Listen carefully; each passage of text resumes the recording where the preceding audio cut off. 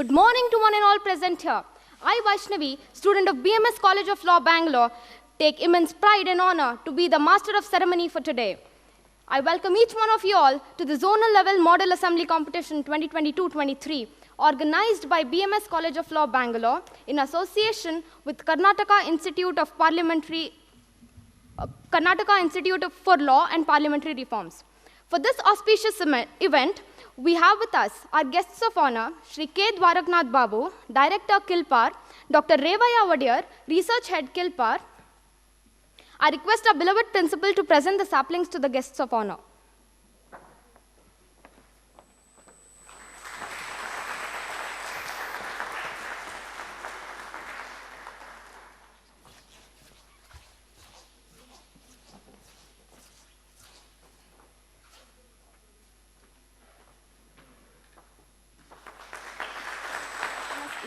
Shri Aviram Sharma, Trustee BMS ET and Chairman BMS CL. Shri Ravi Venkatesham, Trustee BMS ET. Shri Gautam Kalatur, Chairman BMS Hospital Trust. Owing to certain official commitments, they could not make it to today's inauguration ceremony. Nevertheless, we have their blessings with each one of us and have sent best wishes to each of the participants present here today. Next we have Dr. Anita F.N. D'Souza, Principal BMS CL, under whose leadership this event has been organized.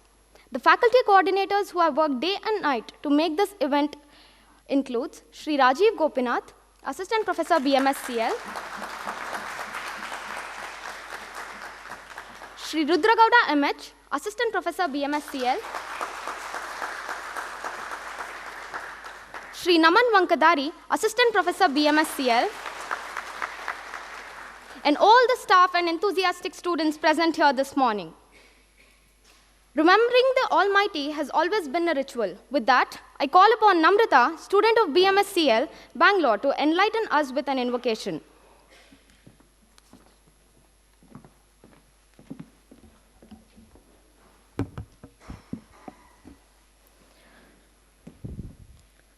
Omkaranada Swarupam, Omkaranada Swarupam, Vande Sadanandam Varamanjunatham, Omkaranada Swarupam, Vande Sadanandam Varamanjunatham, Omkaranada Swarupam, Munivandyam Suravandyam Karunavataranam, Omkaranada Swarupam,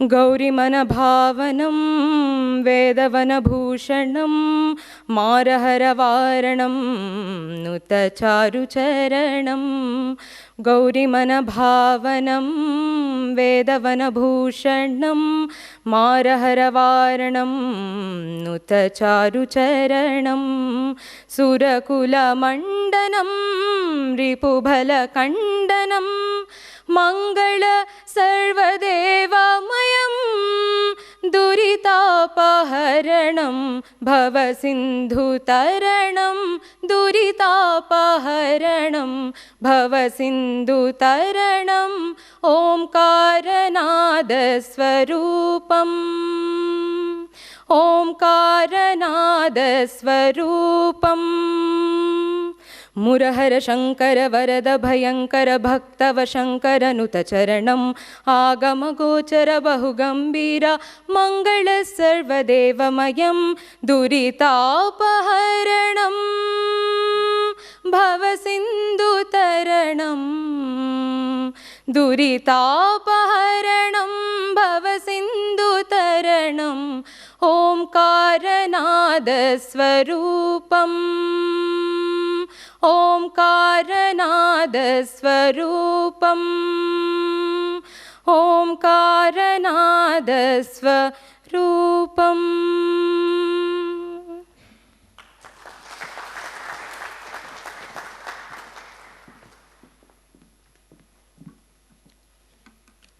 Thank you, Namrata. Your beautiful voice has filled in sanctity in the air. Now, I would consider it to be my proud privilege to call upon our beloved faculty, Rudragowda MH, Assistant Professor BMSCL, to welcome the gathering.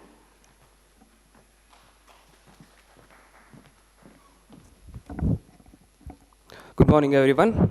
I deem it's a privilege and I'm honored to welcome the guests of today's function.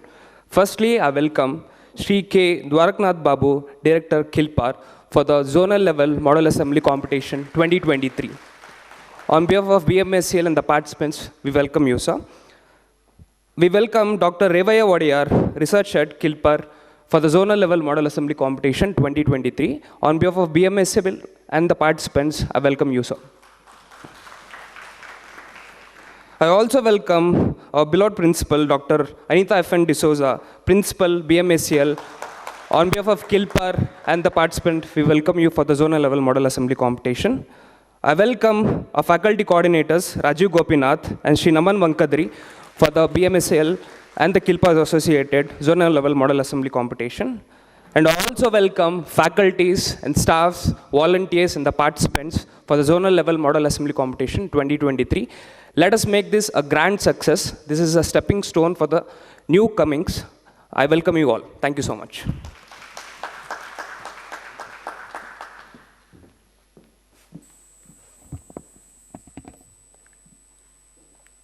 Thank you for your inspiring words, sir. Moving ahead, I'd like to call upon the dignitaries on the dais to inaugurate the ceremony by watering the saplings.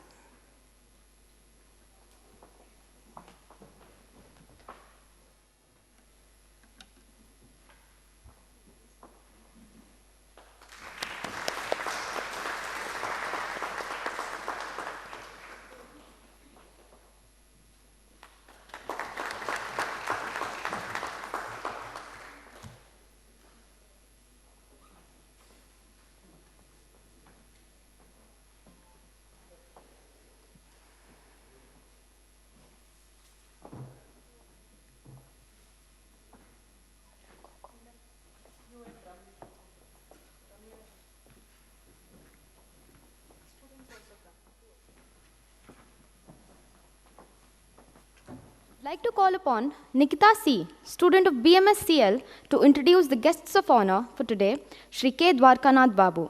Over to you, Nikita.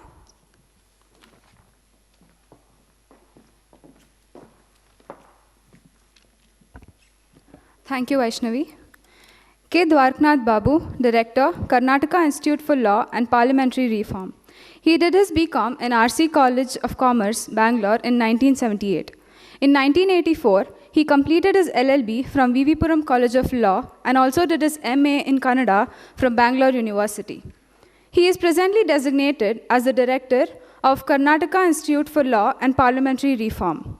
Sir joined the government service in 1983 and has served for more than 38 years, gaining rich experience. Sir has also served as the Secretary to the Government Department of Parliamentary Affairs and Legislation from 2016 to 2021. Sir was also the Special Secretary to Government Department of Parliamentary Affairs and Legislation from 2013 to 2016. He has also been the member syndicate of the Karnataka Law University, Hubli, from the year 2016 to 2021. Sir has served as a member of the Academic Council of the Karnataka Law University. K. Dwarkanath Babu has worked for more than 10 years as the Secretary of the Scrutinizing Committee under the chairmanship of Honorable Law Minister. He has also worked as an advisor to the Committee on Subordinate Legislation of State Legislature for more than 10 years and has drafted many legislations as well. We are pleased to have you here with us, sir. I request you to kindly address the gathering. Good morning, everybody. Good morning.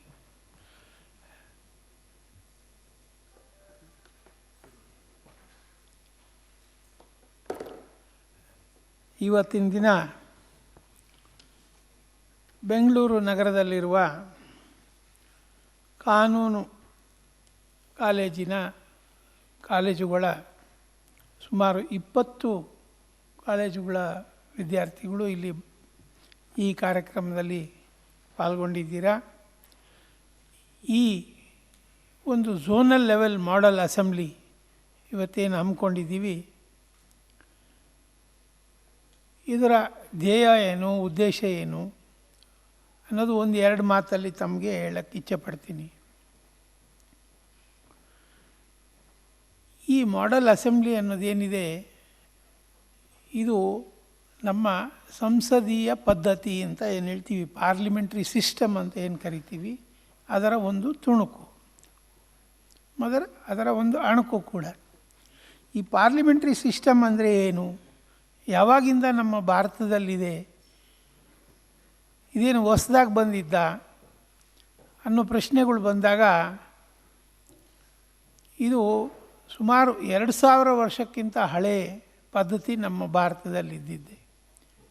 ಬುದ್ಧನ ಕಾಲದಲ್ಲಿ ಕೂಡ ಈ ರೀತಿಯ ಪ್ರಜಾಪ್ರತಿನಿಧಿಗಳು ಕೂತು ಒಟ್ಟಾಗಿ ನಿರ್ಣಯ ಮಾಡುವಂಥ ಪದ್ಧತಿ ಇತ್ತು. ಇದಾದ ಮೇಲೆ ಚರಿತ್ರೆ ನಾವು ನೋಡಿದಾಗ ಬಸವಣ್ಣವ್ರ ಕಾಲದಲ್ಲಿ ಕೂಡ ಅನುಭವ ಮಂಟಪ ಅಂತ ಏನಿತ್ತು, ಅದು ಕೂಡ ಈ ರೀತಿಯ ಒಂದು ಅನುಭವಿಗಳ ಒಂದು ಗುಂಪಾಗಿತ್ತು. ಅವರು ಈ ರೀತಿ ಪಾರ್ಲಿಮೆಂಟ್ರಿ ಸಿಸ್ಟಮಲ್ಲಿ ಕಲೆಕ್ಟಿವ್ ಡಿಸಿಷನ್ಸ್ ತಗೋತಾ ಇದ್ದರು. ಇನ್ನು ಮಾಡರ್ನ್ ಟೈಮ್ಸಿಗೆ ಬಂದರೆ ಬ್ರಿಟಿಷ್ನವ್ರ ಕಾಲದಲ್ಲಿ ಕೂಡ ನಮ್ಮ ಮೈಸೂರು ಮಹಾರಾಜರು 1888ರಲ್ಲೇ ಪ್ರಜಾಪ್ರತಿನಿಧಿ ಸಭೆ ಅಂತ ಒಂದು ರಚಿಸಿದರು. ಮೈಸೂರು ಸಂಸ್ಥಾನ ಮೊದಲನೇ ರಾಜ್ಯದ ಇದ್ದಂಥ ಸಂಸ್ಥಾನ ಈ ರೀತಿಯ ಒಂದು ಪ್ರಜಾಪ್ರಭುತ್ವಕ್ಕೆ ಉತ್ತೇಜನ ಕೊಟ್ಟಿದ್ದಂಥ ಸಂಸ್ಥಾನ ಆಗಿತ್ತು. ಅದಾದಮೇಲೆ ನಿಮಗೆಲ್ಲ ಗೊತ್ತೇ ಇದೆ, ಗೌರ್ಮೆಂಟ್ ಆಫ್ ಇಂಡಿಯಾ ಆ್ಯಕ್ಟ್ ಬಂತು, ಆಮೇಲೆ ಸ್ವಾತಂತ್ರ್ಯ ಬಂತು, ರಿಪಬ್ಲಿಕ್ ಆಯಿತು. ಇವೆಲ್ಲ ಏನಂತಂದರೆ ನಮ್ಮಲ್ಲಿ ಪ್ರಜಾಪ್ರಭುತ್ವದ ಬೆಳವಣಿಗೆ ಹೇಗೆ ಹಂತವಾಗಿ ಆಯಿತು. ಇವತ್ತಿನ ದಿನ ನೀವು ನೋಡ್ತೀರಾ, ರಾಷ್ಟ್ರ ಮಟ್ಟದಲ್ಲಿ ಲೋಕಸಭೆ, ರಾಜ್ಯ ಮಟ್ಟದಲ್ಲಿ ವಿಧಾನಸಭೆ, ಜಿಲ್ಲಾ ಮಟ್ಟದಲ್ಲಿ ಜಿಲ್ಲಾ ಪಂಚಾಯತ್ಗಳು, ತಾಲೂಕು ಪಂಚಾಯತ್ಗಳು,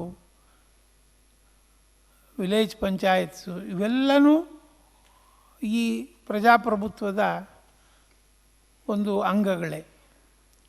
ಇದು ಏನು ಯಾಕೆ ಅಂತಂದರೆ, ಮಹಾರಾಜರ ಕಾಲದಲ್ಲಿ ಏನು ಮೊನಾರ್ಕಿ ಅಂತ ಇತ್ತು, ಅದು ತುಂಬ ದಿನ ನಡೀಲಿಲ್ಲ. ಪ್ರಜೆಗಳೇ ಇವತ್ತಿನ ಪ್ರಭುಗಳು, ತೀರ್ಮಾನ ಮಾಡೋದು, ಯಾವುದಕ್ಕೆ ಆದ್ಯತೆ ಕೊಡಬೇಕು, ಯಾವ ಕಾರ್ಯಕ್ರಮ ಹಮ್ಮಿಕೋಬೇಕು, ಏನು ಆಡಳಿತ ನೀತಿ ಏನಾಗಿರಬೇಕು, ಯಾರಿಗೆ ಎಷ್ಟು ಟ್ಯಾಕ್ಸ್ ಹಾಕಬೇಕು, ಪ್ರತಿಯೊಂದು ಯಾರು ನಿರ್ಧರಿಸ್ತಾರೆ ಇವತ್ತಿನ ದಿನ?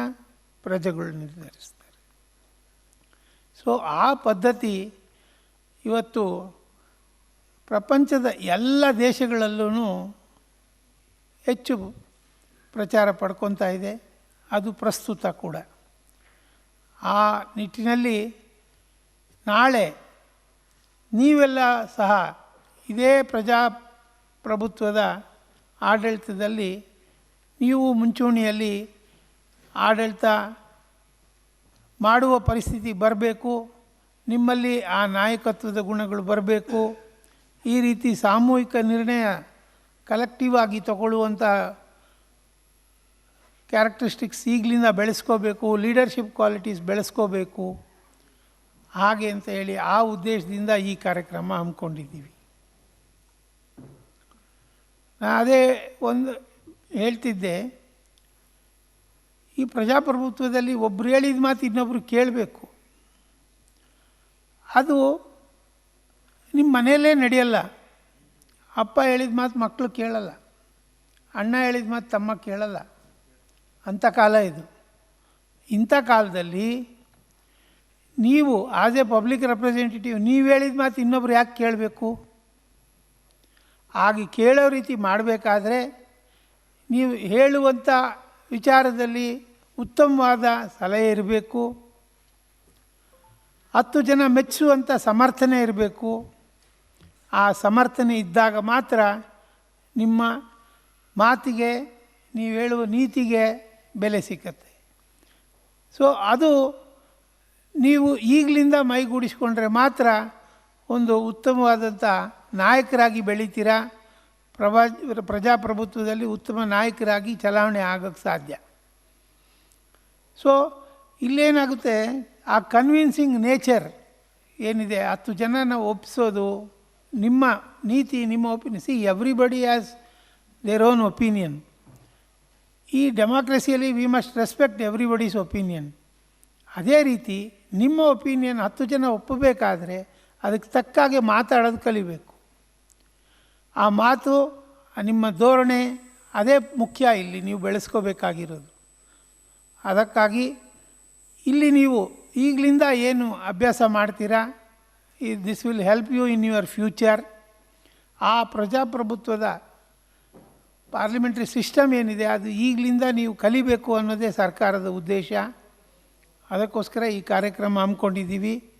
ಇವತ್ತಿನ ದಿನ ಈ ಸ್ಪರ್ಧೆಯಲ್ಲಿ ನೀವೆಲ್ಲ ಉತ್ಸುಕರಾಗಿ ಪಾಲ್ಗೊಳ್ಳಕ್ಕೆ ಬಂದಿದ್ದೀರಾ. ನಿಮ್ಮ ಎಲ್ಲ ಒಂದು ಡಿಸಿಪ್ಲಿನ್ ಕಲಿಬೇಕು. ಇದು ಮಾದರಿ ವಿಧಾನಸಭೆ ಅಂತ ಹೇಳ್ತೀವಿ. ನೀವು ಟಿ ವಿಲಿ ನೋಡಿರ್ಬೋದು ವಿಧಾನಸಭೆ ಹೇಗೆ ನಡೆಯುತ್ತೆ ಅಂತ, ಲೈವ್ ಟೆಲಿಕಾಸ್ಟ್ ಆಗುತ್ತೆ, ನೋಡಿದ್ದೀರಲ್ವಾ? ಆದರೆ ನೀವು ಆ ರೀತಿ ಅಲ್ಲ. You should be a distinct. ನೀವು ಉತ್ತಮವಾದ ರೀತಿಯಲ್ಲಿ ಸಭೆ ನಡೆಸಿ ಇಲ್ಲಿ ಕಲೆಕ್ಟಿವ್ ಡಿಸಿಷನ್ ತಗೊಳ್ಳೋದ್ರಲ್ಲಿ ನಿಮ್ಮ ಉತ್ತಮವಾದ ಕಾಂಟ್ರಿಬ್ಯೂಷನ್ ನೀಡಿ ಉತ್ತಮ ರೀತಿಯಲ್ಲಿ ಈ ಸ್ಪರ್ಧೆನ ನೀವು ಪಾಲ್ಗೊಂಡ್ರೆ ಅದೇ ನೀವು ಇಲ್ಲಿ ಕಲಿಬೇಕಾದಂಥ ಮೊದಲನೇದು. ಎರಡನೇದು, ಆ ಪಾರ್ಲಿಮೆಂಟ್ರಿ ಪ್ರೊಸೀಜರ್ ತಿಳ್ಕೊಳ್ಳಿ. ಯಾವ ರೀತಿ ಒಂದು ಸಂಸ್ಥೆ ನಡೆಯುತ್ತೆ ಅದನ್ನು ನೀವು ತಿಳ್ಕೊಳ್ಳೋ ಅನ್ನೋ ದೃಷ್ಟಿಯಿಂದ ಈ ಕಾರ್ಯಕ್ರಮ. ಇಷ್ಟೆಲ್ಲ ಹೇಳ್ತಾ ಇದರಲ್ಲಿ ನೀವೆಲ್ಲ ಚೆನ್ನಾಗಿ ಪಾಲ್ಗೊಂಡು ಕಾರ್ಯಕ್ರಮ ನಡೆಸಿ ಅಂತ ಹೇಳಿ ನಾನು ಮಾತು ಮುಗಿಸ್ತೀನಿ. ನಮಸ್ಕಾರ. Thank you, sir, for your highly remarkable and inspiring talk. Next, I'd like to call upon Gautam G, student of BMSCL, to introduce the guests of honor for today, Dr. Revaya Odear. Over to you, Gautam.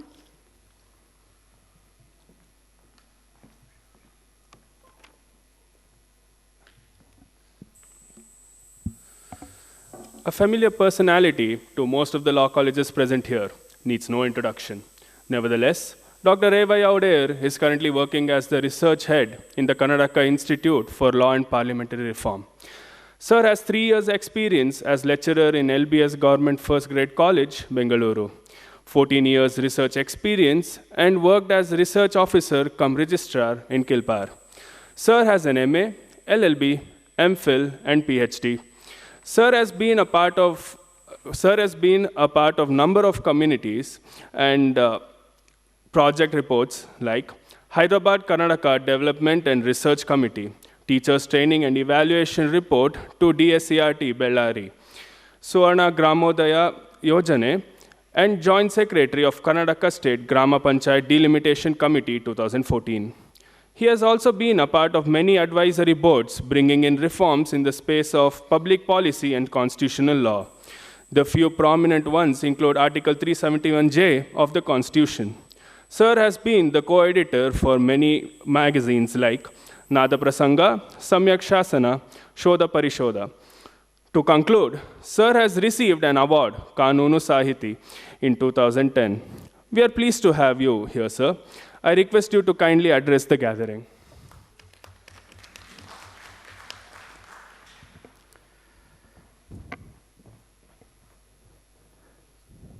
Karnataka ಕಾನೂನು ಮತ್ತು ಸಂಸದೀಯ ಸುಧಾರಣಾ ಸಂಸ್ಥೆ ಹಾಗೂ ಈ ಎರಡೂ ಸಂಸ್ಥೆಗಳ ಸಹಯೋಗದಲ್ಲಿ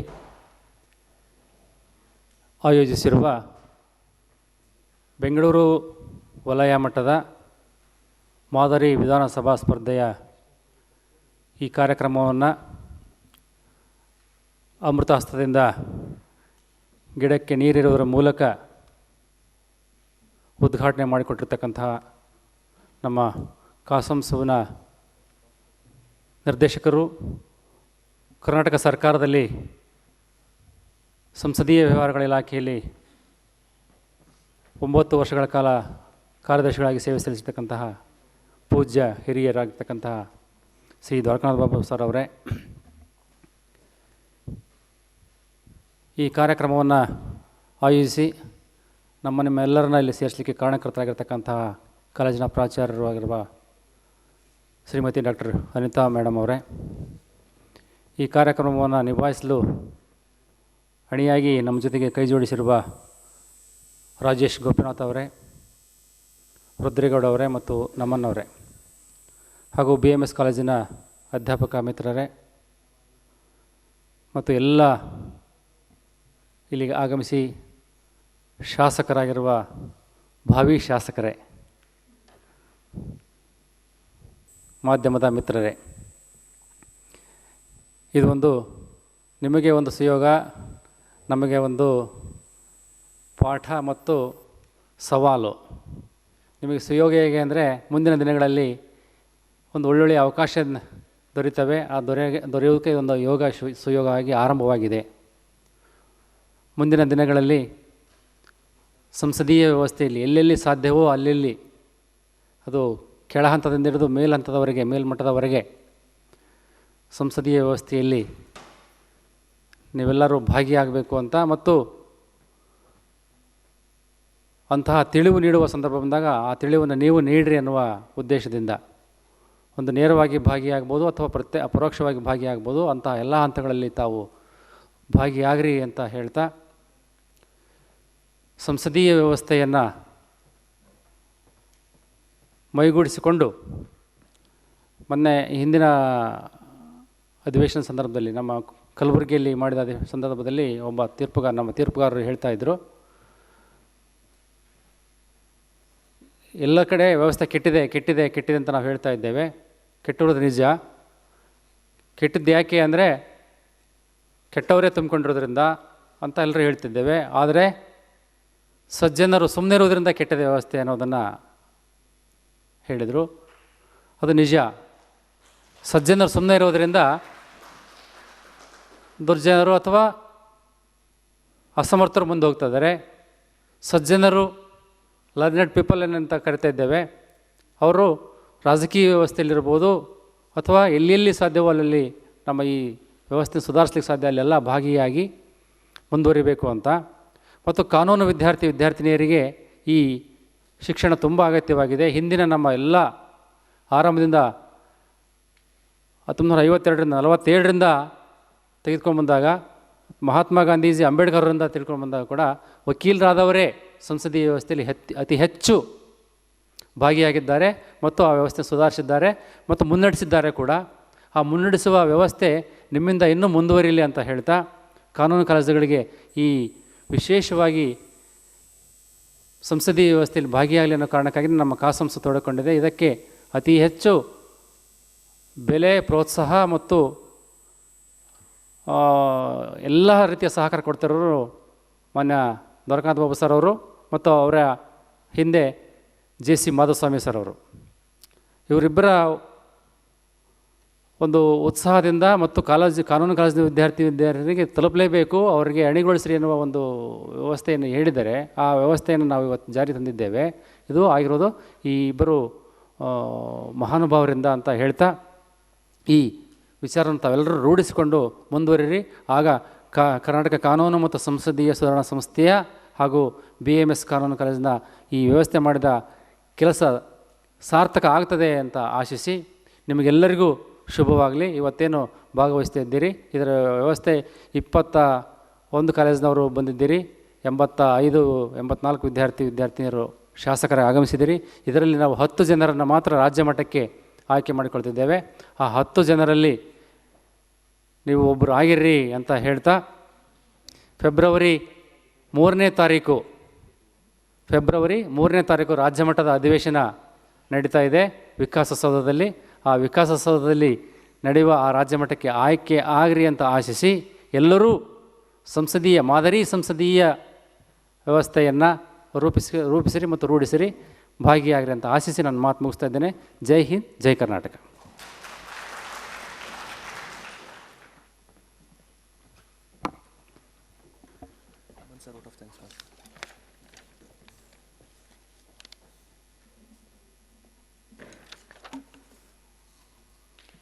Thank you, sir.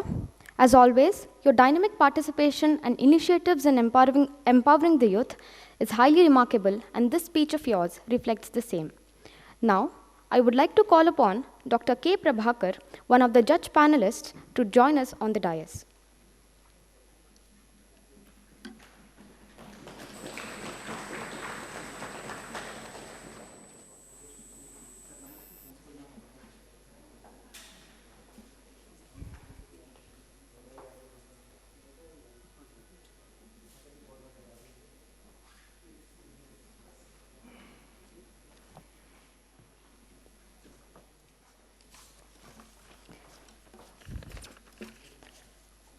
I request our beloved principal, madam, to hand over the sapling to Dr. K. Prabhakar, sir.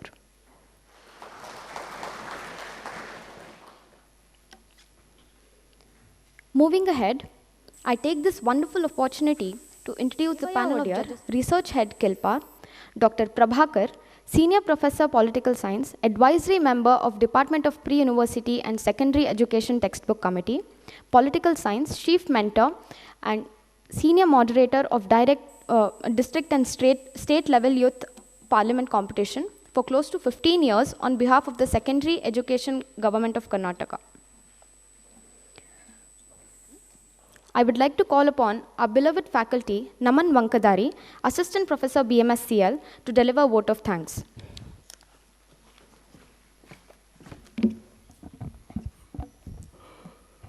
My humble salutations to the dignitaries present on the dais, to fellow participants, colleagues from BMS College of Law, audience, friends from the media, and to one and all present here. I, Naman Vankadari, the faculty coordinator, considers it as my proud privilege to be delivering the vote of thanks. Firstly, I would like to acknowledge and thank the august presence of the guest of honors of today's program, Shri K. Dwarkanath Babu, Director Kilpar, Dr. Revaya Wadiyar, Research Head Kilpar.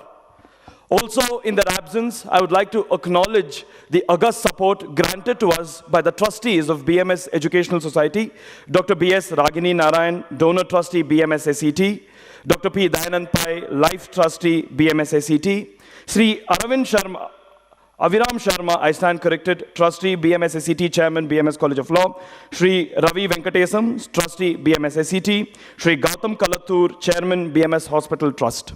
This program was orchestrated, initiated, and is the vision of our honorable beloved principal, Dr. Anita F.N. D'Souza, ma'am.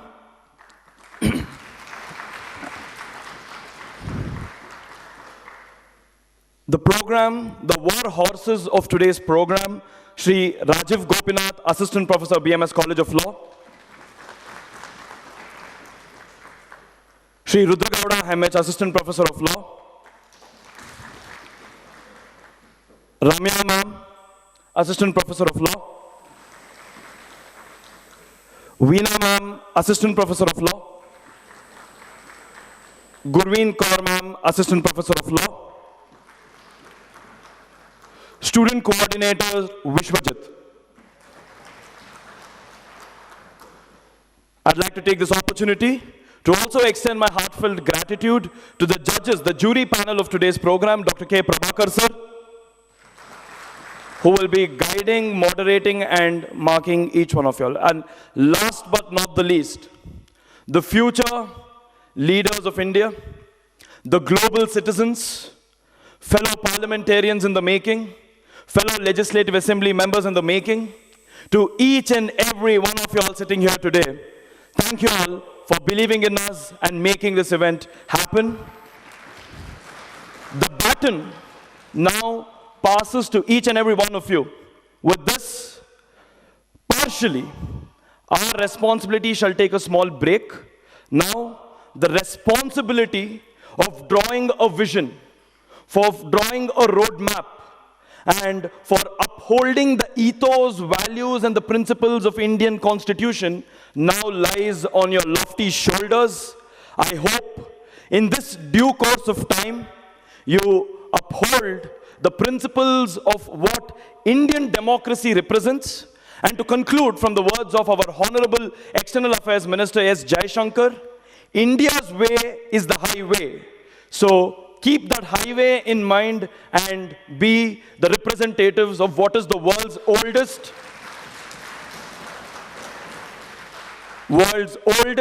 largest, and the tallest democracy.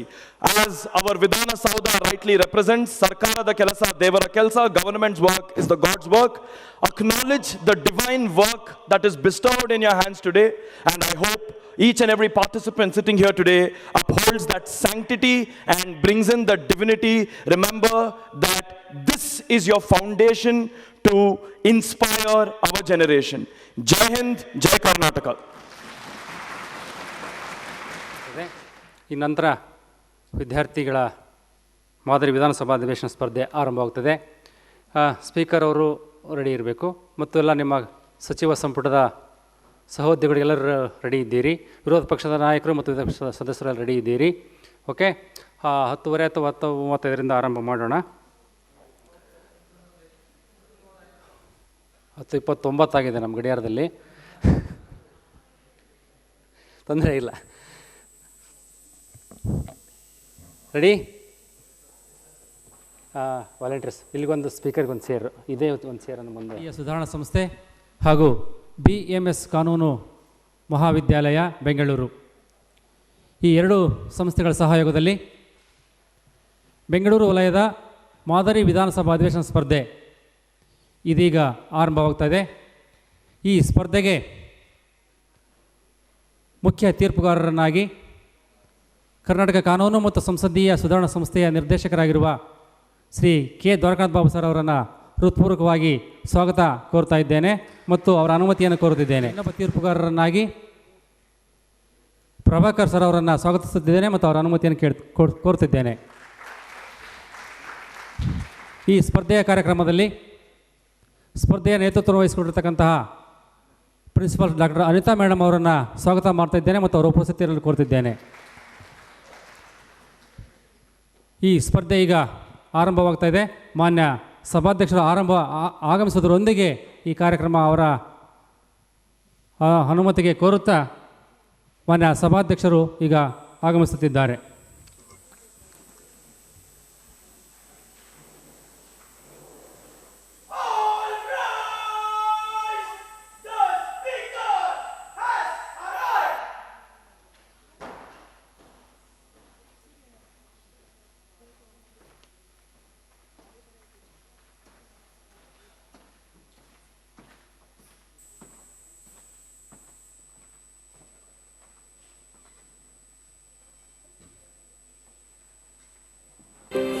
অজস্র সহস্রবিধ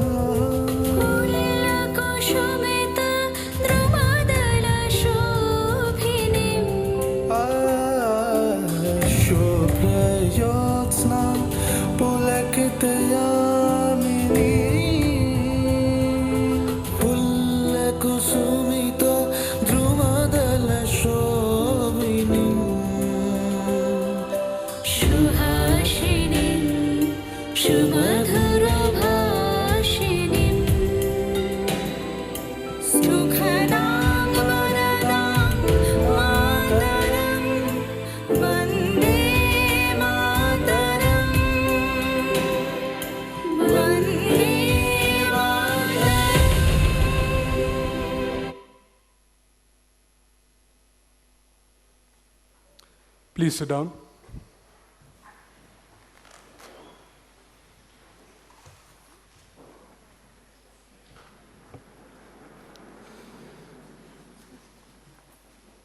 Good morning to all the members of the ruling party and the opposition party. We will start now with the session. Modalane Vibhaga, Santapa Suchne. It is about Siddheshwara Swami, first, who was an orator, a spiritual leader, and an educational preacher. Second, about Hiraben, who is the mother of our Honorable Prime Minister, and Umesh Katti, who was previously the Minister for the Forest Department of Karnataka, Kolar Basvegowda, and Kumbhe Sundar Rao. I will start with the Chief Minister for the following session. ಗೌರವಾನ್ವಿತ ಮಾನ್ಯ ಸಭಾಧ್ಯಕ್ಷರೇ, ನನ್ನ ಸಚಿವ ಸಂಪುಟದ ಸಹೋದ್ಯೋಗಿಗಳೇ, ವಿರೋಧ ಪಕ್ಷದ ನಾಯಕರೇ, ಎಲ್ಲ ಈ ಅಧಿವೇಶನದ ಶಾಸಕ ಮಿತ್ರರೇ,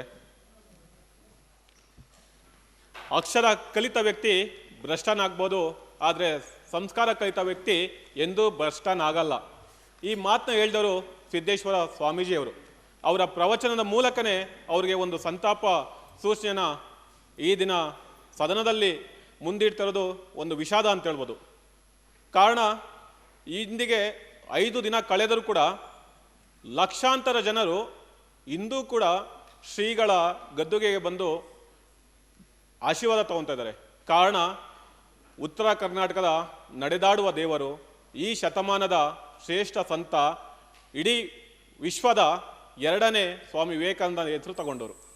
ಅಂಥ ಸಿದ್ದೇಶ್ವರ ಶ್ರೀಗಳು ಇಲ್ಲ ಅಂತ ಹೇಳಿದಾಗ ನಿಜಕ್ಕೂ ನನಗೆ ಮತ್ತು ನನ್ನ ಸರ್ಕಾರಕ್ಕೆ ಅತೀವ ನೋವು ಉಂಟಾಯಿತು. ಕಾರಣ, ಅವರೊಬ್ಬ ವಾಸುದೈವ ಕುಟುಂಬ ಅಂತ ನಂಬಿದವರು, ಜಗಜ್ಯೋತಿ ಶ್ರೇಷ್ಠ ಸಂತರಲ್ಲಿ ಮುಂಚೂಣಿಯಲ್ಲಿ ನಿನ್ನವರು. ಕಾರಣ, ಅವರು ಪಸರ್ತಾ ಇದ್ದಂಥ ಜ್ಞಾನ, ಅವರು ಅನ್ನದಾಸೋಹಿಯಾಗಿದ್ದರು. ಮತ್ತು ಅವ್ರು ನೀಡ್ತಂಥ ಪ್ರವಚನ ಯಾವ ರೀತಿ ಇತ್ತು ಅಂದರೆ, ಯಾರೇ ಕೇಳುಗರಿದ್ದನ್ನು ಸರಳವಾಗಿ ಅರ್ಥ ಆಗ್ತಾಯಿತ್ತು. ಅದಕ್ಕೋಸ್ಕರ ಸಂತರು ಪ್ರವಚನ ಮಾಡ್ತಾರಂದರೆ ಮಹಾರಾಷ್ಟ್ರ, ಕರ್ನಾಟಕ, ಗೋವಾ 3 ರಾಜ್ಯಗಳಲ್ಲೂ ಅವ್ರಿಗೆ ಅಪಾರ ಭಕ್ತ ಸಂಕಾದಿಗಳಿದ್ರು. ಕಳೆದ ವರ್ಷ ಪುನೀತ್ ರಾಜ್ಕುಮಾರ್ ಅವ್ರನ್ನ ನಾವು ಕಳ್ಕೊಂಡಾಗ 20 ಲಕ್ಷ ಜನ ಅವರ ಸಮಾಧಿಗೆ ಭೇಟಿ ಕೊಟ್ಟರು ಅನ್ನೋದು ಒಂದು ದಾಖಲೆ ಆಗಿತ್ತು. ಆದರೆ ಶ್ರೀಗಳ ನಮ್ಮಿಂದ ದೂರ ಆಗಿದ್ದಾರೆ ಅಂತ ಗೊತ್ತಾದ ತಕ್ಷಣ ನೀವು ಮಾಧ್ಯಮಗಳಲ್ಲಿ ನೋಡಿರ್ಬೋದು, ಇಂದಿಗೆ ಸೇರಿ 24 ಲಕ್ಷ ಭಕ್ತಾದಿಗಳು ದರ್ಶನ ಮಾಡಿದ್ದಾರೆ. ಅಂದರೆ ಶ್ರೀಗರ ಪಾದ ಧೂಳಿನ ಕಣಕ್ಕೂ ಕೂಡ ನಾವು ಸಮಾನ ಅಲ್ಲ ಅಂತೀರಿ. ಎಷ್ಟು ಸಂತರನ್ನ ನಾವು ಕೊಂಡಾಡಿದ್ರೂ ಕಡಿಮೆನೆ. ಅಧ್ಯಕ್ಷರೇ, ನಾನು ಸಂತರ ಬಗ್ಗೆ 2 ಮಾತು ಹೇಳ್ತೀನಿ. ಯಾಕಂದರೆ ನನ್ನ ಸಹೋದ್ಯೋಗಿ ಮಿತ್ರರು ಇದ್ದಾರೆ ಮತ್ತು ವಿರೋಧ ಪಕ್ಷವರು ಮಾತಾಡೋರಿದ್ದಾರೆ. ನಾನು 2 ವಾಕ್ಯದಲ್ಲಿ ಅವ್ರ ಬಗ್ಗೆ ಹೇಳಬೇಕಂದ್ರೆ, ಶ್ರೀಗಳು 24ನೇ ತಾರೀಕು ಅಕ್ಟೋಬರ್ 1941ರಲ್ಲಿ ಜನಿಸಿ 2ನೇ ತಾರೀಕು 1ನೇ ತಿಂಗಳಿನ ಜನವರಿ ಅಂದರೆ ವೈಕುಂಠ ಏಕಾದಶಿ ದಿನ 82 ವರ್ಷ ಬದುಕಿ ಕಾಲ ಅವರು ಸ್ವರ್ಗಸ್ಥರಾಗ್ತಾರೆ. ಅವರ ತಂದೆ ಓಗೇವ ಗೌಡ ಸಿದ್ದನಗೌಡ ಪಾಟೀಲು, ತಾಯಿ ಸಂಗಮ್ಮ ಓಗೇವ ಸಿದ್ದನಗೌಡ ಪಾಟೀಲು. ನಾವು ಶ್ರೀ ಸ್ವಾಮೀಜಿ ಅಂತ ಹೇಳ್ತೀರಿ, ಆದರೆ ಅವರ ಜನ್ಮ ನಾಮ ಬಂದು ಸಿದ್ದಗೊಂಡಪ್ಪ ಅಂತ ಹೇಳ್ಬಿಟ್ಟು. ಆ ಸಿದ್ದಗೊಂಡಪ್ಪ ಏನಿತ್ತು ಅವ್ರ ಜನ್ಮನಾಮ, ಕಾಲ ಕಳೆಂತರವಾಗಿ ಅದು ಸಿದ್ದೇಶ್ವರ ಸ್ವಾಮೀಜಿಯಾಗಿ ಬದಲಾಗ್ತಾರೆ. ನಿಮಗೆ ಗೊತ್ತೇ ಇಲ್ಲ ಅವರ ಎಷ್ಟು ವಿಚಾರಗಳಿದೆ ಅಂದರೆ, ಅವರು ಯಾವತ್ತೂ ಕೂಡ ಜೋಬಿರೋ ಅಂಗಿನ ತೊಟ್ಟೇ ಇಲ್ಲ. ಅವರ ಜೀವನದಲ್ಲಿ ಪ್ರತಿ ಒಂದು ದಿನನೂ ಕೂಡ ಅವ್ರು ಹಾಕುವಂಥ ಬಟ್ಟೆಯಲ್ಲಿ ಜೋಬೇ ಇದ್ದಿಲ್ಲ. ಅಂದರೆ ಇದರ ಅರ್ಥ ಏನು ಗೊತ್ತಾಗುತ್ತಂದ್ರೆ, ಅವರು ಯಾವತ್ತೂ ಕೂಡ ಯಾವುದನ್ನು ಬೇಡಿ ಒಳಗಡೆ ಇಟ್ಕೊಂಡವರೇ ಅಲ್ಲ. ಕಿಸೆ ಇಲ್ಲದ ಬದುಕಿದ ಸಂತ ಏಕೈಕ ವ್ಯಕ್ತಿ ಅಂದರೆ ಅದು ಸಿದ್ದೇಶ್ವರ ಶ್ರೀಗಳು. ಮತ್ತು ಅವ್ರ ಬಗ್ಗೆ ಇನ್ನೊಂದು ನಾವು ಕಲಿಬೇಕಾಗಿರೋದಂದ್ರೆ, ತಿಳ್ಕೊಬೇಕಾಗಿರೋದೇನೆಂದರೆ, ಕಾವಿನ ಅವ್ರ ಜೀವನದಲ್ಲಿ ಯಾವತ್ತೂ ಕೊಟ್ಟಿಲ್ಲ. ಕಾವಿ ತೊಟ್ಟವರೆಲ್ಲ ಅವ್ರ ಕಾಲಿಗೆ ಬಿದ್ದರು, ಇವ್ರು ಯಾವತ್ತೂ ಕಾವಿ ತೊಟ್ಟವರಲ್ಲ. ಅದಕ್ಕೋಸ್ಕರ ಅವರು 2ನೇ ವಿವೇಕಾನಂದ ಆಗಿ ನಿಲ್ತಾರೆ. ಆಮೇಲೆ ಸ್ವಲ್ಪ ಬೇಗ ಕನ್ಕ್ಲೂಡ್ ಮಾಡಿದ್ರೆ ಎಲ್ಲರಿಗೂ ಅವಕಾಶ ಕೊಡಬೇಕು. ಅದಕ್ಕಾಗಿ ನಾನು ಸಿದ್ಧ ಶ್ರೀಗಳ ಹೆಸರಿನಲ್ಲಿ ಅವರು ಬದುಕಿದ್ದಂಥ ಜ್ಞಾನ ಯೋಗಾಶ್ರಮನ ಒಂದು ಪ್ರವಾಸ ಮಂದಿರ ಮಾಡಿ ಅದನ್ನ ಒಂದು ಆಶ್ರಮವಾಗಿ ನಮ್ಮ ಸರ್ಕಾರದಿಂದ ಯೋಜನೆನ ಪ್ರಾರಂಭ ಮಾಡ್ತಿದ್ದೀನಿ. ಮತ್ತು ಆ ವಿಜಯಪುರ ಜಿಲ್ಲೆಗೆ ಸಿದ್ದೇಶ್ವರ ಶ್ರೀ ಜಿಲ್ಲೆ ಅಂತ ಹೇಳ್ಬಿಟ್ಟು ನಾಮಕರಣ ಮಾಡಬೇಕು ಅಂತ ನಾನು ಈ ಮೂಲಕ ಪ್ರಸ್ತಾವನೆ ತಗೊತಾ ಇದ್ದೀನಿ. ಅದೇ ರೀತಿ ನಮ್ಮ ಯೋಗ ದಿನಾನ ಸಿದ್ದೇಶ್ವರ ದಿನ ಅಂತ ಹೇಳ್ಬಿಟ್ಟು ಆಚರಣೆ ಮಾಡಬೇಕು ಅಂತ ಹೇಳ್ತಾ ಇದ್ದೀನಿ. ಅಧ್ಯಕ್ಷರೇ, ನನಗೆ ಇನ್ನೂ 3 ನಿಮಿಷ ಕಾಲ ಸಮಯಾವಕಾಶ ಇದೆ. ಇಲ್ಲಿ ಇನ್ನೊಬ್ಬರ ಬಗ್ಗೆ ಹೇಳಲೇಬೇಕು. ಒಬ್ಬ ಸಾಮಾನ್ಯ ಮಹಿಳೆ 100 ವರ್ಷಗಳ ಕಾಲ ಬದುಕಿ ಡಿಸೆಂಬರ್ 30ನೇ ತಾರೀಕು ತೀರೋಗ್ತಾರೆ. ಪ್ರಪಂಚದಲ್ಲಿ ಯಾವುದೇ ಒಂದು ಸಾಮಾನ್ಯ ಮಹಿಳೆ ಸತ್ತೋಗಿದ್ರೆ ಇಷ್ಟು ದೊಡ್ಡ ಸುದ್ದಿ ಆಗ್ತದಿಲ್ಲ. ಆ ಮಹಿಳೆಗೆ 5 ಜನ ಗಂಡು ಮಕ್ಳಿರ್ತಾರೆ, ಒಬ್ಬರು ಹೆಣ್ಮಕ್ಳಿರ್ತಾರೆ. ಆ 5 ಜನ ಗಂಡು ಮಕ್ಕಳಲ್ಲಿ ಒಬ್ಬ ಗಂಡು ಮಗ ಬಂದು ಇಡೀ ವಿಶ್ವವನ್ನೇ ಕೊಂಡಾಡುವಂಥ ನಾಯಕ, ನಮ್ಮ ರಾಷ್ಟ್ರಕ್ಕೆ ಹೆಮ್ಮೆಯ ನಾಯಕ. ನಾವು ಇವತ್ತು ಕೂಡ ನಾವೆಲ್ಲ ಹೆಮ್ಮೆ ಎದ್ದೆ ತಟ್ಕೊಂಡು ಹೇಳುವಂಥ ಪ್ರಧಾನಮಂತ್ರಿಗಳು ನರೇಂದ್ರ ಮೋದಿ ಅವರ ತಾಯಿ ಇರಾಬೆನ್ ಮೋದಿ ಅಂತ ಹೇಳ್ಬಿಟ್ಟು ಗಟ್ಟಿಯಾಗಿ ಹೇಳ್ಬೋದು. ಅವರು ಸಾಯೋದಕ್ಕಿಂತ ಮುಂಚೆ ಅವ್ರ ಮಗನಿಗೊಂದು ಮಾತು ಹೇಳಿದ್ದಾರೆ, ಬುದ್ಧಿಯಿಂದ ಕೆಲಸ ಮಾಡು, ಶ್ರದ್ಧತೆಯಿಂದ ಜೀವನ ಮಾಡುವಂತ. ಎಷ್ಟು ಅದ್ಭುತ ವಾಕ್ಯ ಅಧ್ಯಕ್ಷರೇ. ಬುದ್ಧಿಯಿಂದ ಕೆಲಸ ಮಾಡಬೇಕು, ಶ್ರದ್ಧತೆಯಿಂದ ಜೀವನ ಮಾಡಬೇಕು ಅಂತ ಹೇಳ್ತಾರೆ. ಅಧ್ಯಕ್ಷರೇ, ನಾನು ಉಮೇಶ್ ಕತ್ತಿ ಅವ್ರ ಬಗ್ಗೆ ಹೇಳ್ಬೇಕು ಅಂತ ಹೇಳಿದ್ರೆ, ಅವರೊಬ್ಬ ಕ್ರಿಯಾಶೀಲ ರಾಜಕಾರಣಿ ಆಗಿರ್ತಾರೆ, ಸಕ್ಕರೆ ಉದ್ಯಮಿ ಆಗಿರ್ತಾರೆ. ಕೇವಲ 25ನೇ ವರ್ಷಕ್ಕೇನೆ ಶಾಸಕರಾಗ್ಬಿಟ್ಟು ಅಂದಿನಿಂದ ಇಂದಿನವರೆಗೂ ಕಾಲ ನಿರಂತರವಾಗಿ 4 ದಶಕಗಳ ಕಾಲ ರಾಜಕೀಯದಲ್ಲಿ ಶಾಸಕರಾಗಿ ಅನುಭವ ಹೊಂದಿರುವಂಥ ವ್ಯಕ್ತಿ. ಅವರ ಕುಟುಂಬ ಬೆಳಗಾವಿ ಜಿಲ್ಲೆಯಲ್ಲಿ ಅಪಾರ ಜನಮೆಚ್ಚುಗೆ ಅಂತ ಗಳಿಸಿದೆ. ಅಂತ ಒಬ್ಬ ಸ್ನೇಹಿತನ ಕಳ್ಕೊಂಡಿರೋದು ಕೂಡ ನಮಗೆ ದುಃಖ ಆಗಿದೆ. ಮತ್ತೊಬ್ರು ಈ ಸಮಯದಲ್ಲಿ ನಾವು ನೆನೆಸ್ಕೊಳ್ಳೇಬೇಕು, ಕುಂಬ್ಳೆ ಸುಂದರ್ರಾವ್ ಅವರು. ಕುಂಬ್ಳೆ ಸುಂದರ್ರಾವ್ ಅವರು 88 ವರ್ಷಗಳ ಕಾಲ ಬದುಕಿರ್ತಾರೆ, ಮಾಜಿ ಶಾಸಕರಾಗಿರ್ತಾರೆ, ಯಕ್ಷಗಾನ ಕಲಾವಿದರಾಗಿರ್ತಾರೆ. ಅವ್ರಿಗಿರುವಂಥ ಹೆಸರು ಪ್ರಾಸಜನಕ. ಪ್ರಾಸಜನಕ ಅಂದ್ರೆ ನಿರ್ಗಳವಾಗಿ ಯಕ್ಷಗಾನ ಮಾಡ್ತಾ ಇದ್ರು. ನಮ್ಗೆ ಯಕ್ಷಗಾನ ಅಂದ್ರೆ ದಕ್ಷಿಣ ಕರ್ನಾಟಕದವ್ರಿಗೆ ಅರ್ಥನೇ ಆಗಲ್ಲ ಅಂತೀರಿ, ಆದ್ರೆ ಈಗಲೂ ಕೂಡ ನಾವು ಕುಂಬ್ಳೆ ಸುಂದರ್ ನಾವು ಯಾಕೆ ನೆನ್ಸ್ಕೊಂತೀರಿ ಅಂದ್ರೆ ಅಷ್ಟು ಚೆನ್ನಾಗಿ ಅವರು ಯಕ್ಷಗಾನದ ಪ್ರಾಸಬದ್ಧವಾಗಿ ನಮ್ಗೆಲ್ಲ ಮಾತಾಡ್ತಾ ಇದ್ರು. ಅವ್ರು ಬಂದು ಮೊದಲ ಯಕ್ಷಗಾನ ಅಕಾಡೆಮಿ ಅಧ್ಯಕ್ಷರಾಗಿದ್ರು. ಮತ್ತೆ 1818 ಮತ್ತು 19ನೇ ಸಾಲಿನ ಯಕ್ಷಮಂಗಳ ಪ್ರಶಸ್ತಿಗೆ ಭಾಜನರಾಗಿದ್ರು. ಹಲವು ರಾತ್ರಿಗಳನ್ನು ಹಗಲಾಗಿಸಿದ ಯಕ್ಷಗಾನ ಕಲಾವಿದ ಕುಂಬ್ಳೆ ಸುಂದರ್ರಾವ್ ಅವರು. ಹಲವು ರಾತ್ರಿಗಳನ್ನು ಹಗಲಾಗಿಸಿದಂಥವರು ಕುಂಬ್ಳೆ ಸುಂದರ್ರಾವ್ ಅವರು 50 ವರ್ಷಗಳ ಕಾಲ ನಿರಂತರವಾಗಿ ಯಕ್ಷಗಾನಲ್ಲಿ ಸೇವೆ ಮಾಡಿದ್ರು. 1994ರಿಂದ 99ರವರೆಗೆ ಸೂರತ್ಕಲ್ ಕ್ಷೇತ್ರದಿಂದ ಶಾಸಕರಾಗಿ ಆಯ್ಕೆಯಾಗಿದ್ರು. ಅಧ್ಯಕ್ಷ ಇನ್ನೊಬ್ಬರೇ ಒಬ್ರು ಇದ್ದಾರೆ, ಕೋಳೂರು ಬಸವನಗೌಡ ಅವರು. ಇವರು ಕೂಡ 88 ವರ್ಷಗಳು ಬದುಕಿದ್ರು. ಇವರು ಬಳ್ಳಾರಿ ಜಿಲ್ಲೆಯ ಮಾಜಿ ಸಂಸದರಾಗಿದ್ರು. ಇವರು ಕೇವಲ ಮಾಜಿ ಸಂಸದರಾಗಿದ್ರೆ ಇವರು ಇಷ್ಟು ಪ್ರಸಿದ್ಧಿ ಆಗಿರಲಿಲ್ಲ. 2000 ಇಸ್ವಿಯಲ್ಲಿ ಶ್ರೀಮತಿ ಸೋನಿಯಾ ಗಾಂಧಿ ಅವರು ಬಳ್ಳಾರಿಯಲ್ಲಿ ಚುನಾವಣೆ ಗೆದ್ದಾದ್ಮೇಲೆ, ರಾಜೀನಾಮೆ ಕೊಟ್ಟಾದ್ಮೇಲೆ ಅಲ್ಲಿ ನಡೆಯುವಂಥ ಉಪಚುನಾವಣೆಗೆ ಇವರು, ಒಂದೇ ನಿಮಿಷ ಅಧ್ಯಕ್ಷ ನಾನು ಮುಗಿಸ್ತಾ ಇದ್ದೀನಿ, ಆ ಉಪಚುನಾವಣೆಯಲ್ಲಿ ಇವರು ಕಂಟೆಸ್ಟ್ ಮಾಡ್ತಾರೆ. ಅರೆ, ಉಪಚುನಾವಣೆಯಲ್ಲಿ ಗೆದ್ದಿದ ತಕ್ಷಣ ಏನಕ್ಕೆ ಇವರು ಇಷ್ಟೊಂದು ಪ್ರಸಿದ್ಧಿ ಆಗ್ತಾರೆ ಅಂದ್ರೆ, ಕಾರಣ ಇವರು ಒಂದು ವೀರಶೈವ ಸಂಘದಲ್ಲಿ ಗುಮಾಸ್ತರ ಕೆಲಸ ಮಾಡ್ತಾ ಇರ್ತಾರೆ.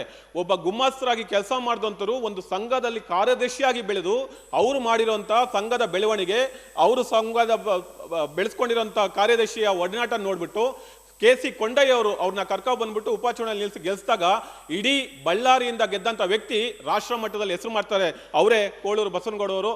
ಸ್ನೇಹಿತರೆ, ನನ್ನ ಸಂತಾಪ ನುಡಿಗಳನ್ನ ಅವರ ಕುಟುಂಬದವ್ರಿಗೆ ಸಲ್ಲಿಸ್ತಾ, ಅವರ ದುಃಖದಲ್ಲಿ ನಾನು ಕೂಡ ಭಾಗಿಯಾಗಿದ್ದೀನಿ.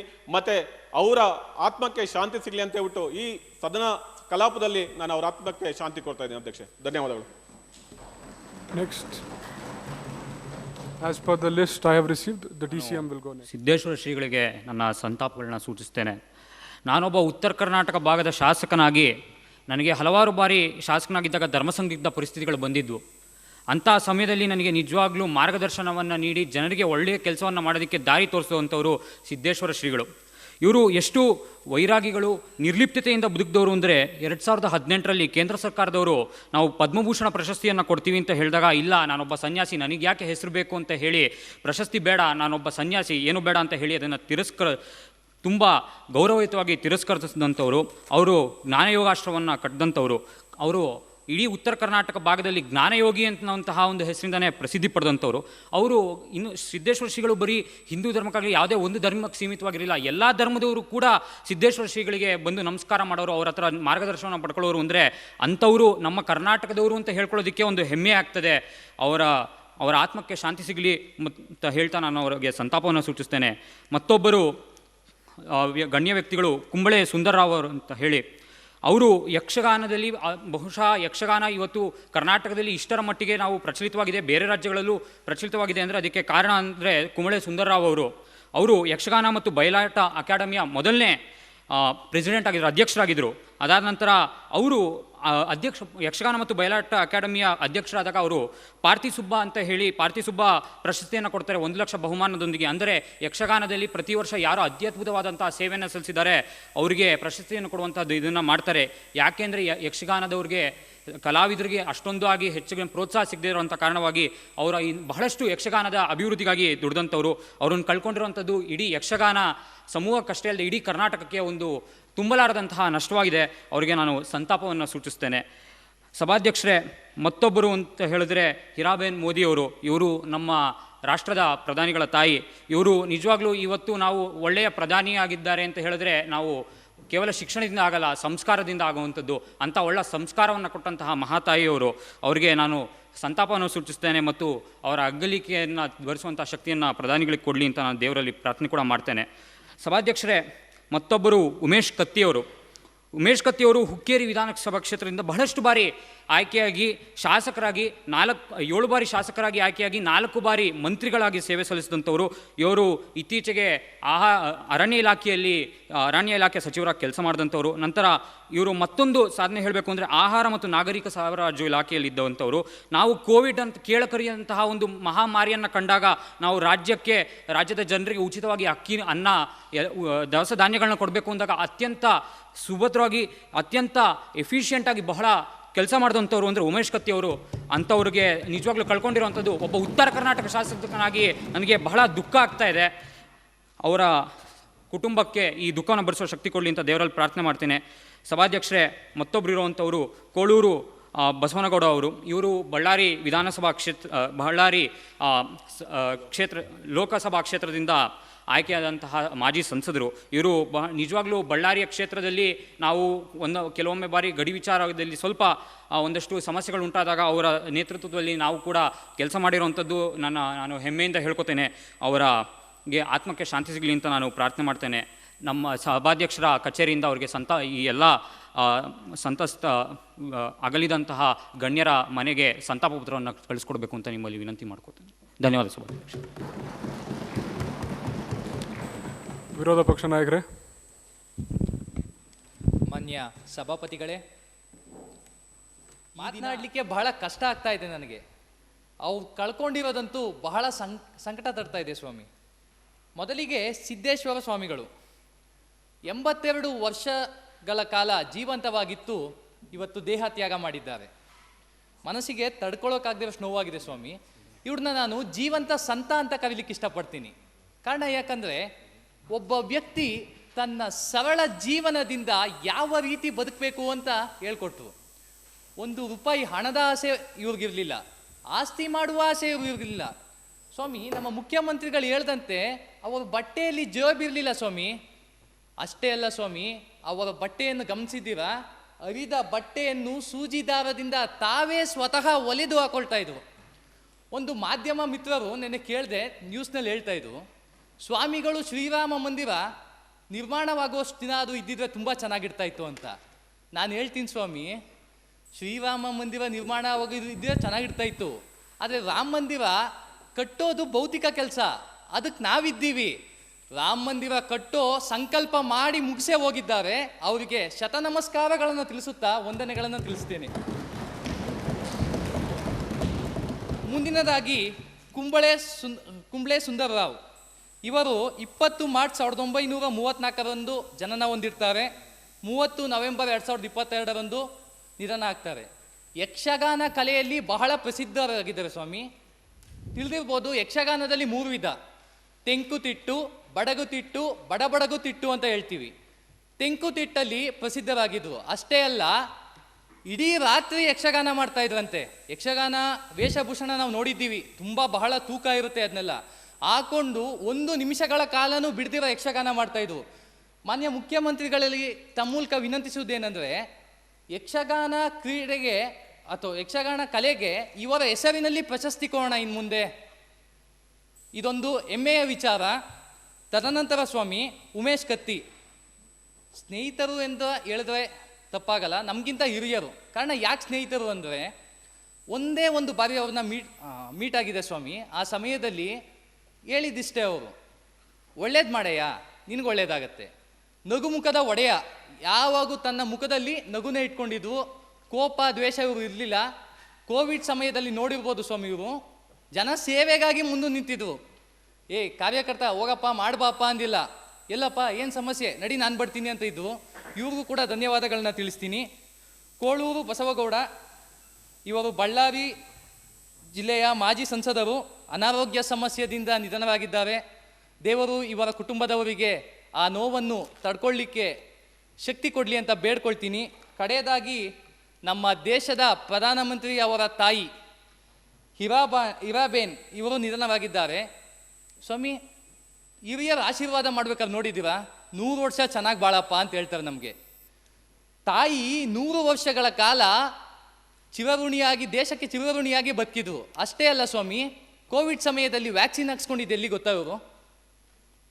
ಸಾಮಾನ್ಯರಂತೆ ಸರ್ಕಾರಿ ಆಸ್ಪತ್ರೆಯಲ್ಲಿ ಕ್ಯೂ ನಿಂತು ವ್ಯಾಕ್ಸಿನ್ ಹಾಕ್ಸ್ಕೊಂಡಿದ್ದಾರೆ. ಅದೇ ನಾವುಗಳು ನೋಡಿ, ರಾಜಕಾರಣಿಗಳು ಅಂತಲೇ ತಗೊಳ್ತೀನಿ, ನಾವಿದ್ರೆ ದೊಡ್ಡ ದೊಡ್ಡ ಹಾಸ್ಪಿಟ್ಲಲ್ಲಿ ಅಥವಾ ನಮ್ಮ ಮನೆಗೆ ಕಟ್ಸಿ ಹಾಕ್ಸ್ಕೊಳ್ತೀನಿ. ಇವರ ಸರಳತೆಗೆ ನಾನು ಧನ್ಯವಾದನ ತಿಳಿಸ್ತೀನಿ.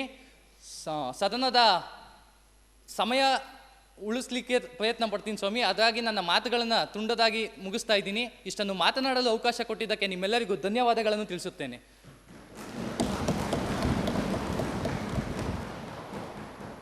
Next number 41. ಎಲ್ಲರೂ ನಾವು ಕಳ್ಕೊಳ್ತಾ ಬರ್ತಾ ಇದ್ದೀವಿ. ದಿನೇ ದಿನೇ ನಮ್ಮೆಲ್ಲ ಮಾರ್ಗದರ್ಶಕರನ್ನ ನಾವು ಕಳ್ಕೊಳ್ತಾ ಇದ್ದೀವಿ. ಅಧ್ಯಕ್ಷರೇ, ಸಿದ್ದೇಶ್ವರ ಸ್ವಾಮೀಜಿಗಳು ಅಧ್ಯಕ್ಷರೇ, ನಮ್ಮ ಭಾಗದ ನಡೆದಾಡುವ ದೇವರ ಅಧ್ಯಕ್ಷರೇ, ನಾನು ಬಳ್ಳಾರಿ ಜಿಲ್ಲೆಯವನ ಅಧ್ಯಕ್ಷರೇ.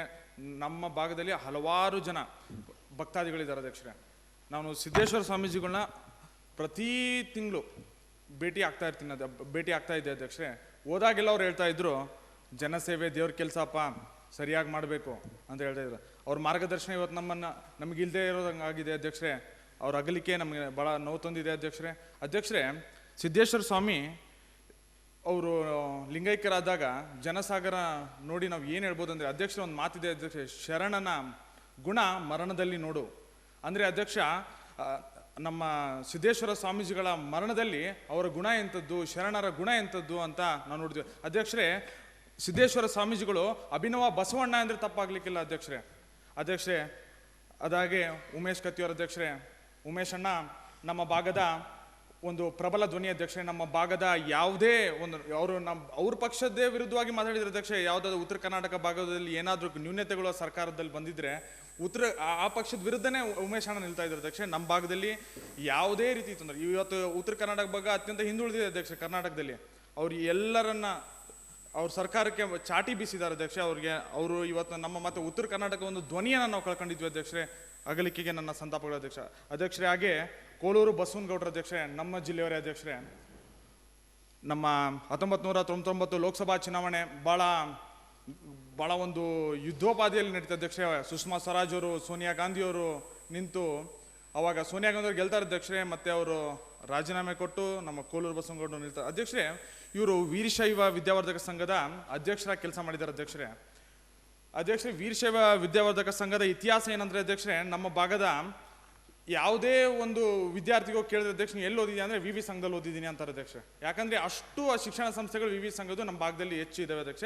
ಅಷ್ಟೇ ಅಲ್ಲದೆ ನಮ್ಮ ಬಳ್ಳಾರಿ ಇವತ್ತು ಕರ್ನಾಟಕದಲ್ಲಿ ಉಳಿಬೇಕಂದ್ರೆ ವೀರಶೈವ ವಿದ್ಯಾವರ್ಧಕ ಸಂಘದ ಹೋರಾಟ ಭಾಳ ಮುಖ್ಯ ಅಧ್ಯಕ್ಷ. ಅದೇ ರೀತಿ ನಮ್ಮ ಹೀರಾಬೆನ್ನವರ ಅಧ್ಯಕ್ಷರೇ, ನಮ್ಮ ಪ್ರಧಾನಿಯವರ ತಾಯಿ ಅಧ್ಯಕ್ಷರೇ.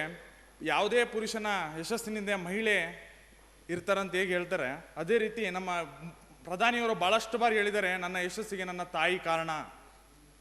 ಅದೇ ರೀತಿ ಅಧ್ಯಕ್ಷರೇ, ನಮ್ಮ ಆ ಮಾತಿಗೆ ಮತ್ತು ಅಧ್ಯಕ್ಷರೇ, ಇದು ಗಮನಿಸಬೇಕಾದ ಸಂಗತಿ ಅಂದರೆ, ಈಗ ನೋಟ್ ಅಮಾನ್ಯೀಕರಣ ಆದಾಗ ಅಧ್ಯಕ್ಷರೇ, ಸರ್ದಿ ಸಾಲು 1 ಕಿಲೋಮೀಟರ್ ಲೈನಲ್ಲಿ ನಿಂತವರು ನೋಟ್ನ ಬದಲಾವಣೆ ಮಾಡ್ಕೊಂಡ್ರು ಅಧ್ಯಕ್ಷರೇ. ಅವರ ಸರಳತೆಯಲ್ಲಿ ಗಮನಿಸ್ಬೇಕು ಅಧ್ಯಕ್ಷರೇ. ಹಾಗೆ ಕುಂಬ್ಳೆ ಸುಂದರರಾವ್ ಅಧ್ಯಕ್ಷರೇ, ಅವರು ಅಧ್ಯಕ್ಷ ನಮ್ಮ ವಿಧಾನಸಭೆಯಲ್ಲಿ ಬರೀ ಒಂದು ಭಾಗದ ಜನರಿರ್ತಾರೆ, ಬರೀ ಶಾಸಕರಿರ್ತಾರೆ.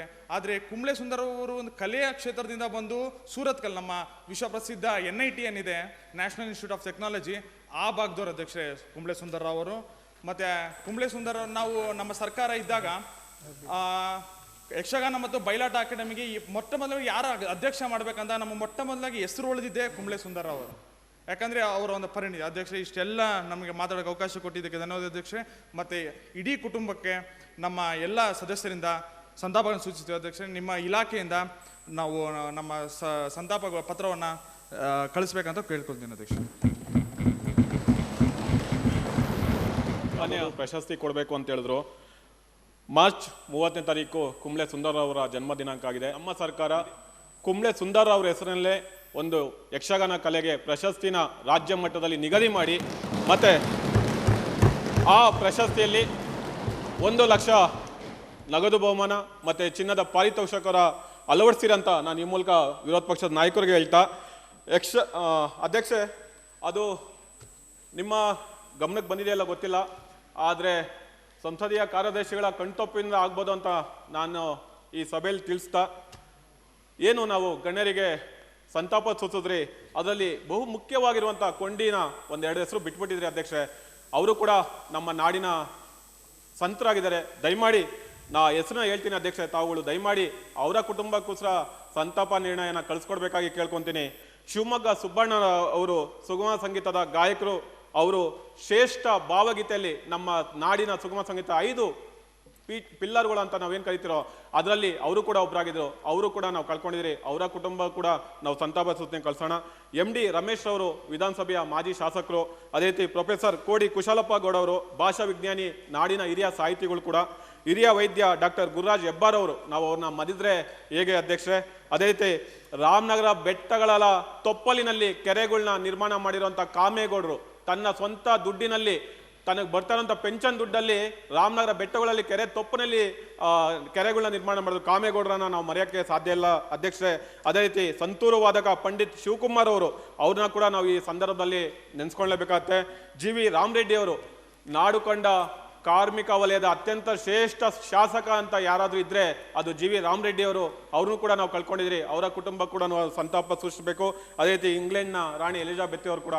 ಇವರೆಲ್ಲ ಕುಟುಂಬಗಳವರ ಮನೆಯವರಿಗೆ ತಾವು ಸಂತಾಪ ಸೂಚನೆ ನಿರ್ಣಯಗಳನ್ನ ಕಳಿಸ್ಕೊಡ್ಬೇಕಾಗಿ ಈ ಸಭಾನಾಯಕನಾಗಿ ತಮ್ಮಲ್ಲಿ ನಿರ್ಣಯನ ಕೈಗೊಳ್ತೇನೆ. ಧನ್ಯವಾದ.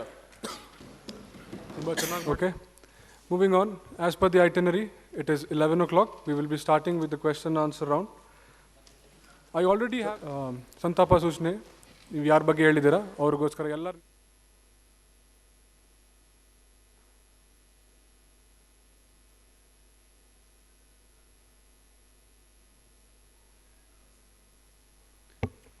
ಎಲ್ಲರೂ ಕೂತ್ಕೊಳ್ಳಿ.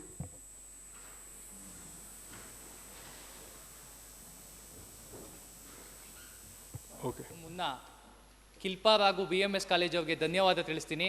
ಕಾರಣ ಯಾಕಂದ್ರೆ ಇವತ್ತು ₹1 ಖರ್ಚಿಲ್ದಿರ ನನ್ನ MLA ಮಾಡಿ ಕೂಡ್ಸಿದ್ದೀರಾ. ಸ್ಪೀಕರ್ ನಾನು ಸ್ವಲ್ಪ ಅಟೆನ್ಷನ್ ಇರಲಿ. ಕ್ಷಮಿಸಿ ಸಭಾಧ್ಯಕ್ಷರೇ, ತಪ್ಪು ಮಾಡೋದು ಸಹಜ, ತಿದ್ದಿಕೊಳ್ಳೋನು ಮನುಜ. ತಪ್ಪು ನಿಂತ್ಕೊಳ್ತೀನಿ ಸರ್. ನನ್ನ ಕ್ರಮ ಸಂಖ್ಯೆ 46. ಸಭಾಧ್ಯಕ್ಷರೇ, ತಮ್ಮ ಮೂಲಕ ಆಡಳಿತ ಪಕ್ಷಕ್ಕೆ ನಾನು ಕೇಳುವ ಪ್ರಶ್ನೆ ಏನಂದರೆ ಸ್ವಾಮಿ, ಕಳೆದ ಅಧಿವೇಶನದಲ್ಲಿ ನಾವು ನವೀನರನ್ನು ಕಳ್ಕೊಂಡಿದ್ದೋ ಆ ಸಮಯದಲ್ಲಿ ಸಂತಾಪನೂ ಸೂಚನೆ ಮಾಡಿದ್ದೋ. ಆಗ ನಮ್ಮ ವೈದ್ಯಕೀಯ ಶಿಕ್ಷಣ ಸಚಿವರು ಏನು ಹೇಳಿದ್ರು, ಏನು ಭರವಸೆ ಕೊಟ್ಟಿದ್ದು ಅಂದರೆ, ಅಲ್ಲಿಂದ ಬಂದ ವಿದ್ಯಾರ್ಥಿಗಳಿಗೆ ನಾವು ಇಲ್ಲಿನ ಕಾಲೇಜುಗಳಲ್ಲೇ ಸೀಟ್ ಕೊಡಿಸ್ತೀವಿ, ಇಲ್ಲೇ ವ್ಯಾಸಂಗ ಮಾಡಿಸ್ತೀವಿ ಅಂತ ಹೇಳಿದ್ವು. ಉಚಿತವಾಗಿ ಆದಷ್ಟು ಅಮೌಂಟ್ನ ಸ್ಕಾಲರ್ಶಿಪ್ ಆಗೇ ಕೊಡ್ತೀವಿ ಅಂತ ಹೇಳಿದ್ವು. ಆದರೆ ನಾನು ಗಮನಿಸಿದೆ ಸಭಾಧ್ಯಕ್ಷರೇ, ಇದ್ದ ಕಾಲೇಜು ಸಂಖ್ಯೆಗಳು ಅಷ್ಟೇ ಇದೆ. ವಿದ್ಯಾರ್ಥಿಗಳಿಗೆ ₹1 ಎಕ್ಸ್ಟ್ರಾ ಸ್ಕಾಲರ್ಶಿಪ್ ಬಂದಿಲ್ಲ. ವೈದ್ಯಕೀಯ ಶಿಕ್ಷಣ ಸಚಿವರು ಭರವಸೆಗಳ ಒಳೆಗಳನ್ನೇ ಕೊಟ್ಟಿದ್ವು, ಅದರಲ್ಲಿ ಕಿಂಚಿತ್ತು ಕಾಳಷ್ಟು ಮಾಡಿಲ್ವಲ್ಲ ಸ್ವಾಮಿ. ಈ ಪ್ರಶ್ನೆಗೆ ದಯವಿಟ್ಟು ತಮ್ಮಲ್ಲಿ ಕೈ ಮುಗಿದು ಕೇಳ್ಕೊಳ್ತಾ ಇದ್ದೀನಿ, ಏನಾದ್ರು ಉತ್ತರ ಕೊಡಿಸಿ ಸ್ವಾಮಿ ಆಡಳಿತ ಪಕ್ಷದವರಿಂದ. ಮಾನ್ಯ ಸಭಾಧ್ಯಕ್ಷರೇ, ನಿಮ್ಮ ನಂಬರ್ ನನಗೆ ಕಾಣಿಸ್ತಿಲ್ಲ, ಸ್ವಲ್ಪ ನಂಬರ್ ನಿಮ್ಮದು. ನಂಬರ್ 21 ಸ್ವಾಮಿ 21, ನನ್ನ ಸಂಖ್ಯೆ 21. ಮಾನ್ಯ ವಿರೋಧ ಪಕ್ಷದ ನಾಯಕರು ಹೇಳಿದರು ಈಗ ತಾನೇ, ಬಹಳಷ್ಟು ವಿದ್ಯಾರ್ಥಿಗಳು ಯುದ್ಧ ಸಂದರ್ಭದಲ್ಲಿ ನಮ್ಮ ಭಾರತ ದೇಶಕ್ಕೆ ಬಂದಿದ್ದರು. 29 ರಾಷ್ಟ್ರಗಳಿಂದಲೇ ಅವರಿಗೆ ವಿದ್ಯೆಯನ್ನು ಅಂದರೆ ಅವರ ಕಂಟಿನ್ಯೂ ಮಾಡುವಂತಹ ಏರ್ಪಾಡುಗಳನ್ನು ನಮ್ಮ ಸರ್ಕಾರ ಮಾಡಿದೆ, ಹಮ್ಮಿಕೊಂಡಿದೆ.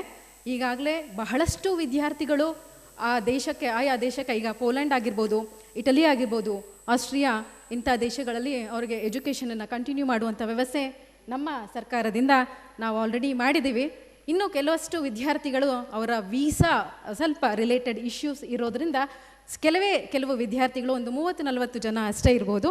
ಅವರ ಇನ್ನು ವೀಸಾ ಪ್ರೊಸೆಸಿಂಗ್ ಆದ ನಂತರ ಅವರು ತಕ್ಷಣದಲ್ಲಿ ಇನ್ನೊಂದು 2-3 ದಿನಗಳಲ್ಲಿ ಅವರು ನಿರ್ಗಮಿಸ್ತಾರೆ. ಅವರ ಶಿಕ್ಷಣಕ್ಕೆ ಯಾವುದೇ ರೀತಿಯಲ್ಲಿ ತೊಂದರೆ ಆಗೋದಿಲ್ಲ ಅಂತ ಹೇಳೋದಕ್ಕೆ ಬಯಸ್ತೀನಿ. ನಮಸ್ಕಾರ. ಪಾರ್ಲಿಮೆಂಟ್ ಅಲ್ಲ, ಸ್ಟೇಟ್ ಇಶ್ಯೂಸ್ ಮಾತಾಡಿ, ಸೆಂಟ್ರಲ್ ಇಶ್ಯೂಸ್ ಅಲ್ಲ. ನೀವು ಪ್ರಶ್ನೆ ಕೇಳುವಾಗ ರಾಜ್ಯ ಮಟ್ಟದ ಪ್ರಶ್ನೆಗಳು ಇರಬೇಕು. ವೈದ್ಯಕೀಯ ಕಾಲೇಜು ಸರಿ, ಅಲ್ಲ ಸ್ಟೇಟ್ ಲಿಸ್ಟ್ನಲ್ಲಿ ಬರೋ ವಿಷಯಗಳು ಮಾತ್ರ ನೀವು ಡಿಸ್ಕಷನ್. ರಾಜ್ಯ ಮಟ್ಟದ ವಿಷಯಗಳು ಮಾತಾಡಿ, ಅಂತಾರಾಷ್ಟ್ರೀಯ ಮಟ್ಟದ್ದೆಲ್ಲ ಪಾರ್ಲಿಮೆಂಟಿಗೆ ಹೋಗುತ್ತೆ, ಅದನ್ನು ನಿಮ್ಮ ಗಮನಕ್ಕೆ ತಂದಿದ್ದೀನಿ.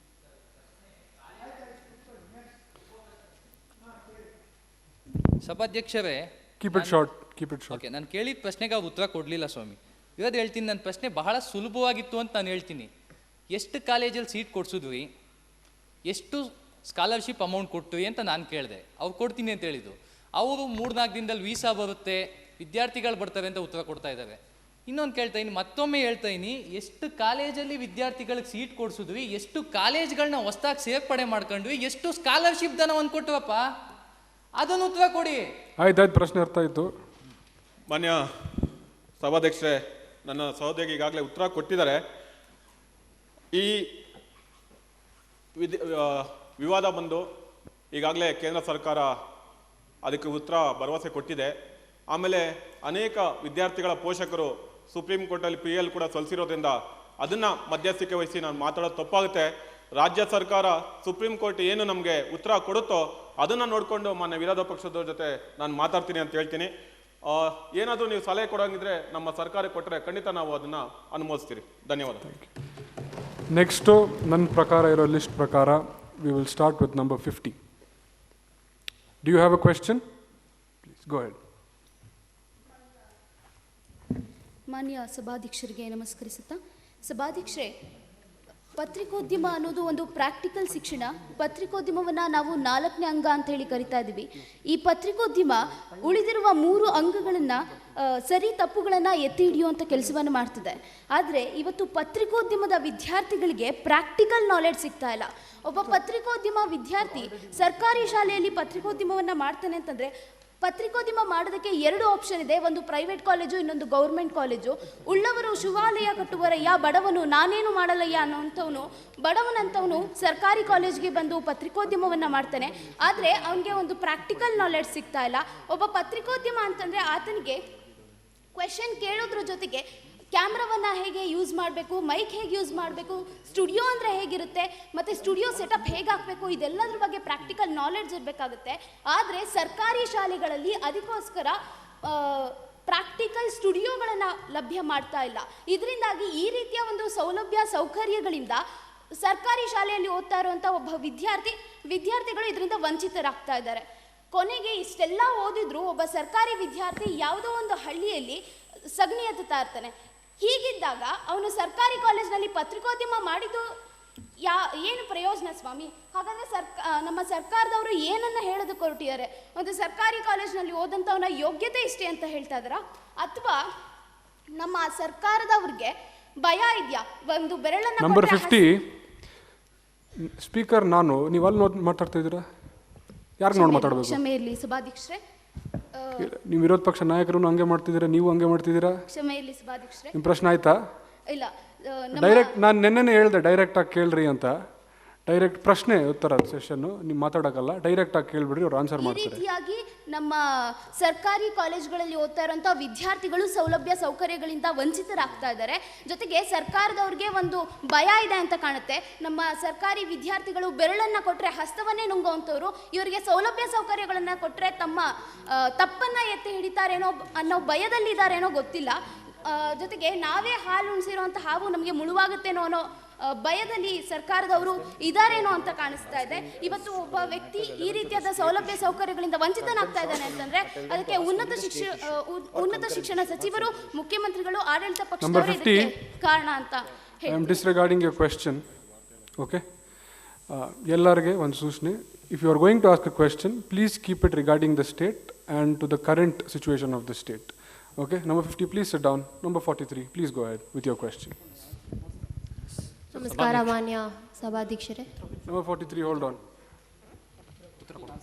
ಸಭಾಧ್ಯಕ್ಷರೇ, ಉತ್ತರ ಕೊಡೋಕ್ಕೆ ಅವಕಾಶ ಮಾಡ್ತೀನಿ. ಬೇಗ ಕೊಡಬೇಕು, ಖಂಡಿತ. ತುಂಬ ಡ್ರ್ಯಾಗ್ ಮಾಡಿಬಿಟ್ಟಿದ್ದಾರೆ ಅವರು. ಇಲ್ಲ ಸಭಾಧ್ಯಕ್ಷರೇ, ಇವ್ರು ಕೇಳ್ತಾ ಇರುವಂತಹ ಪ್ರಶ್ನೆ ಪತ್ರಿಕೋದ್ಯಮ ವಿದ್ಯಾರ್ಥಿಗಳಿಗೆ ನಾವು ಸರಿಯಾದ ಸೌಲಭ್ಯಗಳನ್ನ ಕೊಡ್ತಾಯಿಲ್ಲ ಅಂತ, ಮತ್ತು ಸರ್ಕಾರಕ್ಕೆ ಭಯ ಆಗುತ್ತೆ, ಅದಕ್ಕೆ ಅವ್ರಿಗೆ ಸೌಲಭ್ಯ ಕೊಡ್ತಾರೆ. ಸರ್ಕಾರಕ್ಕೆ ಯಾವುದೂ ಭಯವಿಲ್ಲ, ನಾವು ಸರ್ಕಾರದವರು ಎಲ್ಲರಿಗೂ ಸರಿಯಾದ ಸೌಲಭ್ಯಗಳು ಕೊಡಬೇಕು ಅನ್ನೋಂಥ ಉದ್ದೇಶ ಇಟ್ಕೊಂಡಿರೋವಂಥದ್ದು.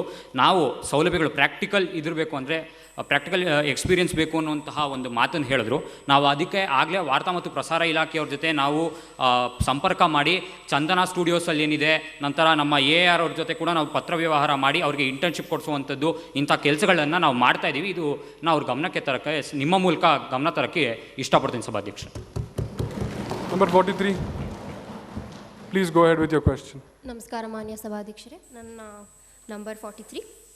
ನಂದು ಒಂದು ಕ್ವೆಶನ್ ಇದೆ ರೂಲಿಂಗ್ ಪಾರ್ಟಿಗೆ. ಇದು ಲಾಸ್ಟ್ ಸೆಷನಲ್ಲೂ ತಂದಿತ್ತು. ಒಂದು ಕ್ವೆಶನ್ ಏನು ಅಂತಂದರೆ, ಈ ಟ್ಯಾಕ್ಸ್ ಪೇಯರ್ಸ್ ಏನು ಪೇ ಮಾಡ್ತಾ ಇರೋ ದುಡ್ಡು ಅದೆಲ್ಲ ಜನಕ್ಕೆ ಏನಾದರೂ ಒಳ್ಳೇದಕ್ಕೆ ಮಾಡ್ತಾ ಇದ್ದಾರೆ ಸರ್ಕಾರ, ಅಂದರೆ ಎಲ್ಲ CM ಪಾಕೆಟ್ಗೆ ಹೋಗ್ತದೆ. ಯಾಕಂದರೆ BBMP ಅವರು ನಮ್ಮ ಗುಂಡಿಗಳೇನಿದೆ ನಮ್ಮ ರೋಡಲ್ಲಿ, ಇಲ್ಲೇ ನೋಡಿ, ಇದೇ ರೋಡಲ್ಲಿ ಇವಾಗ ಬರ್ತಿರಲ್ವ, ಒಂದು ರೋಡಲ್ಲಿ ಮಿನಿಮಮ್ 4 ಗುಂಡಿಗಳಿರುತ್ತೆ, ಆಯಿತಾ? ಲಾಸ್ಟ್ ಸೆಷನಲ್ಲೂ ಹೇಳಿದ್ವಿ, ಈ ಸೆಷನಲ್ಲೂ ಹೇಳ್ತಾ ಇದ್ವಿ, ಮುಂದೆ ಸೆಷನಲ್ಲೂ ಹೇಳ್ತೀವಿ. ಬಟ್ ನಮ್ಮ BBMP ಏನೂ ಮಾಡಲ್ಲ ಅಷ್ಟೇ, ಆಯಿತಾ? ಇದಕ್ಕೆ ಒಂದು ಸಲಹೆ ಕೊಟ್ಟರೆ ಒಳ್ಳೇದಾಗುತ್ತೆ. ಯಾಕಂದರೆ ನಾವು ಹೇಳ್ತಾ ಇರ್ತೀವಿ, ನೀವೇನು ಮಾಡೋದೇ ಇಲ್ಲ. ನೀವು ಮಾಡಲ್ಲ ಅಂತ ಅಂದ್ಬಿಟ್ರೆ ನಮ್ಮ ಗೌರ್ಮೆಂಟ್ನ ತರಿಸಿ ನಾವು ಮಾಡ್ತೀವಿ, ಅವಾಗ ನೀವು ಮಾಡೋಕ್ಕಾಗಲ್ಲ ಅಂತಂದರೆ. ಸೊ ಇದು ನಮ್ಮ ಕ್ವೆಶ್ಚನ್. ಮೊನ್ನೆ ವಿರೋಧ ಪಕ್ಷದವರು ಯಾವ ಟ್ಯಾಕ್ಸ್ ಅಂತ ನನಗೆ ಗೊತ್ತಾಗಿಲ್ಲ, ಯಾವ ಟ್ಯಾಕ್ಸ್ ಅಂತ ಹೇಳಿದ್ರೆ ಅದಕ್ಕೆ ತಕ್ಕಂಗೆ ಉತ್ತರ ಕೊಡ್ತೀನಿ. ಅಲ್ಲ ಸರ್, ನಾನು ಹೇಳಿ ಟ್ಯಾಕ್ಸ್ ಪೇಯರ್ಸ್ ದುಡ್ಡು ಸರ್, ನಾವು ಪೇ ಮಾಡಿ, ನಮ್ಮ ಜನ ಪೇ ಮಾಡಿ. ನಂಬರ್ 43, ಚೀಫ್ ಮಿನಿಸ್ಟರ್ ಅವರೇ, please do not cross talk. If to talk to me, please address the speaker. Yes ಮಾನ್ಯ ಸಭಾಧ್ಯಕ್ಷರು, ಅವ್ರು ಕೇಳಿದ್ರು, ಅದಕ್ಕೆ ನಾನು ಆನ್ಸರ್ ಮಾಡಿದೆ. No problem. ಅಷ್ಟೇ, ಅವ್ರು ಇವಾಗ ನನ್ನ ಕ್ವೆಶನ್ಗೆ ಆನ್ಸರ್ ಮಾಡಿದ್ರೆ ನಾನು ಖುಷಿಯಾಗಿರ್ತೀನಿ. Honorable Speaker, may I answer that question? Who is it? I cannot see. May I answer that question addressed by the opposition party? Number 97. 97. So the question was regarding the tax payers' money, where it is being utilized. ಈಗ BBMP ಹಾಗೂ Karnataka urban transport development ಕಾರ್ಪೊರೇಷನಿಂದಾಗಿ ಹೊಸ legislation, ಹೊಸ ಬಿಲ್ಲನ್ನು table ಮಾಡಿದ್ದೀವಿ. ಅದನ್ನು approve ಮಾಡಿ, ಆ ಬಿಲ್ಲಿನ ಅಕಾರ್ಡಿಂಗ್ಲಿ ಬೆಂಗಳೂರು ಅರ್ಬನ್ ಡಿಸ್ಟ್ರಿಕ್ಟ್ಸಲ್ಲಿ ಎಷ್ಟೆಲ್ಲ ಡಿಸ್ಟ್ರಿಕ್ಟ್ಸ್ ಇದ್ದಾವೆ, ಅಲ್ಲಿ ರೋಡ್ಸು, ಅಲ್ಲಿ ಇನ್ಫ್ರಾಸ್ಟ್ರಕ್ಚರ್ಸು, ಅಂಡರ್ ಪಾಸಸ್ಸು, ಹೈವೇಸು, ಏನೇನು ಬೇಕು ಎಲ್ಲ ಸೌಲಭ್ಯಗಳನ್ನು ಮಾಡಿಕೊಡ್ಬೇಕು ಅಂತಂತ ನಾವು ಆಗಲೇ ಪ್ರಪೋಸಲ್ ಕೊಟ್ಟಿದ್ದೀವಿ. ಅದನ್ನ ಅಪ್ರೂವ್ ಮಾಡಿದಂತೆಯೇ ಏನೇನು ಇದಿದೆ, ಸಮಸ್ಯೆಗಳಿದೆ, ಅದೆಲ್ಲ ಬಗೆಹರಿಯುತ್ತೆ. ಈಗಾಗಲೇ ಒಂದು ಕಡೆಯಿಂದ ಬಗೆಹರಿಸ್ಕೊಂಡು ಬರ್ತಾ ಇದ್ದೀವಿ. ಎಲ್ಲ ಕಡೆ ವೈಟ್ ಟಾಪಿಂಗ್ ಮಾಡಿಕೊಂಡು ಎಲ್ಲದನ್ನು ಕಾಂಕ್ರೀಟ್ ಫ್ಲೋರಿಂಗ್ ಮಾಡಿಕೊಂಡು, ಸೊ ದಟ್ ಪದೇ ಟಾರ್ ಹಾಕೋ ಅವಶ್ಯಕತೆ ಬೀಳದೆ ಇರಲಿ ಅನ್ನೋ ಕಾರಣಕ್ಕೆ over all development, long term vision ಇಟ್ಕೊಂಡು ನಾವು ಡೆವಲಪ್ಮೆಂಟ್ ಮಾಡ್ತಾ ಇದ್ದೀವಿ. ಸಮಯ ಕೊಟ್ಟರೆ ಇನ್ನೂ ಮುಂದೆ ಆಗುತ್ತೆ. ಹಾಗಾಗಿ ಇದು ನಾನು thank you. Number 97. Will move on to the next. ಅಧ್ಯಕ್ಷರೇ, ನಮ್ಮ ಸೌದೆಗಳಿದ್ರು, ದಯವಿಟ್ಟು ಒಂದು ಮಾಹಿತಿ ತಗೊಳ್ಳಿ. ನಾವು ಗುರಿ ರಸ್ತೆಗಳನ್ನ ಗುಂಡಿ ಮುಚ್ತಾ ಇಲ್ಲ, 4 ವಿಧದಲ್ಲಿ ರಸ್ತೆ ಗುಂಡಿಗಳನ್ನ ಮುಚ್ತಾ ಇದ್ರಿ. ಅದನ್ನ ಒಂದು ಮಾಹಿತಿ ಕೊಟ್ಬಿಡ್ತೀನಿ, ಸದನಕ್ಕೆ ತಪ್ಪು ಮಾಹಿತಿ ಹೋಗೋದು ಬೇಡ. ಒಂದು ನೆಕ್ಸ್ಟ್ ಕ್ವೆಶ್ಚನ್, ಒಂದೇ ನಿಮಿಷ ಅಧ್ಯಕ್ಷ, ಇದು ತುಂಬಾ ಇಂಪಾರ್ಟೆಂಟ್ ಇದೆ. ಅವಕಾಶ ಸಿಗಲ್ಲ. ಅಲ್ಲ ಅಧ್ಯಕ್ಷ, ವಿರೋಧ ಪಕ್ಷದವರು ಕೇಳೋ ಟೈಮಲ್ಲಿ ನಾವು ಅದಕ್ಕೆ ಸರಿಯಾದ ಮಾಹಿತಿ ಅವರಿಗೆ ಕೊರತೆ ಇದೆ. ದಯಮಾಡಿ ಅದ್ರ 4 ರೀತಿ ತಂತ್ರಜ್ಞಾನದಲ್ಲಿ ಈಗ ಹೊಸದಾಗಿ ನಾವು ಮಾಡ್ತೀವಿ ಸರ್ಕಾರದ ಮೇಲೆ. ಒಂದೇ ನಿಮಿಷ ಅಧ್ಯಕ್ಷ, ಒಂದು ನಿಮಿಷ. 4 ರೀತಿಯಲ್ಲಿ ಯಾವೆಲ್ಲ ವಿಧದಲ್ಲಿ ತಂತ್ರಜ್ಞಾನ ಇದೆ ಅಂತ ಹೇಳ್ತೀನಿ, ಅದು ಗೊತ್ತಾಗ್ಬೇಕಲ್ವಾ? ಯಾಕಂದ್ರೆ ಸದನಕ್ಕೆ ತಪ್ಪು ಮಾಹಿತಿ ಹೋಗಬಾರ್ದು ಅಂತ ನಮ್ಮ ಸರ್ಕಾರ ಬಂದ್ಮೇಲೆ ಪಾರ್ಟ್ ಓಲ್ಡ್ ರಾಜ ಅಂತ ಹೇಳ್ಬಿಟ್ಟು ಮಿಷನ್ ಆಫ್ ದಕ್ಷಿಣ ಆಫ್ರಿಕಾ ತಂತ್ರಜ್ಞಾನ ಯೂಸ್ ಮಾಡಿಕೊಂಡು 30 ರಸ್ತೆಗಳನ್ನ ಮುಚ್ಚಿದಿರಿ. ಗ್ರೀಡ್ ಮ್ಯಾಟ್ಸ್ ರಸ್ತೆ ಅಂತ ಮಾಡ್ತಾ ಇದ್ರಿ. ಬೆಲ್ಲೆಂಡೂರ್ನ ಇಕೋ ಕ್ಯಾಂಪಸ್ ಅಲ್ಲಿ ಕೂಡ ಈ ಗ್ರೀಡ್ ಮ್ಯಾಟ್ ರಸ್ತೆ ಮಾಡಿದಿರಿ. ಆಮೇಲೆ ಕೋಲ್ಡ್ ಡಾಂಬರ್ ಬಳಕೆ ಮಾಡ್ತಾ ಇದ್ರಿ. ಇಷ್ಟು ದಿನ ನೀವೇನ್ ನೋಡ್ತಾ ಇದ್ರಲ್ಲ, ಅದು ಆಟ್ ಡಾಂಬರ್ ಆಗಿತ್ತು. ಇದು ಕೋಲ್ಡ್ ಡಾಂಬರ್ ಬಳಕೆ ಮಾಡ್ಕೊತಾರೆ. ಇನ್ನೊಂದು ಬೆಂಗಳೂರಿನ ಸಿ ವಿ ರಾಮನ್ ನಗರದಲ್ಲಿ ಅಂತ ಇಂದಿರಾನಗರ ಮುಖ್ಯ ರ್ಯಾಪಿಡ್ ರಸ್ತೆ ಬಳಸ್ಕೊಂಡಿದ್ರಿ. ಇದೆಲ್ಲ ಕೂಡ ನಾನು ನಮ್ಮ ವಿರೋಧ ಪಕ್ಷ ಗೊತ್ತಾಗ್ಲಿ ಅಂತ ಹೇಳ್ತಾ ಇದ್ದೀನಿ ಅಧ್ಯಕ್ಷ. ಆಯ್ತು, ನೆಕ್ಸ್ಟ್ ಕ್ವೆಶ್ಚನ್ ಹೋಗೋಣ. ನಂಬರ್ 83, ನಿಮ್ಗೆ ಏನಾದ್ರು ಕ್ವೆಶ್ಚನ್ ಇದೆಯಾ?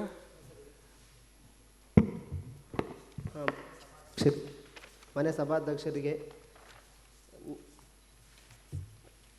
ಮತ್ತೆ ಒಂದು ನಿಮಿಷ, ಲಾಸ್ಟ್ ರೋದ್ ನನಗೆ ನಂಬರ್ಸ್ ಕಾಣಿಸ್ತಿಲ್ಲ, ಸ್ವಲ್ಪ ಅರೇಂಜ್ ಮಾಡ್ಕೊಳ್ಳಿ. ಲಾಸ್ಟ್ ರೋ ನಿಮ್ಗಿಂತ ಮುಂದೆ ಅವರು.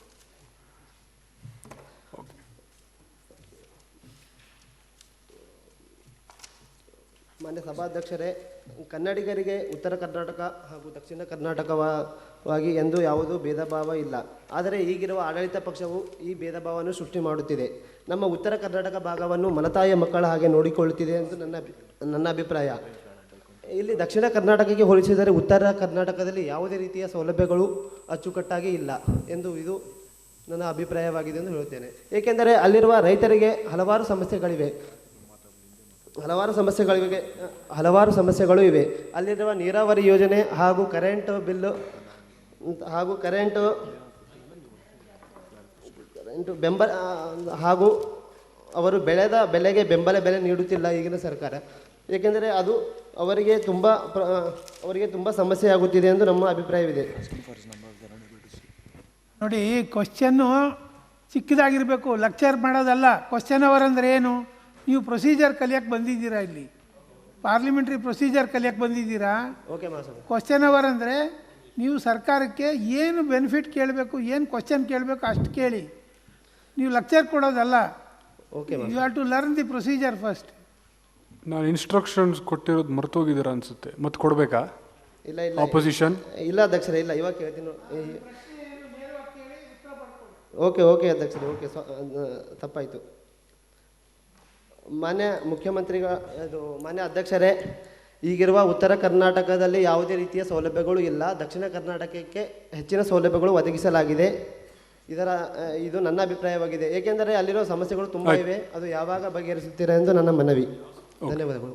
ಮಾನ್ಯ ಸಭಾಧ್ಯಕ್ಷರೇ, ಉತ್ತರ ಹೇಳ 62. ಅಲ್ಲಿರೋ ನೀರಾವರಿ ಹಾಗೂ ಕೃಷಿ ರೈತರಿಗೆ ಯಾವುದೇ ರೀತಿಯ ಸಮಸ್ಯೆ ಹೇಳ ಸಭಾಧ್ಯಕ್ಷರೇ. ನಿಮ್ಮ ನಂಬರು 62. ಸ್ವಲ್ಪ ಹಿಂಗೆ ನೋಡಿಸ್ರಿ ಕೈಯಿಂದ. ದಯವಿಟ್ಟು ಎಲ್ಲರೂ ನಿಮ್ಮ ಬ್ಯಾಡ್ಜನ್ನು ಹಾಕ್ಕೊಳ್ಳಿ. ಈಗ ಪೆನ್ ಕೊಟ್ಟಿದ್ದಾರೆ ಮತ್ತು ನಂಬರ್ ಕೊಟ್ಟಿದ್ದಾರೆ.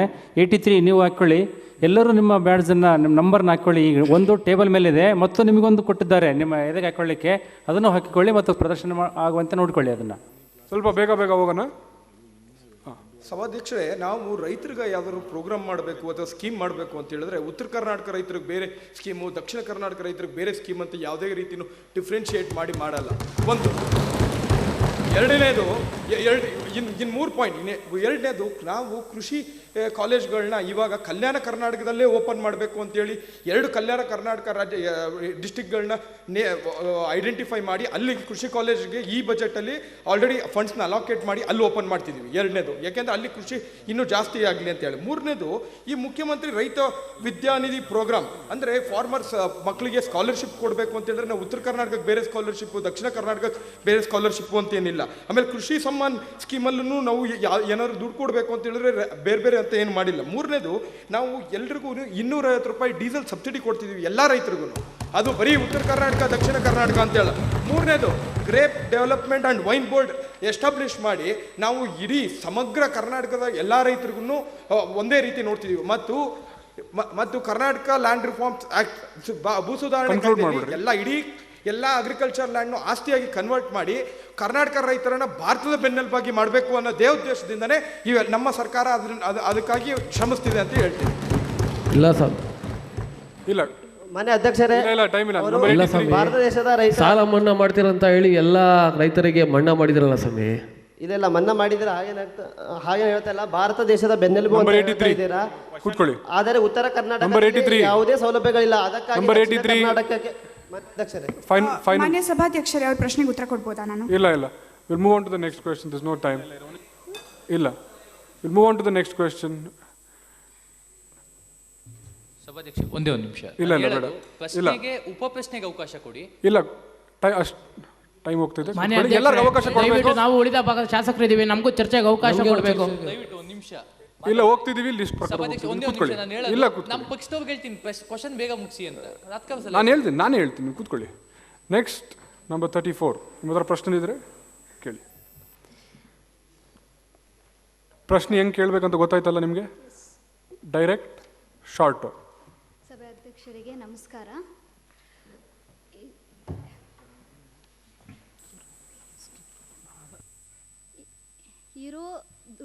ಇರೋ ದುಡ್ಡಲ್ಲಿ ಸಂಬಳ ಮಾಡಿಕೊಂಡು ಜೀವನ ಮಾಡಿದ್ರೆ ಚೆನ್ನಾಗಿರುತ್ತೆ.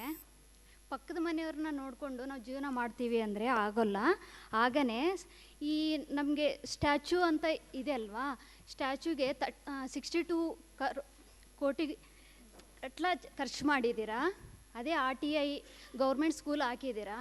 ತೋರಿಸೋದಕ್ಕೆ ಮಾತ್ರ ಆ ಸ್ಟ್ಯಾಚ್ಯೂ ಅಂತ ಹೇಳ್ಬಿಟ್ಟು ಶೋ ಆಫ್ ಮಾಡ್ತಾ ಇದ್ದೀರಾ. RTIಯಲ್ಲಿ ಎಷ್ಟು ಜನ ಮಕ್ಕಳು ಇಂಗ್ಲೀಷ್ ಮೀಡಿಯಂ ಓದ್ತಾ ಇದ್ದಾರೆ. ಅದಕ್ಕೆ ಬಡವ್ರ ಮಕ್ಕಳು ಥರನೇ ಇದ್ದಾರೆ, ಸಾಹುಕಾರ ಮಕ್ಕಳ ಥರನೇ ಹೋಗ್ತಾರೆ. ಪ್ಲೀಸ್ ನೀವೇನು ಕೆಲಸ ಮಾಡಿದ್ರೇನು ಶೋ ಆಫ್ ಮಾಡಬೇಡಿ ದಯವಿಟ್ಟು. ಎಲ್ಲರಿಗೆ ನಮ್ಮ ಕರ್ನಾಟಕ ನಂಬರ್ 1 ಆಗಿರಬೇಕು ಅಂತ ಹೇಳ್ಬಿಟ್ಟು ಕೇಳ್ಕೊತಾ ಇದ್ದೀನಿ. ಅಧ್ಯಕ್ಷರೇ, ಈ ಪ್ರಶ್ನೆ ನಾನು ಪಾಯಿಂಟ್ ಆಫ್ ಆರ್ಡರ್ ತಗೊತೀನಿ ಅಧ್ಯಕ್ಷರೇ.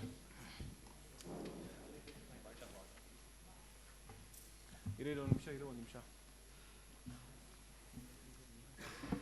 ಪ್ರಶ್ನೆ ನಾನು ಪಾಯಿಂಟ್ ಆಫ್ ಆರ್ಡರ್ ತಗೊತೀನಿ. Point of order point of ಆರ್ಡರ್ಗೆ either you have to answer or your leader of the opposition. ಹೌದು, ನಮ್ಮಿಂದ ತಪ್ಪಾಗಿದೆ ಒಪ್ಕೊಳ್ತೀವಿ ಸ್ವಾಮಿ. ಆದರೆ ಅವು ಕೇಳುವ ರೀತಿ ತಪ್ಪಾಗಿದೆ ಹೊರತು ಮಾಹಿತಿಯಿಂದ ಏನು ತಪ್ಪಾಗಿರಲಿಲ್ಲ. ಅವು ಶಿಕ್ಷಣ ಇಲಾಖೆ ಬಗ್ಗೆ ಪ್ರಶ್ನೆ ಮಾಡಿದ್ದಾರೆ. ಸರ್ಕಾರಿ ಶಾಲೆಗಳಲ್ಲಿ ಯಾವ ರೀತಿ ಕಟ್ಟಡ ವ್ಯವಸ್ಥೆ ನಡೀತಾ ಇದೆ, ವಿದ್ಯಾರ್ಥಿಗಳಿಗೆ ನಡೀತಾ ಇದೆ ಅಂತ ಪ್ರಶ್ನೆ ಇತ್ತು. ಆದರೆ ತಪ್ಪಾಗಿ RTI ಅನ್ನೋ ವಿಚಾರಕ್ಕೆ ಹೋಗಿದ್ದು. ನಮ್ಮ ತಪ್ಪನ್ನು ನಾವು ಒಪ್ಕೊಳ್ತಾ ಇದ್ದೀನಿ ಸ್ವಾಮಿ, ನಮ್ಮ ಸದಸ್ಯರ ಪರವಾಗಿ. ಈ ಗೊತ್ತಿದೆ ಸ್ವಾಮಿ. ಮತ್ತೆ ಪ್ರಶ್ನೆ ನೇರವಾಗಿರಬೇಕು. It must be short question. What information you want? Sir, direct question. Number 34, one minute. ಹಾಂ, ಸ್ವಲ್ಪ ಜೋರಾಗಿ ಮಾತಾಡಮ್ಮ. ಸ್ಟ್ಯಾಚ್ಯೂ ಮಾಡೋದಕ್ಕೆ 65 ಕೋಟಿ ಖರ್ಚು ಮಾಡ್ತಾರೆ. ಬಟ್ ಇಂಗ್ಲಿಷ್ ಮೀಡಿಯಂ ಮಕ್ಕಳಿಗೆ ಮಾಡಿದ್ದಾರೆ. RTI ಅಂತ ಕೇಳಾಗ ಇಂಗ್ಲಿಷ್ ಮೀಡಿಯಂಗೆ ಮಾಡಿದ್ದಾರೆ. ಬಟ್ ಅದು ಇಂಪ್ರೂವ್ ಆಗ್ತಾ ಇಲ್ಲ. ಏನು ಅಲ್ಲಿ ಸೌಲಭ್ಯ ಇರಲ್ಲ ಸರ್. ಗೌರ್ಮೆಂಟ್ಗಂತ್ರ ಅಧ್ವಾನ ಇರುತ್ತೆ. ಸ್ಟ್ಯಾಚ್ಯೂ ತೋರಿಸೋದಕ್ಕೆ ಅಂದರೆ ಪ್ರಪಂಚಕ್ಕೆ ತೋರಿಸೋದಕ್ಕೆ ಚೆನ್ನಾಗಿರುತ್ತೆ. ಆ ಥರ ಮಾಡಬೇಡಿ. ಬಡವ್ರ ಮಕ್ಕಳು. ಸರಿ, ನೀವು ಅಡ್ವೈಸ್ ಮಾಡಕ್ಕೆ ನಿಂತಿದ್ದೀರೋ ಕ್ವಶನ್ ಕೇಳಕ್ಕೆ ನಿಂತಿದ್ದೀರೋ? ಸರ್, ಅದು ಏನು ನಿಮ್ಮ ಕ್ವಶನ್ ಏನು? ಕ್ವಶನ್ ಏನಂತ ಹೇಳಿದ್ರೆ, ಅದು ಸ್ಟ್ಯಾಚ್ಯೂ ಆದರೆ ಎಲ್ಲ ನೋಡ್ತಾರೆ. ನೀವು ಸ್ಟ್ಯಾಚ್ಯೂಗೆ ದುಡ್ಡು ಖರ್ಚು ಮಾಡೋದು, ಎಜುಕೇಷನ್ ಖರ್ಚು ಮಾಡಿ ಅನ್ನೋದು ಅಡ್ವೈಸ್. ಅದು it is advice to the government. Then what is your question? You want to advise government, or you want to ask any question to the government? 1 minute, number 34, sir. ಅರ್ಥ ಆಗ್ತಾ ಇದೆ ಹೇಳಿದ್ದು? Sir, question ಏನಂತ ಹೇಳಿದ್ರೆ, English ಪ್ರಶ್ನೆ ನೇರವಾಗಿರಲಿ ಅಂತ ಹೇಳ್ತಾರೆ. ಪ್ರಶ್ನೆ ನೇರವಾಗಿಲ್ಲ. ಕೂತ್ಕೊಳ್ಳಿ. Next. Moving on to the next question. ಇಲ್ಲ, ನಂಬರ್ 32. ಎಲ್ಲರಿಗೂ ಆಪರ್ಚುನಿಟಿ ಕೊಡ್ತಾರೆ ಒಂದು ಕಡೆಯಿಂದ. ಇಲ್ಲ, ನನ್ನ ಹತ್ರ ಲಿಸ್ಟ್ ಇದೆ. ಯಾರ್ಯಾರು ಬಿಲ್ ಮಾತಾಡೋಕ್ಕೆ ಹೆಸರು ಕೊಟ್ಟಿದ್ದೀರಾ, ಅದಕ್ಕೆ ನಾನು ಲಿಸ್ಟ್ ಇಟ್ಕೊಬಿಟ್ಟು ಲೈನಲ್ಲಿ ಹೋಗ್ತಿದ್ದೀನಿ. ಇಲ್ಲ, ಒಂದು ನಿಮಿಷ ಹೇಳ್ಬಿಡ್ತೀನಿ. ನನ್ನ 30,000 ಸಾರಿಗೆ ನೌಕರರ ಬೇಡಿಕೆ ಇದು.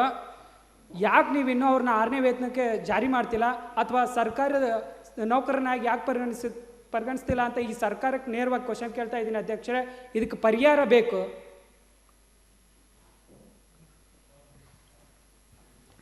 Honorable Speaker, I would like the opposition party to reframe the sentence in English so that I can understand better and answer appropriately. ಇಲ್ಲ, ಅವರು ಕನ್ನಡದಲ್ಲಿ ಕೇಳ್ಬೋದು. ನೀವು ಕನ್ನಡದಲ್ಲಿ ಉತ್ತರ ಹೇಳೋದಾದರೆ ಹೇಳಿ, ಇಲ್ಲಿ ಇಂಗ್ಲೀಷಲ್ಲಿ ಹೇಳಿದ್ರೆ ಹೇಳಿ. ಕನ್ನಡದಲ್ಲಿ ಉತ್ತರ ಪ್ರಶ್ನೆ ಕೇಳ್ಬೋದು. Okay. But I have some difficulties to understand, sir. I don't know completely. So ಬೇರೆ ಯಾರಾದರೂ ಹೇಳಿ. ನಿಮ್ಗೆ ಬರದೇ ಇದ್ರೆ ಬೇರೆಯವರು ಹೇಳ್ತಾರೆ. ಸಚಿವ ಸಂಪುಟದ ಬೇರೆ ಮುಖ್ಯಮಂತ್ರಿಗಳೇ ಉತ್ತರ ಕೊಡಿ ಇದಕ್ಕೆ. ಮಾನ್ಯ ವಿರೋಧ ಪಕ್ಷದ ಸಹೋದ್ಯೋಗಿಗಳು ಕೇಳಿದಂಥ ಪ್ರಶ್ನೆಗೆ ನಿಮಗೆ ಬಜೆಟ್ ಕಾಪಿ ಸಿಕ್ಕಿದೆ ಅನ್ಕೊಂತೀನಿ. ಒಳಾಡಳಿತ ಮತ್ತು ಸಾರಿಗೆಗೆ 11,222 ಕೋಟಿನ ನಾವು ಮೀಸಲಿಟ್ಟಿದ್ದೀವಿ. ಎಲ್ಲ ಮಾಯ. ಕಾರಣ ಬಜೆಟಲ್ಲಿ ಮೀಸಲಿಟ್ಟಿರೋದೇ ಎಲ್ಲ ಸಾರಿಗೆ ನೌಕರರಿಗೆ ಆದರೆ ಆದಂಥ ಸರಿಸಮಾನ ಶ್ರೇಣಿಯ ವೇತನ ಜಾರಿ ಮಾಡಬೇಕು. ಮತ್ತೆ ಅವ್ರನ್ನೂ ಕೂಡ ಸರ್ಕಾರ ಉದ್ಯೋಗಿಗಳಂತ ಈಗಾಗಲೇ ನಾವು ಪರಿಗಣನೆ ಮಾಡ್ಕೊಂಡಿದ್ರಿ.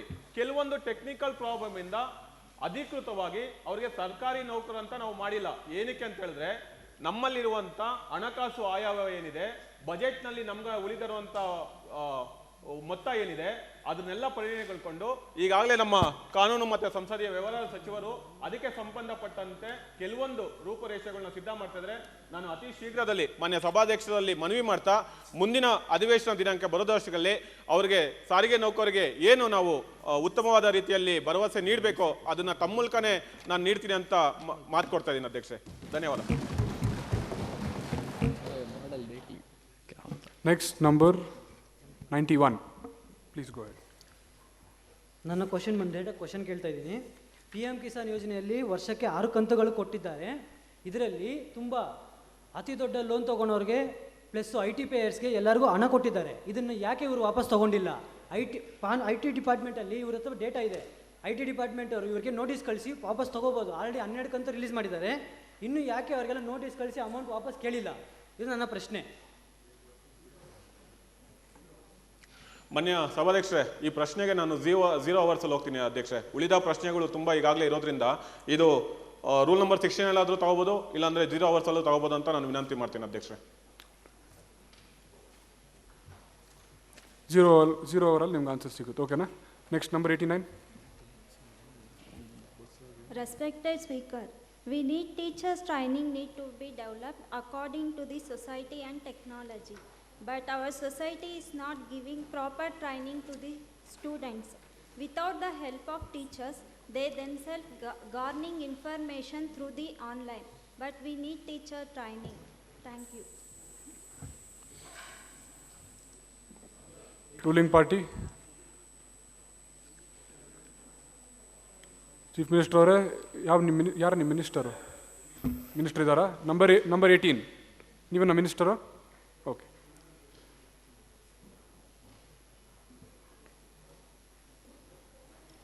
ನಿಮ್ಮ ಮೈಕ್ ಆನ್ ಮಾಡ್ಕೊಳ್ಳಿ sir. Okay, go ahead. Question ಕನ್ನಡದಲ್ಲಿ ಕೇಳಿ. Because I don't know Kannada. Kannada ಬರಲ್ವಾ? ಸಭಾಧ್ಯಕ್ಷರೇ, ನಾನು ಉತ್ತರ ಕೊಡ್ಬೋದಾ? ಇಲ್ಲ, ಟ್ರಾನ್ಸ್ಲೇಟ್ ಮಾಡ್ತೀರಾ? ಉತ್ತರ ಕೊಡ್ತೀನಿ ಕನ್ನಡ. ಉತ್ತರ ನೀವು ಕೊಡಬೇಡಿ, ಟ್ರಾನ್ಸ್ಲೇಟ್ ಮಾಡಿಬಿಟ್ಟು ಅವ್ರಿಗೆ ಹೇಳಿ. ಓಕೆ. ಅವ್ರು ಕೇಳ್ತಾ ಇರೋದು, ಈಗ ಗೌರ್ಮೆಂಟ್ ನಿಂತ್ಕೊಬಿಟ್ಟು ಮಾತಾಡಬೇಕು. ಪಕ್ಷ ಹೋಗೋಣ. ನೆಕ್ಸ್ಟ್ ಹೇಳ್ತೀನಿ.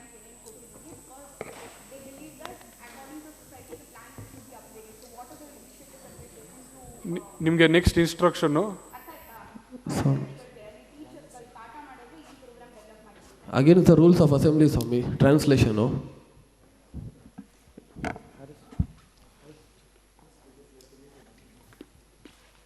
The protocol should be followed.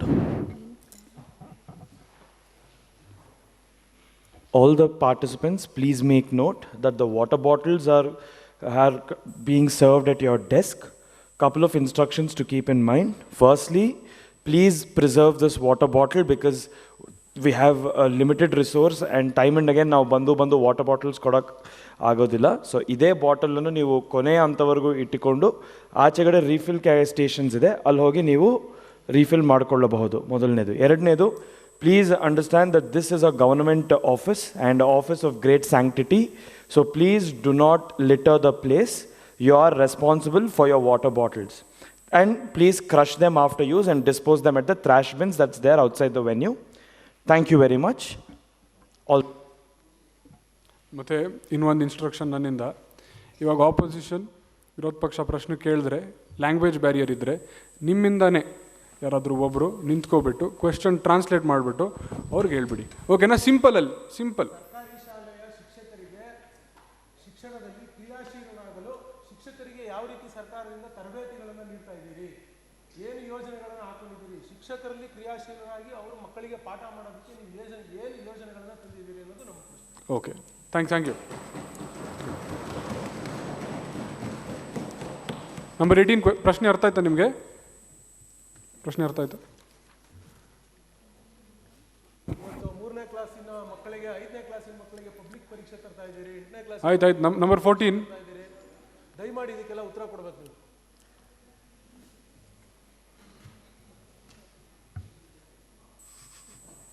High school ಟೀಚರ್ಗೆ training ನಡೀತಿದೆ. ಮುಂದಿನ ದಿನಗಳಲ್ಲಿ ಟೀಚರ್ಸ್ನ ನೇಮಕ ಮಾಡೋ ವ್ಯವಸ್ಥೆ ನಡೀತಿದೆ. ಆಲ್ರೆಡಿ 7,000 ಜನ ಹೈಸ್ಕೂಲ್ ಟೀಚರ್ಸ್ನ ನೇಮಕ ಮಾಡಿ ಟ್ರೈನಿಂಗ್ ಸೆಂಟರಲ್ಲಿ ಟ್ರೈನಿಂಗ್ ಮಾಡ್ತಾ ಇದ್ದೀವಿ. ಮುಂದಿನ ದಿನಗಳಲ್ಲಿ ಆ 7,000 ಜನ ಟೀಚರ್ಸ್ನ ಉತ್ತಮ ರೀತಿಯಲ್ಲಿ ಟ್ರೈನಿಂಗ್ ಕೊಟ್ಟು ನೇಮಕ ಮಾಡ್ತೀವಿ. ಮುಖ್ಯಮಂತ್ರಿಗಳು ಸಮಂಜಸವಾದ ಉತ್ತರವನ್ನು ತಾವು ಕೊಡಬೇಕು. ನಂಬರ್ 14 ಸಮಂಜಸವಾಗಿಲ್ಲ ಉತ್ತರ. ಕೇಳ್ರಿ, ಇಲ್ಲಿ ಡೈರೆಕ್ಟ್ ಆಗಿ ಕ್ರಾಸ್ ಟಾಕ್ ಮಾಡೋದು. ಸಭಾಧ್ಯಕ್ಷರ ಉತ್ತರ ಸಮಂಜಸವಾಗಿಲ್ಲ. ದಯಮಾಡಿ ಕ್ಯಾಬಿನೆಟ್ನ ಬೇರೆ ಯಾರಾದರೂ ಇತರ ಸಚಿವರು ದಯಮಾಡಿ ಇದಕ್ಕೆ ಸಮಂಜಸವಾದ ಉತ್ತರವನ್ನು ಕೊಡಬೇಕು. ಹೌದು. ಚೀಫ್ ಮಿನಿಸ್ಟರ್ ಅವರೇ. ಸಭಾಪತಿಗಳೇ, ನಾನು ಉತ್ತರ ಕೊಡ್ಬೋದಾ ಅವ್ರ ಪ್ರಶ್ನೆಗೆ? ಇಲ್ಲ, ಚೀಫ್ ಮಿನಿಸ್ಟರ್ ಅವರೇ ಯಾರಾದರೂ ಕೊಡ್ತಾರ ಉತ್ತರ? ಹೇಳ್ತಾರಾ? Number 36. ಸರ್, ಈಗಾಗಲೇ 7,000 ಹೈಸ್ಕೂಲ್ ಟೀಚರ್ಗಳಿಗೆ ಟ್ಯಾಲೆಂಟೆಡ್ ಡೆವಲಪ್ಮೆಂಟ್ ಸೆಂಟರ್ ಅಂತ ತಾಲೂಕ್ ಲೆವೆಲಲ್ಲಿ ಸ್ಟಾರ್ಟ್ ಮಾಡಿದ್ದೀವಿ. ಇದು ಅತಿ ಶೀಘ್ರದಲ್ಲಿ ಕಂಪ್ಲೀಟ್ ಆಗಿ ಎಲ್ಲ ಟೀಚರ್ಸು ನಾರ್ಮಲ್ ICIC CBSE ಸ್ಕೂಲ್ಗಳಲ್ಲಿ ಯಾವ ರೀತಿ ತರಬೇತಿ ನೀಡ್ತಾ ಇದ್ದಾರೋ ಅದೇ ರೀತಿ ಗೌರ್ಮೆಂಟ್ ಶಾಲೆಯಲ್ಲೂ ಕೊಡೋ ರೀತಿ ನಡೆಯುತ್ತೆ. Thank you. Next number 66. ಆಮೇಲೆ ಇದು ಲೈನ್ ಕಂಪ್ಲೀಟ್ ಆದಮೇಲೆ ನೀವು ಹಿಂದೆವ್ರು ಆದಮೇಲೆ ಇಲ್ಲಿಂದ ಶುರು ಮಾಡೋಣ. ಓಕೆನಾ? ಎಲ್ಲ ಪ್ರಶ್ನೆ ಜೊತೆ ರೆಡಿ ಇರ್ರಿ. ಮಾನ್ಯ ಸಭಾಧ್ಯಕ್ಷರಿಗೆ ನನ್ನ ಪ್ರಶ್ನೆಯನ್ನು ಕೇಳಲಿಕ್ಕೆ ಅನುಮತಿ ಕೊಟ್ಟಿದ್ದಕ್ಕೆ ಅಭಿನಂದನೆಗಳನ್ನು ತೋರಿಸುತ್ತಾ, ಮಾನ್ಯ ಸಭಾಧ್ಯಕ್ಷರೇ, ಕರ್ನಾಟಕ ಭೂ ಸುಧಾರಣಾ ಕಾಯ್ದೆ ಅಧಿನಿಯಮ 2020ರಲ್ಲಿ ಇದರ ತಿದ್ದುಪಡಿಯನ್ನು ತರಲಾಗಿತ್ತು. ಇದರ ಪ್ರಕಾರ ಕಲಂ 79A, B, C ರಿಪೀಲ್ ಮಾಡಲಾಗಿದೆ. ಇದರಲ್ಲಿ ಸೀಲಿಂಗ್ ಲಿಮಿಟ್ನ ತೆಗೆದುಹಾಕಿದ್ದಾರೆ ಸೆಕ್ಷನ್ 63 ಪ್ರಕಾರ. ಆಮೇಲೆ non agriculturist can purchase agricultural land ಅಂತ ತಂದು 79A ಪ್ರಕಾರ 25 ಲಕ್ಷಕ್ಕಿಂತ ಜಾಸ್ತಿ ಇನ್ಕಮ್ ಇರೋರು ಕೂಡ ಅಗ್ರಿಕಲ್ಚರ್ ಲ್ಯಾಂಡ್ ಪರ್ಚೇಸ್ ಮಾಡ್ಬೋದು ಅಂತ ತಂದಿದ್ದಾರೆ. ಸೊ ಏನು ಇವ್ರ ಈ ಕಾಯ್ದೆ ತಿದ್ದುಪಡಿ ಮಾಡ್ತಾ ಇರೋ ಇವ್ರ ಏಮ್ಸ್ ಆ್ಯಂಡ್ ಆಬ್ಜೆಕ್ಟಿವ್ಸ್ ಏನು? ಕರ್ನಾಟಕ ಭೂ ಸುಧಾರಣಾ ಕಾಯ್ದೆ ಅಂತ ಇದೆ. ಇವರು ಈ ಕಾಯ್ದೆ ತಿದ್ದುಪಡಿ ಈ ಸೆಕ್ಷನ್ಸ್ ರಿಪೀಲ್ ಮಾಡೋದ್ರಿಂದ ಇದು ರೈತನ ಸಮಾಧಿಗೆ ಒಡೆಯುವ ಕೊನೆಯ ಮುಳ್ಳು, ಮಣ್ಣಿನ ಮಗನಿಗೆ ಮಣ್ಣು ತಿನ್ನಿಸುವ ಕೆಲಸ ಮಾಡೋಂಥ ಭ್ರಷ್ಟಾಚಾರವಾದ ಅಧಿನಿಯಮ ಅಂತ ಹೇಳ್ತಾರೆ. ರೈತ ಸಾಲದಲ್ಲೇ ಹುಡ್ತಾನೆ, ಸಾಲದಲ್ಲೇ ಬೆಳಿತಾನೆ, ಸಾಲದಲ್ಲೇ ಸಾಯ್ತಾನೆ ಅನ್ನೋ ಮಾತನ್ನ ನಿಜ ಮಾಡ್ತಾರೆ. ಇವರು ಸಾಲ ಮನ್ನಾ ಮಾಡೋದು ಬರೀ ಸಾಲ ಮನ್ನಾ ಮಾಡ್ತೀವಿ ಅಂತ ಬರೀ ಸುಳ್ಳಾಶ್ವಾಸನೆ ಕೊಡ್ತಾರೆ. ರೈತನ ಮಕ್ಕಳು, ಮರಿ ಮಕ್ಕಳು, ಮೂಳು ಮಕ್ಕಳು, ನಾಯಿ ಮಕ್ಕಳು ಇವ್ರು ಸಾಲ ತೀರಿಸ್ತಾನೆ ಇರ್ತಾರೆ. ಬಡ್ಡಿ ಬೆಳ್ಕೊಂಡು ಹೋಗ್ತಾನೆ ಇರುತ್ತೆ. ಇವ್ರು ಈ ಕಾಯ್ದೆ ತಿದ್ದುಪಡಿ ತರ್ತಾರೋ ಅಂತ ಇವ್ರದ್ದು ಏನು ಉದ್ದೇಶ ಅಂತ ನಾನು ನೇರವಾಗಿ ಮಾನ್ಯ ಕೃಷಿ ಸಚಿವರಿಗೆ ನನ್ನ ಪ್ರಶ್ನೆ. ಮಾನ್ಯ ಅಧ್ಯಕ್ಷರೇ. Honorable Speaker, thank you for the opportunity. I'm number 96. Now, with regard to what the respected member of the Assembly has said, that we are allowing forest land and agricultural land to be purchased by a common man, that's my understanding, right? If I'm not mistaken? Yes. At the outset, I'd like to make something clear, that our government is not against any agricultural society or any forest organization per se. What it is we have done is we have enabled individuals and enabled the growth of the city. We are all aware of the growth Bangalore city has faced in the recent years, okay? It has grown in disproportionately to a great extent, and our government has been instrumental in controlling it. What we have done by removing these certain sections and amending the law in that manner is allowing for that growth to take part in a smooth manner. See, what we have done is we have not exactly prohibited any of our citizens from buying land. What, if I'm not mistaken, the Honorable Lady was speaking about is that we have allowed anybody and everybody to purchase agricultural land. Yes, if I'm not mistaken, Madam? That's the question, right, Honorable Speaker? So what that allows is, in order, it converts the resources which we have available in limited numbers. For example, land, agricultural land and what is available near the city is awfully limited per se. With that being the case, we have to adapt to the modern circumstances and allow. See, agricultural land, you can also have it far away from the city. But, for example, what other requirements are needed by the people? They have to be in closer range. So that is our objective behind amending the said law. Thank you, Mr. Speaker. Honorable Speaker, I would like to produce the documents of farmer suicides in the Karnataka, our state being the very second in Karnataka, farmer suicide across the whole country. The suicide of farmers and agricultural laborers. With your kind permission, I would like to produce the documentary evidence for the same before you, Honorable Speaker. Can one of the marshals please collect the document and get it to me on the table? And please, number 96, sit down. We will discuss it in the following next hour, okay? As per your order. Thank you, right. Please sit down. I'll look into it. ಸಭಾಧ್ಯಕ್ಷ ದಯವಿಟ್ಟು ಒಂದು hello ಮಾಡಿದ್ರೆ ಒಂದೇ ಒಂದು line ಇಲ್ಲ, ನೀವು ಮಾತಾಡಿದ್ದೀರಾ, ಕೂತ್ಕೊಳ್ಳಿ. What is your number? Next, do you have a question? You don't have a question? Pass. What is your number? Number 74. Please go ahead.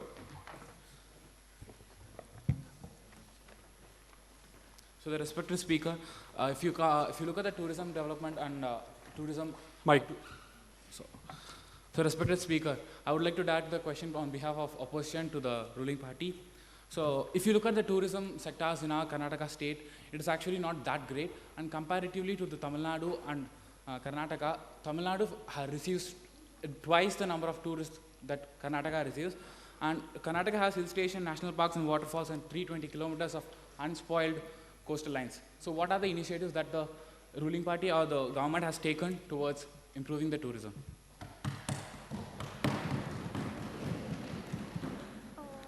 Number 74? Sir. Number 74, you can sit down. What is your number? 70? 6. 76, okay. Sir, do I have the permission to... Please go ahead. So, tourism is not just a vacation, it's the experience that stays with us.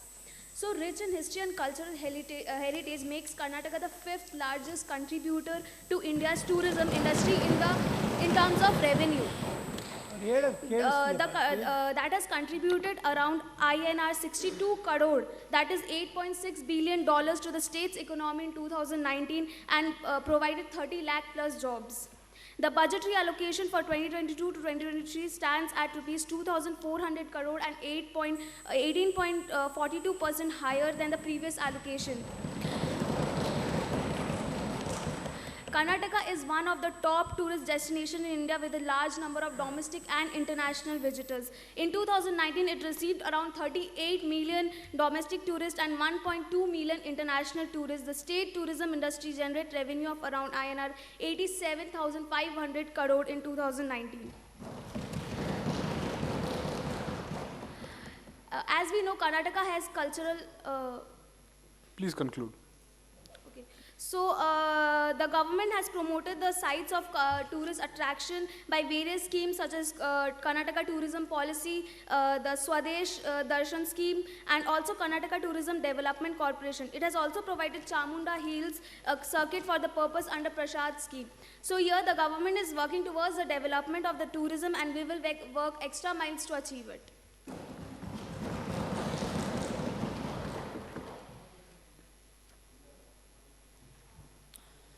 Respected Speaker, so my question is, according to the UDIS Plus report, there is 4 lakh enrollment in government schools, but the teachers is less. For example, 23 students is having 1 teacher. So my question is, what are the policies to tackle this? Because we need to increase the number of teachers in government schools. That's how we will improve the quality of education.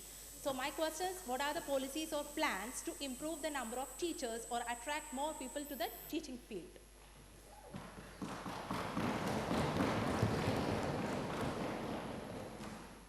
ಪ್ರಶ್ನೆ ಅರ್ಥ ಆಯ್ತಾ chief minister ಅವರೇ? Honorable Speaker, it seems like it's already answered. Answer ಮಾಡಿದ್ದೀರಾ? They've already answered the question in the previous question that was asked a few questions ago. ಸಭಾಧ್ಯಕ್ಷರೇ, ಸಬ್ question race ಮಾಡ್ತೀರಾ? 7,000 ಶಿಕ್ಷಕರಿಗೆ training ಕೊಡ್ತೀನಿ ಅಂತ ಉತ್ತರ ಕೊಟ್ಟಿದ್ದು. ಅದರಲ್ಲಿ ಇವ್ರು ನೇಮಕಾತಿ ಬಗ್ಗೆ ಪ್ರಶ್ನೆ ಕೇಳ್ತಾ ಇದ್ದಾರೆ. ತಾವು ಮಾಡ್ತಿರ್ಬೋದು ಸ್ವಾಮಿ, ನಾನು ಹೇಳ್ತಾ ಇದ್ದೀನಿ 7,000 ಶಿಕ್ಷಕರಿಗೆ ಟ್ರೈನಿಂಗ್ ಕೊಡೋದ್ರ ಬಗ್ಗೆ ಹೇಳಿದ್ದು. ಉತ್ತರ ಕೊಡಿ. ಅವ್ರ ಪ್ರಶ್ನೆ ಸಿಂಪಲ್ ಏನಂದರೆ, ಶಿಕ್ಷಕರ ನೇಮಕಾತಿ ಬಗ್ಗೆ ಕೇಳ್ತಾ ಇದ್ದಾರೆ. 23 ವಿದ್ಯಾರ್ಥಿಗಳ ಏನು ಹೇಳಿದ್ರು ನಮ್ಮ ಉದ್ಯೋಗಿಗಳು, ಶಿಕ್ಷಕರ ಕೊರತೆ ಇದೆ, ಇದಕ್ಕೆ ಯಾವ ಸ್ಕೀಮ್ ತಂದಿದ್ದೀರಾ ಶಿಕ್ಷಕರ ತರಕ್ಕೆ ಅಂತ ಕೇಳ್ತಾ ಇದ್ದಾರೆ ಸ್ವಾಮಿ.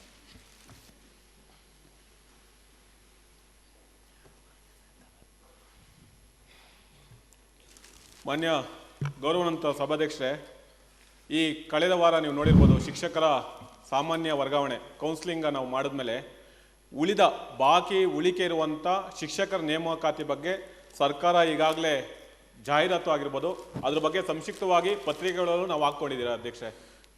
ಸಂಬಂಧಪಟ್ಟಂಥ ಕೌಶಲ್ಯ ಇರುವಂಥ ಶಿಕ್ಷಕರಿಗೆ ನಾವು ಈಗಾಗಲೇ ಭರ್ತಿ ಮಾಡೋದಕ್ಕೆ ಸರ್ಕಾರ ಎಲ್ಲ ಸಿದ್ಧತೆ ಮಾಡ್ಕೊಂಡಿದೆ. ಒಂದೇ ನಿಮಿಷ ಅಧ್ಯಕ್ಷೆ, ಅದರಲ್ಲಿ ಬಜೆಟ್ನಲ್ಲಿ 20,601 ಕೋಟಿ ರೂಪಾಯಿನ ಎತ್ತಿಟ್ಟಿದೆ ಅಧ್ಯಕ್ಷೆ. ಧನ್ಯವಾದಗಳು. ನೆಕ್ಸ್ಟ್ ನಂಬರ್ 12 ಕ್ವೆಶನ್ ಇಲ್ವಾ? ಓಕೆ. ನಂಬರ್ 98, ನಿಮ್ಮ ಹತ್ರ ನಂಬರ್ 98 ಪ್ರಶ್ನೆ ಇದೆಯಾ? My number is 98. With great respect to everyone present here, please forward me to put this question for the forest reservation. I would like to ask the ruling party to answer how much forest wildlife sanctuary is being preserved. Instead, we have been privatizing it everything. So please answer my question. Thank you, Speaker. It should be no. Hello, check. Traditional sports are not yet spread and encouraged completely. Today's generation is attracted to video games and mobile phones.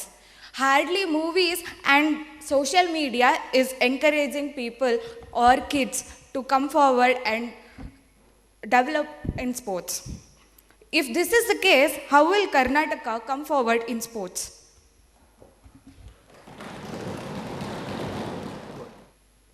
ಎಲ್ಲರಿಗೆ ನಮಸ್ಕಾರ ಸಭಾಧ್ಯಕ್ಷ G first of all the Karnataka government is trying to identify and train the talent.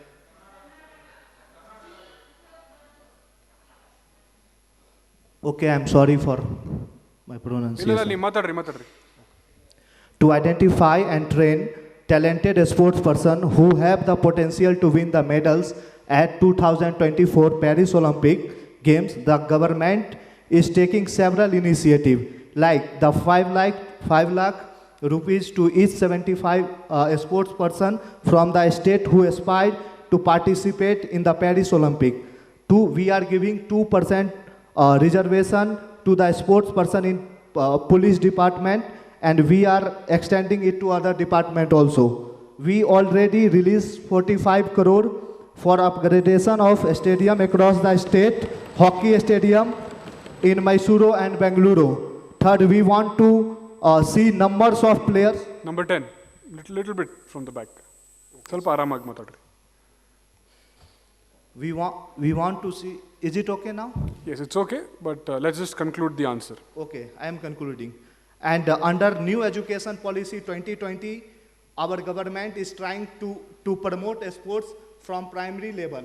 And I would like to thank you because you raised one of the questions which must be discussed about the video games. That is not a sport, that is exploiting the students, their future, their eyes, their health.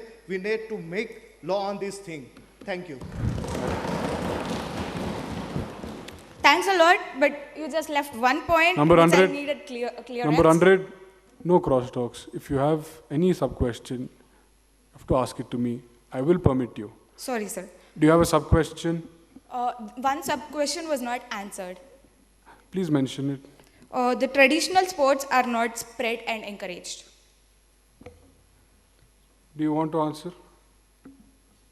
I feel that he has answered the question. Okay, let's just move it. It's all right. Number 10.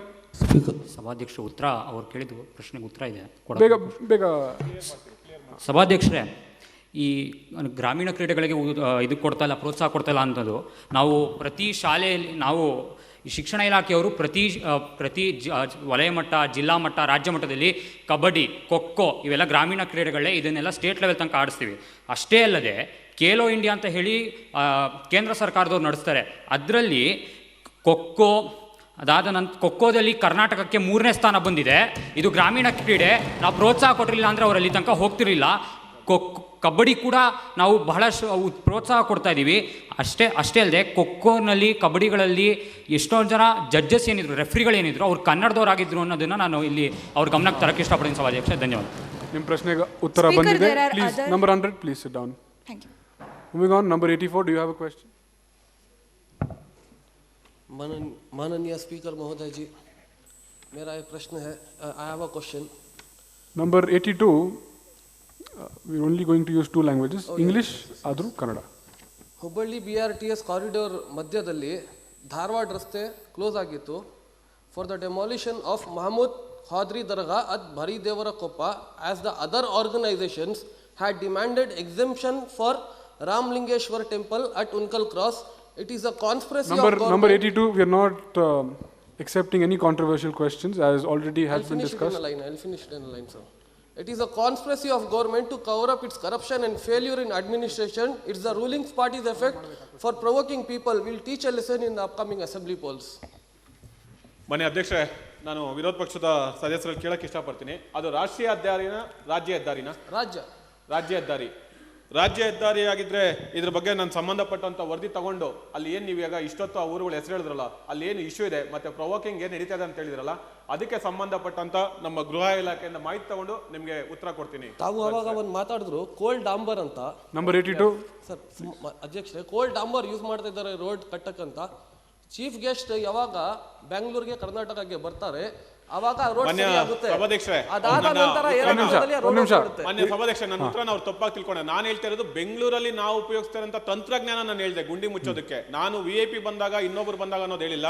ದಯಮಾಡಿ ನಾನು ಉತ್ತರ ಇನ್ನೊಂದ್ಸರಿ ಕೇಳಿ, ಬೇಕಾದ್ರೆ ನಿಮ್ಗೆ ನಾವು ದಾಖಲೆ ಸಮೇತ ಉತ್ತರ ಕೊಡ್ತೀರಿ. ಅದ್ರ ಬಗ್ಗೆ ನಾವು ಡಿಸ್ಕಷನ್ ಮಾಡೋಣ. ಈಗ ಬಂದಿರೋ ಪ್ರಶ್ನೆ ಬೇರೆ ಇದೆ, ನೀವು ಅದಕ್ಕೆ ಉತ್ತರನ ನಾನು ಗೃಹ ಇಲಾಖೆ ಸಂಬಂಧಪಟ್ಟವರಿಂದ ರಸ್ತೆ ಸಾರಿಗೆ ಇಲಾಖೆಯಿಂದ ತಗೊಂಡು ನಿಮ್ಗೆ ಉತ್ತರ ಕೊಡ್ತೀನಿ. ಧನ್ಯವಾದ. ನಂಬರ್ 82 ಉತ್ತರ ಮಾಡ್ತಾರೆ ಅಂತ ಹೇಳಿದ್ದಾರೆ. ನಿಮ್ಮ ಪ್ರಶ್ನೆ ಬರೆದ್ಬಿಟ್ಟು ನನಗೆ ಮಾರ್ಷಲ್ ಕೈಯಿಂದ ಕಳಿಸ್ಬಿಡ್ರಿ, ಓಕೆನಾ? Next number 25.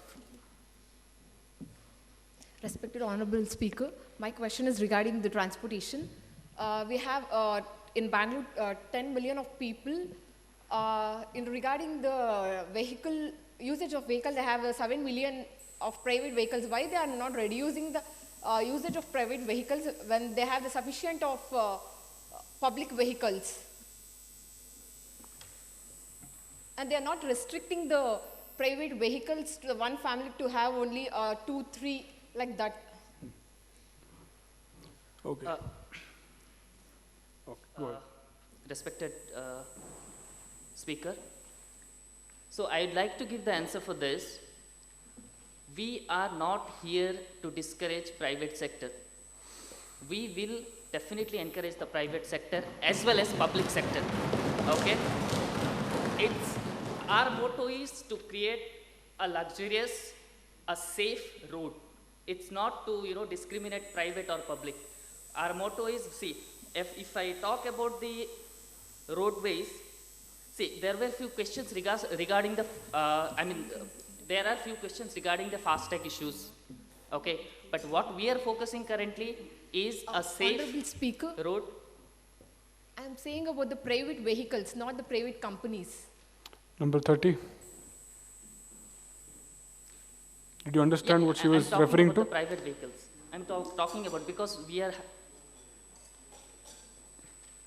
Did you understand? Yes. Have you understood? Okay. Yes. So she is talking about, sorry. Okay. So it's about the private vehicles, why the government is encouraging private vehicles. Is that 1 minute? Is that right, number 25? Yes, sir. Is that right? Yes? Okay. You can sit down. You can finish with the answer. Yeah. Please sit down, number 25. So conclude we with are the basically looking for the quality of work.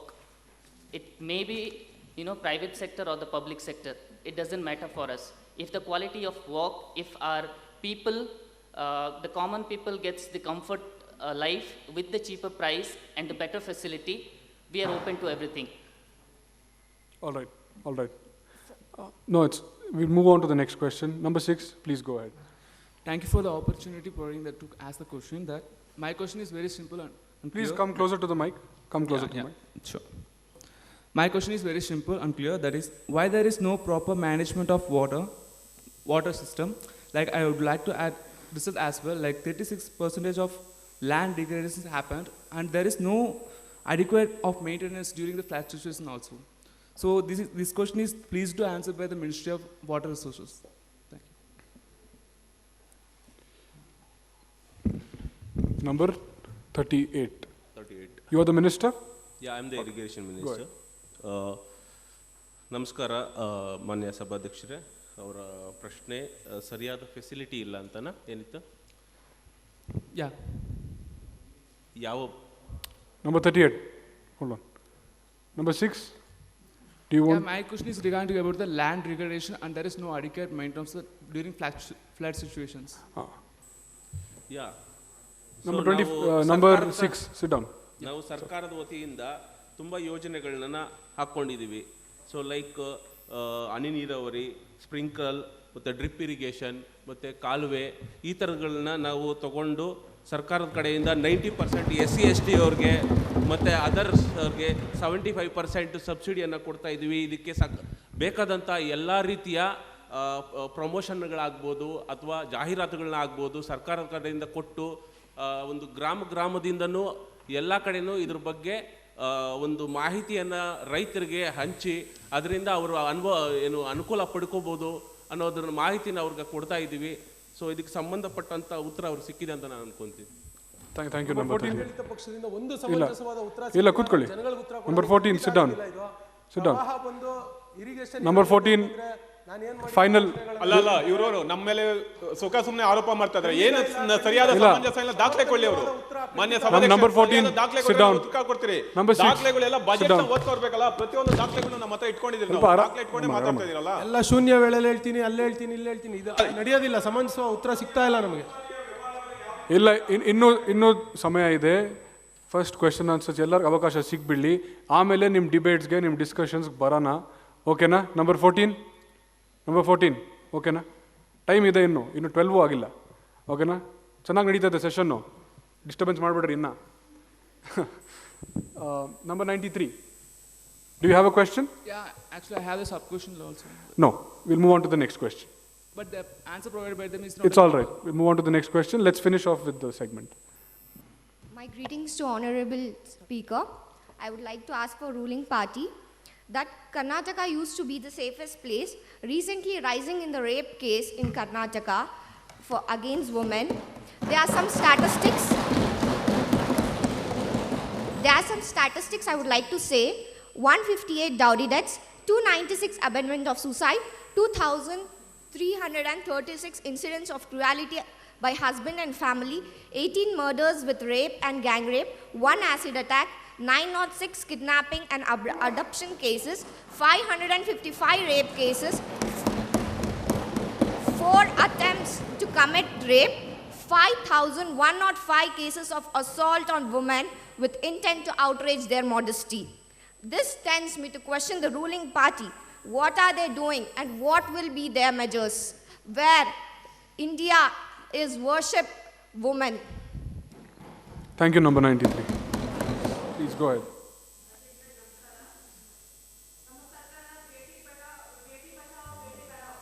ಸ್ವಲ್ಪ mic ಹತ್ರ ಬಂದ್ಬಿಟ್ಟು ಮಾತಾಡಿ. ಬಚಾವ್ ಬೇಟಿ ಬಡಾವ್, ಇದು ನಾವು ಇಲ್ಲಿ ಗೃಹ ಮಂತ್ರಿಯಾಗಿ ಒಂದು ಮಹಿಳೆಯಾಗಿ ನಮ್ಮ ಸರ್ಕಾರ point of order. Sorry, point of order. ಸಭಾಧ್ಯಕ್ಷ point of order. Point of order ಇದೆ, 1 ನಿಮಿಷ. ಸರ್ ಏನಾಯ್ತು? ಸಭಾಧ್ಯಕ್ಷರೇ, ಬೇಟಿ ಬಚಾವೋ ಬೇಟಿ ಪಡಾವೋ ಅನ್ನೋದು ಕೇಂದ್ರ ಸರ್ಕಾರದ ಯೋಜನೆ ಸ್ವಾಮಿ. ರಾಜ್ಯ ಸರ್ಕಾರದವ್ರು ಯಾಕೆ ಹೇಳ್ತಾ ಇದ್ದೀರಾ? ದಯವಿಟ್ಟು ಅಲ್ಲ ಸಭಾಧ್ಯಕ್ಷರೇ, ಅವರ ಉತ್ತರದಲ್ಲಿ ತಪ್ಪಾಗಿದೆ, ಕಡದಿಂದ ತೆಗೆದಾಕ್ಬೇಕು ಅಂತ ಕ್ಷಮೆ ಕೇಳ್ತೀನಿ. ಕೇಂದ್ರ ಸರ್ಕಾರ ಯೋಜನೆಗಳ ಅನುಷ್ಠಾನ ಮಾಡ್ತಾ ಇರೋದೇ ನಾವು ರಾಜ್ಯ ಸರ್ಕಾರ.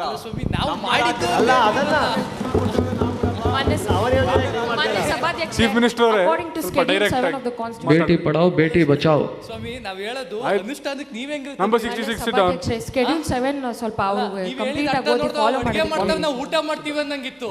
ವಿರೋಧ ಪಕ್ಷ ನಾಯಕರೇ, ಬೇಟಿ ಬಚಾವ್ ಬೇಟಿ ಪಡಾವ್ ಇಲ್ಲ ಸ್ವಾಮಿ, ಬೇಟಿ ಬಚಾವ್ ಆಗ್ಬಿಟ್ಟಿದೆ ಈ ರಾಜ್ಯದಲ್ಲಿ. ಮಾನ್ಯ ಸಭಾಧ್ಯಕ್ಷ, ರೂಲಿಂಗ್ ಪಾರ್ಟಿ ಯೂನಿಯನ್ ವ್ಯತ್ಯಾಸ ಗೊತ್ತಿಲ್ವಾ ಅಂತ ಕೇಳಿಕ್ ಬಯಸ್ತೀನಿ. ನಿಮ್ ಲೀಡರ್ ಜೊತೆ ಮಾತಾಡ್ತಿದ್ದೀನಿ. ತಪ್ಪಾಗಬಹುದು. ಇಲ್ಲ, ಒಂದ್ ನಿಮಿಷ ಇರ್ರಿ. Number 85, hold on. Conversation is like provoking. Number 36, if you sit down and talk one more time, I will have you removed from this session for 10 minutes. Honorable Speaker, sir. As the sir told that only the state matters should be discussed here, but they are getting the central matters here. So number 82, sit down. I have made note of it. ವಿರೋಧ ಪಕ್ಷ ನಾಯಕರೇ, ನನಗೆ ಅವಕಾಶ ಕೊಡಬೇಕು. ಇಲ್ಲ, ಒಂದೊಂದು ನಿಮಿಷ. ನಿಮ್ಮ ಪಾಯಿಂಟ್ ಆಫ್ ಆರ್ಡರ್ನ ನೋಟ್ ಮಾಡ್ಕೊಂಡಿದ್ದೀನಿ. ಇವಾಗ ಅವರು ಏನು ಉತ್ತರ ಹೇಳ್ತಾರೆ ಕೇಳ್ಕೊಳ್ಳೋಣ. ಧನ್ಯವಾದಗಳು. ಈ ವುಮೆನ್ ಪ್ರೊಟೆಕ್ಷನ್ಗೆ ನಾವು ಸರ್ಕಾರ ಸುರಕ್ಷಾ ಅಪ್ಲಿಕೇಶನ್ ತಂದಿದ್ದೀವಿ. ಮತ್ತು ಪಿಂಕ್ ಹೊಯ್ಸಳ ನಮ್ಮ ಪೊಲೀಸರು ಸಿಬ್ಬಂದಿ ಗಸ್ತು ತಿರುಗ್ತಾ ಇರ್ತಾರೆ ರಾತ್ರಿ ಪೂರ್ತಿ. ನೀವು ಯಾವುದೇ ಸಮಯದಲ್ಲಿ 112ಗೆ ಕಾಲ್ ಮಾಡಿ ಅಥವಾ 100ಗೆ ಕಾಲ್ ಮಾಡಿ, ನಮ್ಮ ಪೊಲೀಸ್ ಸಿಬ್ಬಂದಿ ನಿಮಗೆ ಮಹಿಳಾ ಇಲಾಖೆಯವರು ಮಹಿಳಾ ಪೊಲೀಸ್ ಇರ್ತಾರೆ, ಅವರು ನಿಮ್ಮ ಸುರಕ್ಷಿತವಾದ ಪ್ಲೇಸ್ಗೆ ಕರ್ಕೊಂಡೋಗಿ ಬಿಡ್ತಾರೆ. ಹಾಗೆ ನಾವು ನಮ್ಮ ಸರ್ಕಾರದಲ್ಲಿ ಸಖಿ 1 ಅಂತ ಒಂದು ಯೋಜನೆ ಇದೆ. ಯಾವುದೇ ರೀತಿ ಮೆಡಿಕಲ್ ಫೆಸಿಲಿಟಿ ಅಥವಾ ಲೀಗಲ್ ಪ್ರೊಟೆಕ್ಷನ್ ಇದ್ದರೆ ನಾವು ತಾತ್ಕಾಲಿಕವಾಗಿ ಅಂಥ ಮಹಿಳೆಯನ್ನು ನಾವು ಇಟ್ಕೊಳ್ತೀವಿ. ಮತ್ತು ಇದು ನಮ್ಮ ಕರ್ನಾಟಕ ರಾಜ್ಯದಲ್ಲಿ ಕ್ರೈಮ್ ರೇಟ್ ತುಂಬ ಕಮ್ಮಿ ಆಗಿದೆ. 2021ರಲ್ಲಿ 441 ಕ್ರೈಮ್ ರೇಟ್ ಬಂದಿದೆ. 2020 ಕಂಪೇರ್ ಮಾಡಿದ್ರೆ 2020ರಲ್ಲಿ ಕ್ರೈಮ್ ರೇಟ್ ಬಂದು 487. ನಾವು 2021ರಲ್ಲಿ ಕ್ರೈಮ್ ರೇಟ್ ಬಂದು 445. ನೀವು ಯೋಚನೆ ಮಾಡಿ, ನಮ್ಮ ಸರ್ಕಾರ ಎಷ್ಟು ಯೋಜನೆ ತಂದಿದೆ, ಮಹಿಳೆಯರಿಗೆ ಎಷ್ಟು ಪ್ರಾಬಲ್ಯತೆ ಗೌರವ ಕೊಡ್ತಾ ಇದೆ. ಒಬ್ಬ ಪಡೆಯನ್ನು ರಚಿಸಿದ್ದಾರೆ. ಮತ್ತು ಉಜ್ವಲ ಈ ಸ್ಕೀಮ್ ಇದೆ. ಅದರಲ್ಲಿ ನಾವು ಹ್ಯೂಮನ್ ಟ್ರಾಫಿಕಿಂಗಿಂದ ಬಚಾವ್ ಮಾಡ್ತಾ ಇದ್ದೀವಿ. ಚೈಲ್ಡ್ ಹ್ಯೂಮನ್ ಟ್ರಾಫಿಕಿಂಗ್, ಮಹಿಳಾ ಹ್ಯೂಮನ್ ಟ್ರಾಫಿಕಿಂಗಿಂದ ನಾವು ಬಚಾವ್ ಮಾಡ್ತಾ ಇದ್ದೀವಿ ಇಂಥ ಮಹಿಳೆಯರಿಗೆ. ಓಕೆ, ಇನ್ನು ಏನಾದ್ರು ಕ್ವಶನ್ಸ್ ಇದೆಯಾ? ಇಲ್ಲ ಇಲ್ಲ, Thank you, number 85. Please sit down. You want to ask a sub-question to the same question? No, it's entirely a different question. Okay, sure, go ahead. So, Speaker sir, the state government with all its energy has passed Beef Ban Act recently and therefore disallowed the middle class beef vendors to carry their business. Whereas the 5-star hotels like Shangrita, Four Seasons and also carrying the exports of beef. See, so why number 84, rephrase your question and speak closer to the mic. The state government has passed Beef Ban Act, therefore disallowing the middle class beef vendors to carry their trade. Whereas the state government has taken no action for the 5-star hotels who are openly serving the beef meat. So why is this double standard? Why are the middle class people being attacked? Their employment is being affected. Okay. Honorable Speaker, if I may. Speaker, thank you for the opportunity. So you were asking about the beef ban. First of all, beef is still available in Karnataka. And there is no restriction in procurement and transport of beef. We are not telling not to take beef, not to eat beef and all. And we are just given guidelines. We have just given the guidelines that slaughtering of buffaloes over the age of 13 is allowed. But below the age of 13 is not allowed. And the buffaloes and the cows which are terminally ill cattle, you can still have the meat. We are not telling no to beef. We are just giving you the restrictions onto what you are not supposed to take. So here you can't tell we are completely against beef ban. You go ahead with whatever you want to eat. Hold on. Just stand. He's raised a point of order. Let me note the point of order.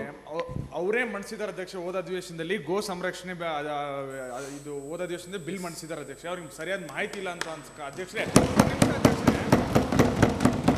ಅವ್ರು ಹೇಳ್ತಾರೆ 13 ವರ್ಷದ ವಯಸ್ಸಿನ ಒಳಗಿರೋ ಗೋಗಳನ್ನ ಮಾತ್ರ ನಾವು ಸಂರಕ್ಷಣೆ. ಅಧ್ಯಕ್ಷರೇ, ಬಿಲ್ಲಲ್ಲಿ ಯಾವುದೇ ಗೋ 40 ವರ್ಷದ ಗೋ ಆಗಲಿ 20 ವರ್ಷದ ಗೋ ಆಗಲಿ ಅವನ್ನೆಲ್ಲವನ್ನು ಕಡಿಯಕ್ಕೆ ನಿಷಿದ್ಧ ಇದೆ ಅಧ್ಯಕ್ಷರೇ. ಅವ್ರಿಗೆ ಪಾಯಿಂಟ್ ಆಫ್ ಆರ್ಡರ್ ಅಧ್ಯಕ್ಷ. ಇದನ್ನ ಅಧ್ಯಕ್ಷರೇ, ಬಫೆಲೋ ಅಂತ ನಾನು 1 minute. Number 41, your point of order has been noted. Okay? Sir. Hold on. Before starting, number 35, before starting, number 84, you wanted to add on? Yes, sir. Please go ahead. So I think the respected minister did not understand what I meant. I didn't talk about buffaloes. I talked about beef specifically.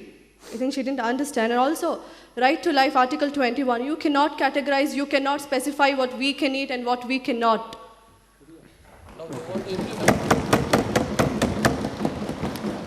Number 35, the respective minister, do you want to answer to the question?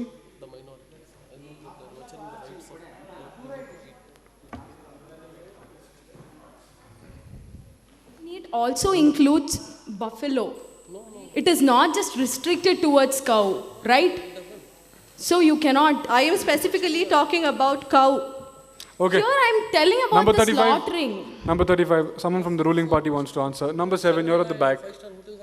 I have noted you. You can please give an answer. That beef slaughtering, cow slaughtering, I have heard about it. And yes, we are implementing plans called Goshala Act, which will soon be implemented. And the cow slaughtering we are taking it seriously and will be considering it.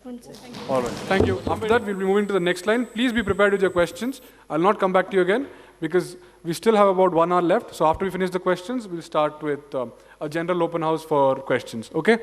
Please. Number 95, go ahead. ಅಧ್ಯಕ್ಷರೇ, ನಮ್ಮ ಕೃಷಿ ಸಚಿವರು mic ಸ್ವಲ್ಪ mic ಹತ್ರ ಬರ್ರಿ. ಅಧ್ಯಕ್ಷರೇ, ನಮ್ಮ ಕೃಷಿ ಸಚಿವರು ಆಗಲೇ ಲ್ಯಾಂಡ್ ರಿಫಾರ್ಮ್ ಬಗ್ಗೆ ಉತ್ತರ ಕೊಟ್ಟರು. ಅವ್ರು ಹೇಳಿದ್ದು ನನಗೆ ಜಮೀನ್ದಾರಿ ಸಿಸ್ಟಮ್ನ ಮತ್ತೆ ನಮ್ಮ ಕರ್ನಾಟಕಕ್ಕೆ ತರ್ತಾ ಇದ್ದಾರೆ ಅಂತ ನನಗೆ ಕ್ಲೀನಾಗಿ ಕಾಣಿಸ್ತಾ ಇದೆ.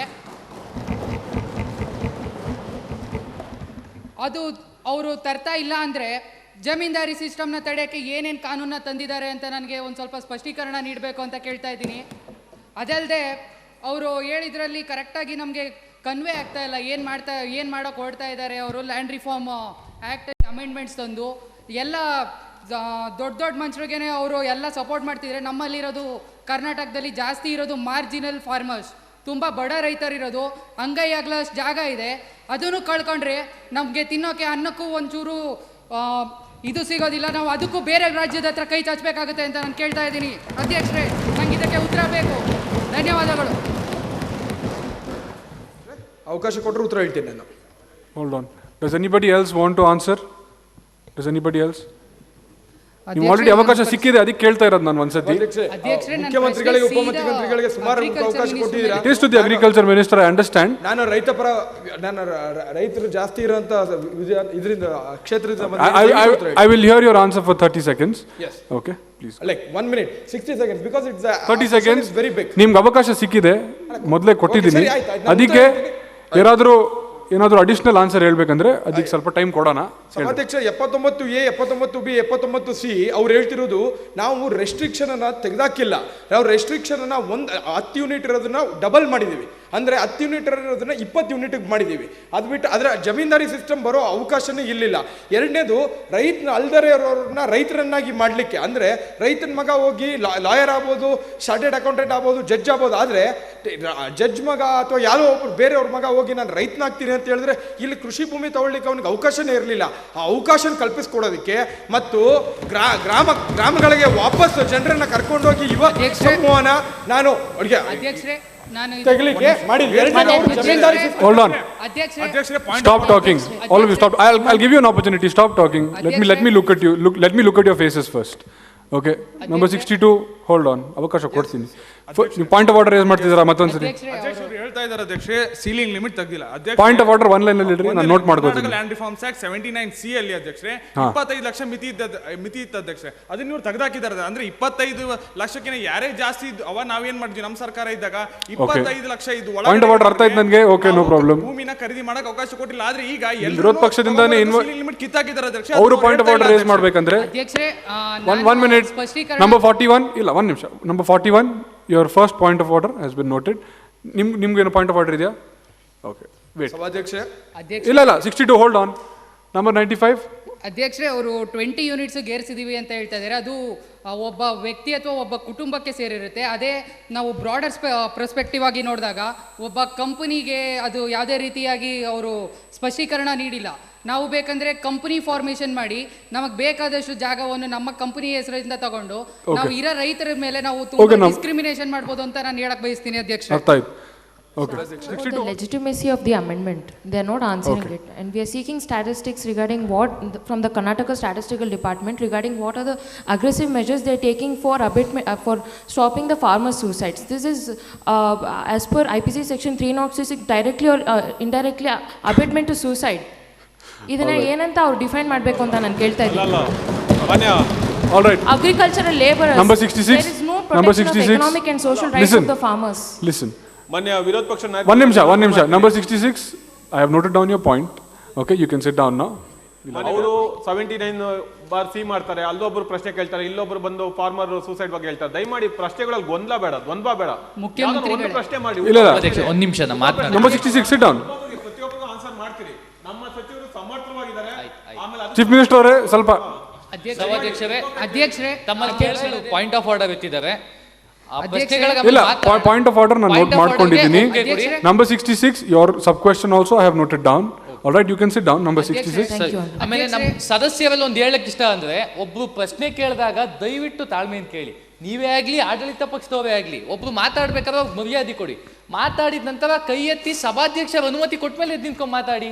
ಗೊಂದಲ ಯಾಕೆ ನಮ್ಮಲ್ಲೇ? ಇವತ್ತು ಕಳೆದ 3 ತಿಂಗಳು ಆಡಳಿತ ಪಕ್ಷದವ್ರು ಸಿಗಲ್ಲ ನಮ್ಗಿಲ್ಲಿ, ಅರ್ಥ ಮಾಡ್ಕೊಳ್ಳಿ ಅಷ್ಟೇ. ಸಭಾಧ್ಯಕ್ಷ Number 95, hold on.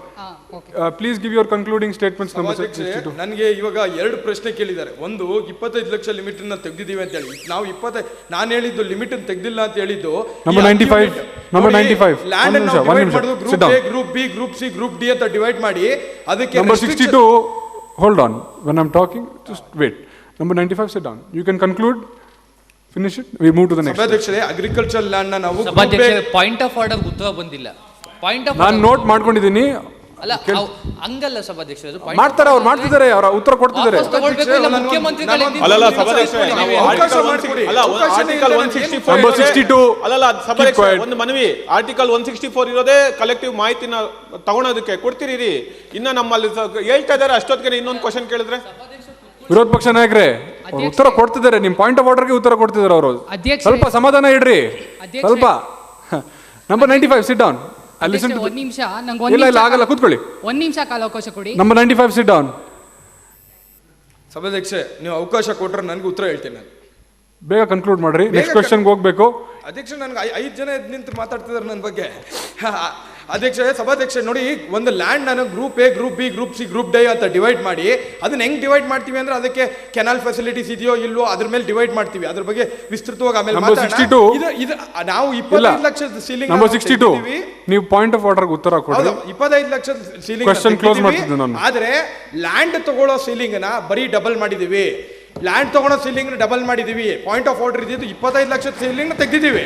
ಅಂದ್ರೆ ಯಾರು ಬೇಕಾದ್ರೂ ಬಂದು ಜಮೀನು ತಗೋ. ಆ 25 ಲಕ್ಷದ ಸೀಲಿಂಗ್ ಏನಕ್ಕೆ ತೆಗೆದಿದ್ದೀವಿ ಅಂದ್ರೆ, ಯಾವ್ದಾದ್ರು ಒಬ್ಬ ರೈತ 2 ಎಕರೆ ಜಮೀನು ಇಟ್ಕೊಂಡು ಅವ್ರ ಮಗ ಒಂದು 25-30 ಲಕ್ಷದ ಯಾವುದೋ ಒಂದು ಸ್ಯಾಲ್ರಿ CTC ಇದ್ರೆ 3 ವರ್ಷದ್ದು, ಅವ್ರ ಮಗ 5 ವರ್ಷ ಕೆಲಸ ಮಾಡ್ತೀನಪ್ಪ ಇನ್ನೊಂದು 5 ಎಕರೆ ಜಮೀನು ತಗೊಳ್ಳೋಣ ಅಂದ್ರೆ ಜಮೀನು ತಗೊಳ್ಳೋಕೆ ಆಗ್ತಿರ್ಲಿಲ್ಲ.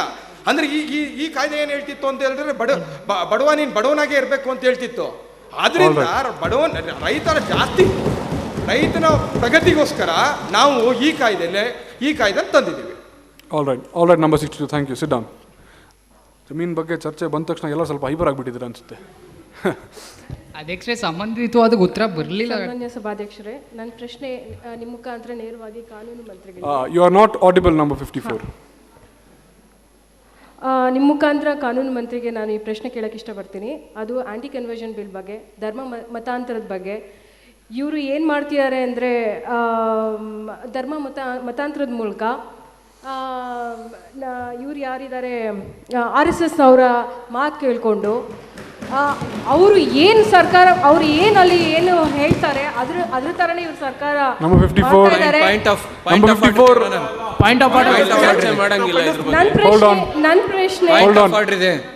ನನ್ನ ಪ್ರಶ್ನೆ ನೇರವಾಗಿ. Number 81 hold on.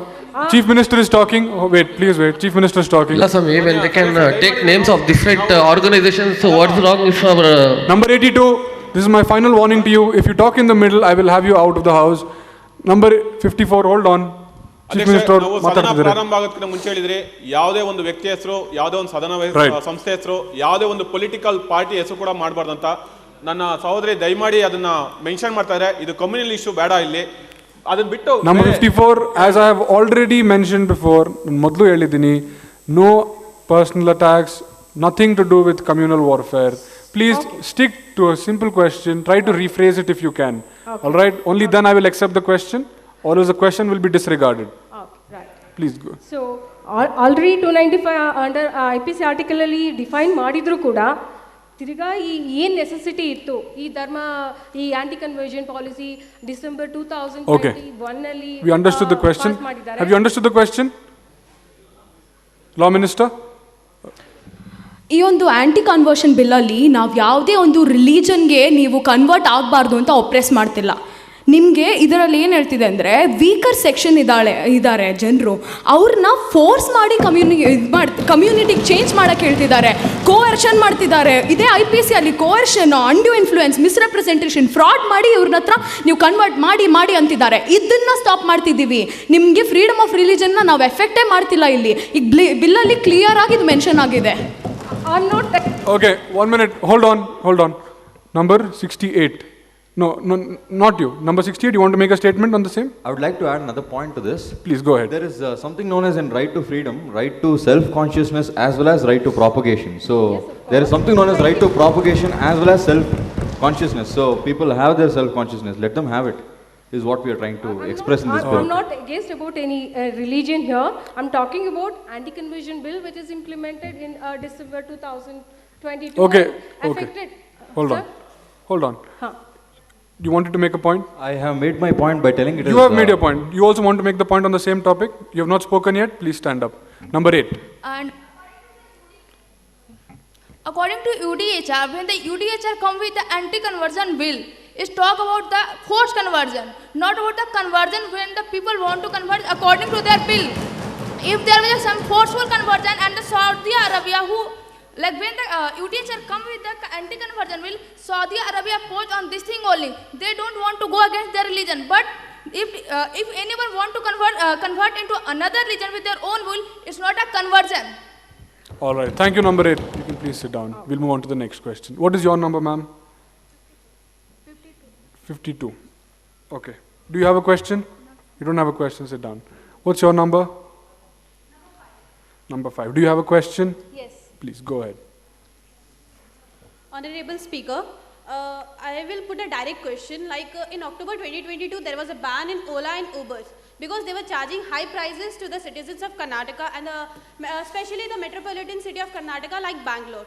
So why are not the normal auto rickshaws of Bangalore itself, the meters are getting regulated in the auto rickshaws? Because the auto rickshaws are also charging high price to the citizens. As compared to that, Ola and Ubers are charging less price than the normal auto rickshaws. Anil. Speaker. I guess there is already a case going on actually regarding this particular topic. So we are not supposed to discuss 30, sir. Go ahead, continue. Yeah. So it is in sub judice status. So I guess we shouldn't be discussing this at this forum. Okay, thank you, number 30. Number 30's point is very valid, but to make a fair point against number 5, I will allow... Sabadhyakshare, point of order. Point of order, number 29. 29. Point of order note ಮಾಡ್ಕೊಳ್ಳೋಣ. ಈಗಾಗಲೇ ಸರ್ಕಾರ auto ಚಾಲಕರಿಗೆ ಕನಿಷ್ಠ ಬೆಲೆಯನ್ನು ನಿಗದಿ ಮಾಡಿದೆ 25 ರೂಪಾಯಿ ಅಂತ. ಅದು 5 ಕಿಲೋಮೀಟರ್ಗೆ ಅಂತ 25 ರೂಪಾಯಿ ಅಂತ ಅದು ನಿಗದಿ ಆಗಿದ್ದು, ಅದಕ್ಕಿಂತ ಹೆಚ್ಚನ್ನು ಪಡೆದರೆ ಅಂದರೆ ಕಿಲೋಮೀಟರ್... ಸಭಾಧ್ಯಕ್ಷೆ ಪಾಯಿಂಟ್ ಆಫ್ ಆರ್ಡರ್. ಒಂದು ನಿಮಿಷ. Number 97. Stand up when you talk. Hold on. Wait. I'll come to you. Hold on. ಅವರು ಹೆಚ್ಚು ಹಣ ಪಡೆದಂತ ಕಾಲದಲ್ಲಿ ಅವ್ರಿಗೆ ಕ್ರಮ ಕೈಗೊಳ್ತೀನಿ ಅಂತಾನು ಸರ್ಕಾರ ಹೇಳಿದೆ. ಅದನ್ನು ಅರಿತುಕೊಳ್ಳದೆ ದಯವಿಟ್ಟು ನಮ್ಮ ವಿರೋಧ ಪಕ್ಷದಲ್ಲಾಗಲಿ ಮತ್ತೆ ಇನ್ನೊಬ್ಬರಾಗಲಿ ಯಾಕೆ ಸಭೆಯ ಕಾಲಾವಕಾಶವನ್ನು ಕಡಿತ ಮಾಡ್ತಾ ಇದ್ದಾರೆ ಅಥವಾ ವ್ಯರ್ಥ ಮಾಡ್ತಾ ಇದ್ದಾರೆ ಅಂತ ನನಗೆ ಅರ್ಥ ಆಗ್ತಿಲ್ಲ. It has been noted. We'll start. Number 97, you want to talk? Okay. ಸಭಾಧ್ಯಕ್ಷೆ ಅವರು... Are you raising a point of order or are you responding to it? ಅವರು ನಾರ್ಮಲ್ ಆಟೋಗಳಿಗೆ ಶುರುವಾಗುವಂಥ ಮೀಟರ್ ಪ್ರೈಸು 25 ರೂಪಾಯಿ ಅಂತ ಹೇಳಿದ್ರು. ಆ 25 ರೂಪಾಯಿ ಹೋಗಿ 5 ವರ್ಷ ಆಗಿದೆ. ಇವಾಗ ಮಿನಿಮಮ್ ಸ್ಟ್ಯಾಂಡರ್ಡ್ ಪ್ರೈಸು 30 ರೂಪಾಯಿ. ಅದೂ ಇದೇ ಥರ ಒಂದು ಲೆಜಿಸ್ಲೇಷನ್ ಥ್ರೂನೇ ಪಾಸ್ ಮಾಡಿದ್ದು ಅವರಿಗೆ ಅನ್ಯಾಯ ಆಗ್ತಾ ಇತ್ತು ಅನ್ನೋ ಕಾರಣಕ್ಕೆ ಪ್ರಶ್ನೆಗೆ ಉತ್ತರ ಕೊಡ್ಬೋದಾ ಸಭಾಧ್ಯಕ್ಷರೇ? Thank you, number 97. ನಂಬರ್ 5 ಅವ್ರ ಪ್ರಶ್ನೆಗೆ ಉತ್ತರ ಕೊಡ್ಬೋದಾ? No. The Deputy Chief Minister, you have a point to make, please. You are learning the procedure. You should not end up in erring following the procedure. ಈ point of order ಅಂದರೆ ಏನು, ಯಾವಾಗ rice ಮಾಡಬೇಕು, ಅದು ನೀವು ಏನೋ ತಪ್ಪು ಗ್ರಹಿಕೆಯಲ್ಲಿ ಇದ್ದೀರಾ ಅಂತ ನನಗೆ ಅನ್ನಿಸ್ತಾ ಇದೆ. ಪಾಯಿಂಟ್ ಆಫ್ ಆರ್ಡರ್ ರೈಸ್ ಮಾಡೋದು ಯಾವಾಗ ಅಂದರೆ, ಯಾವಾಗ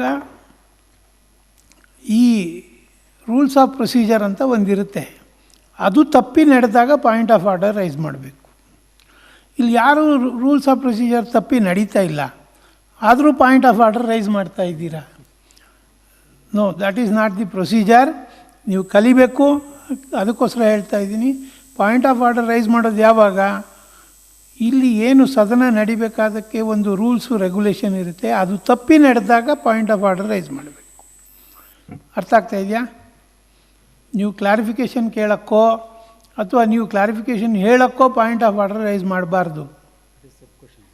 ಅದು ಸಬ್ ಕ್ವಶನ್. ಅದು ಇದು ಇಷ್ಟು ಅರ್ಥ ಮಾಡ್ಕೊಂಡಿದ್ದೀರಾ ಅಂದ್ಕೊಳ್ತೀನಿ. ಮುಂದುವರಿಸಿ. Okay. The Deputy Chief Minister wants to talk. The DCM, you can please go ahead. Number 5, sit down. ಆಗಲೇ ಈ ರೀತಿಯಾಗಿ ಆಟೋದವರಾಗಲಿ ಅಥವಾ ಕ್ಯಾಬ್ ಚಾಲಕರಾಗಲಿ ಅಥವಾ ಯಾವುದೇ ಅಗ್ರಿಗೇಟರ್ಸ್, ಈ ಓಲಾ ಊಬರ್ ಅನ್ನೋರು ಏನಿದ್ದಾರೆ ಅವರು ಅಗ್ರಿಗೇಟರ್ಸ್ ಅಂದರೆ ಅವರು ಮಧ್ಯವರ್ತಿಗಳ ಥರ ಆ್ಯಕ್ಟ್ ಮಾಡ್ತಾರೆ ಕಸ್ಟಮರ್ಸ್ಗೆ ಮತ್ತು ಕ್ಯಾಬ್ ಚಾಲಕರಿಗೆ. ಸೊ ಅವ್ರೇನಾದರೂ ಹೆಚ್ಚಿನ ಹಣ ಚಾರ್ಜ್ ಮಾಡ್ತಾ ಇರೋವಂಥದ್ದು ಇದು ಮಾಡಿದ್ರೆ, ಆಗಲಿ ಹೆಲ್ಪ್ಲೈನ್ ನಂಬರ್ಸ್ ನಾವು ಇದು ಮಾಡಿದ್ದೀವಿ. ಸೊ ಅವರು ಆಟೋ ರಿಜಿಸ್ಟ್ರೇಷನ್ ನಂಬರು, ಡೇಟು ಮತ್ತು ಅವ್ರ ಅಗ್ರಿಗೇಟರ್ದು ಹೆಸರು ಹಾಕ್ಬಿಟ್ಟು ಅವ್ರು ನಮಗೆ ಕಂಪ್ಲೇಂಟ್ ಕೊಡ್ಬೋದು. ಅಷ್ಟೇ ಅಲ್ಲದೆ ನಾವು ಗೃಹ ಇಲಾಖೆ ಅವ್ರ ಜೊತೆ ಸಂಯೋಜನೆ ಮಾಡಿಕೊಂಡು ನಾವು ಪೊಲೀಸವ್ರನ್ನ ನಾವು ಮಫ್ತಿನಲ್ಲಿ ಕಳಿಸಿ ಯಾರಾದರೂ ಈ ಥರ ಜಾಸ್ತಿ ಇದು ಮಾಡ್ತಾಯಿದ್ರೆ ಅವ್ರಿಗೆ ಅಲ್ಲೇ ಕ್ರಮ ತೊಗೊಳೋದಕ್ಕೆ ಕೂಡ ನಾವು ಒಂದಷ್ಟು ಕ್ರಮಗಳನ್ನ ತೊಗೋತಾ ಇದ್ದೀವಿ. ಇದಕ್ಕೆ ನಾವು ಸಮಂಜಸವಾಗಿದೆ ಅಂತ ನಾನು ಭಾವಿಸ್ತೀನಿ ಸಭಾಧ್ಯಕ್ಷ. Thank you very much. Moving on, not number 5. Go ahead with your question and try to keep it short. Sure, sir. But before the question, I would like to seek a clarification that if a question is being asked in this session, will the particular member will be allowed to speak in the discussion of the bill? Are you, the ones who have already given me from the leader of the opposition, who will be speaking specifically for the bill, if time persists, after they have spoken on the bill, only then I will open the house for everyone present in the opposition and the ruling party to discuss on the bill, only after the 10 members are done from each side. Okay, because I have already received and they're not speaking in the question and answer round only for that specific reason. Okay, so trying to keep it fair for everyone. Number 3, you can go ahead and ask your question. Okay, sure, sir. Thank you so much. But it's a request that please do add the names to the list. So, sir, but before coming back to the question, that my question is directly towards the minority section of the state, which is that Karnataka is the second most populous state in the South India with the Muslim population. But it has now become the most intolerant state with respect to the Muslims. Number 3, as I had already given you the instructions, and I have been very clear about it even today. We are not going to have any discussions on religion, any race, any community in specific. So if you have another question, I will allow you. I will not be accepting this question. Exactly, sir. But my question is not a controversial, but a very specific one where everybody should take a concern to, that 94.9% of the BPL Muslims, like the below poverty line Muslim sections, doesn't get the basic amenities in the state. And that's where my question is, how is the state making it sure that even the BPL, the Muslims, are getting the equal opportunities and the basic facilities and amenities from the state? Do we have the Minister for Minority? It is not a controversial question. Honorable Speaker. Minister? Yes, sir. Minister. Number 1. Number Respected 1. Minister. All right. Okay, Honorable Speaker, greetings. Thank you for the opportunity. Representing the Ministry of Minority Affairs, I would like to answer the opposition party member's question. So, the state has already taken enough care about the BPL Muslim community, not just the Muslim community, every BPL minority communities. I think the opposition party member hasn't come across the schemes of the state, whereas the state has already put up a scheme called Madrasa scheme, that is for the BPL Muslim children for their education, and the PM of the nation has already put forth the new 15-point program, which state of Karnataka is taking it into serious consideration, and we are already establishing it in wide form so that it applies to every Muslim in the state. And the 15-point program includes what the opposition party member mentioned. It also includes about the BPL Muslim and their basic amenities, so that this percentage will be bettered in the upcoming statistics. Thank you, number 1. I feel that number 3. I feel that the answer. ಅವ್ರ question ಕೇಳೋದಕ್ಕಿಂತ ಮುಂಚೆ ನಮ್ಮ ವಿರೋಧ ಪಕ್ಷದ ನಾಯಕರೇ ಇಲ್ಲ, ಚುನಾವಣೆಗೆ ಮುಂಚೆನೇ ನಮ್ಮ ಉತ್ತರಗಳನ್ನ ನೋಡಿ, ಅಭಿವೃದ್ಧಿ ಕಾರ್ಯಗಳು ನೋಡಿ ಶಸ್ತ್ರತ್ಯಾಗ ಮಾಡಂಗಿದೆ. ದಯವಿಟ್ಟು ಅವ್ರನ್ನ ಕರೆಸಿ, ಅವ್ರ ಚೇರ್ಗೆ ಎಲ್ಲಿದ್ದಾರೆ ಬನ್ನಿ, ಅಲ್ಲೇ ಇದ್ರೆ ಬನ್ನಿ. ವಿರೋಧ ಪಕ್ಷ ನಾಯಕರೇ, ಮಾನ್ಯರೇ, ತಮ್ಮಲ್ಲಿ ಕೇಳ್ಕೊಳ್ಳೋದೇನೆಂದರೆ, ಕ್ಷೇತ್ರದಲ್ಲಿ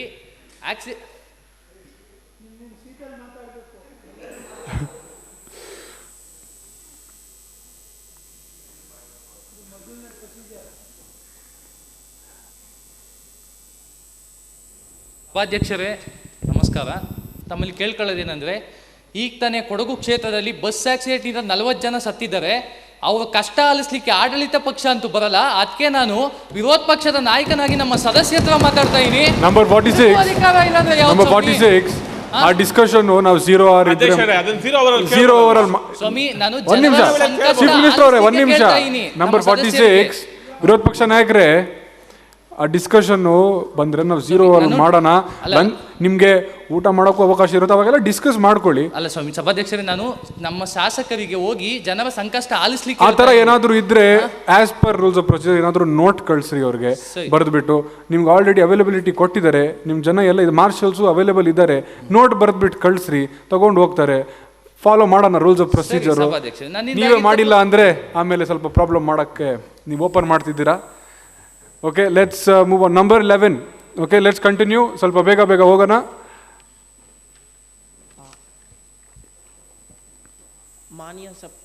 ಮಾನ್ಯ ಸಭಾಧ್ಯಕ್ಷರೇ, ನಿಮ್ಮ ಮೂಲಕ ಆಡಳಿತ ಪಕ್ಷದ ಕಾನೂನು ಸಚಿವರಿಗೆ ಈ ಪ್ರಶ್ನೆಯನ್ನು ಕೇಳಲು ಬಯಸುತ್ತೇನೆ. ನಮ್ಮ ರಾಜ್ಯದ ಜಿಲ್ಲಾ ನ್ಯಾಯಾಂಗದಲ್ಲಿ ನ್ಯಾಯಾಧೀಶರ ನೇಮಕಾತಿಯಲ್ಲಿ ಆಗುತ್ತಿರುವ ವಿಳಂಬ ಹಾಗೂ ರಾಜ್ಯದೆಲ್ಲೆಡೆ ನ್ಯಾಯಾಲಯಗಳಲ್ಲಿ ಸರಿಯಾದ ಮೂಲಸೌಕರ್ಯದ ಕೊರತೆಯಿಂದ ಬಾಕಿ ಇರುವ ಪ್ರಕರಣಗಳ ಸಂಖ್ಯೆ ಹೆಚ್ಚುತ್ತಿದ್ದು ನಮ್ಮ ರಾಜ್ಯದ ಜನತೆ ಸರಿಯಾಗಿ ನ್ಯಾಯ ಸಿಗದೆ ಪರದಾಡುವಂತಾಗಿದೆ. ರಾಜ್ಯದಲ್ಲಿ ಸರಿಸುಮಾರು 20 ಲಕ್ಷ ಸ್ವಲ್ಪ ಫ್ರೇಮಿಂಗ್ ಕ್ವೆಶ್ಚನ್ದು ಸ್ವಲ್ಪ ಶಾರ್ಟ್ ಮಾಡಿಬಿಟ್ಟು ಬೇಗ ಬೇಗ ಹೋಗೋಣ. ಕಮಿಂಗ್ ಟು ಇಟ್ ಅಲ್ಲ, ಇವಾಗಲೇ ಮಾಡಿ ಅಂತ ಹೇಳ್ತಾರೆ. ಲೆಟ್ ಮಿ ಪ್ರೊವೈಡ್ ಸರ್, ಇದಕ್ಕೆ ನಾನು ಸರಿಯಾದ ರೀತಿಯಲ್ಲಿ ಅಂಕಿ ಅಂಶಗಳನ್ನು ಕೊಟ್ಟು ತದನಂತರ ನಾನು ಪ್ರಶ್ನೆ ಕೇಳಲು ಬಯಸುತ್ತೇನೆ. ರಾಜ್ಯದಲ್ಲಿ ಸರಿಸುಮಾರು 20 ಲಕ್ಷಕ್ಕೂ ಅಧಿಕ ಪ್ರಕರಣಗಳು ಬಾಕಿ ಉಳಿದಿದೆ. ಜಿಲ್ಲಾ ಮತ್ತು ತಾಲೂಕು ನ್ಯಾಯಾಂಗ ವ್ಯಾಪ್ತಿಯಡಿ 18 ಲಕ್ಷ 8,000ಕ್ಕೂ ಹೆಚ್ಚು ಸಿವಿಲ್ ಮತ್ತು ಕ್ರಿಮಿನಲ್ ಪ್ರಕರಣಗಳು ಬಾಕಿ ಉಳಿದಿವೆ. ಹಾಗೆ ಉಚ್ಚ ನ್ಯಾಯಾಲಯದಲ್ಲಿ ಸರಿಸುಮಾರು 2,98,000ಕ್ಕೂ ಅಧಿಕ ಪ್ರಕರಣಗಳು ಬಾಕಿ ಉಳಿದಿವೆ. ಅಂಕಿ ಅಂಶಗಳನ್ನು ನಾನು NJ ನ್ಯಾಷನಲ್ ಜುಡಿಷಿಯಲ್ ಡೇಟಾ ಗ್ರಿಡ್ನಿಂದ ಪಡೆದುಕೊಂಡಿದ್ದೇವೆ. Number 11. Listen to me. I was very specific when I gave you instructions on day 1. Okay, do not tell me any of it. I just want you to stick straight to the question. After the answer is given, if there is an opportunity, I will give you a talk to put forth your points. Okay? Okay. ಆಯಿತು ಸಭಾಧ್ಯಕ್ಷರೇ. ನನ್ನ ಪ್ರಶ್ನೆ ಬಂದು ಏನಪ್ಪ ಅಂದರೆ, ಈ ಸವಾಲುಗಳಿಗೆ ಸರ್ಕಾರ ಯಾವ ರೀತಿಯ ಸೂಕ್ತ ಕ್ರಮ ಕೈಗೊಂಡಿದೆ ಹಾಗೂ ಜನಸಾಮಾನ್ಯರ ಸಂಕಷ್ಟವನ್ನು ಪರಿಹರಿಸಲು ಎಂತಹ ನೀತಿಯನ್ನು ಅಳವಡಿಸಿಕೊಂಡಿದೆ, ಇದನ್ನು ನಾನು ಆಡಳಿತ ಪಕ್ಷದಿಂದ ಕೇಳಲು ಬಯಸುತ್ತೇನೆ. All right. Number 35, are you the respected minister for this? Yes. All right, please go ahead. ಮಾನ್ಯ ಸಭಾಧ್ಯಕ್ಷರೇ, ಈ ಒಂದು ಪ್ರಶ್ನೆಗೆ ಇವಾಗ ನಮ್ದೊಂದು ಕಮಿಟಿ ಕೂಡ ರೂರಲ್ ಕೋರ್ಟ್ಸ್ ಎಸ್ಟಾಬ್ಲಿಷ್ ಮಾಡೋಕ್ಕೆ ಒಂದು ಕಮಿಟಿ ಕೂಡ ನಾವು ಫಾರ್ಮ್ ಮಾಡಿದ್ದೀವಿ. ಮತ್ತು ಇದರಲ್ಲಿ ಏನಂದರೆ open court in every village ಮಾಡೋಕ್ಕೆ ನಾವು ಮೇನ್ಲಿ ಇದಾಗಿದ್ದೀವಿ. ಅದು ಮಾತ್ರ ಅಲ್ಲ, ನೀವು ಹೇಳಿದ್ರಿ ಯಾವುದು ಕೇಸಸ್ ಎಲ್ಲ ನಾವು ಬೇಗ ಇದಾಗ್ತಿಲ್ಲ ಅಂತ. ಫಸ್ಟು ನಾವು ಪ್ರಾಮುಖ್ಯತೆ ಕೊಡೋದು ಎಮರ್ಜೆನ್ಸಿ ಕೇಸಸ್ಗೆ. ಅದು ನಂತರ ಲೋಕ್ ಅದಾಲತ್ ನಾವು ಎಸ್ಟಾಬ್ಲಿಷ್ ಮಾಡಿದ್ದೀವಿ. ಅಲ್ಲಿ 8 lakh ಕೇಸಸ್ ನಡೀತಿದೆ, ಅದೆಲ್ಲ ಸಾಲ್ವ್ ಆಗ್ತಿದೆ. ನೀವು ಯಾವುದೇ ಇದು ಮಾಡ್ತಿಲ್ಲ ಅಂತ ಮಾತ್ರ ಹೇಳಬೇಡಿ. Thank you. Number 35. Number 11. Number 11. Appointment ವಿಳಂಬ ಆಗ್ತಾ ಇದೆ. ಹಾಗೆ Number 11, when I'm talking, I respect you, you respect me. When I talk, I expect decency from you. All right? Say yes. ಆಯ್ತು ಸಭಾಧ್ಯಕ್ಷರೇ. All right. We're moving on to the next person. Do you have a question? Sit down, number 11. I would like to add on to what the question was. ನ್ಯಾಯಾಧೀಶರನ್ನ ನೇಮಕ ಮಾಡೋದು high court. 1 minute. Number 11, sit down. We'll listen to you. Number 26, you haven't spoken yet, right? All right, we'll listen to you. Number 11, you're done with the question. We'll talk to you and then we'll move on to the next question. No, not yet. Let him talk. Sit down. Request ಮಾಡಿದ್ದೀವಿ. High court already process ಮಾಡ್ತಿದೆ. Talk in the mic. ಜಿಲ್ಲಾ ನ್ಯಾಯಾಧೀಶರನ್ನು ನೇಮಕ ಮಾಡೋದು high court. So high court ನಾವು already ಸೂಚನೆ ಮಾಡಿದ್ದೀವಿ, request ಮಾಡಿದ್ದೀವಿ ಹೈಕೋರ್ಟ್ಗೆ ಎಷ್ಟು ಕೇಸಸ್ ಪೆಂಡಿಂಗ್ ಇದೆ ಅಂತ. ಸೊ ಅದಕ್ಕೆ ಇದು ಹೈಕೋರ್ಟ್ ತೀರ್ಮಾನ ಮಾಡುತ್ತೆ. ಅವರು ಸಚಿವರನ್ನ ಪ್ರಶ್ನೆ ಕೇಳಿದ್ರೆ ಇದು ಸಬ್ಜುಡೈಸ್ ಆಗುತ್ತೆ. All right, thank you. Number 26. I'm moving forth. Number 9, do you have a question? Yes, my number is 9. Honorable Speaker, sir, I would like to ask my question through you to the Honorable Chief Minister. The status of the investigation of the voter data theft scam that happened in Karnataka. It is said that their objective was to bring all the facts out after we lodged a complaint with Chief Electoral Officer of the state.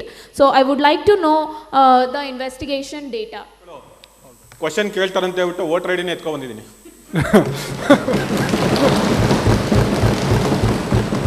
ಅವರು ಪ್ರಶ್ನೆಯಲ್ಲಿ ತುಂಬ ಒಂದು ಒಳ್ಳೆಯ ಪ್ರಶ್ನೆ, ಇದು ರಾಜಕಾರಣಿಯಾಗಿರೋರು ನಮಗೆ ಅನ್ವಯಿಸುತ್ತೆ. ಈಗ ಇತ್ತೀಚೆಗೆ ಒಂದು ಚಿಲಿಮೆ ಅಂತ ಸಂಸ್ಥೆಗೆ ಅದನ್ನು ಬ್ಲಾಕ್ ಲಿಸ್ಟಾಗಿ ಹಾಕಿದ್ಮೇಲೆ ಏನು ನೀವು ವೋಟರ್ ಲಿಸ್ಟಲ್ಲಿ ನೋಡ್ತಾ ಇದ್ರಲ್ಲ, ಇದನ್ನೇನು ಮಾಡ್ತಾರೆ, ಫೋಟೋ ಸ್ಕ್ಯಾನ್ಗೆ ಅಂತ ಕೊಟ್ಟಾಗ ಎಂಟೈರ್ ಸ್ಟೇಟಲ್ಲಿರೋಂಥ ವೋಟರ್ಸ್ನ ಅಸೆಂಬ್ಲಿಯಲ್ಲಿ ತಗೊಂಡು ಬೂತ್ ವೈಸ್, ಇದು ನನಗೆ ಇವಾಗ ಎಕ್ಸಾಂಪಲ್ ಇದು ಪಾರ್ಟ್ ನಂಬರ್ 26 ಇದೆ, ಈ ಪಾರ್ಟ್ ನಂಬರ್ 26ನ ಸ್ಕ್ಯಾನ್ ಮಾಡಿದಾಗ ಸಿಮಿಲರ್ ಫೋಟೋಸು, ನನ್ನ ಮುಖ ಹೋಲುವಂಥ ವ್ಯಕ್ತಿ ಫೋಟೋ, ನಾನು ಈ ಅಸೆಂಬ್ಲಿಯಿಂದ ಇನ್ನೊಂದು ಅಸೆಂಬ್ಲಿಯಲ್ಲಿ ಇರ್ತೀನಿ.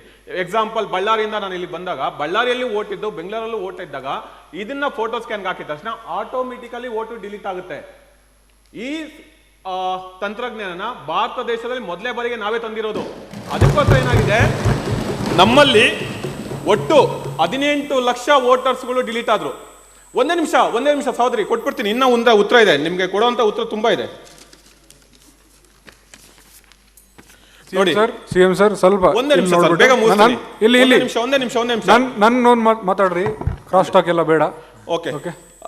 ರಾಜ್ಯದಲ್ಲಿ ನಿನ್ನೆ ಬಂದಿರುವಂತ ಚುನಾವಣಾ ಆಯುಕ್ತರೇ ನಮಗೆ ಮಾಹಿತಿ ಕೊಟ್ಟಿರೋದು, ನಿನ್ನೆ ಪ್ರೆಸ್ ಮೀಟ್ ಮಾಡೇ ಕೊಟ್ಟಿದ್ದಾರೆ. ಲೇಟೆಸ್ಟ್ ಮಾಹಿತಿ ಇದು. ರಾಜ್ಯದಲ್ಲಿ ಒಟ್ಟು 5,05,00,000 ಮತದಾರರಿದ್ದಾರೆ. ಅದರಲ್ಲಿ 2,54,000 ಪುರುಷರು, 2,54,00,000 ಪುರುಷರು, 2,50,00,000 ಮಹಿಳೆಯರಿದ್ದಾರೆ. ಇದೆಲ್ಲ ಓವರ್ ಆಲ್ ನಿಮಗೆ ತಗೋಬೋದು. ನನ್ನ ಇದಿರೋದು ಬಂದು ಜೆಂಡರ್ ರೇಷಿಯೋ ಜಾಸ್ತಿ ಆಗಿದೆ. ಮೊದಲು 970 ಇತ್ತು, ಈಗ 988 ಆಗಿದೆ. ಆಮೇಲೆ 7,01,00,000 ನ್ಯೂ ವೋಟರ್ಸ್ನ ಸೇರಿಸಿದ್ರಿ. ಮತ್ತೆ ಸಹೋದರಿ ಇನ್ನೊಂದು ವಿಶೇಷವಾಗಿ ನೋಡ್ಬೋದು, 30,000 ಬುಡಕಟ್ಟು, ಒಂದೇ ನಿಮಿಷ, ಸ್ವಲ್ಪ ಕನ್ಕ್ಲೂಡ್ ಮಾಡ್ಕೊಳ್ಳೋಣ. ಬುಡಕಟ್ಟು ಮತದಾರರಿದ್ದೀರಿ. ಇದು ನಿಮ್ಗೊಂದು ಜೆರಾಕ್ಸ್ ಕಾಪಿ ಕೊಡ್ತೀನಿ, ನೀವು ಇದನ್ನ ಕನ್ಕ್ಲೂಡ್ ಮಾಡ್ಕೋಬಹುದು. Honorable Speaker, my question is, this complaint was lodged in November 2022, and I would like to ask why this report is not submitted okay. in the Number media. 9, I have noted your sub-question. Blacklist. One ನಿಮಿಷ. I have noted the sub-question. You can sit down. We'll listen to the final remarks of the Chief Minister and we will move to the next question. Thank you. Final remarks ಕೊಡ್ರಿ. ಅದೇ ಇವಾಗ ನಾವು ಅವ್ರಿಗೆ ಹೇಳ್ದಂಗೆ ಚಿಲ್ಮೆ ಸಂಸ್ಥೆ ನಾವು block list ಆಗಿದ್ರಿ. ಅದ್ರಲ್ಲಿ 6 ಜನ ಉದ್ಯೋಗಿಗಳನ್ನ ಬಂಧಿಸಿದಿರಿ. ಅವ್ರಿಗಾದ್ಮೇಲೆ ಅವ್ರ ಮೇಲೆ ಎಂಕ್ವೈರಿ ನಡೀತದೆ. ಇದ್ರದ್ದೇನು ನಾವು ಮಾಹಿತಿ ಡೇಟಾ ಏನಿದೆ ಅವ್ರ ಕಂಪ್ಲೀಟ್ ಒಂದು ಜೆರಾಕ್ಸ್ನ ಅವ್ರು ಕೊಡ್ತೀನಿ ಅಧ್ಯಕ್ಷರೇ. ಇರೋದ್ರಿಂದ ಇದ್ರ ಬಗ್ಗೆ ನಾನು ಹೆಚ್ಚು ಮಾತಾಡೋಕ್ಕಲ್ಲ, ನಿಮ್ಮ ಮೂಲಕನೇ ಇದರ ಉತ್ತರನ ಕಳಿಸ್ತೀನಿ ಅಧ್ಯಕ್ಷರೇ. All right, thank you. Now number 84, sit down. We're moving to the next question. 84. Okay. Honorable Speaker, I am 24. Please stand up when you talk to me. Yes. All right. Honorable Speaker, my question is addressed to the Forest Department. How does the Bengaluru aim to build a bypass road, namely the Satellite Township Ring Road, also known as the Peripheral Ring Road, at a site that is adversely endangering the Bandipur Tiger Reserve and other innumerable wildlife of the Bannerghatta National Park? How is this even an appropriate plan to build a city of decongestion?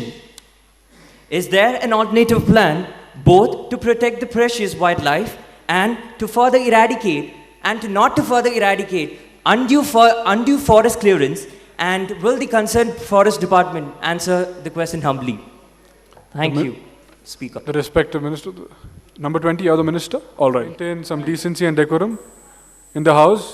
The members of the ruling party. A member of you is going to speak. You're number 20? Okay. Yes, please go ahead. I would like to inform our friend that my ministry and my government is very well known about the issue and its density, and therefore we had meeting with our chief ministers, certain authorities and expert opinion, and we have decided to be with the satellite township ring road policy construction, and also we have came up with certain parallel alternatives resolutions, such as we have opted for putting elevated soundproof corridors which will prevent noise pollution to the wildlife in the reserve, and also we have decided to put electrolyte fences which will avoid encounter of human and wildlife reserve also. And also we are trying to implement restrictive traveling limit through the satellite township ring road. Thank you, number 20. Thank you. Is there anybody else from the ruling party that wants to speak? All right. Okay. Just a sub-question, sir. No, number 24. Let's just move to the next question. So it's part of the question itself, Speaker. It's all right. I think the answer is just. Sit down, number 24. Number 84. So please, sir, one number request, 84, sir. I've already instructed you. I will come back to you. It's for the benefit of the house, sir. I will come back to you if time is left. Let's finish off with everyone who's remaining. That will be too late, sir. It's for the benefit Number of the 84. house. This is the last 30 time. seconds. Number 84, this is the last I'm going to tell you. All right. You have to sit down. Number 22, do you have a question? Please go ahead. Honorable Speaker, Karnataka is a state which is known for its silk and traditional weaving. Due to this modernized society, handloom sector is one which has been facing a lot of depreciation and importance is not given to it. In Karnataka, the culture and handloom is a very vast concept. I would like to raise a question to the respective department, that is whether there are any schemes or policies that are implemented for the protection of handloom and culture in the state. The Minister of Welfare and Culture? I am the concerned minister. All right, number 26, okay. ಮಾನ್ಯ ಅಧ್ಯಕ್ಷರೇ, ನಾವೀಗಾಗಲೇ ಈ ಒಂದು ಆಧುನಿಕ ಜಗತ್ತಲ್ಲಿ ಈ ಒಂದು ನಮ್ಮ ಕೈಮಗ್ಗಗಳಿಗೆ branding ಕೊಡೋ ರೀತಿ ಅಮೆಜಾನ್ ಮತ್ತು ಫ್ಲಿಪ್ಕಾರ್ಟ್ನಲ್ಲಿ ಈಗಾಗಲೇ ಸಹಯೋಗದೊಂದಿಗೆ ಈ ಆನ್ಲೈನ್ನಲ್ಲಿ ನಮ್ಮ ಒಂದು ಕೈಮಗ್ಗಗಳನ್ನು ಸೇಲ್ ಮಾಡಲಿಕ್ಕೆ ಈಗಾಗಲೇ ನಾವು ಸಹಯೋಗ ಮಾಡಿಕೊಂಡು ಅವ್ರ ಜೊತೆ ಟೈಅಪ್ ಮಾಡ್ಕೊಂಡಿದ್ದೀವಿ. ಈಗಾಗಲೇ ಆನ್ಲೈನಲ್ಲಿ ಸೇಲ್ ಆಗ್ತಿದೆ. ಈಗ ಇಳ್ಕಲ್ ಸ್ಯಾರಿ ಇರ್ಬೋದು, ಮೈಸೂರು ಸ್ಯಾರಿ ಇರ್ಬೋದು, ಒಂದು ಬ್ರ್ಯಾಂಡ್ ಕ್ರಿಯೇಟ್ ಮಾಡಿ ಅದನ್ನು ಆನ್ಲೈನಲ್ಲಿ ಸೇಲ್ ಮಾಡಲಿಕ್ಕೆ ಈಗಾಗಲೇ ನಮ್ಮ ಮಿನಿಸ್ಟ್ರಿ ಆದೇಶ ಮಾಡಿದೆ ಮತ್ತು ಅದು ಈಗಾಗಲೇ ನಡೀತಿದೆ ಅಧ್ಯಕ್ಷರೇ. All right, thank you. Thank you, number 26. ಸಭಾಧ್ಯಕ್ಷ, ನೀವು ಮಾತಾಡಿದ್ದ. We'll move to the next question. I will open the house for a general discussion at the end. Okay, let's move to the next question. ಎಲ್ಲರಿಗೂ ಅವಕಾಶ ಕೊಟ್ಬಿಡೋಣ ಇವಾಗಲೇ. What is your number? The one next to number 22? 37. Number 37. Do you have a question? Yes. All right, go ahead. Speaker, my question is directed to the Revenue Minister. Post-COVID, many industries have been closed down in Karnataka, that is 30% to be precise. So because of high property tax on industrial sites, the government promised to decrease the tax rates, but then has ended up increasing the tax rates. So my question is, how does the government intend to make the enterprise sustainable? All right, the respected Revenue Minister. Thank you, Mr. Speaker. Number 96. Number 96, Mr. Speaker. At the outset, I'd like to point out that the damage... One minute. I was not able to see your number. What's your number again? 37. 37. Okay, all right. Go ahead. At the outset, I'd like to point out that the damage done by coronavirus has been far severe than what any nation in the world has anticipated. Now, with regard to the closure of industries, what I'd like to make clear is that, when many of these industries, they were dependent on migrant laborers. When the migrant laborers went back, naturally they were forced to close down due to a shortage of labor. Another thing I'd like to add on, although it's reserved for later, this bill aims to rectify some of the losses caused to the industrial sector. Now, with regard to the taxes, see, I'd like to point out to my colleague here that what we have done is that we have segregated the tax slabs into various sectors of the industries. See, it's not that one group of industry gets taxed more than the other on an irrational ground. What we have done is we have segregated them slab-wise and industry-based wise and taxing them accordingly. And also, see, quite frankly, Karnataka is the #1 state for foreign investment and industries in the world. We are not going to be #1, especially the recent international summit held in Bangalore. The amount of investment which we've got would have been thousands of crores. I just asked this one question, Mr. Speaker. If Karnataka was a place where industries were closing down, when entrepreneurship was coming to an end, we won't be receiving this kind of support from not only the national community, but the international community. Thank you. Speaker, Move on to number 33. Number 37, please sit down. Number 33, do you have a question? Yes, sir. All right, please go ahead. For a long time, there has been a situation of insufficiency in transportation. To be precise, the bus services at KSRTC plying in the rural areas.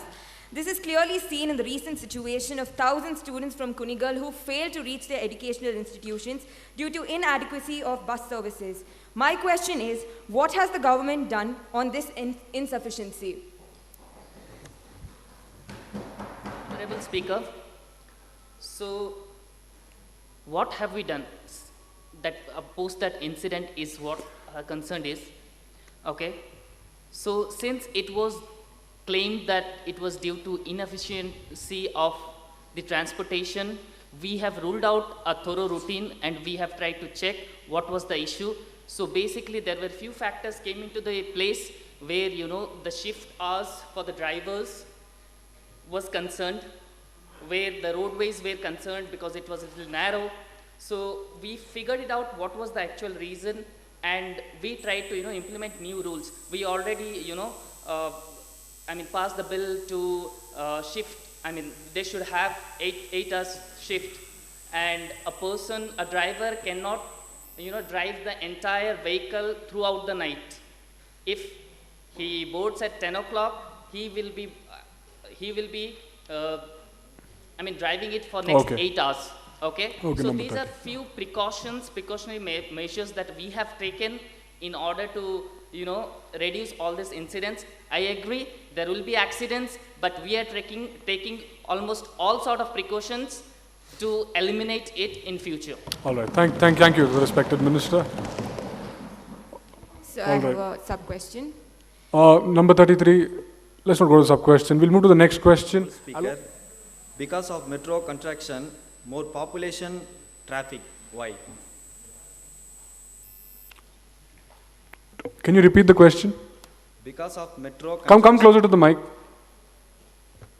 Because of metro contraction, more population, traffic, why? Hold on.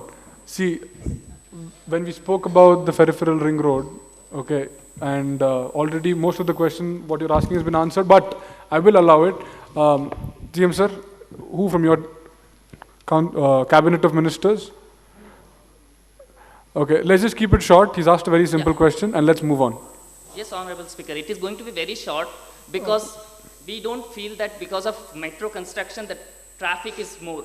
Because this is going to give a huge benefit tomorrow. Once the construction is over, that's what our main agenda is, to eliminate the traffic, not to create the traffic. All right. Thank you, number 30. Number 88, sit down. Number 90, do you have a question? Let's finish off with your question. Honorable Speaker, I have a small question. ಎಲ್ಲರೂ ಹೇಳ್ತಾರೆ tobacco ಸೇದಬಾರ್ದು, drinks alcohol ಮಾಡಬಾರ್ದು ಅಂತ, but still they are selling. Why? ಅಲ್ಲಲ್ಲ, ನೀವೇ ಹೇಳಿದ್ರಲ್ಲ ನನ್ನ ವೈಯಕ್ತಿಕ ಹಕ್ಕುಗೆ ಧಕ್ಕೆ ಮಾಡಬೇಡಿ ಅಂತ. ನಾನು ಬೋರ್ಡ್ ಹಾಕಿದ್ದೀನಿ. ಸಿಎಂ ಸರ್ ಸ್ವಲ್ಪ ನಾನು ನೋಡಿ ಮಾತಾಡ್ಕೊಳ್ಳಿ. ಅದ್ರ ಮೇಲೆ ದೊಡ್ಡದಾಗಿ ಬೋರ್ಡ್ ಹಾಕಿದಿರಿ, ಕುಡಿಬೇಡಿ ಹಾನಿಯಾಗುತ್ತೆ ಅಂತ ಹೇಳ್ಬಿಟ್ಟು. ಆದ್ರೂ ನಾನು ಕುಡಿತೀನಿ, ಇದು ನನ್ನ ವೈಯಕ್ತಿಕ ಅಂತ ಹೇಳ್ತಾರೆ. ನಮ್ಗೇನು ತೆರಿಗೆ ಬರ್ತದೆ, ನಾವು ಕೊಡ್ತಾ ಇದ್ದೀರಿ. Hold on. 1 minute, 1 ನಿಮಿಷ. Number 90, sit down. Okay. We still have about 15 to 20 minutes left. Okay. Hold on. I'll give everyone an opportunity. Let me make a note. Now, the floor is open for the members who have said that they will only be presenting the bill. I'll open the house for everyone in the opposition. You can lift your hand. Okay. Whoever has not got an opportunity, because now we are finished with everyone, I will allow you to ask a question. But before that, the opposition leader wants to make a statement. He can go ahead with that. After that, when I ask you to lift your hands, those who have not got an opportunity or who want to ask an additional question, we'll go ahead with you. All right. ಸಭಾಧ್ಯಕ್ಷರೇ, ಇನ್ನು ಸಮಯ ಇರುವುದರಿಂದ ಎಲ್ಲರದ್ದು ಮಾತಾಗಿದೆ. Bill ಮತ್ತು ಸಂತಾಪ ಸೂಚನೆಯಲ್ಲಿ ಯಾರು ಮಾತಾಡ್ತಾರೋ ಅವ್ರಿಗೆ ಪ್ರಶ್ನೋತ್ತರ ವೇಳೆಯಲ್ಲಿ ನಾವು ಅವಕಾಶ ಕೊಟ್ಟಿಲ್ಲ. ದಯಮಾಡಿ ಅವ್ರಿಗೆ ಒಂದೊಂದು ಅವಕಾಶ ಅದು ಕಲ್ಪಿಸ್ಕೊಡ್ಬೇಕಂತ ವಿನಂತಿ. ಅವ್ರದ್ದು ಮಿಕ್ಕಿ ನಂತರನೂ ಸಮಯ ಇತ್ತು ಅಂದರೆ ಓಪನ್ ಆಗಿ ಎಲ್ಲರಿಗೂ ಕೊಡ್ಬೇಕಂತ ಕೇಳ್ಕೊಳ್ತಾ ಇದ್ದೀನಿ ಸಭಾಧ್ಯಕ್ಷ. ಇದು ಮನವಿ ಮಾಡ್ತಾ ಇದ್ದೀನಿ ತಮ್ಮಲ್ಲಿ. The deputy leader of the opposition will go first because of your designation. Okay, number 19. ಇಷ್ಟು ಹೊತ್ತು ಕಾದು ಸಮಯಕ್ಕಾಗಿ ಕಾದದ್ದಕ್ಕೂ ಅಧ್ಯಕ್ಷರಿಗೆ ಈಗ ನಮ್ಮ ಕಡೆ ಗಮನ ಹರಿಸಿದ್ದಾರೆ. ಧನ್ಯವಾದಗಳು ಅಧ್ಯಕ್ಷರೇ. ನಾನು ನೇರವಾಗಿ ಸಾರಿಗೆ ಮಂತ್ರಿಗಳಿಗೆ ನಿಮ್ಮ ಮೂಲಕ ನೇರವಾಗಿ ನಾನೊಂದು ಪ್ರಶ್ನೆ ಕೇಳೋಕ್ಕೆ ಇಷ್ಟಪಡ್ತೀನಿ ಸಭಾಧ್ಯಕ್ಷರೇ. ಏನು ಅಂತಂದರೆ, ಈ ಕೋವಿಡ್-19 ಬಂದಂಥ ಸಂದರ್ಭದಲ್ಲಿ KSRTC ಬಸ್ಗಳೇನಿದ್ದಾವೆ ಅವುಗಳನ್ನು ನಾವು ಗ್ರಾಮೀಣ ಪ್ರದೇಶದಲ್ಲಿ ನಿಲ್ಲಿಸಿದ್ರು. 5 ವರ್ಷಗಳಿಂದ ಅಧಿಕಾರದಲ್ಲಿರ್ತಕ್ಕಂಥವ್ರು ಅವರೇ ನಿಲ್ಲಿಸಿದ್ರಿಂದಾಗಿ ಇಂದಿಗೂ ಕೂಡ ಕೋವಿಡ್ ಮುಗಿದು ಕೆಲವೊಂದಷ್ಟು ಕಾಲ ಸಮಯ ಕೊಟ್ಟು ಈಗ 4ನೇ ಅಲೆ ಕೂಡ ಬರ್ತಿದೆ. ಆದರೂ ಕೂಡ ಗ್ರಾಮೀಣ ಭಾಗದಲ್ಲಿ KSRTC ಬಸ್ಗಳ ವ್ಯವಸ್ಥೆ ಇಲ್ಲ. ಎಷ್ಟೋ ವಿದ್ಯಾರ್ಥಿಗಳು ಶಾಲಾ ಕಾಲೇಜುಗಳನ್ನು ತೊರೆದಿದ್ದಾರೆ. ಅವರ ಪೇರೆಂಟ್ಸ್ಗಳು ನಮ್ಮ ಹತ್ರ ಅವರ ಒಂದು ಸಮಸ್ಯೆಯನ್ನು ತೋಡ್ಕೊಂಡಿದ್ದಾರೆ. ಮತ್ತು ಇನ್ನೊಂದು ಸಮಸ್ಯೆ ಏನಂತಂದರೆ, ಈ BMTC ಬಸ್ ಚಾಲಕ ನಿರ್ವಾಹಕರಿಂದಾಗಿ ಎಷ್ಟೋ ವಿದ್ಯಾರ್ಥಿಗಳು ಸಾರ್ವಜನಿಕರಿಗೆ ಅಪಘಾತ ಉಂಟಾಗಿದೆ. ಅವರ ಅಜಾಗರೂಕತೆಯಿಂದ ಎಷ್ಟೋ ಸಾವನ್ನಪ್ಪಿದೆ.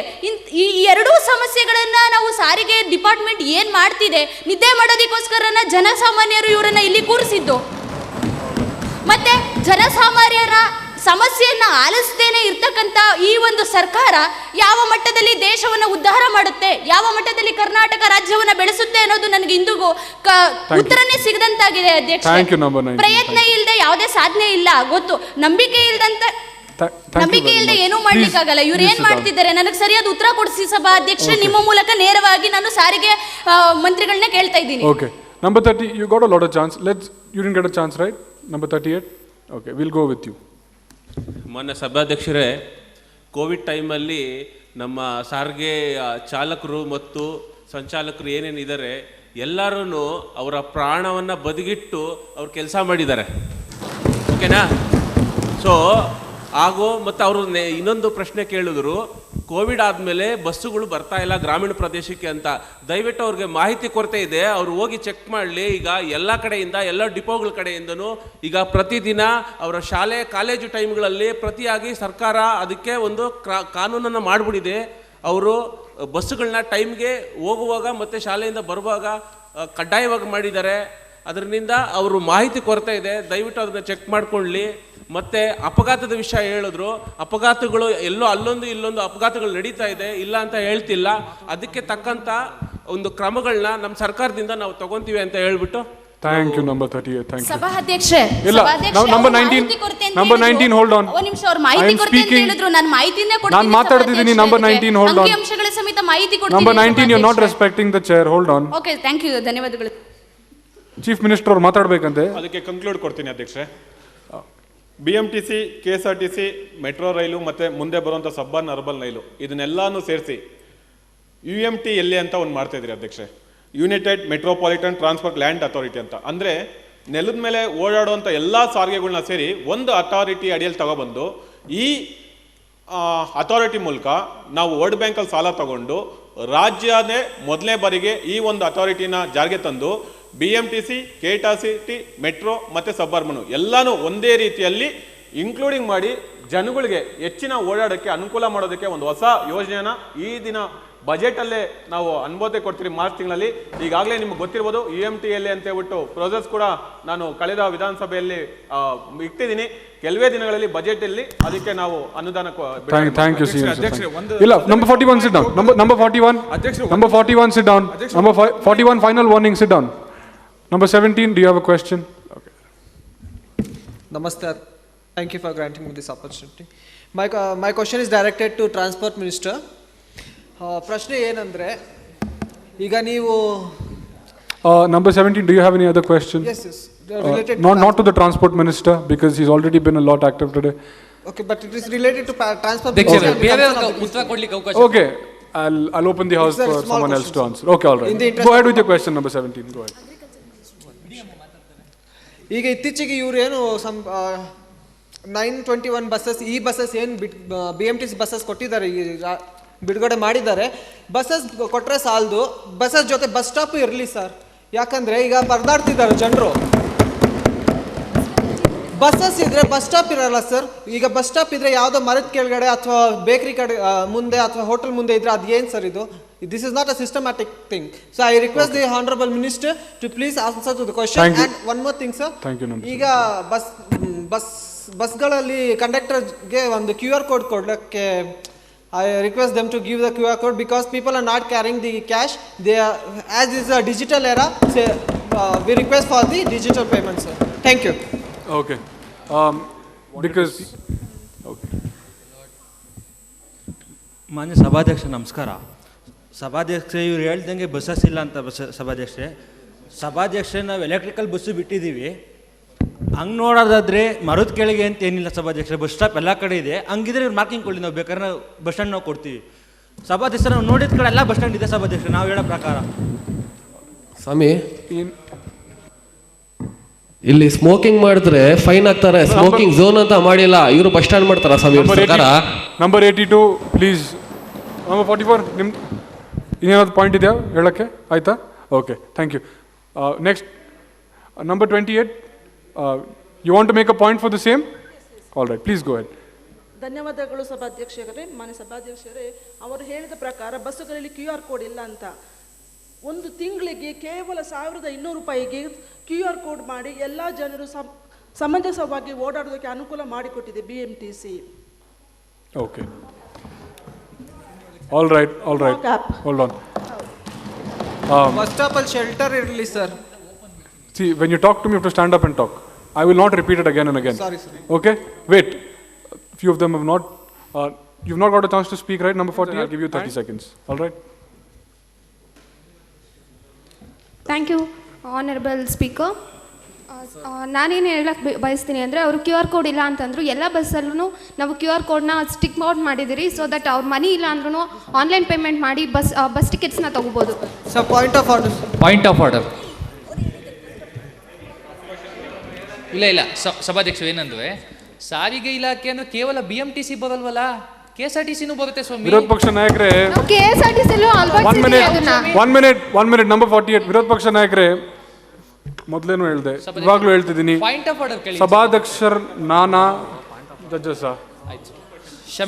Please look at me when you talk. This is my house, this is my session. I do not accept any type of disrespect. Okay? This is my house. ಇವರು ಕೇವಲ BMTC ಕೊಟ್ಟಿಲ್ಲ ಅಂತ ಒಪ್ಕೊಳ್ತಾ ಇಲ್ಲ. KSRTC ಕೊಡ್ಲಿ ಸ್ವಾಮಿ, ಎಲ್ಲಾ ಕೊಟ್ಟಿದ್ದೀನಿ ಅಂತ ಯಾಕೆ ಹೇಳ್ತಾರೆ? ಓಕೆ ಕೊಟ್ಟಿದ್ವೆ ಬಜೆಟ್. ವಿರೋಧ ಪಕ್ಷ ನಾಯಕರೇ ಕೂತ್ಕೊಳ್ಳಿ, ಬೇಗ ಹೋಗೋಣ. 1 ನಿಮಿಷ. ನಂಬರ್ 90 ನಿಮ್ಮ ನಂಬರು ನಂಬರ್ 80. 1 ನಿಮಿಷ. 48 ಮಾತಾಡಿದ್ರೆ ಅವ್ರು ಏನೋ ಸ್ಟೇಟ್ಮೆಂಟ್ ಹೇಳ್ಬೇಕಂತೆ, ಅದಾದ್ಮೇಲೆ ನಿಮ್ ವಾಪಸ್ ಬರ್ತೀನಿ ನಾನು. 1 ನಿಮಿಷ point to this, like anything which is you wanted the betterment, we are here for the betterment, we are doing it. So it is not like it happens in a night or in a fractions of seconds. It is nothing such. We are working on that. We are working hard together with all the council members, and we are doing it with all the ministers. Okay, all right. Thank you, number 80. Number 81, if you have a question. ಸಭಾಧ್ಯಕ್ಷರೇ, ತಮ್ಮಲ್ಲಿ section 164 of rule ಪಕ್ಷ ನಾಯಕರೇ ಕೂತ್ಕೊಳ್ಳಿ. ಸ್ವಾಮಿ ಅಲ್ಲ, point of order ಕೇಳಿದಾಗ ಅದಕ್ಕೆ ತಕ್ಕನಾಗಿ ಉತ್ತರ ಕೊಡಬೇಕು, ಇಲ್ಲ ಅಂದ್ರೆ ತಪ್ಪಿಲ್ಲ ಅಂತ ನಿರೂಪಿಸಬೇಕು. ರೂಲ್ಸ್ ಆಫ್ ಪ್ರೊಸೀಜರ್ ಅಲ್ಲಿ ನಿಮ್ಗೆ ಏನ್ ನಾಯಕರಿಗೆ ನಾನು ಒಂದು ಮನವಿ ಮಾಡ್ತೀನಿ. ಇಷ್ಟೊತ್ತು ನಮ್ಮ ತೀರ್ಪುಗಾರರು ಹೇಳಿದ್ರು ಟರ್ನ್ ಆಫ್ ಯೋರ್ ಮೈಕ್ ಅಂದ್ರೆ ಏನು ಅಂತ ಹೇಳ್ಬಿಟ್ಟು, ದಯಮಾಡಿ ಅವಾಗ ನೀವು ಹೊರಗಡೆ ಇದ್ರಿ, ಅದಕ್ಕೆ ನಿಮ್ಮನ್ನ ಕರ್ಸ್ಕೊಂಡಿದ್ದೀವಿ. ಮತ್ತೊಮ್ಮೆ ನಿಮ್ಗೆ ಪಾಯಿಂಟ್ ಆಫ್ ಆರ್ಡರ್ ಅಂದ್ರೆ ಏನು ಅಂತ. ಚೀಫ್ ಮಿನಿಸ್ಟರ್ ಸರ್, ಪ್ಲೀಸ್ ತಪ್ಪು ಮಾಹಿತಿ ಹೋಗೋದನ್ನ. ವಿರೋಧ ಪಕ್ಷ ನಾಯಕರೇ ನೀವಿಬ್ರು please, actually please hold on. Number 81, before I move on to the next question, whoever has not spoken from the ruling party, who has not got an opportunity at all, please raise your hand so I can make a note of it. You have spoken, I remember you. You have spoken. Number 36, I already have made note of the numbers. Number 15, you have not spoken. I'm making a note. I will note down, let me get a head count. Whoever has not spoken at all. Number 16 has not spoken at all. Number 78, you have not spoken at all. Please acknowledge. Number 86 in the back. Okay. Number 39 has not spoken at all. Number 27, is there anybody remaining who has not spoken at all? Show me your number. 58. Number 23 and 13. Okay. What's your number, ma'am? I can't see your number. You have to show me your number. Okay. 28. Who's 28? Okay, ma'am. You have not got a lot of opportunity. And who else is there? ನೀವು ಮಾತಾಡಿದ್ದೆ sir, ಕೈ ಎತ್ಬಿಡ್ರಿ. Number 36, maybe. Okay. Number 48 has spoken less. Okay, all right. And number 80. So, I've made note. Is there anybody else who has not got a lot of opportunity to speak? What's your number? 56. Okay. We'll come to you in the next session. And all right, I've made a note. 68 and 70 and 26. All right. Let's move on. Nim question ಕೇಳಿ. ಧನ್ಯವಾದಗಳು ಸಭಾಧ್ಯಕ್ಷರೇ. ನನ್ನ ಪ್ರಶ್ನೆ ಮಾನ್ಯ ಮುಖ್ಯಮಂತ್ರಿಯವರಿಗೆ. 2 ಪ್ರಶ್ನೆ ಕೇಳ್ಬೋದಾ? ಒಂದೇನಾ? ಒಂದೇ ಆದರೆ ನೋಡಿ, ವಕೀಲೋ ರಕ್ಷತಿ ರಕ್ಷಿತಃ ಅಂತ. ಕಾರಣ ಯಾವುದೇ ನಮ್ಮಲ್ಲಿ ಇಲ್ಲಿ ಸೇರಿರೋ ಎಲ್ಲ ರಾಜಕೀಯದವರು ಅಷ್ಟೇ, ನಾವು ದೇವಸ್ಥಾನಕ್ಕೆ ಹೋಗೋಕ್ಕಿಂತ ಮೊದಲು ವಕೀಲರನ್ನ ಮೀಟ್ ಮಾಡ್ಕೊಂಡು ಆಮೇಲೆ B.Pharm ಸಬ್ಮಿಟ್ ಮಾಡ್ತೀವಿ. ಕಾರಣ ಹಲವಾರು ಜನ ಕ್ರಿಮಿನಲ್ ಬ್ಯಾಕ್ಗ್ರೌಂಡಿಂದ ಬಂದಿದ್ದಾರೆ, ಕ್ರಿಮಿನಲ್ ಹಿಸ್ಟ್ರಿಯಿಂದ ಬಂದಿದ್ದಾರೆ. ನಮ್ಮನ್ನೆಲ್ಲ ಕಾಪಾಡೋರು ದೇವ್ರಿಗಿಂತ ಮುಖ್ಯವಾಗಿ ವಕೀಲರಿಗೆ ಕಾಯ್ದೆ ಬೇಕಾಗಿದೆ, ರಕ್ಷಣಾ ಕಾಯ್ದೆ. ಯಾಕೆಂದರೆ ವಕೀಲರನ್ನೇ ಇವತ್ತು ತುಂಬ ಎಂಡೇಂಜರ್ಡ್ ಕಮ್ಯುನಿಟಿ ಆಗಿದೆ ವಕೀಲರು. ಹಾಗಾಗಿ ಅವರ ರಕ್ಷಣೆಗೆ ಕಾಯ್ದೆ ಬೇಕು ಅಂತ ಕಳೆದ ವಿಧಾನಸಭಾ ಅಧಿವೇಶನದಲ್ಲೂ ಕೂಡ ಅವರು ಪ್ರೊಟೆಸ್ಟ್ ಎಲ್ಲ ಮಾಡಿದರು. ಸರ್ಕಾರ ಬರೀ ಕಣ್ಣೊರ್ಸ ಮಾತಾಡಿ ಏನೂ ಮಾಡಿಲ್ಲ. ಹಾಗಾಗಿ ಮುಖ್ಯಮಂತ್ರಿಯವರು ಈ ಅಧಿವೇಶನದಲ್ಲಾದರೂ ಏನಾದರೂ ಒಂದು ಅದ್ರ ಬಗ್ಗೆ ಕ್ರಮ ತಗೊಂಡು ಸಾಧ್ಯವಾದಷ್ಟು ಬೇಗ ಒಂದು ನಿರ್ಧಾರ ತಗೋಬೇಕು ಅಂತ ಒಂದು. ಎರಡನೇದು ಬೇಗ ಮುಗಿಸ್ತೀನಿ. 2ನೇ ಪ್ರಶ್ನೆ. ಇಲ್ಲ ನಾನು ಅಲೋ ಮಾಡಿದ್ದು ಒಂದು. ಸಾರಿ. ಧನ್ಯವಾದಗಳು. ಮುಖ್ಯಮಂತ್ರಿ ಕೇಳಿದರೆ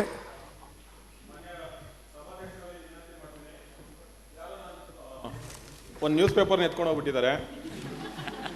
ಓದ್ಕೊಡ್ತೀನಿ ಅಂತ ತೊಗೊಂಡೋದ್ರು, ಕೊಟ್ಟಿಲ್ಲ. ಪರವಾಗಿಲ್ಲ. ಮಾನ್ಯ ಅಧ್ಯಕ್ಷೆ, ಒಂದು ಒಳ್ಳೆ ಕ್ವಶನ್ನ ನನ್ನ ಸಹೋದರಿ ಕೇಳಿದ್ದಾರೆ. ನಾನು ಮೊಬೈಲಲ್ಲಿ ಕೆಲವೊಂದು ದಾಖಲೆಗಳನ್ನ ತಂದಿದ್ದೀನಿ. ವಕೀಲ ಶಿವಕುಮಾರ್ ಮೇಲೆ ಹಲ್ಲೆ ನಡೆಸಿದ ಪ್ರಕರಣ ಸಂಬಂಧ ಟೌನ್ ಕೋಆಪರೇಟಿವ್ ಸೊಸೈಟಿ ಅಧ್ಯಕ್ಷ ಶಿವಾನಿ ಜೈನಗೆ ಮೊದಲನೇ ಬಾರಿಗೆ ಜಿಲ್ಲಾ ಸತ್ರ ನ್ಯಾಯಾಲಯದಿಂದ ಜೀವಾವಧಿ ಶಿಕ್ಷೆ ವಿಧಿಸಿದ್ದಾರೆ. ಏನಕ್ಕೆ ಹೇಳ್ತಾ ಇದ್ದೀನಂದರೆ, ಇನ್ನು ಮುಂದೆ ವಕೀಲರ ಮೇಲೆ ಏನಾದರೂ ಹಲ್ಲೆ ಆದರೆ, ಕಳೆದ ಒಂದು 10 ದಿವಸದಿಂದ ವಕೀಲರು ಬೃಹತ್ ಮಟ್ಟದಲ್ಲಿ ಹೋರಾಟ ಪ್ರತಿಭಟನೆ ಮಾಡಿದ್ರು. ಅವರ ಪ್ರತಿಭಟನೆ ಅಲ್ಲಿ ಅವರ ಪ್ರತಿನಿಧಿಗಳನ್ನ ನಾನು ಮೀಟ್ ಮಾಡಿ ಕೆಲವೊಂದು ಅಂಶಗಳನ್ನ ನನ್ನ ಹೊಸ ಕಾನೂನಲ್ಲಿ ಸೇರಿಸಿದಾದ್ಮೇಲೆ ನಾನು ಎಲ್ಲ ನನ್ನ ಸಹೋದ್ಯೋಗಿ ಮಿತ್ರಗಳಲ್ಲಿ ಮಾತು ಕೊಡ್ತಾ ಇದ್ದೀನಿ. ಇನ್ನು ಮುಂದೆ ವಕೀಲ ವೃತ್ತಿ ಮಾಡೋರ ಮೇಲೆ ಯಾವುದೇ ರೀತಿಯಾದ ಮಾನಸಿಕವಾಗಿ ಮತ್ತು ದೈಹಿಕವಾಗಿ ಹಲ್ಲೆ ಆದರೆ ಕಠಿಣವಾದ ಶಿಕ್ಷೆ ಜೊತೆಗೆ ಯಾರು ಹಲ್ಲೆ ಮಾಡ್ತಾರಲ್ಲ ಅವ್ರಿಗೆ ಒಂದು ಬೃಹತ್ ಮೊತ್ತವಾದ ದಂಡದ ಜೊತೆಗೆ ಮುಂದಿನ ಬಾರಿ ವಕೀಲರ ಮೇಲೆ ಪ್ರಶ್ನೆ ಮಾಡೋದಕ್ಕೆ ಒಂದು ಕಾನೂನು ರೀತಿಯಲ್ಲಿ ನಾವು ಒಂದು ಹೊಸ ರೀತಿಯಲ್ಲಿ ಒಂದು ಯೋಜನೆ ತರೋಣ. ಅದಕ್ಕೆ ನಿಮ್ಮ ಸಹಕಾರ ಕೂಡ ಬೇಕು. ಈಗಾಗಲೇ ನಾವು ಎಷ್ಟೋ ಜನ ಇಲ್ಲಿ ಸದನದಲ್ಲಿ ಸಂಸದ ಪಟುಗಳೇ ವಕೀಲರಾಗಿರೋದ್ರಿಂದ ಇದು ನಮಗೂ ಕೂಡ ಅನ್ವಯಿಸುತ್ತೆ ಅಂತ ಹೇಳ್ತೀನಿ.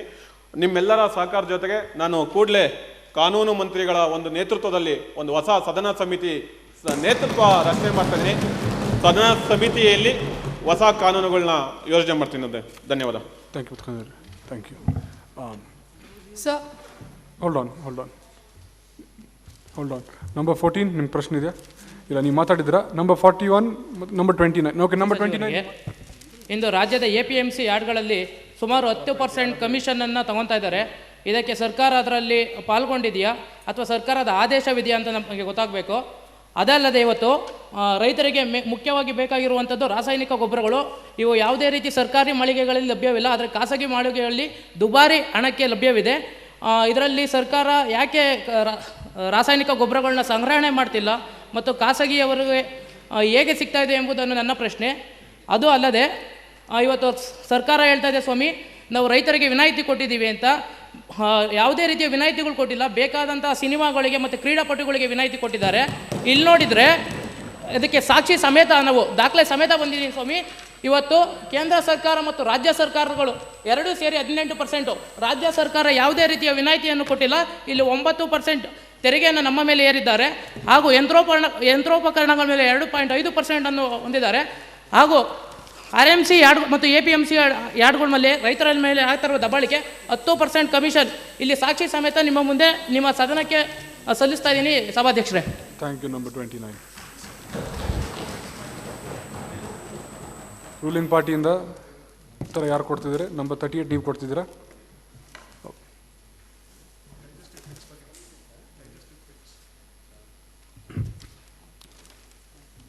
ಮೊನ್ನೆ ಸಭಾಧ್ಯಕ್ಷರೇ, ಸೊ ಅವರು ಹೇಳಿದ್ರು ರಾಸಾಯನಿಕ ಗೊಬ್ಬರಗಳ ಕೊರತೆ ಇದೆ ಅಂತ ಹೇಳ್ಬಿಟ್ಟು. ಇದ್ರ ಬಗ್ಗೆ ನಮ್ಮ ವೆಲ್ಫೇರ್ ಮಿನಿಸ್ಟ್ರಿ ಅವರ ಅಂಡರಲ್ಲಿ ಬರುವಂಥ ಅನಿಲ ಯೋಜನೆ ಅಡಿ ನಾವು ಇದಕ್ಕೆ ಬೇಕಾದಂಥ ರಸಗೊಬ್ಬರಗಳ ತಯಾರಿಯಲ್ಲಿ ಸರ್ಕಾರ ಇದೆ. ಸೊ ಡೈಜೆಸ್ಟಿವ್ ಫಿಟ್ಸ್ ಇದ್ರ ಬಗ್ಗೆ ಇನ್ನು ಮುಂದಿನ ದಿನಗಳಲ್ಲಿ ಪ್ರತಿಯೊಬ್ಬರಿಗೂ ಯಾವ ರೈತರಿಗೆ ಇದರ ಅಗತ್ಯತೆ ಇರುತ್ತೋ ಇದನ್ನ ಆಧಾರ್ ಕಾರ್ಡ್ ಎಂಟ್ರಿ ಅಥವಾ ರೇಷನ್ ಕಾರ್ಡ್ ಎಂಟ್ರಿ ತಗೊಳ್ಳೋದ್ರ ಮೂಲಕ ಅವ್ರಿಗೆ ಪ್ರತಿಯೊಬ್ಬರಿಗೂ ಇದು ತಲುಪುತ್ತೆ. Thank you. ನಂಬರ್ 38. ಒಂದು ನಿಮಿಷ ಹೋಲ್ಡ್ ಆನ್. ಸಭಾಧ್ಯಕ್ಷರೇ, ನನ್ನ ಉಳಿದ ಪ್ರಶ್ನೆಗಳಿಗೆ ಸಮಂಜಸವಾಗಿ ಉತ್ತರ ಸಿಕ್ಕಿಲ್ಲ. ಒಂದು ನಿಮಿಷ, ನಿಮ್ಮ ಪ್ರಶ್ನೆಗೆ ಬರೋಣ. ನೆಕ್ಸ್ಟ್ ಸೆಷನ್ ಇದೆ, ಟೈಮ್ ಇದೆ. Number 84, what was your question? You want to ask? Go ahead and ask. So Speaker sir, people are dying and struggling for life because of COVID, and our CM sir has come without mask. All his ministers are without mask. They are not only, what kind of message are they sending to the people outside? We are risking our health in coming here, and they are not even following the basic duty. Number 84, I do not promote any types of personal attack in my assembly. Okay. Sir, this is not a personal attack. This is what should be done in his professional capacity. Whatever, but I expect some sort of decency from you when you are talking to the Chief Minister of the state. All right? I am addressing you, sir. ಸಭಾಧ್ಯಕ್ಷೆ mask ತಂದೇ ಇರ್ತೀನಿ ಯಾವಾಗಲೂ ಜೋಬಲ್ಲಿ, ಮಾತಾಡೋ time speaker ನಮ್ಮ voice ಕೇಳಿಸಲ್ಲ ಅಂತ ಹೇಳ್ಬಿಟ್ಟು ಅಷ್ಟೇ. ಯಾಕಂದ್ರೆ ನಾನು ಗೊತ್ತಾಗಬೇಕಲ್ಲ ಯಾರಿಗೆ ಅಂತ, ನಿಮ್ಗಾದ್ರೂ ಆಗ್ಲಿ ತೀರ್ಪುಗಾರಾಗ್ಲಿ ನಾನು ಗೊತ್ತಾಗಬೇಕಲ್ಲ ಯಾರಿಗೂ ಅಂತ ಹೇಳ್ಬಿಟ್ಟು ಮಾಸ್ಕ್ ಯಾವಾಗಲೂ ಜೋಬಲ್ಲಿ ಇದ್ದೇ ಇರುತ್ತೆ. ನೀವು ಯಾವತ್ತು ಹಾಕ್ತಿರೋ ಆ ಕ್ಷಣ ನಾನು ಹಾಕ್ತೀನಿ, ನೀವು ಹಾಕೊಳ್ಳಿ ಫಸ್ಟ್, ಆಮೇಲೆ ನಾನು ಹಾಕ್ತೀನಿ. ಇಲ್ಲ, ಒಂದು ನಿಮಿಷ. Number 84, are you satisfied? Or do you... No, sir. All right, wait. What is your number? One ನಿಮಿಷ. ಹೋಗೋಣ. Madam, what is your number? I have not heard. No. The one beside you. I have not heard you speak. 86. You can go ahead. 86. Respected Speaker, sir, for your kind information, madam, everybody here is sitting very, very far. Number 86, talk directly to me. Let's not go there. Talk directly to me. Sir, like for her information, everybody sitting here is very far from each other. So there is no chance of spreading COVID. All right. Thank you. Speaker, sir, I don't know what is her definition of far. Let's not go into it. Speaker, sir, she can barely see this. Hold on. Maintain decency and decorum. Sit down. All of you, sit down. Final call. Sit down, 84. Let's not get into all of that. Let's stick to the questions of the state and let's get back into it. Number 41, you wanted to ask a question? All right. Actually, hold on, number 41. Number 14, you ask first. Then number 41, you can ask next. ಮಾನ್ಯ ಸಭಾಧ್ಯಕ್ಷರೇ, ಕಂದಾಯ ಸಚಿವರಿಗೆ ಮತ್ತು ಸಮಾಜ ಕಲ್ಯಾಣ ಇಲಾಖೆ ಸಚಿವರಿಗೆ ನೇರವಾದ ಒಂದು ಪ್ರಶ್ನೆ ಇದೆ. ನಮ್ಮ ಸರ್ಕಾರ ಇದ್ದಾಗ ಪ್ರತಿ ಗ್ರಾಮ ಪಂಚಾಯಿತಿಯಲ್ಲೂ ಸ್ಮಶಾನಕ್ಕೆ ಜಾಗ ಮೀಸಲಿಡಬೇಕು ಅಂತೇಳಿ ಅಂಥ ಜಾಗ ಯಾವುದಾದ್ರೂ ಯಾರಿಂದಲಾದರೂ ಒತ್ತುವರಿಯಾಗಿದ್ದರೆ ಅದನ್ನು ತಕ್ಷಣ ಖಾಲಿ ಮಾಡಿಸುವಂತೆ ನಾವು ಆದೇಶನ ಹೊರಡಿಸಿದ್ವಿ. ಅಥವಾ ಬೇರೆ ಸರ್ಕಾರದ ಆದೇಶ ಕೂಡ ಸರ್ಕಾರದ ಕಡತದಲ್ಲಿದೆ. ಆದರೆ ಇತ್ತೀಚೆಗೆ ಚಿಕ್ಕಮಗಳೂರು ಜಿಲ್ಲೆ ಕೊಪ್ಪ ತಾಲೂಕಿನ ಜೈಪುರ ನಾಡ ಕಚೇರಿ ಎದುರು ಶವ ಸಂಸ್ಕಾರಕ್ಕೆ ಸ್ಮಶಾನ ಇಲ್ಲ ಅಂತ ಹೇಳಿ ಆರೋಪಿಸಿ ಪರಿಶಿಷ್ಟ ಸಮುದಾಯದ ಮುಖಂಡರೊಬ್ಬರು ಶವ ಇಟ್ಟು ಪ್ರತಿಭಟನೆ ನಡೆಸಿದ್ದಾರೆ. ಈ ವ್ಯಕ್ತಿಯ ಶವ ಸಂಸ್ಕಾರಕ್ಕೆ ಆತನ ಊರಿನ ಹೇರೂರಿನಲ್ಲೇ ಸ್ಮಶಾನ ಇಲ್ಲ. ಇದ್ದ ಜಾಗವನ್ನೆಲ್ಲ ಪ್ರಭಾವಿಗಳು ಒತ್ತುವರಿ ಮಾಡಿದ್ದಾರಂತೆ ಅನ್ನೋದು ಆ ಜನರ ಆರೋಪ. ಆ ಪ್ರದೇಶದಲ್ಲಿ ಸುಮಾರು 47 ಎಕರೆ ಜಮೀನನ್ನು ಪ್ರಭಾವಿಗಳು ಒತ್ತುವರಿ ಮಾಡಿದ್ದಾರೆ. ಅಲ್ಲಿ ವಾಸಿಸ್ತಾ ಇರೋ 10 ಪರಿಶಿಷ್ಟ ಕುಟುಂಬಗಳು ಸ್ಮಶಾನಕ್ಕೆ ಜಾಗ ನೀಡುವಂತೆ ಕಂದಾಯ ಸಚಿವರಿಗೆ ಹಲವು ಬಾರಿ ಮನವಿ ಸಲ್ಲಿಸಿದ್ರು ಕೂಡ ನಿಮ್ಮ ಸರ್ಕಾರದ ಮಂತ್ರಿಗಳ ಕಣ್ಣುಗಳ್ಯಾಕೋ ಇನ್ನೂ ತೆರೆದಂತೆ ಕಾಣ್ತಾ ಇಲ್ಲ. ಬಡವರ ಪರಿಶಿಷ್ಟರ ಗೋಳನ್ನು ನಿಮ್ಮ ಸರ್ಕಾರದಲ್ಲಿ ಕೇಳೋರೇ ಇಲ್ಲ ಅಂತ ನನ್ನ ಒಂದು ಅಭಿಪ್ರಾಯ. ಮಾನ್ಯ ಸಭಾಧ್ಯಕ್ಷರೇ, ಸರ್ಕಾರದ ಕಾನೂನುಗಳು ಬಡವರಿಗೋಸ್ಕರ ಇರೋದಾ ಶ್ರೀಮಂತರಿಗೋಸ್ಕರ ಇರೋದಾ? ಕರ್ನಾಟಕದ ಎಷ್ಟು ಹಳ್ಳಿಗಳಲ್ಲಿ ಸ್ಮಶಾನಕ್ಕೆ ಜಾಗ ಇಲ್ಲ? ಒತ್ತುವರಿಯಾಗಿರೋ ಸ್ಮಶಾನದ ಜಾಗದ ತೆರವಿಗೆ ಇಲ್ಲಿವರೆಗೂ ಏನು ಕ್ರಮ ಕೈಗೊಂಡಿದ್ದೀರಿ? Number 14. ಕಳೆದ ಬಾರಿ ಕೋವಿಡ್ನಲ್ಲಿ ಹೆಣ ಸುಡೋದಕ್ಕೆ ಜಾಗ ಇಲ್ಲ ಮಾನ್ಯ ಸಭಾಧ್ಯಕ್ಷರೇ. ರಸ್ತೆ ಬದಿಗಳಲ್ಲಿ ಹೆಣ ಸುಟ್ರು. Number 14.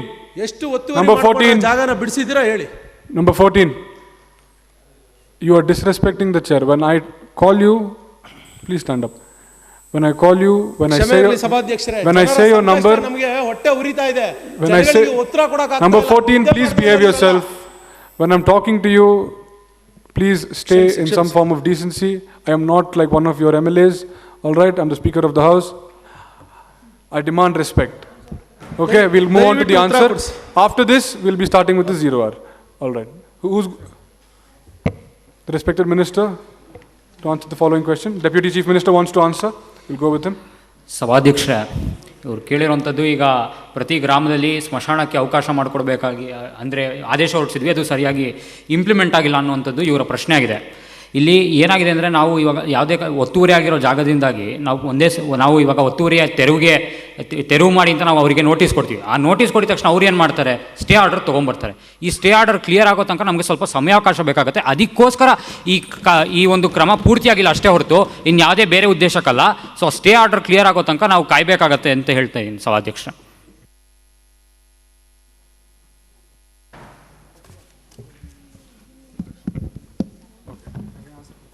Okay. All right. Please simply sit down, number 41.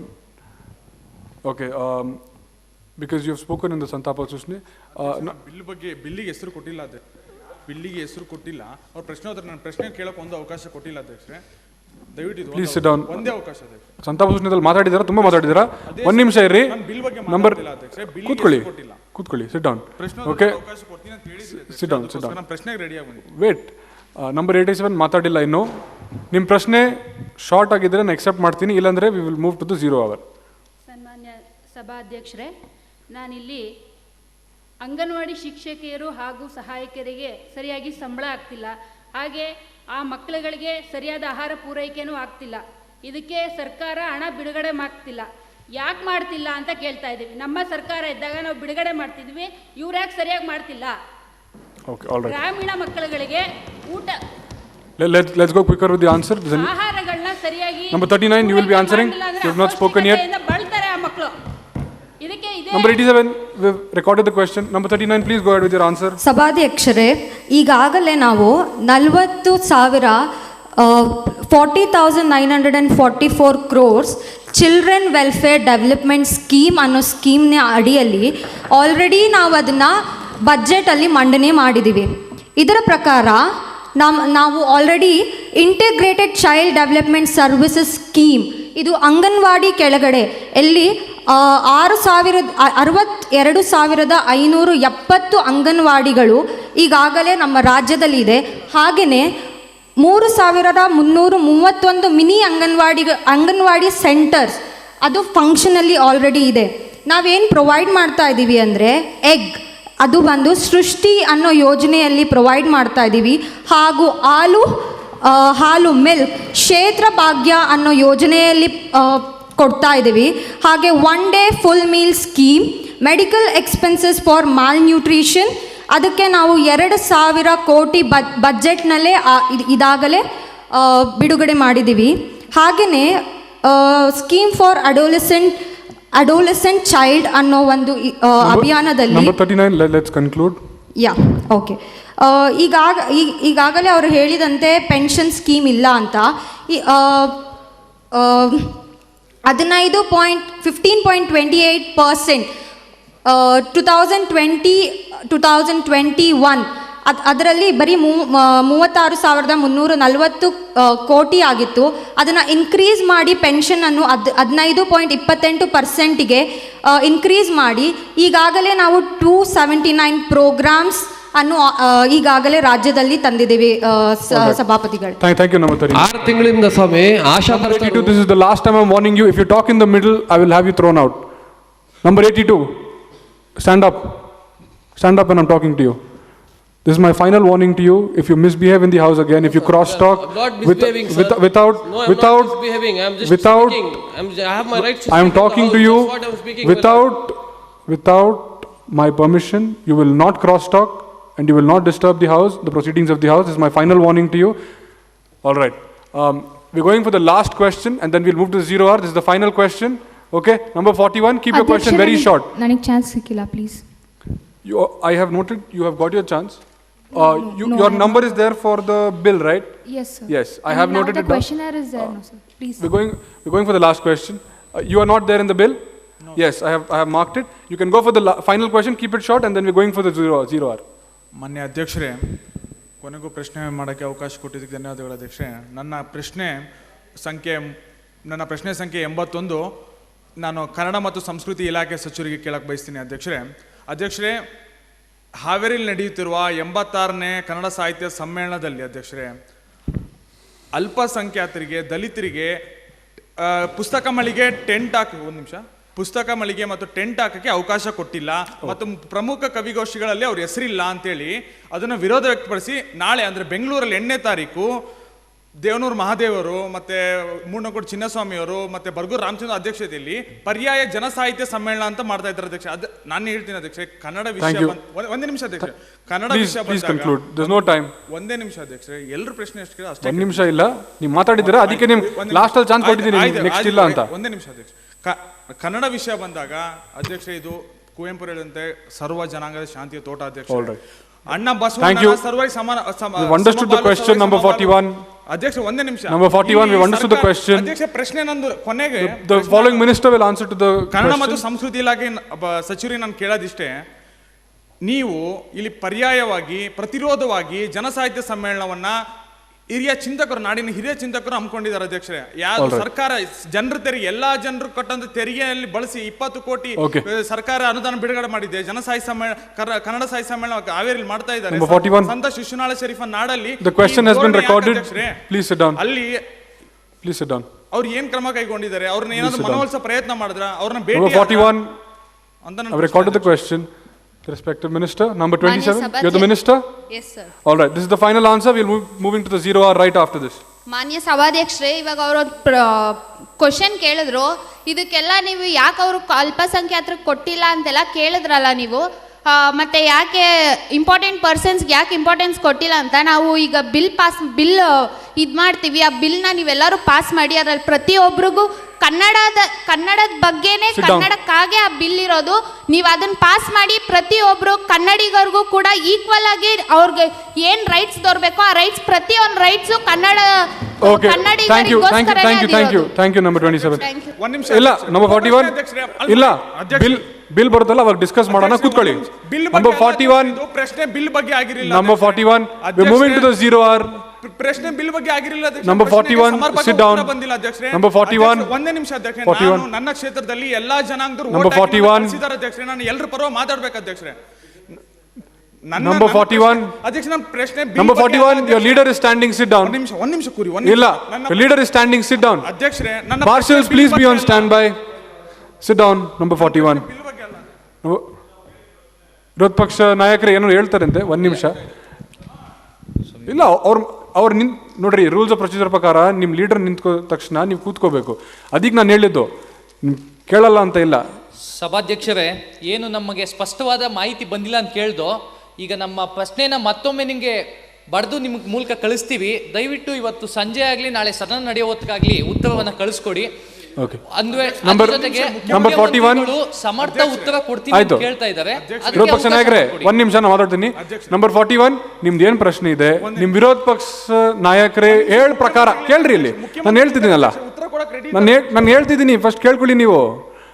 ಅವ್ರು ಹೇಳ ಪ್ರಕಾರ ನಿಮ್ಮ ಪ್ರಶ್ನೆ ನನ್ಗೆ ಬರ್ದು ಕೊಡ್ರಿ, ನಾನು ನಿಮಗೆ ಅವಕಾಶ ಮಾಡಿಕೊಡ್ತೀನಿ. send it to me in a written format through the marshals. Please sit down. Sit down. number 41 number 41 marshals please be on standby. ಅಲ್ಲ ಒಂದೇ ನಿಮಿಷ ಅಧ್ಯಕ್ಷರೇ, ಒಂದ್ ನಿಮಿಷ. ಪ್ರತಿಯೊಬ್ಬ ಸದಸ್ಯನಿಗೂ ಇಲ್ಲಿ ಆರ್ಟಿಕಲ್ 164 ಅನ್ವಯ ಆಗುತ್ತೆ ಅಧ್ಯಕ್ಷರೇ. ಮಾಹಿತಿ ತಗೊಳೋದು, ಅವ್ರು ಕೇಳಿದ ಪ್ರಶ್ನೆ ಒಳ್ಳೇದೇ ಇದು. ಯಾಕಂದ್ರೆ ಬೇರೆಯವ್ರಿಗೆ ರಾಜ್ಯಕ್ಕೆ ತಪ್ಪು ಸಂದೇಶ ಹೋಗಬಾರ್ದು. ನಾವು ಯಾವತ್ತೂ ಅಷ್ಟೇ ಸಮ್ಮೇಳನ 86ನೇ ಸಮ್ಮೇಳನ ಹಾವೇರಿಯಲ್ಲಿ ನಾವು ಮಾಡಿದ್ಮೇಲೆ ಯಾರನ್ನೂ ಕೂಡ ದಲಿತರು ಮುಸ್ಲಿಮ್ಸ್ ಅನ್ನು ಹೊರಗಡೆ ಇಟ್ಟಿಲ್ಲ. ಇವತ್ತಿನ ದಿನಪತ್ರಿಕೆಗಳಲ್ಲಿ ಕ್ಲಿಯರ್ ಆಗಿ ಕೊಟ್ಟಿದ್ದಾರೆ ಏನು ಅಂತ. ಇಲ್ಲಿ ಒಬ್ಬ ವ್ಯಕ್ತಿಯ ಸಂಘರ್ಷ, ಆ ಕುರ್ಚಿಯ ಸಂಘರ್ಷದಿಂದ, ಒಂದೇ ನಿಮಿಷ, ಆ ಕುರ್ಚಿಯ ಸಂಘರ್ಷದಿಂದ ಕೆಲವರು ಅವರಿಂದ ಧೋರಣೆಯಿಂದ ಆಚೆ ಬಂದಿದ್ದಾರೆ. ಅವರ ಹೆಸರನ್ನ ನಾನು ಸದನದಲ್ಲಿ ಹೇಳಕ್ಕೋಲ್ಲ. ಸಮ್ಮೇಳನ ಅಧ್ಯಕ್ಷರು ದೊಡ್ಡರಂಗೇಗೌಡರಿದ್ದಾರೆ, ಅವರ ದೊಡ್ಡದನಕ್ಕೆ ನಾವೊಂದು ಗೌರವ ಕೊಡೋಣ. ಈ ಬಾರಿ ನೀವೇನು ಕೊಟ್ಟಿದ್ರ ಸಜೆಷನ್ ತಗೊಂತೀನಿ. ಮುಂದಿನ ಬಾರಿಯಲ್ಲಿ ಇದೇನು ದಲಿತರು ಮುಸ್ಲಿಮ್ಸ್ ಹೊಂದಿದ್ರಲ್ಲ ಅದು ಯಾವುದೇ ರೀತಿ ಆಗಕ್ ಬರಲ್ಲ. ನೀವು ಕ್ಲಿಯರ್ ಆಗಿ ಅಧ್ಯಕ್ಷ ಮುಖ್ಯಮಂತ್ರಿಗಳು ಒಂದೇ ಮನವಿ. Number 41 sit down. ಮುಖ್ಯಮಂತ್ರಿ ಅವರೇ ಮಾತಾಯ್ತಲ್ಲ, okay, it's concluded. Number 41 do not trouble the session. We're moving into the 0 hour. The next session will be the 0 hour ಶೂನ್ಯ ವೇಳೆ. Okay, those who want. ವಿರೋಧ ಪಕ್ಷ ನಾಯಕರೇ ನೀವು ಶುರು ಮಾಡ್ರಿ, ಆಮೇಲೆ ಹೋಗೋಣ 0 hour. ಓಕೆ. ಮಾನ್ಯ ಸಭಾಧ್ಯಕ್ಷರೇ, ಈಗ ತಾನೇ ನಾನು ಒಂದು ಗಂಟೆ ಕಾಲ ಕರೆಕ್ಟ್ ನೀವು ಹೇಳಿದಿರಾ, ಅದಕ್ಕೆ ನಿಮ್ಗೆ ಅವಕಾಶ ಕೊಟ್ಟಿದ್ದೀನಿ, ನೀವು ಹೇಳಿದಿರಾ ಅಂತ. ಓಕೆನಾ, ಮಾತಾಡಿ. ಸಭಾಧ್ಯಕ್ಷರೇ, ನಾನು ಏನು ಹೇಳಿದೆ ಅಂದರೆ, ಆಗಲೇ ಹೇಳಿದೆ ಬಸ್ ಆಕ್ಸಿಡೆಂಟಲ್ಲಿ 24 ಜನ ಸತ್ತೋಗಿದ್ದಾರೆ ಅಂತ. 24 ಜನ ಸ್ವಾಮಿ ಮರಣಪಟ್ಟಿದ್ದಾರೆ. ಟೋಟಲ್ಲು ಬಸ್ನಲ್ಲಿ 64 ಜನರು ಪ್ರಯಾಣಿಸ್ತಾ ಇದ್ರಂತೆ. ಬಸ್ ಕೆಪಾಸಿಟಿ ಇರೋದೇ 55 ಜನ. ನಮ್ಮ ಸಾರಿಗೆ ಇಲಾಖೆ 64 ಜನ ಹೆಂಗೆ ಕರ್ಕೊಂಡು ಹೋಗ್ಲಿ. ಈಗ 24 ಜನ ಮರಣ ಹೊಂದಿದಾರಲ್ಲ, ಯಾವ ರೀತಿ ಪರಿಹಾರ ಘೋಷಣೆ ಮಾಡ್ತೀವಿ ಸ್ವಾಮಿ? ಜನ ಸತ್ತ ಮೇಲೆ ದುಡ್ಡು ಕೊಡೋಕ್ಕೂ ಜನ ಸಾಯ್ದೇವಂಗೆ ನೋಡ್ಕೊಳ್ಳೋಕ್ಕೂ ವ್ಯತ್ಯಾಸ ಇದೆ ಸ್ವಾಮಿ. ಪ್ರಾಣ ಅಮೂಲ್ಯವಾದದ್ದು. ದಯವಿಟ್ಟು ಇದಕ್ಕೆ ಏನಾದ್ರು ಉತ್ತರ ಕೊಡಬೇಕು ಅಂತ ತಮ್ಮಲ್ಲಿ ಅಂಗಲಾಚ್ ಬೇಡ್ಕೊಳ್ತಾ ಇದ್ದೀನಿ ಸ್ವಾಮಿ. Okay. Those who are willing to answer the question of the 0 hour, please raise your hand. Let's go with number 26, but please keep it short. ಮಾನ್ಯ ಅಧ್ಯಕ್ಷರೇ, ನಮ್ಮ ವಿರೋಧ ಪಕ್ಷದ ನಾಯಕರು ಕೇಳಿದ ಯಾವ ರೀತಿ ಪರಿಹಾರ ಕೊಡ್ತಾರೆ ಅಂದ್ರೆ KSRTC ನಲ್ಲಿ Get closer to the mic. Ticket ಅಲ್ಲೇ ಘೋಷಣೆ ಆಗಿರುತ್ತೆ, ಒಂದು ಅಪಘಾತಕ್ಕೀಡಾದ್ರೆ ಅವ್ರಿಗೆ ಎಷ್ಟು ವಿಮೆ ಇರುತ್ತೆ ಅಂತ.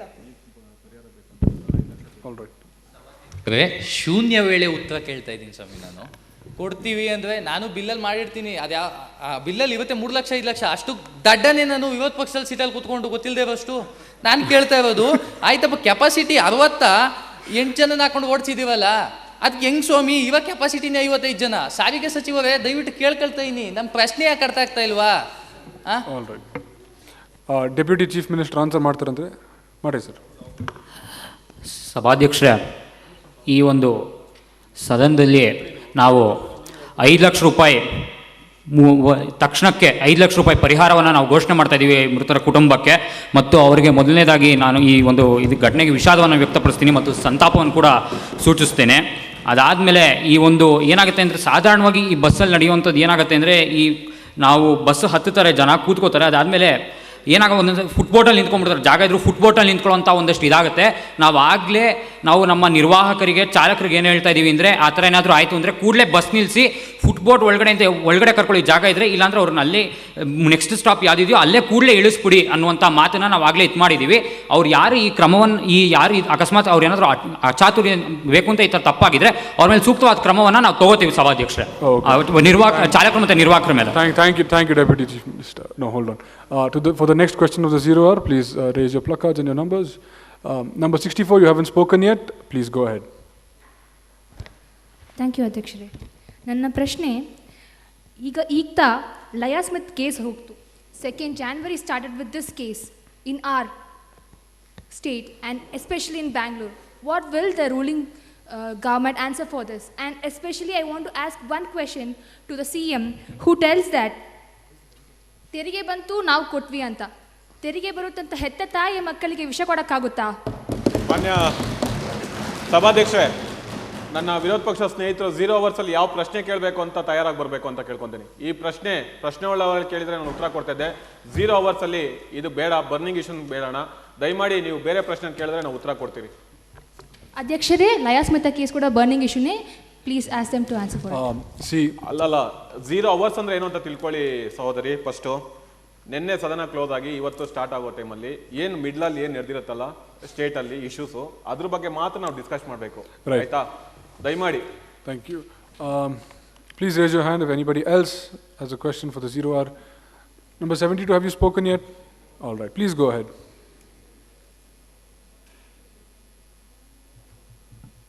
Just a general note to the House. Those who are raising your hand again and again, please don't feel bad that I'm not picking you. It's just so that people who have not spoken yet get an opportunity. All right?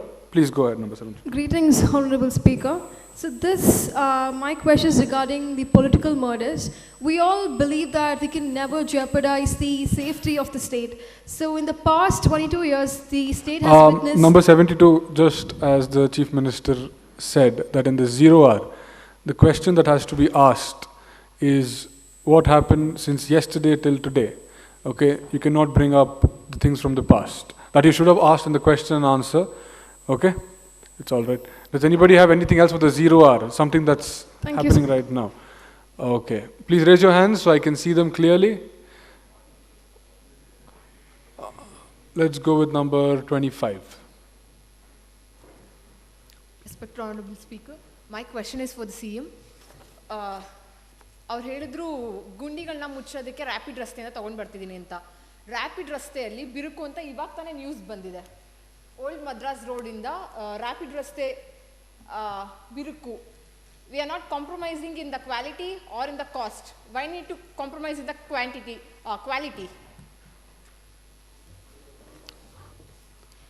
ಒಂದು ನಿಮಿಷ ಮುಖ್ಯಮಂತ್ರಿಯವರೇ, ನೀವು ಸ್ವಲ್ಪ short ಆಗಿ ಇಟ್ಟಿರಿ, ಯಾಕಂದ್ರೆ ನಿಮ್ಮ ಹಿಂದೆ ಅವರು ಸ್ವಲ್ಪ ಮಾತಾಡಬೇಕಂತೆ. ಅಲ್ಲ, ಅವ್ರು ಬಂದು ಮುಖ್ಯಮಂತ್ರಿ ಮುಖ್ಯಮಂತ್ರಿ ಅದೇ ನಾನು ಹೇಳೋದು ಡೈರೆಕ್ಟ್ ಉತ್ತರ ಕೊಟ್ಬಿಡ್ತೀನಿ. Please try not to involve the chief minister as much because I want to give opportunity to everyone who is present. ಮೊದಲಿಗೆ ವಿರೋಧ ಪಕ್ಷದವರಿಗೆ ನಾನು ಧನ್ಯವಾದ ಹೇಳಬೇಕು. ಯಾಕಂದ್ರೆ ಸದನದ ಒಳಗಡೆ ಇದ್ರೇನು ಅವ್ರಿಗೆ ಬ್ರೇಕಿಂಗ್ ನ್ಯೂಸ್ ಬಂದಿದೆಯಲ್ಲ, ಅದಕ್ಕೆ ನಾನು ಅವ್ರನ್ನ ಅಪ್ರಿಷಿಯೇಟ್ ಮಾಡಬೇಕು. ಒಳ್ಳೆ ವಿಷಯನ ಇದು ತಗೊಂಡಿದ್ರ.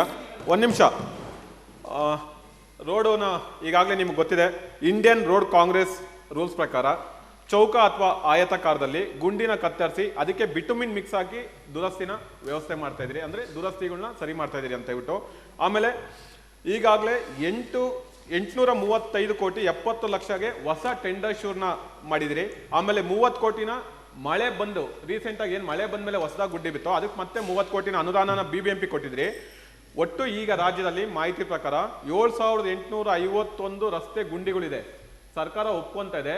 ಏನಕ್ಕೆ ಡಿಲೇ ಆಯಿತು ಅಂದರೆ ಮಳೆ ಬಂದು ಆ ರಸ್ತೆಗಳಿಗೆ ನಾವು ಸರಿಯಾದ ರೀತಿಯಲ್ಲಿ ಡಾಂಬರ್ಕರಣ ಆಗೋಕ್ಕಾಗಿಲ್ಲ. ಇನ್ನೊಂದು ನಮಗೆ ಮೆಟ್ರೋಯಿಂದ ಆಮೇಲೆ ಒಳಚರಂಡಿ ವ್ಯವಸ್ಥೆಯಿಂದ ತೊಂದರೆ ಆಗ್ತಾಯಿತ್ತು. ಈ 851 ರಸ್ತೆಗಳನ್ನ ಆದಷ್ಟು ಶೀಘ್ರವಾಗಿ ಮುಚ್ಚಿ ನಾವು ನಿಮಗೆ ವರದಿ ಕೊಡ್ತೀವಿ. I'll take. We are not speaking about the delay. We are speaking about the quality of the road. All right.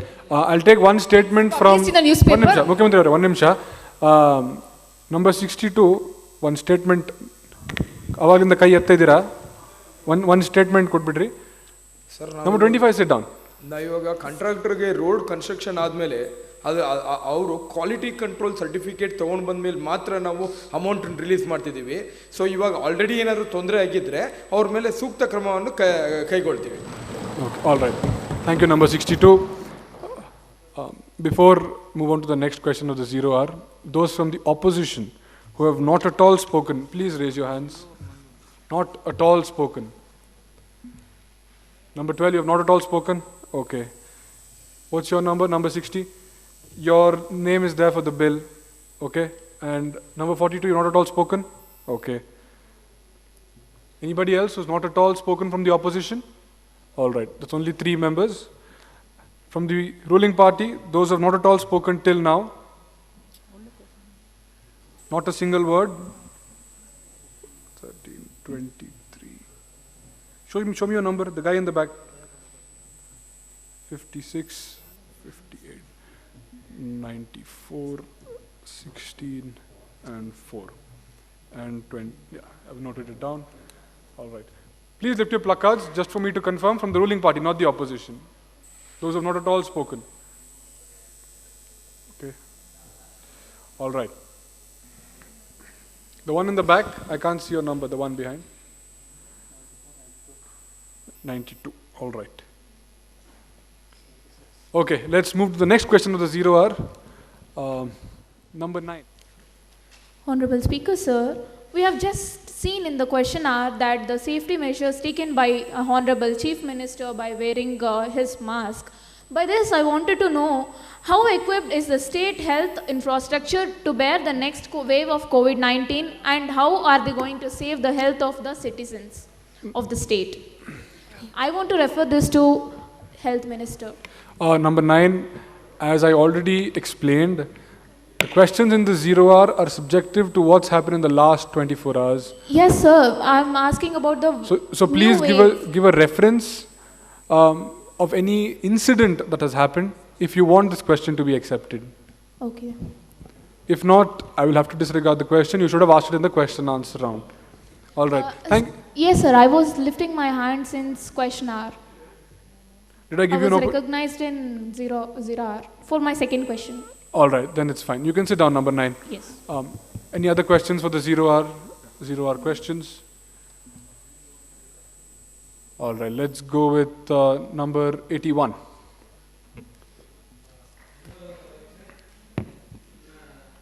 ನನ್ನ ಪ್ರಶ್ನೆ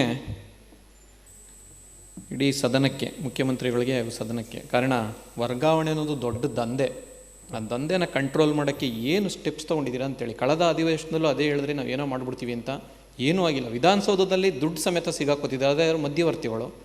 ಅದರದ್ದು ಎಲ್ಲ ಈ ಮುಖ್ಯಮಂತ್ರಿಗಳ ಕಂಟ್ರೋಲಲ್ಲೇ ಗುಪ್ತಚರ ಇಲಾಖೆ ಇದೆ. ಗುಪ್ತಚರ ಇಲಾಖೆಗಿಂತ ಮೊದಲು ಟಿ ವಿ ಮಾಧ್ಯಮದಲ್ಲಿ ಬ್ರೇಕಿಂಗ್ ನ್ಯೂಸ್ ಆಗ್ಬರ್ತದೆ. ಯಾರು ಅಂದರೆ ಮಧ್ಯವರ್ತಿ ಮಿನಿಸ್ಟರ್ ಜೊತೆಲಿ ಸಿಗಾಕೊಂಡ ಅಂತ. ಇದ್ರ ಬಗ್ಗೆ ಮಾನ್ಯ ಮುಖ್ಯಮಂತ್ರಿಗಳು, ನಾನು ಇದು ಎಲ್ಲ ಪಕ್ಷದವ್ರಿಗೂ ಸೇರಿ ಹೇಳ್ತಾ ಇದ್ದೀನಿ. ನಾವು ಕಳೆದ ಚುನಾವಣೆಯಲ್ಲಿ ಅಲ್ಲಿರ್ಬೋದು, ನಾನು 2 ಪಕ್ಷಗಳಿಗೆ ಸೇರದೇ ಇರುವಂಥ ಸ್ವತಂತ್ರ ಶಾಸಕ ಆಗಿರೋದ್ರಿಂದ ನನಗೆ ಸ್ವಲ್ಪ ವಿಶೇಷ ಅಧಿಕಾರ ಇದೆ. ಹಾಗಾಗಿ ಹೇಳ್ತಾ ಇದ್ದೀನಿ, ಎರಡೂ ಇಲ್ಲಿಯವ್ರು ಅಲ್ಲಿರ್ತಾರೆ, ಅಲ್ಲಿಯವ್ರು ಇಲ್ಲಿರ್ತಾರೆ ಬಿಟ್ಟರೆ ನಾವಂತೂ ತುದಿಲೇ ಇರ್ತೀವಿ ಯಾವಾಗಲೂ.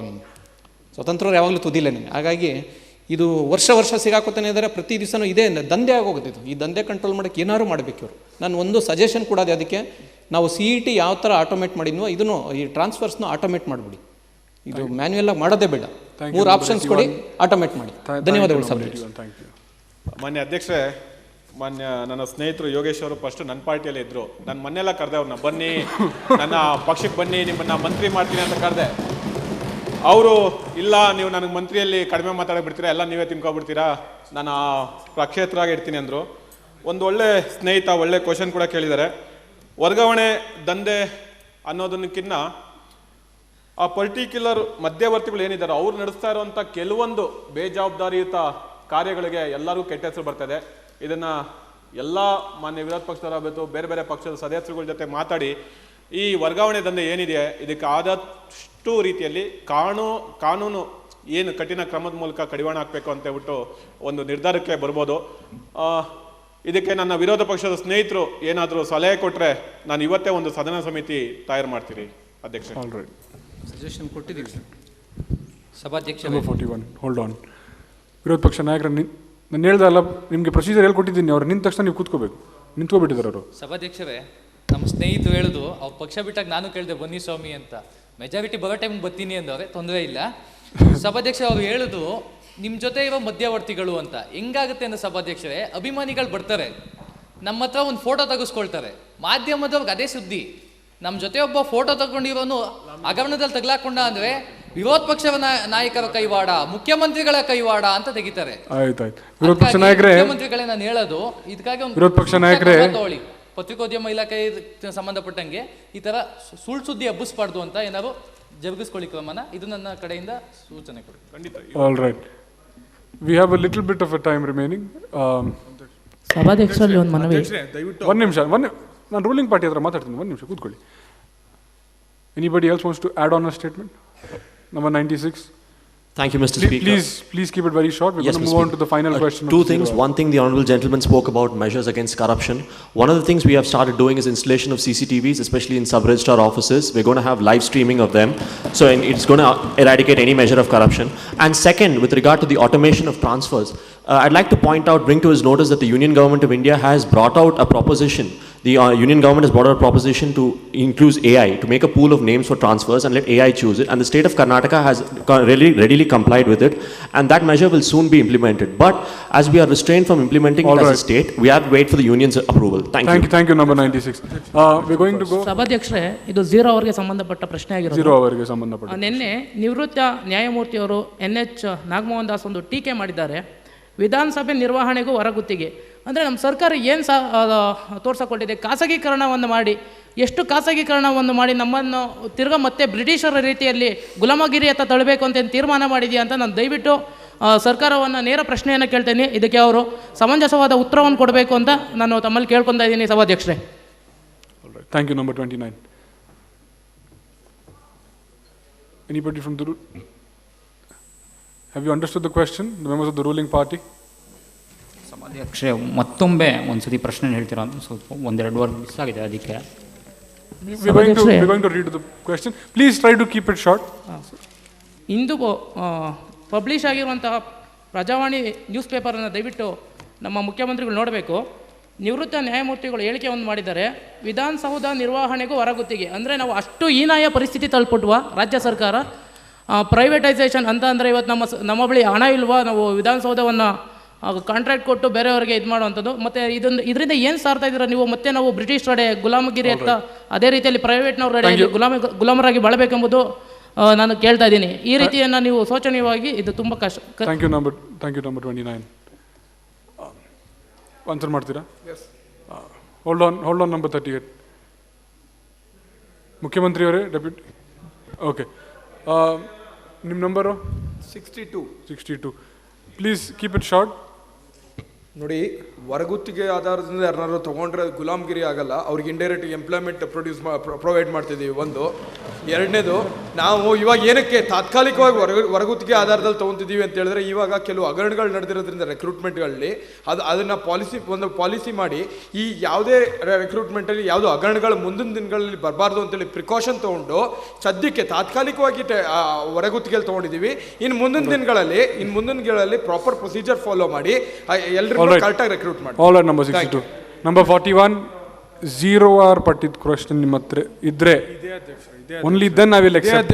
ಇದೇ ಅಧ್ಯಕ್ಷರೇ ಮತ್ತೊಮ್ಮೆ ಹೇಳ್ತೀನಿ ಅಧ್ಯಕ್ಷರೇ, 0 ಅವರ್ಗೆ ಸಂಬಂಧಪಟ್ಟಂತೆ ಒಂದು ಪ್ರಶ್ನೆ ಇದೆ ಅಧ್ಯಕ್ಷರೇ.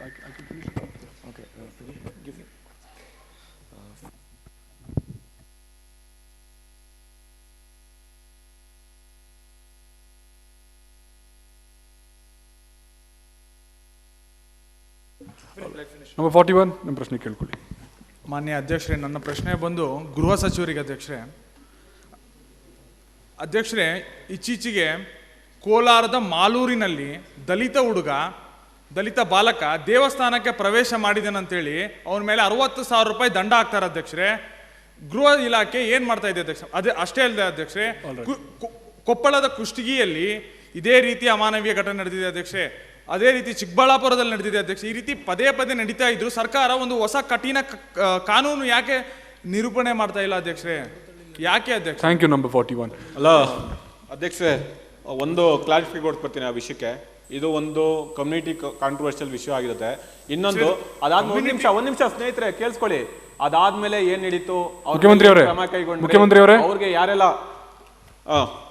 ಅವ್ರಿಗೆಲ್ಲ ಮನೆಗೆ ಭೇಟಿ ಕೊಟ್ಟ ಮೇಲೆ ಅವ್ರಿಗೆಲ್ಲ ಏನು ಧೈರ್ಯ ಕೊಟ್ಟಿರಂತ ಗೊತ್ತಿದೆ. ಇದು ದೊಡ್ಡ ಮಟ್ಟದಾದ್ಮೇಲೆ ದಲಿತ ಸಂಘಟನೆಗಳು ನೇತೃತ್ವದಲ್ಲಿ ಸುಮಾರು ಒಂದು 10 ಲಕ್ಷ ದಲಿತ ಸ್ನೇಹಿತರುಗಳೆಲ್ಲ ಹೋರಾಟ ಮಾಡಿ ಅದಕ್ಕೆ ಕಾನೂನನ್ನ ಬಲ ಮಾಡಬೇಕು ಅಂತ ಹೇಳಿದಾಗ, ಯಾವುದೇ ಕೂಡ ದೇವಸ್ಥಾನ ಮುಟ್ಟಿದ್ರೆ ನಿಮಗೆ ಬಹಿಷ್ಕಾರ ಆಗ್ತೀರಿ, ದಂಡ ಆಗ್ತೀರಿ ಅಂತ ಸರ್ಕಾರ ಎಲ್ಲೂ ಮಾಡಿಲ್ಲ.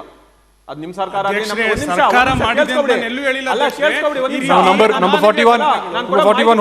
ಮಾಹಿತಿ ತಗೊಳ್ಳಿ ನೀವು. ನಾನು ಯಾವತ್ತೂ ಕೂಡ ಸರ್ಕಾರ ನಿಮ್ಮ ಪಕ್ಷ. ನಂಬರ್ 41 ನಂಬರ್ 41 ನೀವು ಮಾತಾಡ್ಬೇಕಂದ್ರೆ ನಾನು ಪರ್ಮಿಷನ್ ಕೇಳಬೇಕು. ಓಕೆ, ನಾನು ಕೊಡ್ಲಿಲ್ಲ ನಿಮ್ಗೆ. ಮುಖ್ಯಮಂತ್ರಿ ಅವರು ಮಾತಾಡ್ತಿದ್ದಾರೆ, ಅವ್ರು ಫಸ್ಟ್ ಕನ್ಕ್ಲೂಡ್ ಮಾಡ್ಲಿ, ನೀವು ಕೂತ್ಕೊಳ್ಳಿ. ನಂಬರ್ 41. ಅಧ್ಯಕ್ಷೆ, ಆ ಒಂದು ವಿವಾದಕ್ಕೆ ನನ್ನ ಕೂಡ ವಿಷಾದ ಇದೆ.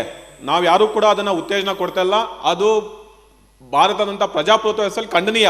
ಅದನ್ನ ನಾವೆಲ್ಲರೂ ಸೇರಿ ಖಂಡಿಸ್ತೀರಿ. ಯಾರು ಕೂಡ ಯಾವುದೇ ಒಂದು ಜಾತಿ ಧರ್ಮನ ಮೇಲೂ ಕೀಳಾಗಿ ನೋಡಬಾರ್ದು. ನಾವೆಲ್ಲ ಈಕ್ವಲ್ ಆಗಿ ಕೇವಲ ಒಂದು ದೇವ್ರ ಮುಟ್ಟಿದ ತಕ್ಷಣ ಅವ್ರಿಗೆ ಬಹಿಷ್ಕಾರ ಆಗ್ತೀರಾ ಅಂದ್ರೆ ನಾವು ಇನ್ನ ಯಾವ ರೀತಿ ಮಾನವೀಯ ಮೌಲ್ಯಗಳನ್ನ ನಾವು ನೋಡ್ತಾ ಇದೀರಿ ಅನ್ನೋದು ನೋಡ್ಬೇಕು. ನಾಗರಿಕ ಸಮಾಜ ಕಡೆ ಹೋಗ್ತಾ ಇದ್ರಾ ಇಲ್ಲ ನಾವು ಮುರುಗುಗಳಾಗ್ತಾ ಇದ್ರಾ ಅಂತ ಹೇಳ್ಬಿಟ್ಟು ನಾವು ನೋಡ್ಕೋಬೇಕಾಗತ್ತೆ.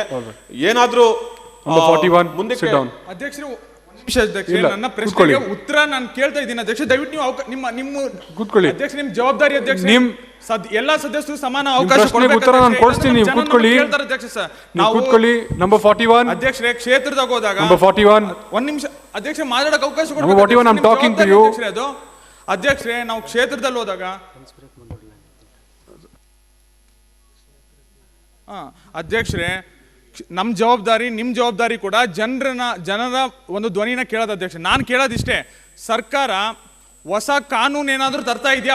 ಪದೇ ಇವ್ರು ಹೇಳ್ತಾರೆ ಸರ್ಕಾರ. Number 41 we have understood the question. You sit down. ಉತ್ತರ ಕೊಟ್ಟಿಲ್ಲ ಅಧ್ಯಕ್ಷರೇ. ಕೊಡ್ತಾರೆ ಇವಾಗ, ನೀವು ಕೂತ್ಕೊಳ್ಳಿ. ಉತ್ತರ ಕೊಟ್ಟಿಲ್ಲ ಅವ್ರು. ನಾವು ಸರ್ಕಾರ number 41 this is my final warning to you. ನೀವು ಉತ್ತರ ಕೇಳ್ತಲ್ಲ, ಸಮಂಜಾಯಿಸಿ ಕೇಳ್ತಿದ್ರಾ? ಮುಖ್ಯಮಂತ್ರಿ ಅವರೇ, ಕೇಳಿದ್ರೇನು? ಏನಾದರೂ ಚೀಫ್ ಮಿನಿಸ್ಟರ್ ನಾನು ಮನೆ ಅಧ್ಯಕ್ಷ ನಂಬರ್ 41 ಮನೆ ಅಧ್ಯಕ್ಷ ನಿಮ್ಮಲ್ಲಿ ಮನವಿ ಮಾಡ್ತಾ ಇದ್ದೀನಿ. ಸಮಾಜ ಕಲ್ಯಾಣ ನೇತೃತ್ವ ಮಂತ್ರಿಗಳ ನೇತೃತ್ವ ದೊಡ್ಡ ಮಟ್ಟದ ಸಮಿತಿ ಮಾಡಿ ಇನ್ನು ಮುಂದೆ ರಾಜ್ಯದಲ್ಲಿ ಯಾವುದೇ ಮೂಲೆಯಲ್ಲಿ ಯಾವುದೇ ರೀತಿಯ ದಲಿತರಿಗಾಗ್ಲಿ ಬೇರೆ ಧರ್ಮದವರಾಗ್ಲಿ ಅನ್ಯಾಯ ಆಗ್ಲೇಬಾರ್ದು. ಅದನ್ನ ಈಗಲೇ ನನ್ನ ಸಹೋದ್ಯೋಗಿ ಸಮಾಜ ಕಲ್ಯಾಣ ಸಚಿವ marshal please be on stand by near number 41. ಅಧ್ಯಕ್ಷರೇ, ಸಿಟ್ ಡೌನ್. ಅಧ್ಯಕ್ಷರೇ, sit down. I will not listen to you anymore. Sit down. One suggestion. Number 41, sit down. Suggestion. Number 41, sit down. I have a suggestion. Okay. Please lift your hand for the final question of the 0 hour. After this, we will be going for the lunch break. Final question of the 0 hour.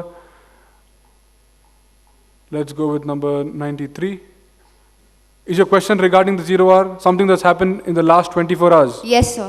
All right. So I want to talk about cybercrime happening. No. So it's on January 6th itself, yesterday. It's about yesterday? Okay, Yes. let's not keep it all. Let's just stick to the topic, straight to the point.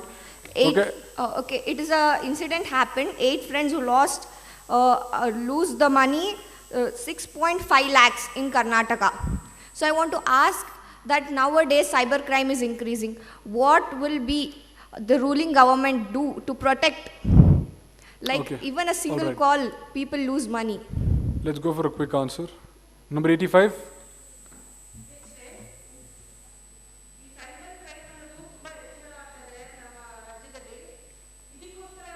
Number 85, please keep it short. Data collect ಮಾಡ್ಕೊಂಡು ಇಟ್ಕೋತಾ ಇದ್ದೀವಿ. ಕಳೆದು 1 ತಿಂಗಳಿಂದ ಯಾರು improvement ಇದ್ದಾರೆ ಅವರು data collect ಮಾಡಿಕೊಂಡು ನಾವು ಮುಂದೆ ಬರುವ ಅಪರಾಧಿಗಳು ಮತ್ತು ಆರೋಪಿಗಳನ್ನ ಡೇಟಾ ಮ್ಯಾಚ್ ಮಾಡಿ ನಾವು ತುಂಬ ಪೊಲೀಸ್ ಡಿಪಾರ್ಟ್ಮೆಂಟ್ ಜೊತೆ ಮತ್ತು ಸೈಬರ್ ಕ್ರೈಮ್ ಪೊಲೀಸ್ ಸ್ಟೇಷನ್ ಅಧಿಕಾರಿಗಳ ಜೊತೆ ನಾವು ಅದನ್ನು ಚರ್ಚೆ ಮಾಡಿ ಇದನ್ನು ಖಂಡಿತವಾಗೂ ಕಮ್ಮಿ ಮಾಡ್ತೀವಿ ಮುಂದೆ ಬರೋ ದಿನದಲ್ಲಿ. ಇನ್ನೂ ಏನಾದ್ರು ಕ್ವಶನ್ ಇದೆಯಾ? Number 85, please sit down. Number 85, sit down. Okay, all right. Please put your hands down. We're going to pause the session for half an hour for the lunch break. We will resume at 2 p.m. Kannada ಭಾಷೆಯ ಸಮಗ್ರ ಅಭಿವೃದ್ಧಿಗಾಗಿ ಮತ್ತು ಕನ್ನಡಿಗರ ಶಿಕ್ಷಣ ಮತ್ತು ಉದ್ಯೋಗದಲ್ಲಿ ಉತ್ತಮ ಅವಕಾಶಗಳನ್ನು ಒದಗಿಸುವುದಕ್ಕಾಗಿ ಉಪಬಂಧ ಕಲ್ಪಿಸುವ ಒಂದು ವಿಧೇಯಕ.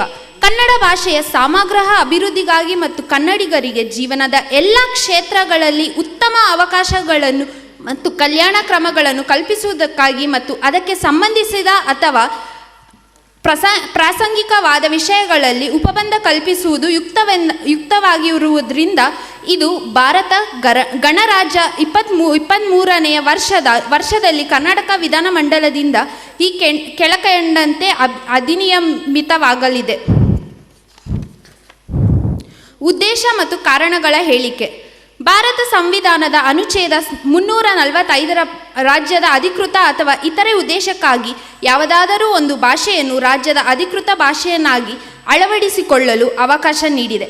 ತದನುಸಾರವಾಗಿ ಕರ್ನಾಟಕ ರಾಜ್ಯದಲ್ಲಿ ಕನ್ನಡ ಭಾಷೆಯನ್ನು ಅಧಿಕೃತ ಭಾಷೆಯನ್ನಾಗಿ ಅಳವಡಿಸಿಕೊಳ್ಳಲಾಗಿದೆ. ಕನ್ನಡವನ್ನು ಅಧಿಕೃತ ಭಾಷೆಯನ್ನಾಗಿ ಅಭಿವೃದ್ಧಿಪಡಿಸುವ ಉದ್ದೇಶದಿಂದ ಕರ್ನಾಟಕ ಸರ್ಕಾರವು ಕರ್ನಾಟಕ ರಾಜ್ಯ ಭಾಷೆ ಅಧಿನಿಯಮ 1963 ಮತ್ತು ಕರ್ನಾಟಕ ಸ್ಥಳೀಯ ಪ್ರಾಧಿಕಾರಗಳ ಅಧಿನಿಯಮದ 1981 ಇವುಗಳನ್ನು ಜಾರಿಗೆ ತಂದಿದೆ. ಎಲ್ಲ ಹಂತಗಳಲ್ಲಿ ಕನ್ನಡ ಭಾಷೆಯನ್ನು ಹೆಚ್ಚು ಪರಿಣಾಮಕಾರಿಯಾಗಿ ಅನುಷ್ಠಾನಗೊಳಿಸುವ ಸಲುವಾಗಿ ಕನ್ನಡ ಅಭಿವೃದ್ಧಿ ಪ್ರಾಧಿಕಾರ ಅಧಿನಿಯಮ 1994 ಜಾರಿಗೆ ತಂದಿದೆ ಮತ್ತು ಕನ್ನಡ ಅಭಿವೃದ್ಧಿ ಪ್ರಾಧಿಕಾರ ಎಂಬ ಹೆಸರಿನ ಒಂದು ಶಾಸನಬದ್ಧ ನಿಕಾಯವನ್ನು ಸ್ಥಾಪಿಸಲಾಯಿತು. ನಂತರ ಕರ್ನಾಟಕದಲ್ಲಿರುವ ಎಲ್ಲ ಶಾಲೆಯಲ್ಲೂ ಕಡ್ಡಾಯವಾಗಿ ಕನ್ನಡವನ್ನು ಒಂದು ಭಾಷೆಯನ್ನಾಗಿ ಕಲಿಸಲು ಕನ್ನಡ ಭಾಷಾ ಕಲಿಕಾ ಅಧಿನಿಯಮ 2015 ಅಧಿನಿಯಮಿಸಲಾಯಿತು. ಕರ್ನಾಟಕ ಕಾನೂನು ಆಯೋಗವು ಅದರ 77ನೇ ವರದಿಯಲ್ಲಿ ಈ ಕುರಿತು ಶಾಸನವೊಂದನ್ನು ಅಧಿನಿಯಮಿಸಲು ಪ್ರಸ್ತಾವಿಸಿದೆ.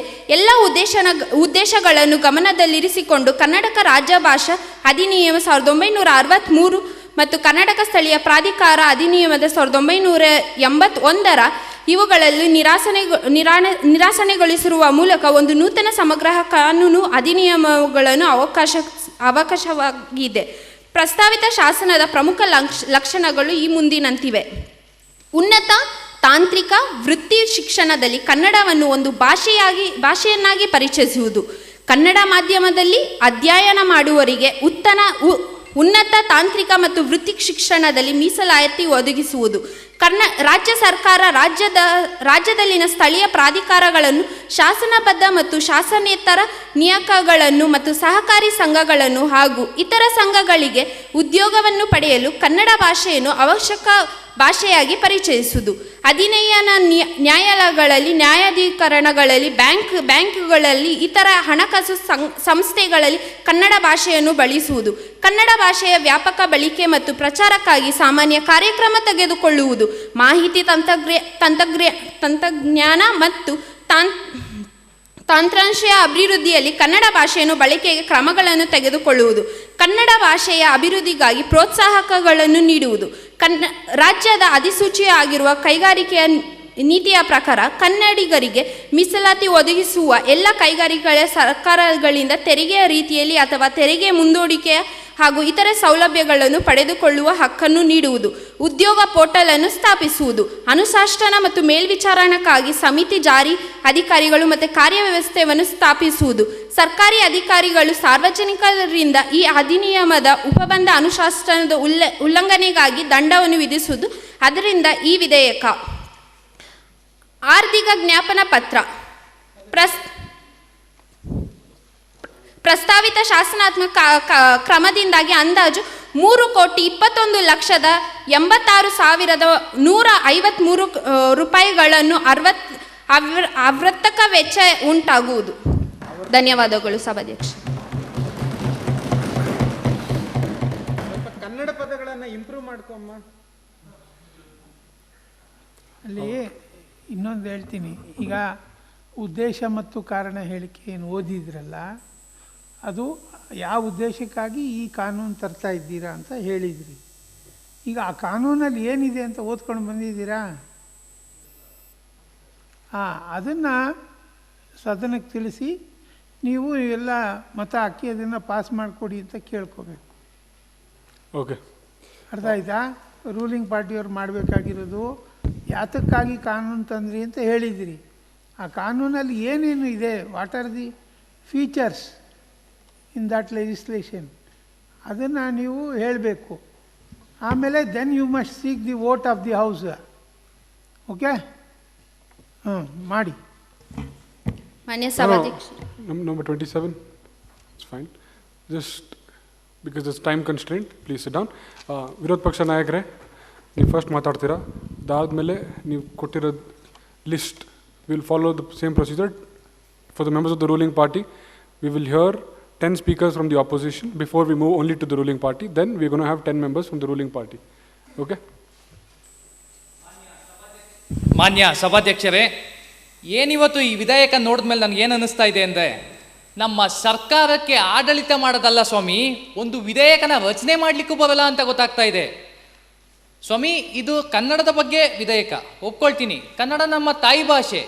ಈ ವಿಧೇಯಕ ಜಾರಿಗೆ ಬರಲಿಕ್ಕೆ ನಾನು ಕೂಡ ಮುಖ್ಯಮಂತ್ರಿಗಳಿಗೆ ತಂದಿದ್ದಕ್ಕೆ ಅಭಿನಂದನೆ ಸಲ್ಲಿಸ್ತೀನಿ. ಆದರೆ ಒಳಗಡೆ ಲೋಪದೋಷಗಳು ತುಂಬ ಆಗಿದೆ ಸ್ವಾಮಿ. ಆ ಲೋಪದೋಷಗಳನ್ನ ತಿದ್ದುಕೊಂಡು ಜಾರಿಗೆ ತನ್ನಿ ಅಂತ ಕೇಳ್ಕೊಳ್ತಾ ಇದ್ದೀನಿ ಸ್ವಾಮಿ.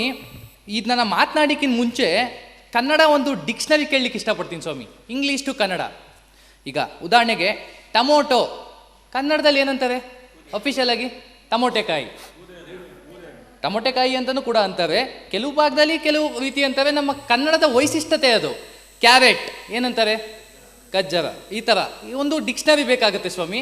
ಅದನ್ನು ದಯವಿಟ್ಟು ಈ ಬಿಲ್ನಲ್ಲಿ ಅಳವಡಿಸ್ಕೊಳ್ಳಿ ಅಂತ ಕೇಳ್ಕೊಳ್ತಾ ಇದ್ದೀನಿ. ಅದಾದಮೇಲೆ ನೋಡಿ ಸ್ವಾಮಿ, ಕನ್ನಡ ಬಿಲ್ ಅಂತಾರೆ, ಅಂಕಿಗಳನ್ನೆಲ್ಲ ಇಂಗ್ಲೀಷಲ್ಲಿ ಕೊಟ್ಟವ್ರೆ. ನಾವೇ ಇಲ್ಲಿ ಲೋಪ ಇಟ್ಕೊಂಡು ಜನರಿಗೆ ಕನ್ನಡ ಕನ್ನಡ ಕನ್ನಡ ಅಂತ ಹೇಳ್ತೀವಿ. ದಯವಿಟ್ಟು ಅಂಕಿಗಳನ್ನೆಲ್ಲ ಕನ್ನಡಕ್ಕೆ ತರಿಸಿ ಸ್ವಾಮಿ. ಅದಾದಮೇಲೆ ನೋಡಿ ಸ್ವಾಮಿ, ಕನ್ನಡಿಗ ಅನ್ನೋ ಡೆಫಿನೇಷನ್ ಅಷ್ಟು ಸರಿ ಇಲ್ಲ ಸ್ವಾಮಿ. ಕನ್ನಡಿಗ ಎಂದರೆ ಯಾವುದೇ ವ್ಯಕ್ತಿ ಅಥವಾ ಆತನ ತಂದೆ ತಾಯಿ 15 ವರ್ಷಗಳ ಕಾಲ ಇಲ್ಲಿ ವಾಸ ಇರಬೇಕು ಅಂತಾರೆ. ಡಾಮಿಸೈಲ್ ಆಗೋಗುತ್ತೆ ಇದು. ಕನ್ನಡಿಗ ಇಲ್ಲಿದ್ರು ಕನ್ನಡಿಗನೇ, ದುಬೈಲಿದ್ರು ಕನ್ನಡಿಗನೇ, ಸ್ಪೇಸಿಂದ ಆಚ್ಕೋದ್ರು ಕನ್ನಡಿಗನೇ. ಅದಾದಮೇಲೆ ಸ್ವಾಮಿ, ಓದಲಿಕ್ಕೆ ಮತ್ತು ಬರೀಲಿಕ್ಕೆ ಅನ್ನೋದನ್ನ ಓದಲಿಕ್ಕೆ ಅಥವಾ ಬರೀಲಿಕ್ಕೆ ಅಂತ ಕನ್ವರ್ಟ್ ಮಾಡಿ. ಯಾಕಂದರೆ ನನ್ನ ಅಜ್ಜ ಇದ್ದಾರೆ, ಕನ್ನಡ ಅಷ್ಟು ಬರೀಲಿಕ್ಕೆ ಬರಲ್ಲ. ಆದರೆ ಕನ್ನಡನ ನನಗಿಂತ ಸ್ಪಷ್ಟವಾಗಿ, ಕನ್ನಡದ ಬಗ್ಗೆ ನನಗಿಂತ ಅತಿ ಹೆಚ್ಚು ಅಭಿಮಾನ ಇದೆ. ಅಂಥವ್ರ ಬಗ್ಗೆನೂ ನಾವು ಕಾಳಜಿ ವಹಿಸ್ಬೇಕು. ಹಂಗಂದ್ರೆ ಅಂಥವ್ರನ್ನ ಕನ್ನಡಿಗರಲ್ಲ ಅಂತ ತಿಳಿಯೋಕ್ಕಾಗುತ್ತಾ ನಾವು? ಅದೊಂದು ತಗೊಳ್ಳಿ. ನೆಕ್ಸ್ಟ್ ಅದಾದಮೇಲೆ ಸ್ವಾಮಿ, ಸೆಕ್ಷನ್ 3 ನೋಡಿ ಸ್ವಾಮಿ, ಕನ್ನಡ ಭಾಷೆಯು ರಾಜ್ಯದ ಹಾಗೂ ಸ್ಥಳೀಯ ಪ್ರಾಧಿಕಾರಿಗಳ ಅಧಿಕೃತ ಭಾಷಾಂತರ ತಕ್ಕದ್ದು ಅಂತ ಕೊಟ್ಟಿದ್ದಾರೆ. ಸಭಾಧ್ಯಕ್ಷರೇ, ತಮ್ಮನ್ನ ಸೆಕ್ಷನ್ 15 ಕರ್ಕೊಳ್ಳೋಕೆ ಇಷ್ಟಪಡ್ತೀನಿ. ನೋಡಿ, ಇಲ್ಲಿ ರಾಜ್ಯ ಸರ್ಕಾರ, ಸ್ಥಳೀಯ ಪ್ರಾಧಿಕಾರಿಗಳು, ಮಂಡಳಿಗಳು, ನಿಗಮಗಳು, ಇಲ್ಲಿ ಮಾತ್ರ ಉಲ್ಲೇಖ ಕೊಟ್ಟಿದ್ದೀವಿ. ಯಾಕೆ ಸ್ವಾಮಿ ಸೆಕ್ಷನ್ 3 ಕೊಟ್ಟಿಲ್ಲ ಅವ್ರ ಬಗ್ಗೆ? ಅಂದರೆ ನಿಮ್ಮ ಮಾತನಾಡ್ತಾ ಸ್ಥಳೀಯ ಪ್ರಾಧಿಕಾರಿಗಳು ತಪ್ಪು ಮಾಡಿದ್ರೆ ತಪ್ಪು ಹಿಡಿತೀವಿ, ಬೇರೆ ಮಂಡಳಿಗಳು ಯಾವ್ದಾದ್ರು ತಪ್ಪು ಮಾಡಿದ್ರೆ ತಪ್ಪು ಹಿಡಿಯಲ್ಲ ಅಂತ ಅರ್ಥ. ಕಡೆಯದಾಗಿ ಸ್ವಾಮಿ, ನಾನು ಇನ್ನೂ 4ನೇ ಲೋಪದೋಷ ಹೇಳ್ತೀನಿ. ಸೆಕ್ಷನ್ 4(2) ಮಂಡಿಸಿದ್ದಾರೆ. ಕನ್ನಡ ಅಭಿವೃದ್ಧಿ ಪ್ರಾಧಿಕಾರ ನೀಡಿರೋ ಕರಡು ವಿಧೇಯಕಕ್ಕೂ ಮತ್ತು ಇವತ್ತು ಮಂಡಿಸ್ತಾ ಇರತಕ್ಕಂತಹ ಈ ವಿಧೇಯಕಕ್ಕೂ ಅವರಿಗೆ ಗಮನಕ್ಕೆ ತರದೆ ಇವರು ತಮ್ಮಲ್ಲೇ ಬದಲಾವಣೆಗಳನ್ನು ಮಾಡ್ಕೊಂಡಿದ್ದಾರೆ ಮಹಾಸ್ವಾಮಿ. ಆದ್ದರಿಂದ ಕನ್ನಡ, ಕನ್ನಡಿಗ, ಕರ್ನಾಟಕದ ಅಭಿವೃದ್ಧಿಯಕ್ಕಾಗಿ ಈ ವಿಧೇಯಕ ಮಂಡಿಸಿರೋದೇ ಸತ್ಯವಾದರೆ ಈ ಕೂಡಲೇ ಈ ವಿಧೇಯಕವನ್ನು ಹಿಂಪಡೆದು ಪ್ರಾಧಿಕಾರದ ಅಧ್ಯಕ್ಷರಿಗೆ ರಾಜ್ಯ ಮಟ್ಟದ ಸಮಿತಿ ಅಧ್ಯಕ್ಷರ ಸ್ಥಾನವನ್ನು ನೀಡಬೇಕು. ಯಾಕೆಂದರೆ ಈ ವಿಧೇಯಕವನ್ನು ಮಂಡಿಸೋದಕ್ಕೆ ಕರಡನ್ನು ಪ್ರತಿಯನ್ನು ಕೊಟ್ಟಿದ್ದೇ ಕನ್ನಡ ಅಭಿವೃದ್ಧಿ ಪ್ರಾಧಿಕಾರ. ಮತ್ತು ಆ ಅಧ್ಯಕ್ಷರಿಗೆ ಒಂದು ಕ್ಯಾಬಿನೆಟ್ ಮಿನಿಸ್ಟರ್ ಪೋಸ್ಟ್, ಒಂದು ಡಿಗ್ನಿಟಿ ಇದೆ.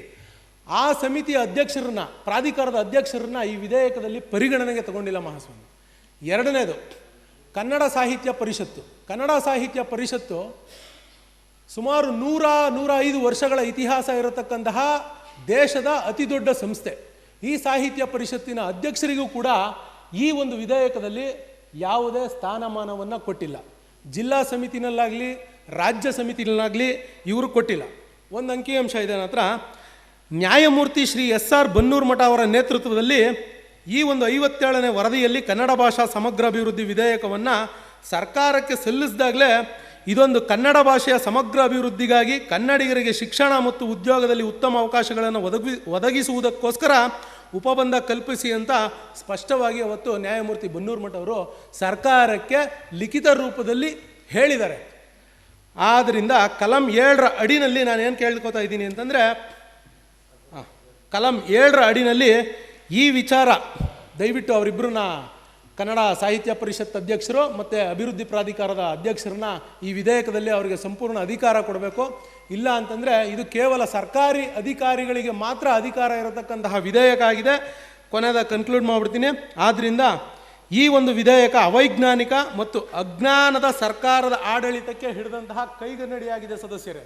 ಈ ಸರ್ಕಾರದ ಸಂಪೂರ್ಣ ಅಜ್ಞಾನದಿಂದ ಕೂಡಿದಂತಹ ವಿಧೇಯಕ ಇದಾಗಿದ್ದು, ಈ ಕೂಡಲೇ ಈ ವಿಧೇಯಕವನ್ನು ಹಿಂಪಡೆದು ಇದರಲ್ಲಿರೋ ತಪ್ಪುಗಳನ್ನು ಸರಿಪಡಿಸಿ ಜನರ ಬಳಿ ಮತ್ತು ಈ ಸದನದ ಸದಸ್ಯರ ಬಳಿ ಕ್ಷಮೆ ಕೇಳಿ ಸಂಸ್ಕೃತಿ ಸಚಿವರ ರಾಜೀನಾಮೆಯನ್ನು ಈ ಕೂಡಲೇ ಮುಖ್ಯಮಂತ್ರಿಗಳು ಪಡೆದು ವಿಧೇಯಕವನ್ನು ಮರು ಮಂಡನೆ ಮಾಡಬೇಕು ಅಂತ ತಮ್ಮಲ್ಲಿ ವಿನಂತಿಯನ್ನು ಮಾಡ್ಕೊಳ್ತಾ ಇದ್ದೀನಿ.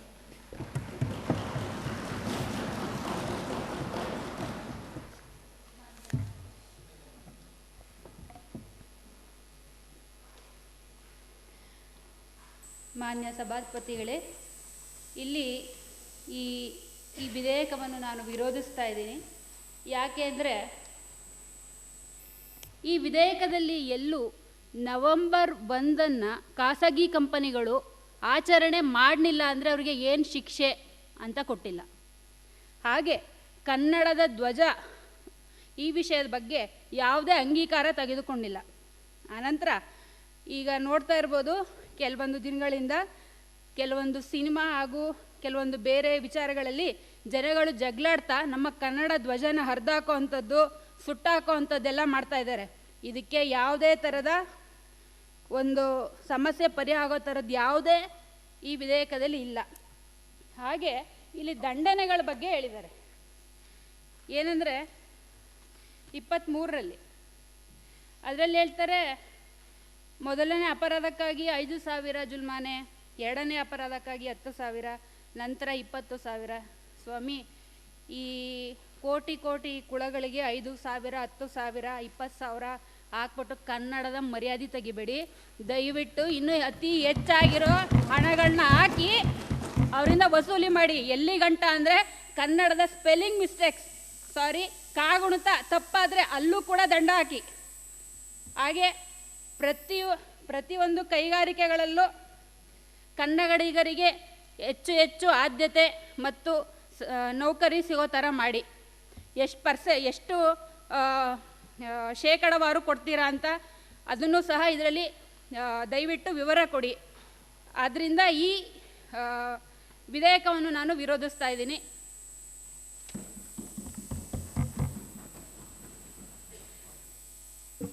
Next, number 29.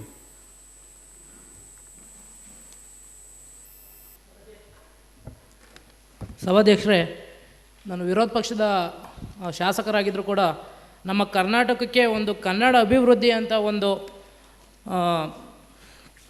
ಕನ್ನಡ ಅಭಿವೃದ್ಧಿ ಬಗ್ಗೆ ಒಂದು ವಿಧೇಯಕ ಬಂತಲ್ಲ ಅಂತ ಒಂದು ಸಂತೋಷ ಇತ್ತು. ಇಷ್ಟು ದಿವಸದಿಂದ ಯಾವುದೂ ಇರಲಿಲ್ಲ. ಈಗಾದರೂ ಒಂದು ಅಭಿವೃದ್ಧಿ ಬಂದಿದೆ. ನಾನು ಇದ್ರ ಬಗ್ಗೆ ಜಾಸ್ತಿ ಚರ್ಚೆ ಮಾಡಲ್ಲ. ಆದರೆ ಇದರಲ್ಲಿನ ಲೋಪದೋಷಗಳನ್ನ ಅವರು ನಮ್ಮ ಆಡಳಿತ ಪಕ್ಷಕ್ಕೆ ತೋರಿಸ್ಕೊಡೋಕೆ ಹೋಗ್ತೀನಿ.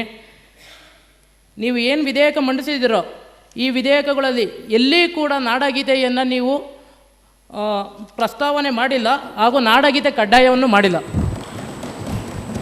ನಾಡಗೀತೆ ಎಂಬುದು ರಾಷ್ಟ್ರ ಗೀತೆಯಷ್ಟೇ, ನಾಡಗೀತೆಗೂ ಕೂಡ ನೀವು ಗೌರವವನ್ನು ಸೂಚಿಸಬೇಕಾಗಿತ್ತು. ಇಲ್ಲಿ ಅದಾಗಿಲ್ಲ.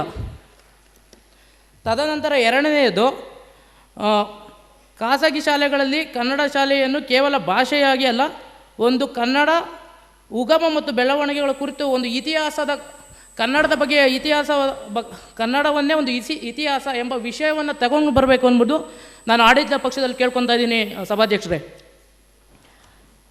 ಅದಾದ ನಂತರ ರಾಜ್ಯ ಸರ್ಕಾರ ಯಾಕೆ ಸರ್ಕಾರಿ ಕೆಲಸದಲ್ಲಿ ಕನ್ನಡ ಮಾಧ್ಯಮ ಕಡ್ಡಾಯ ಅಂತ ಮಾಡಿಲ್ಲ ಎಂಬುದು ನನ್ನ ರಾಜ್ಯ ಸರ್ಕಾರಕ್ಕೆ ಪ್ರಶ್ನೆಯನ್ನು ಆಗ್ತಾ ಇದ್ದೀನಿ ಇಲ್ಲಿ. ಇದಾದ ನಂತರ ವಿನಾಯಿತಿ ಮತ್ತು ತೆರಿಗೆ ರಿಯಾಯಿತಿ ಅಥವಾ ತೆರಿಗೆ ಮುಂದೂಡಿಕೆ ಪಡೆಯುವ ಹಕ್ಕು ಅಂತ ಇಲ್ಲಿ ರಾಜ್ಯ ಸರ್ಕಾರ ಶೆಡ್ಯೂಲ್ನಲ್ಲಿ ಮೆನ್ಷನ್ ಮಾಡಿದೆ. ಬಟ್ ಎಷ್ಟರ ಮಟ್ಟಿಗೆ ತೆರಿಗೆ ರಿಯಾಯಿತಿ ಇದೆ ಎಂಬುದನ್ನು ಇಲ್ಲಿ ಕೊಟ್ಟಿಲ್ಲ. ಅದಾದ ನಂತರ ರಿಸರ್ವೇಷನ್ ಅಂತ ಏನು ಹೇಳಿದ್ದಾರೆ ಇವತ್ತು ಕನ್ನಡಿಗರಿಗೆ, ಎಷ್ಟರ ಮಟ್ಟಿಗೆ ರಿಸರ್ವೇಷನ್ ಎಂಬುದನ್ನು ಹೇಳಿಲ್ಲ. ಮತ್ತು ಕನ್ನಡಕ್ಕೆ ಮೂಲ ಯಾವುದು ಗೊತ್ತಾ ಮಹಾಸ್ವಾಮಿ? ಸರ್ಕಾರಿ ಶಾಲೆಗಳು. ಸರ್ಕಾರಿ ಶಾಲೆಗಳನ್ನ ಯಾಕೆ ನೀವು ಇವತ್ತು ಅಪ್ಗ್ರೇಡ್ ಮಾಡ್ತಾ ಇಲ್ಲ? ಯಾಕೆ ಒಂದು ಪ್ರಥಮ ದರ್ಜೆ ಅಥವಾ ಎ ಗ್ರೇಡ್ ಶಾಲೆಗಳನ್ನಾಗಿ ನೀವು ಯಾಕೆ ಮಾಡ್ತಾ ಇಲ್ಲ? ಕನ್ನಡದ ಮೂಲ ಬಂದ್ಬಿಟ್ಟು ಸರ್ಕಾರಿ ಶಾಲೆಗಳು ಸ್ವಾಮಿ, ಇವತ್ತು ಅವು ಬಾಗಿಲುಗಳು ಕಿತ್ತಾಡ್ತಿದೆ, ಜೂಜುಗಳು ಆಡ್ತಾ ಇದ್ದಾರೆ. ಇದರ ಬಗ್ಗೆ ಎಲ್ಲೂ ಕ್ರಮ ತಗೊತಾ ಇಲ್ಲ ನೀವು ಯಾಕೆ ಎಂಬುದು ನಾನು ರಾಜ್ಯ ಸರ್ಕಾರದ ಮುಂದೆ ಪ್ರಶ್ನೆಯನ್ನು ಇಡ್ತೀನಿ. ಮತ್ತು ನನ್ನ ಇನ್ನೂ ಒಂದು ಪ್ರಶ್ನೆ ಇದೆ. ಇವತ್ತು ಶೋಚನೀಯ ವಿಚಾರ ಏನು ಅಂತಂದರೆ, ಇವತ್ತು ಕಾನೂನು ವಿದ್ಯಾರ್ಥಿಗಳು ಮೊನ್ನೆ ಯಾವುದೋ ಒಂದು ಕಾಲೇಜಿನಲ್ಲಿ ಚರ್ಚೆ ಬಂತು. ಕಾನೂನಿನ ವಿದ್ಯಾರ್ಥಿಗಳು ನಾವು ಕನ್ನಡದಲ್ಲಿ ನಾವು ಕಾನೂನನ್ನು ಬೋಧಕ ಮಾಡಬೇಕು, ನಮಗೆ ಬೋಧಿಸಿ ಅಂತ ಕೇಳಿದಾಗ ಕೆಲವೊಂದು ಉಪನ್ಯಾಸಕರು ಏನು ಹೇಳಿದ್ದಾರೆ ಅಂತಂದರೆ, ಅದು ಉಪನ್ಯಾಸಕರು ನೀಡಿದ ಉತ್ತರ ಏನಂತಂದರೆ, ನಮ್ಮ KSLU ಯೂನಿವರ್ಸಿಟಿ ಅಂದರೆ ವಿಶ್ವವಿದ್ಯಾಲಯದಲ್ಲಿ ಕನ್ನಡದಲ್ಲಿ ಪಾಠ ಮಾಡುವಂತಹ ವಿಷಯವನ್ನು ಎಲ್ಲೂ ಕೂಡ ಮಂಡನೆ ಮಾಡಿಲ್ಲ. ಅಂದರೆ KSLU ಬೈಲಾ ಆ್ಯಕ್ಟಲ್ಲಿ ಎಲ್ಲೂ ಕೂಡ ಇಲ್ಲ ಎಂಬುದನ್ನು ಅವರು ಹೇಳ್ತಾ ಇದ್ದಾರೆ. ಸೊ ಎಲ್ಲ ವೃತ್ತಿಪರ ಶಿಕ್ಷಣದಲ್ಲೂ ಅವರು ವಿದ್ಯಾರ್ಥಿಗಳು ಆಸೆ ಪಟ್ಟಂತೆ ದಯವಿಟ್ಟು ಅವರ ವೃತ್ತಿಪರ ಶಿಕ್ಷಣವನ್ನು ಅವರ ಮಾತೃಭಾಷೆಯಲ್ಲಿ ಅಂದರೆ ಕನ್ನಡ ಭಾಷೆಯಲ್ಲಿ ಕಲಿಯುವುದಕ್ಕೆ ಅವಕಾಶ ಮಾಡಿಕೊಡ್ಬೇಕು.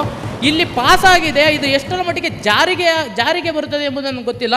ಇದಕ್ಕೆ ಕನ್ನಡ ಮತ್ತು ಸಂಸ್ಕೃತಿ ಇಲಾಖೆ ಸಚಿವರು ದಯವಿಟ್ಟು ಇದಕ್ಕೆ ಉತ್ತರವನ್ನು ನೀಡಬೇಕೆಂದು ತಮ್ಮಲ್ಲಿ ಕೇಳ್ಕೊತಾ ಇದ್ದೀವಿ ಮಹಾಸ್ವಾಮಿಗಳೇ. ಅಧ್ಯಕ್ಷರೇ, ಇವರು ಕನ್ನಡ ಭಾಷಾ ಸಮಗ್ರ ಅಭಿವೃದ್ಧಿ ವಿಧೇಯಕ 2022 ಏನು ಜಾರಿಗೆ ತರಲಿಕ್ಕೆ ನಮ್ಮ ಬಿಲ್ಲು ಪ್ರೋಸೆಸ್ಸಲ್ಲಿ ನಿಂತಿದೆ. ಈ ಮಸೂದೆಯಲ್ಲಿ ಅಧ್ಯಕ್ಷರೇ ಕನ್ನಡ ಅಂತ ಹೇಳ್ತಾರೆ, ಮಸೂದೆಯಲ್ಲಿ ಬರೀ ಅಂಕಿಅಂಶಗಳನ್ನ ಇಂಗ್ಲೀಷಲ್ಲೇ ಮೆನ್ಷನ್ ಮಾಡಿದ್ದಾರೆ. ಮತ್ತು ಇದರಲ್ಲಿ ಇರ್ತಕ್ಕಂಥ ಪದಗಳೇನಿದ್ದಾವೆ ಆ ಪದಗಳನ್ನೇ ಸರಿಯಾಗಿ ನಮ್ಮ ಕನ್ನಡ ಮತ್ತು ಸಂಸ್ಕೃತಿ ಇಲಾಖೆಯ ಸಚಿವರು ಸರಿಯಾಗಿ ನೋಡ್ಕೊಂಡಿಲ್ಲ ಅನಿಸುತ್ತೆ. ಮೇ ಬಿ ಅವರು ಇಂಗ್ಲೀಷ್ ಮೀಡಿಯಮಲ್ಲಿ ಓದಿರ್ಬೋದೇನೋ, ಕನ್ನಡದ ಬಗ್ಗೆ ಆಸಕ್ತಿ ಇಲ್ವೇನೋ ಗೊತ್ತಿಲ್ಲ. ಮತ್ತು ಇವರು ಇಲ್ಲಿ ಅಧ್ಯಕ್ಷೆ ಕಲಂ 2 ಯಲ್ಲಿ ಹೇಳ್ತಾರೆ ಏನಂತ, ಕನ್ನಡಿಗ ಅಂದರೆ ಯಾವ ವ್ಯಕ್ತಿ 15 ವರ್ಷ ಇರಬೇಕು, ತಂದೆ ತಾಯಿ ಕನ್ನಡಿಗರಾಗಿರಬೇಕು ಅಂತ. ಯಾವ ದಾಖಲೆಗಳ ಮೂಲಕ? ಆಧಾರ್ ಕಾರ್ಡ್ ಇದೆಯಾ? ಪಾನ್ ಕಾರ್ಡ್ ಇದೆಯಾ? ದಾಖಲೆಗಳೇ ಇಲ್ಲದೆ ನಾವು ಹೆಂಗೆ ಇವ್ರು ಕನ್ನಡಿಗರು ಅಂತ ಮೆನ್ಷನ್ ಮಾಡಲಿಕ್ಕಾಗುತ್ತೆ ಅಧ್ಯಕ್ಷೆ? ಇನ್ನೊಂದು ಮತ್ತು ಅಧ್ಯಕ್ಷೆ, ಅದೇ ಕಲಂ 4 ಸಬ್ ಕಲಂ 2ರಲ್ಲಿ ಹೇಳ್ತಾರೆ, ಈ ಅಧಿನಿಯಮ ಪ್ರಾರಂಭಕ್ಕೆ ಮೊದಲು ರಾಜ್ಯ ವಿಧಾನಮಂಡಲ ಇದೇನಿದೆ ಇವು ಇಷ್ಟು ವರ್ಷಗಳು ಯಾಕೆ ಮಾಡಲಿಲ್ಲ? 5 ವರ್ಷ ಸರ್ಕಾರ ಇವ್ರದೇ ಇತ್ತು, ಡ್ಯೂರೇಷನ್ ಎಲ್ಲಿದೆ? ಡ್ಯೂರೇಷನ್ ಟೈಮ್ ಹಾಕ್ಬೇಕಲ್ವಾ? ಎಷ್ಟು ವರ್ಷಗಳು ಇವ್ರದೇ ಇತ್ತು, ಅದು ಮಾಡಿಲ್ಲ ಅಧ್ಯಕ್ಷರೇ. ಮತ್ತು ತಿರ್ಗಾ ಅದೇ ಸೆಕ್ಷನ್ 4+4 ಎಲ್ಲಿ ಹೇಳ್ತಾರೆ, ಇದು ರಾಷ್ಟ್ರೀಯ ಭಾಷೆ ಅಂತ ಏನಿದೆ ಅಧಿಕೃತ ಭಾಷೆಗಳಲ್ಲಿ ನಾವು ಸೇರಿಸ್ಕೊಂಡಿದ್ದೀವಿ. ರಾಷ್ಟ್ರೀಯ ಭಾಷೆಯಾಗಿ ನಾವು 2008ರಲ್ಲಿ ಮಾಡ್ಕೊಂಡಿದ್ದೀವಿ ಕನ್ನಡನನ್ನ. ಇವ್ರು ಏನು ಮಾಡಿದ್ದಾರೆ ಈ ಬಿಲ್ಲು ಅಂತ ಗೊತ್ತಾಗ್ತಿಲ್ಲ ಅಧ್ಯಕ್ಷೆ. ಮತ್ತು ಇವ್ರು ಗೌರ್ಮೆಂಟ್ ಆಫೀಸ್ಗಳಲ್ಲಿ ಇಷ್ಟು ದಿನ ಏನು ಮಾಡ್ತಿದ್ರು? ಮೊದಲಿಂದ ಕನ್ನಡ ಬರ್ತಿರ್ಲಿಲ್ವಾ ಗೌರ್ನಮೆಂಟ್ ಆಫೀಸರ್ಸ್ಗೆ? ಮತ್ತು ಇಲ್ಲಿ ಅಧ್ಯಕ್ಷೆ ಕಲಂ 12ರಲ್ಲಿ ಹೇಳ್ತಾರೆ, ಶಿಕ್ಷಣದಲ್ಲಿ ಕನ್ನಡ ಭಾಷೆ ಅಂತ ಏನು ಹೇಳ್ತಾರೆ, ಈ ಒಂದು ಶಿಕ್ಷಣದಲ್ಲಿ ಕನ್ನಡ ಭಾಷೆ ಅಂತಾರೆ, ಇವು ಗೌರ್ಮೆಂಟ್ ಸ್ಕೂಲಲ್ಲಿ ಮಾತ್ರ ಕನ್ನಡ ಭಾಷೆ ಬೇಕಾ? ಇಂಗ್ಲೀಷ್ ಮೀಡಿಯಮಲ್ಲಿ ಬೇಡವಾ? ಅಟಾನಮಿಸ್ ಕಾಲೇಜ್ಗಳಲ್ಲಿ ಬೇಡ? ಅಲ್ಲೂ ಬೇಕಲ್ವಾ? ಮತ್ತು ಅಲ್ಲಿಗೆ ಏನು ಮಾಡ್ತೀರಿ? ಯಾಕಂದರೆ ಸಚಿವ ಸಂಪುಟದಲ್ಲಿ ಇರ್ತಕ್ಕಂಥ ಸಚಿವರುಗಳೇ ಅಟಾನಮಸ್ ಕಾಲೇಜ್ಗಳನ್ನ ನಡೆಸ್ತಿರ್ತಕ್ಕಂಥದ್ದು, ಖಾಸಗಿ ಶಾಲಾ ಕಾಲೇಜುಗಳನ್ನ ನಡೆಸ್ತಿರುವಂಥದ್ದು. ಮತ್ತು ಇಲ್ಲಿ ಏನು ಮಾಡೋಣ ನಾವು? ಇದಕ್ಕೆ ಅವರು ಒಂದು ಡ್ಯೂರೇಷನ್ನ ಫಿಕ್ಸ್ ಮಾಡಬೇಕಿತ್ತು, ಅದಕ್ಕೆ ಸಂಬಂಧಪಟ್ಟ ದಾಖಲೆಗಳನ್ನ ಒದಗಿಸಿ ಅದಕ್ಕೆ ರಿಸರ್ಚ್ ಮಾಡಬೇಕಿತ್ತು ಅಧ್ಯಕ್ಷರೇ. ಮತ್ತು ಈ ಕಲಂ 14ರಲ್ಲಿ ಹೇಳ್ತಾರೆ, ಉನ್ನತ ತಾಂತ್ರಿಕ ಹಾಗೂ ವೃತ್ತಿಪರ ಶಿಕ್ಷಣದಲ್ಲಿ ಮೀಸಲಾತಿ ಅಂತ. ಎಷ್ಟು % ಕೊಡ್ತೀರ್ರಿ ಮೀಸಲಾತಿ ಅಧ್ಯಕ್ಷರೇ? ಎಷ್ಟು % ಕೊಡ್ತೀರಾ ಮೀಸಲಾತಿ? ಯಾರಿಗೆ ಕೊಡ್ತೀರಾ? ಕರ್ನಾಟಕದಲ್ಲಿ ಕನ್ನಡ ಶಾಲೆಗಳೇ ಮುಚ್ಕೋ ಹೋಗ್ತಿದ್ದಾವೆ. ಅಂಥದ್ದಲ್ಲಿ ನೀವು ಯಾವುದೇ ಒಂದು ರಿಸರ್ವೇಷನ್ನ ಕೊಡದೆ ಇದು ಮಾಡ್ತೀರಿ. ಇವ್ರು ನನ್ನ ಪ್ರಕಾರ ಕಾಸರಗೋಡು ಸಿನಿಮಾ ನೋಡ್ಕೊಬಂದು ಈಗ ಈ ಒಂದು ಕಾಯ್ದೆನ ತಂದಿದ್ದಾರೆ ಅನಿಸುತ್ತೆ ಅಧ್ಯಕ್ಷರೇ. ಯಾಕಂದರೆ ಇಲ್ಲಿ ಯಾವುದೇ ಅನಂತನಾಗಿಲ್ಲ, ಒಬ್ಬ ಕನ್ನಡ ವಿದ್ಯಾರ್ಥಿ ಪ್ರವೀಣ್ ಇಲ್ಲಿ ಬರೋದಿಲ್ಲ. ಮತ್ತು ಇವರು ಸೆಕ್ಷನ್ 15ರಲ್ಲಿ ಹೇಳ್ತಾರೆ ಅಧ್ಯಕ್ಷರೇ, ಈ ಏನು ಕನ್ನಡ ಕಲ್ತಿರೋರಿಗೆ ನಾವು ಗೌರ್ಮೆಂಟ್ ಜಾಬ್ ಕೊಡ್ತೀವಿ ಅಂತ ಹೊಸಬ್ರಿಗೂ ಕಳಿಸಿ ಕನ್ನಡ ಬೆಳೆಸ್ರಪ್ಪ. ಕನ್ನಡ ಇದೆ, ಕನ್ನಡನ ಬೆಳೆಸಿ ಉಳಿಸ್ಕೊ ಹೋಗಿ ಸಾಕು. ನೀವು ಅದ್ರ ಬಿಟ್ಬಿಟ್ಟು ಹೊಸಬ್ರಿಗೆ ಅವಕಾಶ ಕೊಡದೆ ಕನ್ನಡ ಕಲ್ತಿರೋರಿಗೆ ಅವಕಾಶ ಕೊಡ್ತಿದ್ರೆ ಹೊಸಬ್ರು ಎಲ್ಲಿ ಕನ್ನಡ ಕಲಿತಾರೆ? ಅವರಿಗೂ ಒಂದು ಅವಕಾಶ ಕೊಡಬೇಕು ಅಧ್ಯಕ್ಷರೇ. ಮತ್ತು ಈ ಸೆಕ್ಷನ್ 17ರಲ್ಲಿ ಹೇಳ್ತಾರೆ, ಅದರಲ್ಲಿ ಬ್ಯಾಂಕ್, ಇವಾಗ ನಾವು ನೋಡೋದಾದ್ರೆ ಬ್ಯಾಂಕ್ಗಳನ್ನ ತಗೊಳ್ಳೋದಾದ್ರೆ ಬ್ಯಾಂಕ್ಗಳಲ್ಲಿ ಎಷ್ಟು ಜನಪ್ಪ ಕನ್ನಡಿಗರಿದ್ದಾರೆ. ಈ ಗ್ರಾಮೀಣ ಭಾಗಕ್ಕೆ ಹೋದ್ರೆ ಕನ್ನಡ ಬರಲ್ಲ, ಇದ್ದಾರೆ ಓ ಉದರವೋ ಕ್ಯಾವೋ ಬಾತೆ ಇದೇ ಆಗೋಗಿದೆ, ಅವ್ರಿಗೆ ಕನ್ನಡ ನೆಟ್ಟಕ್ಕೆ ಬರೋದೇ ಇಲ್ಲ. ಇಂಥವ್ರನ್ನೆಲ್ಲ ನಾವು ಬ್ಯಾಂಕಿಂಗ್ ಸೆಕ್ಟರಲ್ಲಿ ಹಾಕೋಬಿಟ್ಟು ಕನ್ನಡ ಉಳಿಸಿ ಕನ್ನಡ ಬೆಳೆಸಿ ಅವ್ರಿಗೇನು ಮಾಡ್ತೀರಾ? ರಿಸರ್ವೇಷನ್ ಕೊಟ್ಟು ಅವರಿಗೆ ಕನ್ನಡ ಕಲಿಸ್ಕೊಡ್ತೀರಾ? ಅಥವಾ ಕನ್ನಡಿಗರನ್ನೇ ನೀವು ಗ್ರಾಮೀಣ ಭಾಗದಲ್ಲಿ ಬ್ಯಾಂಕಿಂಗ್ಗೆ ನೇಮಕಾವತಿ ಮಾಡ್ಕೊತೀರಾ? ಅದು ಒಂದಿಲ್ಲ. ಇವರು ಇಂಡೈರೆಕ್ಟ್ ಆಗಿ ಹಿಂದಿ ಭಾಷೆಯನ್ನು ಏರಿಕೆ ಮಾಡ್ತಿದ್ದಾರೋ ಏನೋ ನನಗೆ ಗೊತ್ತಾಗ್ತಿಲ್ಲ ಅಧ್ಯಕ್ಷರೇ. ಮತ್ತೆ ಇನ್ನೊಂದು ಅಪರಾಧಗಳ ರಾಜಿ ಇತ್ಯರ್ಥ ಅಂತ ಏನಿದೆ, ಆ ರಾಜಿ ಇತ್ಯರ್ಥದಲ್ಲಿ ಏನಕ್ಕಪ್ಪ ಬೇಕು ರಾಜಿ? ಕನ್ನಡಿಗರು ಅಂತ ಅಂದಮೇಲೆ ನಾವು ಕನ್ನಡದ ಅಭಿಮಾನಿಗಳಾಗಿ ಕನ್ನಡ ಸ್ವಾಭಿಮಾನಿಗರು ನಾವು. ಸೊ ಕನ್ನಡಕ್ಕೆ ಅವಮಾನ ಆಗುವಂಥ ವಿಚಾರದಲ್ಲಿ ರಾಜಿ ಸಂದಾಯ ಏನಕ್ಕೆ ಮಾಡ್ಕೋಬೇಕು? ಪನಿಷ್ಮೆಂಟ್ ಕೊಡಿ, ಶಿಕ್ಷೆ ಕೊಡಿಸಿ ಅವರಿಗೆ ರಾಜಿ ಸಂದಾಯ ಬೇಡ, ಅವ್ರಿಗೆ ಶಿಕ್ಷೆ ಕೊಡಿಸಿ. ಒಟ್ಟಾರೆಯಾಗಿ ನನ್ನ ಪ್ರಕಾರ ಅಧ್ಯಕ್ಷರೇ, ಇವರು ತಮ್ಮ ಸರ್ಕಾರದಲ್ಲಿ ಇರ್ತಕ್ಕಂಥ ACB ಏನಿದೆ ಇದನ್ನೇ ಹೈಕೋರ್ಟು ತೆಗೆದುಹಾಕಿದೆ. ಅಂಥದ್ರಲ್ಲಿ ತನಿಖಾಧಿಕಾರಿಗಳನ್ನ ಯಾವ ರೀತಿ ನೇಮಿಸ್ತಾರೆ, ತನಿಖೆಗಳನ್ನ ಯಾವ ರೀತಿ ಮಾಡ್ತಾರೆ ಅನ್ನೋದು ನನಗಂತೂ ಅರ್ಥ ಆಗಲಿಲ್ಲ ಅಧ್ಯಕ್ಷರೇ. ಮತ್ತು ಇನ್ನೊಂದು ಸಾಹಿತ್ಯ ಏನಿದೆ, ಸಾಹಿತ್ಯ ಸಮಗ್ರ ಅಂತ ತಗೊಂಡಿದ್ದಾರೆ. ಸಮಗ್ರದಲ್ಲಿ ಸಾಹಿತ್ಯ ಬಿಟ್ಟಿದ್ದಾರೆ, ಚಲನಚಿತ್ರಗಳನ್ನು ಕೂಡ ಬಿಟ್ಬಿಟ್ಟಿದ್ದಾರೆ. ಇವರೆಲ್ಲ ಎಲ್ಲಿ ಹೋಗ್ಬೇಕು? ಏನು ಇಂಗ್ಲೀಷ್ ಸಿನಿಮಾ ಮಾಡ್ಕೋಬೇಕಾ ನಾವುಗಳು? ನಾನು ಒಬ್ಬ ಸಾಹಿತಿಯಾಗಿ ಅಧ್ಯಕ್ಷರೇ, ನನ್ನ ಒಂದು ಕ್ಷೇತ್ರದಲ್ಲಿ ನಾನು ಸಾಹಿತ್ಯ ಒಕ್ಕೂಟ ಅಂತ ಮಾಡಲಿಕ್ಕೆ ಧನ ಸಹಾಯ ಕೇಳೋದಕ್ಕೆ ರಾಜ್ಯ ಸರ್ಕಾರ ಧನ ಸಹಾಯನೇ ಮಾಡಲಿಲ್ಲ. ಇನ್ಯಾವ ಎಷ್ಟು ಮಟ್ಟಿಗೆ ಸಾಹಿತ್ಯವನ್ನು ಉಳಿಸುತ್ತೆ? ಸೊ ಇದು ಸಾಹಿತಿಗಳಿಗೆ ಏನು ಕೊಡುತ್ತೆ? ಸಾಹಿತ್ಯನೇ ಇಲ್ದ ಅಂತಂದಮೇಲೆ ಭಾಷೆನ ಬೆಳೆಸೋದು ಹೇಗೆ ನಾವು? ಸೊ ಇದು ಒಂದು ನೋಡಬೇಕಾಗಿರೋದು ಅಂತ ವಿಚಾರ ಆಗಿದೆ. ಇಷ್ಟು ತಪ್ಪುಗಳನ್ನ ಇವರು ಪರಿಶೀಲಿಸಿ ಇವುಗಳನ್ನ ತಪ್ಪುಗಳನ್ನ ತಿದ್ಕೊಂಡು ಮುಂದಿನ ನಂತರ ಈ ಬಿಲ್ನ ಮಸೂದೆಗೆ ತಗೊಬರಲಿ. ಈ ಬಿಲ್ಲು ಒಂದು ಮಂಡನೆಗೆ ತಗೊಬಂದಂಥ ಸಂದರ್ಭದಲ್ಲಿ ಆ ಬಿಲ್ನ ನಾವು ಪ್ರೋಸೆಸ್ನ ನೋಡಿ third reading, first reading, second reading ಎಲ್ಲ ಮಾಡಿ ಅದು ಒಪ್ಪಿಗೆ ಆದಮೇಲೆ ನಾವು ಈ ಮಸೂದೆನ ಪಾಸ್ ಮಾಡಲಿಕ್ಕೆ ಅವಕಾಶ ಮಾಡಿಕೊಡ್ತೀವಿ ಅಂತ ಈ ಮೂಲಕ ನಾವು ರಾಜ್ಯ ಸರ್ಕಾರಕ್ಕೆ ನಾವು ಹೇಳ್ತಾ ಇದ್ದೀವಿ. ಇದು ನೀವು ಮಾಡಿರೋ ಇಂಥ ಒಳ್ಳೆ ಕೆಲಸಕ್ಕೆ ನಾವಂತೂ ಹೆಮ್ಮೆ ಪಡ್ತೀವಿ, ಇದಕ್ಕೆ ನಾವು ಸಪೋರ್ಟ್ ಕೂಡ ಇರ್ತೀವಿ. ಬಟ್ ಇದರಲ್ಲಿ ಇರ್ತಕ್ಕಂಥ ಲೋಪದೋಷಗಳೇನಿದ್ದಾವೆ ಅದನ್ನು ನೀವು ಫಸ್ಟು ತಿದ್ದುಗಳಿ ಅಂತ ಈ ಮೂಲಕ ಸಭೆ ಮೂಲಕ ನಾನು ಸಂಬಂಧಪಟ್ಟ ಮಂತ್ರಿಗಳಿಗೆ ತಿಳಿಸ್ತಾ ಇದ್ದೀನಿ ಅಧ್ಯಕ್ಷರೇ. ಧನ್ಯವಾದಗಳು ಅಧ್ಯಕ್ಷರೇ. ಈ ನಮ್ಮ Kannada language comprehensive development bill ಏನಿದೆ ಅದರಲ್ಲಿ ಕನ್ನಡಿಗ ಎನ್ನೋ ಡೆಫಿನೇಷನ್ನೇ ಸರಿ ಇಲ್ಲ ಅಧ್ಯಕ್ಷರೇ. ನೋಡೋಕ್ಕೆ ಹೋದರೆ 2011 ಸೆನ್ಸಸ್ ಪ್ರಕಾರ 75.36% ಅಷ್ಟೇ ಲಿಟ್ರಸಿ ರೇಟ್ ಇರೋದು ಕರ್ನಾಟಕದಲ್ಲಿ. ಆದರೆ ಇವರು ಕನ್ನಡ ಓದಬೇಕು ಹಾಗೂ ಬರೀಬೇಕು, ಅವರೇ ಕನ್ನಡಿಗ ಅಂತ ಹೇಳ್ತಿದ್ದಾರೆ. ಮಿಕ್ಕಿದವರೆಲ್ಲ ಕನ್ನಡಿಗರ ಕಾಣ್ತಿಲ್ವಾ ಅವ್ರಿಗೆ? ಹಾಗೂ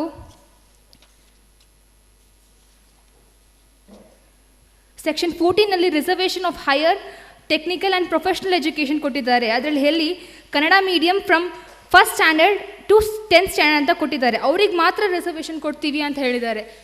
ಇಂಗ್ಲೀಷ್ ಮೀಡಿಯಮಲ್ಲೂ ಮಕ್ಕಳು ಕನ್ನಡ ಓದ್ತಿದ್ದಾರೆ, ಅವರು ಬರೀತಾರೆ, ಅವ್ರಿಗೂ ಕನ್ನಡ ಗೊತ್ತು, ಅವ್ರಿಗೆ ರಿಸರ್ವೇಷನ್ ಇಲ್ವಾ? ಪಾರ್ಶಲಿಟಿ ಅಂತ ಕಾಣ್ತಿಲ್ವಾ ಅದು ನಮ್ಮ ರೂಲಿಂಗ್ ಪಾರ್ಟಿಗೆ? ಹಾಗೂ ಸೆಕ್ಷನ್ 15ನಲ್ಲಿ knowledge of Kannada language to be essential for employments in the state government, local authorities, boards, corporations, and in statutory or non-statutory bodies, cooperative societies and societies of the state in government. ಇವರಿಗೆ ಏನು steps ತೊಗೊಂಡಿದ್ದಾರೆ? Kannada ಕಲಿ ಅಂತ ಹೇಳಿದ್ರೆ ಮಾತ್ರ ಸಾಕಾಗಲ್ಲ, ಅವ್ರಿಗೆ ಕಳಿಸ್ಬೇಕಲ್ಲ. ಕನ್ನಡ ಒಂದು ಪವಿತ್ರವಾದ ಭಾಷೆ, ಆ ಭಾಷೆಯನ್ನು ಕಲಿಸ್ಬೇಕು. ನೀನು ಕಲೀಲೇಬೇಕು, ಇಲ್ಲಾಂದರೆ ನಿನಗೆ ಏನು ಜಾಬ್ ಸಿಗಲ್ಲ, ಏನು ಕೊಡಲ್ಲ ಅಂತ ಹೇಳಿದ್ರೆ ಅದು ತಪ್ಪು. ಏನು ಸ್ಟೆಪ್ಸ್ ತೊಗೊಂಡಿದ್ದಾರೆ ಕಲಿಸೋಕ್ಕೆ, ಅದೊಂದು ಇನ್ನೊಂದು ಪ್ರಶ್ನೆ ಅಧ್ಯಕ್ಷರೇ. ಹಾಗೂ language of courts in section 16 district courts, trial courts or tribunal ಕೋರ್ಟ್ಸಲ್ಲಿ ಕನ್ನಡದಲ್ಲೇ ಜಡ್ಜ್ಮೆಂಟ್ ಕೊಡಬೇಕು ಅಂತ ಹೇಳಿದ್ದಾರೆ. ಸರಿ, ಪರವಾಗಿಲ್ಲ. ಆದರೆ ಅಟ್ಲೀಸ್ಟ್ ಇಂಗ್ಲೀಷಲ್ಲಿ ಟ್ರಾನ್ಸ್ಲೇಟ್ ಮಾಡೋ ಒಂದು ಆಪ್ಷನ್ನು ಸೇರಿಸ್ಬೇಕಿತ್ತು. ಯಾಕಂದರೆ ಡಿಸ್ಪ್ಯೂಟ್ ಅಂತ ಹೋಗೋರು ಕನ್ನಡಿಗರು ಮಾತ್ರ ಇರಲ್ಲ, ಬೇರೊಬ್ಬರು ಇರ್ತಾರೆ. ನಮ್ಮ ಕರ್ನಾಟಕದಲ್ಲಿ ಕನ್ನಡಿಗರು ಇದ್ದಾರೆ, ಫಸ್ಟ್ ಪ್ರಿಫರೆನ್ಸ್ ಇದೆ, ಇಲ್ಲ ಅಂತ ಹೇಳ್ತಿಲ್ಲ. ಆದರೆ ಇನ್ನೊಬ್ರಿಗೂ ಡಿಸ್ಪ್ಯೂಟ್ ಅನ್ನೋದು ನಮ್ಮವ್ರಿಗೆ ಮಾತ್ರ ಇರಲ್ಲ ಅಲ್ವಾ, ಎಲ್ರಿಗೂ ಇರುತ್ತೆ, ಎಲ್ರಿಗೂ ಅರ್ಥ ಆಗಬೇಕು. ಸೊ ಅವರಿಗೂ ಅರ್ಥ ಆಗಂಗೆ ಇಂಗ್ಲೀಷಲ್ಲಿ ಟ್ರಾನ್ಸ್ಲೇಷನ್ ಕೊಡಬೇಕು ಅಂತ ಕೇಳ್ಕೊತೀನಿ. ಹಾಗೂ ಸೆಕ್ಷನ್ 17 ಕ್ಲಾಸ್ 8 ಅದರಲ್ಲಿ ಏನು ಹೇಳುತ್ತೆ ಅಂದರೆ the classification of advertisement of percentage or of Kannada portion of advertisements to be displayed shall be as prescribe by the state. ಎಷ್ಟು ಪರ್ಸೆಂಟೇಜು ಹೇಳಿಲ್ಲ. ಒಂದು ಅಡ್ವರ್ಟೈಸ್ಮೆಂಟಲ್ಲಿ ಎಷ್ಟು ಪರ್ಸೆಂಟೇಜ್ ಕನ್ನಡ ಇರಬೇಕು ಅಂತ ಹೇಳಿಲ್ಲ, ಸ್ಪೆಸಿಫಿಕ್ ಆಗಿ ಮೆನ್ಷನ್ ಮಾಡಲಿಲ್ಲ. ನಾನು ಈ ಅಡ್ವರ್ಟೈಸ್ಮೆಂಟಲ್ಲಿ ನಾನು ವರ್ಕ್ ಮಾಡ್ತಿರೋ ಕೆಲಸದಲ್ಲಿ ನಾನು ಹೇಳ್ತೀನಿ ಹೆಂಗೆ ಮಾಡಬೇಕು ಅಂತ ಹೇಳ್ತಿರುವಾಗ ನನಗೊಂದು ಕೆಲಸ ಇದೆ. ನಾನು ಈ ಭಾರತದಲ್ಲಿ ನಮಗೆ ಏನಾದರೂ ಒಂದು ಕೆಲಸ ಮಾಡೋಕ್ಕೆ ಹಕ್ಕಿದೆ. Article 19 clause 1 sub clause T tells about it. ಇದು it is becoming arbitrary against it. ಹಾಗೂ section 20 entitlement of concession and tax rebates or deferment, ಅದರಲ್ಲೂ ಪರ್ಸೆಂಟೇಜ್ ಆಫ್ ರಿಸರ್ವೇಷನ್ ಕೊಟ್ಟಿದ್ದಾರೆ. ಹಾಗೂ ಫಾಲೋ ಮಾಡಲಿಲ್ಲ ಅಂದರೆ ಪನಿಷ್ಮೆಂಟ್ ಉಂಟು ಅಂತ ಹೇಳಿದರೆ, ಓಕೆ ಪನಿಷ್ಮೆಂಟ್ ಇರಲಿ, ಆದರೆ that is also being violative of article 19 clause 1 sub clause T ಅಂತ ಹೇಳ್ತಾ, ವಿವಿಧತೆಯಲ್ಲಿ ಏಕತೆ ಅದುವೇ ನಮ್ಮ ಭಾರತ ಹಾಗೂ ಬಸವಣ್ಣನವರ ಒಂದು ವಚನವೊಂದು ಹೇಳುತ್ತಾ ಮುಕ್ತಾಯಗೊಳ್ಳುತ್ತೇನೆ. ಇವನಾರವನೆಂದಿಸರಯ್ಯ,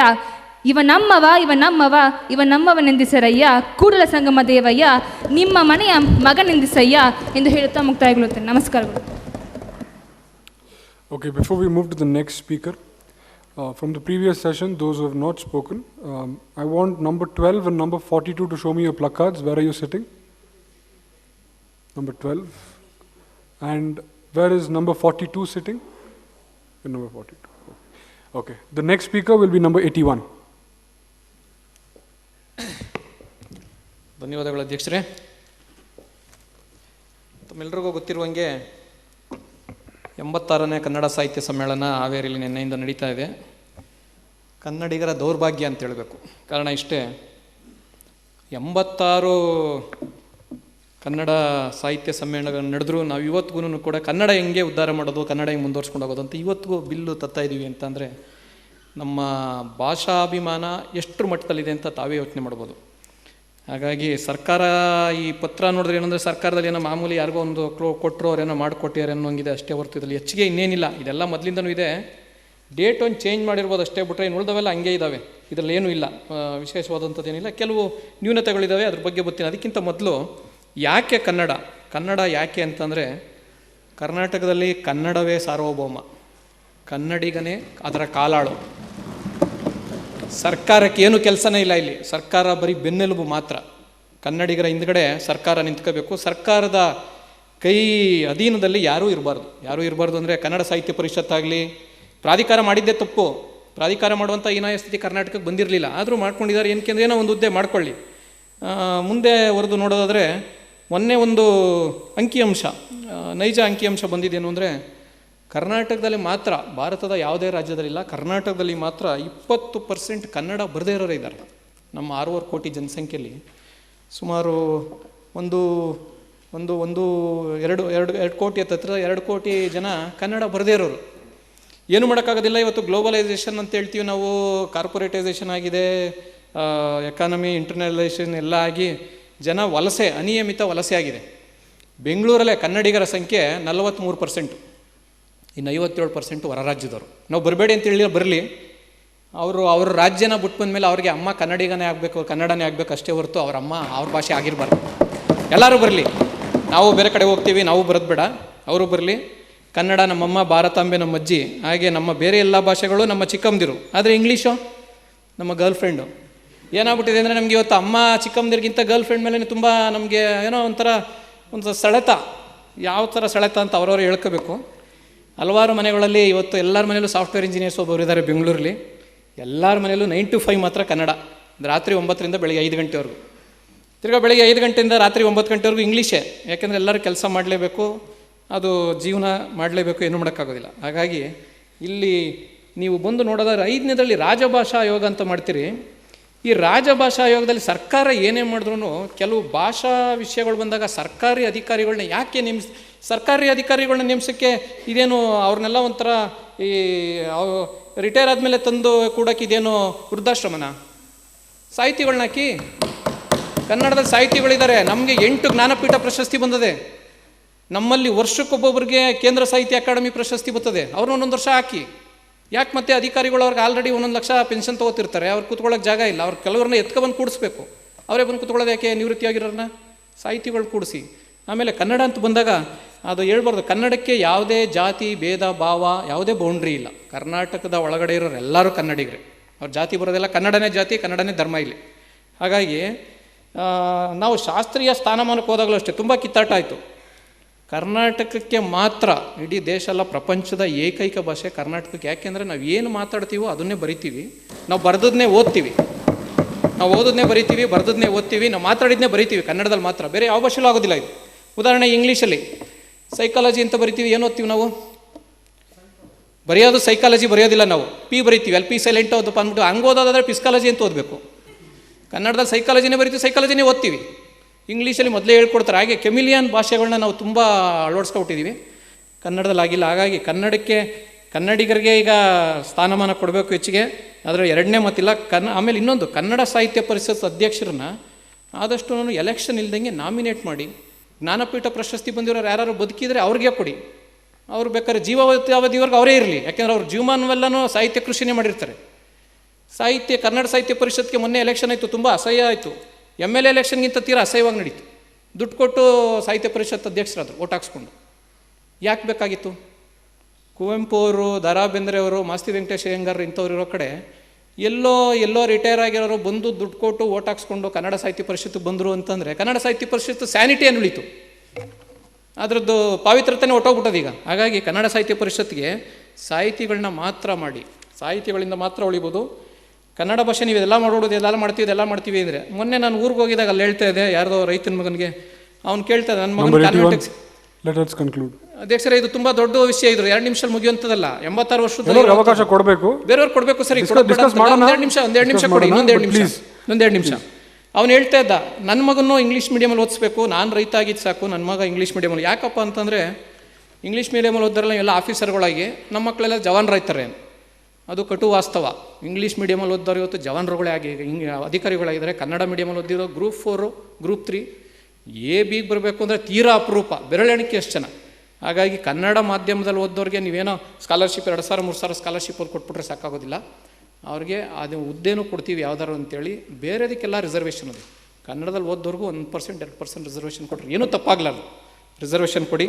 ಆಮೇಲೆ ಬೇರೆ ಭಾಷೆಗಳು ಇಲ್ಲಿ ಶಾಲೆಗಳು ಮಾಡ್ತೀವಿ ಬೇರೆ ಮಾಧ್ಯಮದವರು ಅಂತಂತಾರೆ, ಮಾಡಿಸಿ, ಬೇಡ ಅಂತನಿಲ್ಲ. ಅವ್ರಿಗೆ 10% 20% ಸೆಸ್ ಹಾಕಿ, ಕನ್ನಡ ಅಭಿವೃದ್ಧಿ ಶುಲ್ಕ ಅಂತ ಹಾಕಿ ಅವ್ರ ಮೇಲೆ.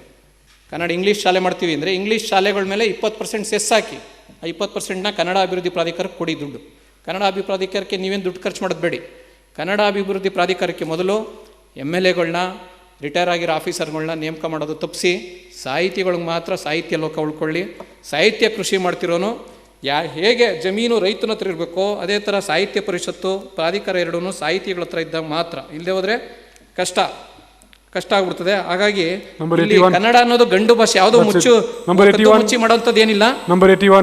ದಯವಿಟ್ಟು ಇನ್ನೂ ಅವಕಾಶ ಬೇಕಾಗಿತ್ತು. ಕನ್ನಡ ದೊಡ್ಡದು ಭಾಷೆ. ಹಾಗಾಗಿ ನಾನು ಇಷ್ಟು ಹೇಳಿ ಇಲ್ಲಿಗೆ ಮುಗಿಸಿರ್ತೀನಿ. ಮುಗಿಸಿದೆ ಮಾತು ಅಂತಲ್ಲ, ಕೊನೆಯಲ್ಲಿ ಅವಕಾಶ ಮತ್ತೊಮ್ಮೆ ಕೊಡಿ. ಧನ್ಯವಾದಗಳು. Thank you number 81. Next number 60. ನೀವು ಒಂದ್ಸತಿನೂ ಮಾತಾಡಿಲ್ಲ, ಅದಕ್ಕೆ ಪ್ಲೀಸ್. ಮೊದಲಿಗೆ ಮಾನ್ಯ ಸಭಾಪತಿಗಳಿಗೆ ಗೌರವವನ್ನು ಸೂಚಿಸುತ್ತಾ, ಎಲ್ಲಾದರೂ ಇರು ಎಂತಾದರೂ ಇರು, ಎಂದೆಂದಿಗೂ ನೀ ಕನ್ನಡವಾಗಿರು, ಕನ್ನಡ ಗೋವಿನವೋ ಮುದ್ದಿನ ಕರು, ಕನ್ನಡ ಒಂದಿದ್ದರೆ ನೀ ನಮಗೆ ಕಲ್ಪತರು ಎಂಬ ಕುವೆಂಪುರವರ ಸಾಲುಗಳನ್ನು ನೆನೆಯುತ್ತಾ, ವಿರೋಧ ಪಕ್ಷದ ಸದಸ್ಯೆಯಾಗಿದ್ದರೂ ಸಹ ಈ ಬಿಲ್ಲಿನ ಸಂಕ್ಷಿಪ್ತ ಅವಲೋಕನ ಮಾಡಿದಾಗ ಗುರಿಯನ್ನು ನಾನು ಬಹಳವಾಗಿ ಶ್ಲಾಘಿಸುತ್ತೇನೆ. ಹಾಗೆಯೇ ಈ ವಿಧೇಯಕ ರಾಜ್ಯದ ಒಳಿತಿಗಾಗಿ ಎಂದು ಭಾವಿಸುತ್ತೇನೆ. ಏಕೆಂದರೆ ಕನ್ನಡ ಭಾಷೆಯ ಸಮಗ್ರ ಅಭಿವೃದ್ಧಿಯಾಗಿ ಮತ್ತು ಕನ್ನಡಿಗರಿಗೆ ಶಿಕ್ಷಣ ಮತ್ತು ಉದ್ಯೋಗದಲ್ಲಿ ಉತ್ತಮ ಅವಕಾಶಗಳನ್ನು ಒದಗಿಸುವುದಕ್ಕಾಗಿ ಈ ಉಪಬಂಧ ಕಲ್ಪಿಸಿರುವುದು ಬಹಳ ಶ್ಲಾಘನೀಯವಾಗಿದೆ. ಹಾಗೆಯೇ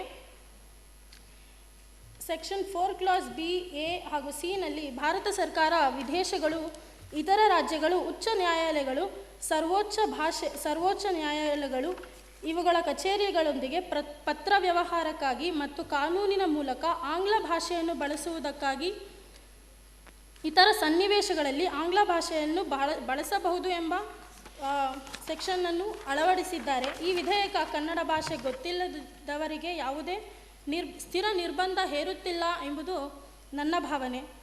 ಅಷ್ಟೇ ಅಲ್ಲದೆ ರಾಜ್ಯ ಮಟ್ಟದ ಸಮಿತಿ, ಜಿಲ್ಲಾ ಮಟ್ಟದ ಸಮಿತಿ ಹಾಗೂ ತಾಲೂಕು ಮಟ್ಟದ ಸಮಿತಿಗಳಲ್ಲಿ ಎಷ್ಟೋ ನಿವೃತ್ತ ಶಿಕ್ಷಕರಿಗೆ ಭಾಷಾ ಸೇವೆ ಮಾಡುವ ಅವಕಾಶ ದೊರೆಯುತ್ತದೆ ಎಂದು ನಾನು ಭಾವಿಸುತ್ತಿದ್ದೇನೆ. ಈ ಮಾತುಗಳನ್ನು ನಾನು ಕನ್ನಡತಿಯಾಗಿ ಹೇಳುತ್ತಿದ್ದೇನೆ. ಹಾಗೆಯೇ ಶಿಕ್ಷಣದಲ್ಲಿ ಕನ್ನಡ, ಉನ್ನತ ಶಿಕ್ಷಣ ಹಾಗೂ ತಾಂತ್ರಿಕ ಶಿಕ್ಷಣ ಹಾಗೂ ವೃತ್ತಿ ಶಿಕ್ಷಣದಲ್ಲಿ ಕನ್ನಡ ಭಾಷೆ. ಇಂಗ್ಲೀಷ್ ಬರಲ್ಲ ಅಂತ ಎಷ್ಟೋ ಜನರು ವೀಸಾನ ಕ್ಯಾನ್ಸಲ್ ಮಾಡಿರೋ ಅಂಥ ಪರಿಸ್ಥಿತಿಗಳನ್ನು ನಾವು ನೋಡಿದ್ದೀವಿ. ಹಾಗಾಗಿ ಹೇಳ್ತಾ ಇದ್ದೀನಿ, ಈ ಮಸೂದೆ ಕನ್ನಡ ಒಳಿತಿಗಾಗಿ ಎಂದು ನಾನು ಭಾವಿಸುತ್ತಿದ್ದೇನೆ. ಅದಲ್ಲದೆ ನಮ್ಮ ವಿರೋಧ ಪಕ್ಷದ ಸದಸ್ಯರು ಇದರ ಲೋಪದೋಷಗಳನ್ನೆಲ್ಲ ಹೇಳಿದ್ದಾರೆ. ಹಾಗೂ ಈ ಶಾಸನಾತ್ಮಕ ಕ್ರಮಕ್ಕೆ 3.2 ಕೋಟಿ ವೆಚ್ಚ ತಗಲುತ್ತದೆ. ಸಾವಿರಾರು ಕೋಟಿ ಮಂಜೂರು ಮಾಡಿಸಿ ಕಳಪೆ ಕಾಮಗಾರಿಯನ್ನು ಪ್ರತಿಬಿಂಬಿಸುತ್ತಿರುವ ಎಷ್ಟೋ ಕೆಲಸಗಳಿಗೆ ಒತ್ತು ಕೊಡುವ ಬದಲು ರಾಜ್ಯ ಹಾಗೂ ರಾಜ್ಯದ ಜನರ ಒಳಿತಿಗಾಗಿ, ಮಾತೃಭಾಷೆಯ ಅತ್ಯುನ್ನತ ಸ್ಥಾನಕ್ಕಾಗಿ ಹಾಗೂ ಸಕಲ ಕ್ಷೇತ್ರದ ಕನ್ನಡದಲ್ಲಿ ಅಭಿವೃದ್ಧಿಯ ಧ್ಯೇಯವನ್ನು ಒಳಗೊಂಡಿರುವ ಈ ವಿಧೇಯಕವನ್ನು ಲೋಪದೋಷಗಳನ್ನು ಸರಿಪಡಿಸಿಕೊಂಡು ಮಂಜೂರು ಮಾಡಬೇಕಾಗಿ ವಿನಂತಿಸಿಕೊಳ್ಳುತ್ತೇನೆ. ಕನ್ನಡತಿಯಾಗಿ ಮನಸ್ಸೊಳಗೆ ಕನ್ನಡ, ಮನೆಯೊಳಗೆ ಕನ್ನಡ, ಕನ್ನಡವೇ ಎಲ್ಲ, ಕನ್ನಡವಿಲ್ಲದೆ ಬೇರೇನೂ ಇಲ್ಲ. ನಮ್ಮ ತಾಯಿ ಭಾಷೆ ಕನ್ನಡ, ನಮ್ಮೆಲ್ಲರ ಒಳಿತಿಗಾಗಿ ಕೈ ಜೋಡಿಸಿ ನನ್ನ ಸಂಗಡ. ಧನ್ಯವಾದಗಳು. Okay, before I go on to the next speaker, number 12 and number 42, if you want to say anything, this is the final chance. If you have nothing to say, it's all right. But you both have not spoken for the entire session. That is why I'm giving you an opportunity. ಸಭಾಪತಿಗಳಿಗೆ ನಮಸ್ಕಾರ ಸಲ್ಲಿಸ್ತಾ ನಾನಿದು ಬಿಲ್ಲಲ್ಲಿ ಏನಿದೆ ಅಂತ ಹೇಳ್ತೀನಿ. ಇದರಲ್ಲಿ column 2ರಲ್ಲಿ ಈ ಹೇಳುತ್ತೆ, ಕನ್ನಡಿಗರು ಹುಟ್ಟಾಗಿಂದನೇ ನಾವು ಕನ್ನಡವಾಗೇ ಇರ್ತೀವಿ. ನಾವು ಪಕ್ಕದ ರಾಜ್ಯದಲ್ಲಿ ಹುಟ್ಬೋದು, ಇಲ್ಲ ಎಲ್ಲಾದರೂ ಹುಟ್ಬೋದು, ನಾವು ಕನ್ನಡವಾಗೇ ಇರ್ತೀವಿ. ಯಾಕಂದರೆ ಕನ್ನಡ ಏನು ಅನ್ನೋದು ಅಂದರೆ 15 ವರ್ಷ ಇದ್ದು ನಾವು ಕನ್ನಡ ಅಲ್ಲ. ಈಗ ಪಕ್ಕದ ರಾಜ್ಯದವ್ರು ಬಂದು ನಾವು ಜೊತೆಲೇ ಇರ್ತಾರೆ, ಇಲ್ಲೇ ಹುಟ್ಟಿ ಅವ್ರು ಬೆಳೆದಿರ್ತಾರೆ, ಅವರು ಕನ್ನಡವಾಗೇ ಇರ್ತಾರೆ. ಅವರು ಕನ್ನಡ ರಾಜ್ಯೋತ್ಸವವಾಗಲಿ ಇನ್ನೊಂದಾಗಲಿ ಅವರು ಮಾಡ್ತಾರೆ, ಇಲ್ಲ ಅಂತ ಹೇಳ್ತಾ ಇಲ್ಲ. ಸೊ ಅಲ್ಲಿ ಸ್ವಲ್ಪ ಚೇಂಜ್ ಮಾಡಬೇಕಾಗತ್ತೆ. ಅದಾದಮೇಲೆ ಎಜುಕೇಷನ್ ಸೊಸೈಟಿ, ಅದು ಕಾಲಮ್ 14ಅಲ್ಲಿ ಹೇಳುತ್ತೆ ಉನ್ನತ ಶಿಕ್ಷಣಕ್ಕೆ. ಹೌದು, ಇವಾಗ ಕನ್ನಡದಲ್ಲಿ ಎಲ್ಲನೂ ಹೇಳ್ಕೊಡೋಕ್ಕಾಗಲ್ಲ, ಬಟ್ ಸಮ್ ಪಾಯಿಂಟ್ ಆಫ್ ಹೇಳ್ಕೊಡ್ಬೋದು, ಕನ್ನಡದಲ್ಲಿ ಹೇಳ್ಕೊಡ್ಬೇಕಂತ ಕೇಳ್ಕೊತೀನಿ ನಾನು ಅದರಲ್ಲಿ. ಅದಾದಮೇಲೆ ರಿಸರ್ವೇಷನ್, ಇಷ್ಟು % ರಿಸರ್ವೇಷನ್ ಅನ್ನೋದು ಕೂಡ ಇರಬೇಕು. ಇಷ್ಟು ಹೇಳಿ ನಾನು ಕೂತ್ಕೊಂಡಿದ್ದೀನಿ. Number 42, do you have anything to say? All right. Okay, we'll be moving on to the last speaker, number 17. ಧನ್ಯವಾದ ಸ್ಪೀಕರ್ ಸರ್. ನಿಮಗೆ ಬೆಂಗಳೂರು ಹವಾಮಾನ ಬಗ್ಗೆ ಗೊತ್ತಿರುತ್ತೆ. ಬೆಳಗ್ಗೆ ಚಳಿ ಆದರೆ ಮಧ್ಯಾಹ್ನ ಬೇಸಿಗೆ, ಆ ಥರ. ನಂಗೊಂದು ಆಶ್ಚರ್ಯ ಆಯಿತು, ಇದೇನಿದೆ ಈ ಸೂಟ್ ಕೇಸ್ ಸರ್ಕಾರ, ಆಲ್ ಆಫ್ ಅ ಸಡನ್ ಈ ಕನ್ನಡದ ಮೇಲೆ ಅಪಾರವಾದ ಪ್ರೀತಿ ಹೇಗೆ ಬಂತು ಇವ್ರಿಗೆ? ಇದ್ದಕ್ಕಿದ್ದಂಗೆ ಈ ಬಿಲ್ ಬೇರೆ ಬಂದ್ಬಿಟ್ಟೈತೆ. ಇದೇನು ಎಲೆಕ್ಷನ್ ಗಿಮಿಕ್ಕಾ? ಇವ್ರು ಏನೋ ರಿಸರ್ವೇಷನ್ ಬಗ್ಗೆ ಮಾತಾಡ್ತಿದ್ದಾರಲ್ಲ, ಎಷ್ಟು % ರಿಸರ್ವೇಷನ್ ಕೊಡ್ತೀರಾ? ಎಷ್ಟೊಂದು ನಿಮ್ಮ ಸರ್ಕಾರಿ ಇಲಾಖೆಗಳಲ್ಲಿ ಕಾಂಟ್ರಾಕ್ಟ್ ಬೇಸಿಸ್ ಮೇಲೆ ನೀವು ಇಟ್ಕೊಂಡಿದ್ದೀರಾ. ಅವ್ರನ್ನ ಫಸ್ಟ್ ಪರ್ಮನೆಂಟ್ ಮಾಡಿ. ಅವರೇ ಪರ್ಮನೆಂಟ್ ಇಲ್ಲ, ಇನ್ನೂ ರಿಸರ್ವೇಷನ್ ಯಾರಿಗೆ ಕೊಡ್ತಾ ಇದ್ದೀರಾ ನೀವು? ರಿಸರ್ವೇಷನ್ ಕೊಟ್ಟರು ಎಷ್ಟು % ಕೊಡ್ತಾರಂತ ಏನೂ ಮಾಹಿತಿ ದೊರಕಿಲ್ಲ ಇಲ್ಲಿ ಸರ್. ಇನ್ನೊಂದು ಲಾಸ್ಟಲ್ಲಿ ಫೈನಾನ್ಷಿಯಲ್ ಮೆಮೊರಾಂಡಮ್ ಅಂತ ಕೊಟ್ಟಿದ್ದಾರೆ. ಇಲ್ಲಿ ಒಂದು ಸಂಖ್ಯೆ ಇದೆ 321 something. So it will be completely coming under yearly, monthly or 6 monthly basis ಅಂತ ನನಗೆ ಗೊತ್ತಿಲ್ಲ. ಸೊ ಅದ್ರ ಬಗ್ಗೆ ಸ್ವಲ್ಪ ಸ್ಪಷ್ಟೀಕರಣ ಕೊಟ್ಟರೆ ಅದು ಒಳ್ಳೆಯದಾಗುತ್ತೆ. ಇನ್ನೊಂದು, ಈಗ ಎಜುಕೇಷನ್ ಮೇಲೆ ಬಂದರೆ, ಸರ್ಕಾರಿ ಕಾಲೇಜು ಅಥವಾ ಸ್ಕೂಲು ಕಡ್ಡಾಯವಾಗಿ ಕನ್ನಡ ಹೇಳ್ಕೊಡಿ, ಕಲಿಸಿ ಅಂತ ಹೇಳ್ತವ್ರೆ. ಎಷ್ಟು ಜನ ಲೆಕ್ಚರರ್ಸ್ ಇದ್ದಾರೆ ಸರ್? ವೇಕೆನ್ಸಿ ಎಷ್ಟಿದೆ? ಫಸ್ಟ್ ವೇಕೆನ್ಸಿ ಫಿಲ್ ಮಾಡಿ ಸರ್. ಹೇಳ್ಕೊಡೋರೇ ಇಲ್ಲ ಅಂದರೆ ಕಳಿಯೋರು ಹೆಂಗೆ? ಹೇಳ್ಕೊಡೋರು ಇದ್ರೂ ಇಲ್ಲಿ ಹೆಂಗೈತೆ, ರೀಮಿಕ್ಸ್ ಸಾಂಗ್ ಥರ ಆಗ್ಬಿಟ್ಟೈತೆ, ಕಂಗ್ಲೀಷ್ ಥರ ಆಗ್ಬಿಟ್ಟೈತೆ. ಈಗ ಕಂಪ್ಲೀಟ್ ಕನ್ನಡ ಯಾರಿಗೂ ಬರಲ್ಲ ಸರ್ ಇತ್ತೀಚೆಗೆ. ಈ ಜನ್ರೇಷನ್ ನೋಡಿದ್ರೆ ಹೇಳ್ಕೊಡೋರ್ಗೂ ಬರಲ್ಲ ಅಥವಾ ಕಳಿಯೋರ್ಗೂ ಬರಲ್ಲ. ಸೊ ಫಸ್ಟ್ ಅದ್ರ ಮೇಲೆ ಕಾನ್ಸಂಟ್ರೇಷನ್ ಮಾಡಿ. ಈಗ ಏನಿದೆ ಇದು, ಈಗ ನಿಮ್ಮ ಮಕ್ಕಳು ಬೇಕಾದರೆ ಫಾರಿನಲ್ಲಿ ಓದ್ತಾರೆ ಸರ್, ಅಥವಾ ಆಟೋನಮಸ್ ಕಾಲೇಜಲ್ಲಿ ಓದ್ತಾರೆ. ಹಳ್ಳಿಗೆ ತಳ್ಳಬೇಕಾದ್ರೆ ನಮ್ಮ ಮಕ್ಕಳೇ ಬೇಕಾ, ಬಡವ್ರ ಮಕ್ಕಳೇ ಬೇಕಾ ಸರ್? ಫಸ್ಟ್ ಕನ್ನಡ ಸ್ಕೂಲ್ ಕಾಲೇಜಸಲ್ಲಿ ಇನ್ಫ್ರಾಸ್ಟ್ರಕ್ಚರ್ ಇಲ್ಲ. ಟೀಚರ್ ಒಂದು ಕ್ಲಾಸ್ ಬಂದರೆ ಇನ್ನೊಂದು ಕ್ಲಾಸಲ್ಲಿ ಇರಲ್ಲ, ಅಥವಾ ಸ್ಟೂಡೆಂಟ್ ಇವತ್ತು ಬಂದರೆ ನಾಳೆ ಇರಲ್ಲ, ಅಟೆಂಡೆನ್ಸ್ ಸ್ಟ್ರಕ್ಚರ್ ಇಲ್ಲ, ಏನಿಲ್ಲ. ಸೊ ಅದ್ರ ಬಗ್ಗೆ ಒಂದು. ಇನ್ನೊಂದು ಪ್ರೈವೇಟ್ ಸೆಕ್ಟರಲ್ಲಿ ಇದು may be it is unconstitutional under section 19 clause 1G ಅಲ್ಲಿ it is right to occupation ಅಂತ ಇರೋದ್ರಿಂದ ಅದರಲ್ಲಿ ಕಡ್ಡಾಯವಾಗಿ ಪ್ರೈವೇಟ್ ಸೆಕ್ಷನಲ್ಲಿ ಪ್ರೈವೇಟ್ ಕಂಪ್ನೀಸ್ಗಳಲ್ಲಿ ಕನ್ನಡ ಬಳಕೆಯನ್ನು ಹೇಗೆ ಮಾಡ್ತೀರಾ ಅಂತ ನನಗೆ ಗೊತ್ತಿಲ್ಲ. ಬಿಕಾಸ್ ಇನ್ಫೋಸಿಸಲ್ಲಿ ಈಗ ಕೋಡಿಂಗ್ ನೀವು ಇಂಗ್ಲೀಷಲ್ಲಿ ಮಾಡಿ ಅಂದರೆ ಕನ್ನಡದಲ್ಲಿ ಮಾಡಿ ಅಂದರೆ how is this possible? Because Bangalore is a IT hub of south India and it was also capital of south India ಆಗಿರೋದ್ರಿಂದ so Kannada is a welcoming state. So ನೀವು ಫಸ್ಟು ಕನ್ನಡವನ್ನು ಏನು ಇಂಪಾರ್ಟೆನ್ಸ್ ಕೊಡ್ತಾ ಇದ್ದೀರಾ ಅದು 6 ಮಂತ್ಲಿ ಫಸ್ಟ್ ನೀವು ಕನ್ನಡ ಕಲಿಸಿ ಆಮೇಲೆ ಉದ್ಯೋಗ ಕೊಡಿ. ಈಗ ಎಲ್ಲಿ ನಾವು ಬೇಕಾದರೆ ಮೆಟ್ರೋ ಅಲ್ಲಿ ಹೋಗಲಿ, ಅಲ್ಲಿ ಒಬ್ಬ ವಾಚ್ಮ್ಯಾನ್ ಇರ್ತಾನೆ, ಅವ್ನಿಗೆ ಕನ್ನಡನೇ ಬರಲ್ಲ ಸರ್, ಆವೋಜಿ ಜಾವೋಜಿ ಇದೇ ಆಗ್ಬಿಟ್ಟೈತೆ. ಫಸ್ಟು ನೀವು ಏನಿದೆ ನಿಮ್ಮ ಸರ್ಕಾರದ ಏನು ಪಾಲಿಸಿ ನನಗೆ ಗೊತ್ತಿಲ್ಲ, ಕಮಿಷನ್ ತೊಗೊಂಡು ಮಾಡ್ತೀರಾ ಏನು ಮಾಡ್ತೀರೋ ಗೊತ್ತಿಲ್ಲ. ಇವಾಗ ಹೆಂಗಾಗ್ಬಿಟ್ಟೈತೆ ಅಂದರೆ ರಾಜ ವ್ಯಾಪಾರಿ ಪ್ರಜಾ ಭಿಕಾರಿ ಹಂಗಾಗ್ಬಿಟ್ಟೈತೆ ಸರ್. ಫಸ್ಟ್ ನಿಮ್ಮಲ್ಲಿ ನೀವು ಸರಿ ಮಾಡ್ಕೊಳ್ಳಿ, ಆಮೇಲೆ ಈ ಬಿಲ್ನ ತಗೊಬನ್ನಿ. Thank you sir, thank you for this opportunity. Before I go to the ruling party, is there anybody from the opposition who has not at all got a chance to speak? All right. Moving to the ruling party, there are a few members who have not spoken yet. But before that, we'll start with the Deputy Chief Minister. You want to speak later? Okay. Number 23, do you want to make a point? You have not spoken at all. Right.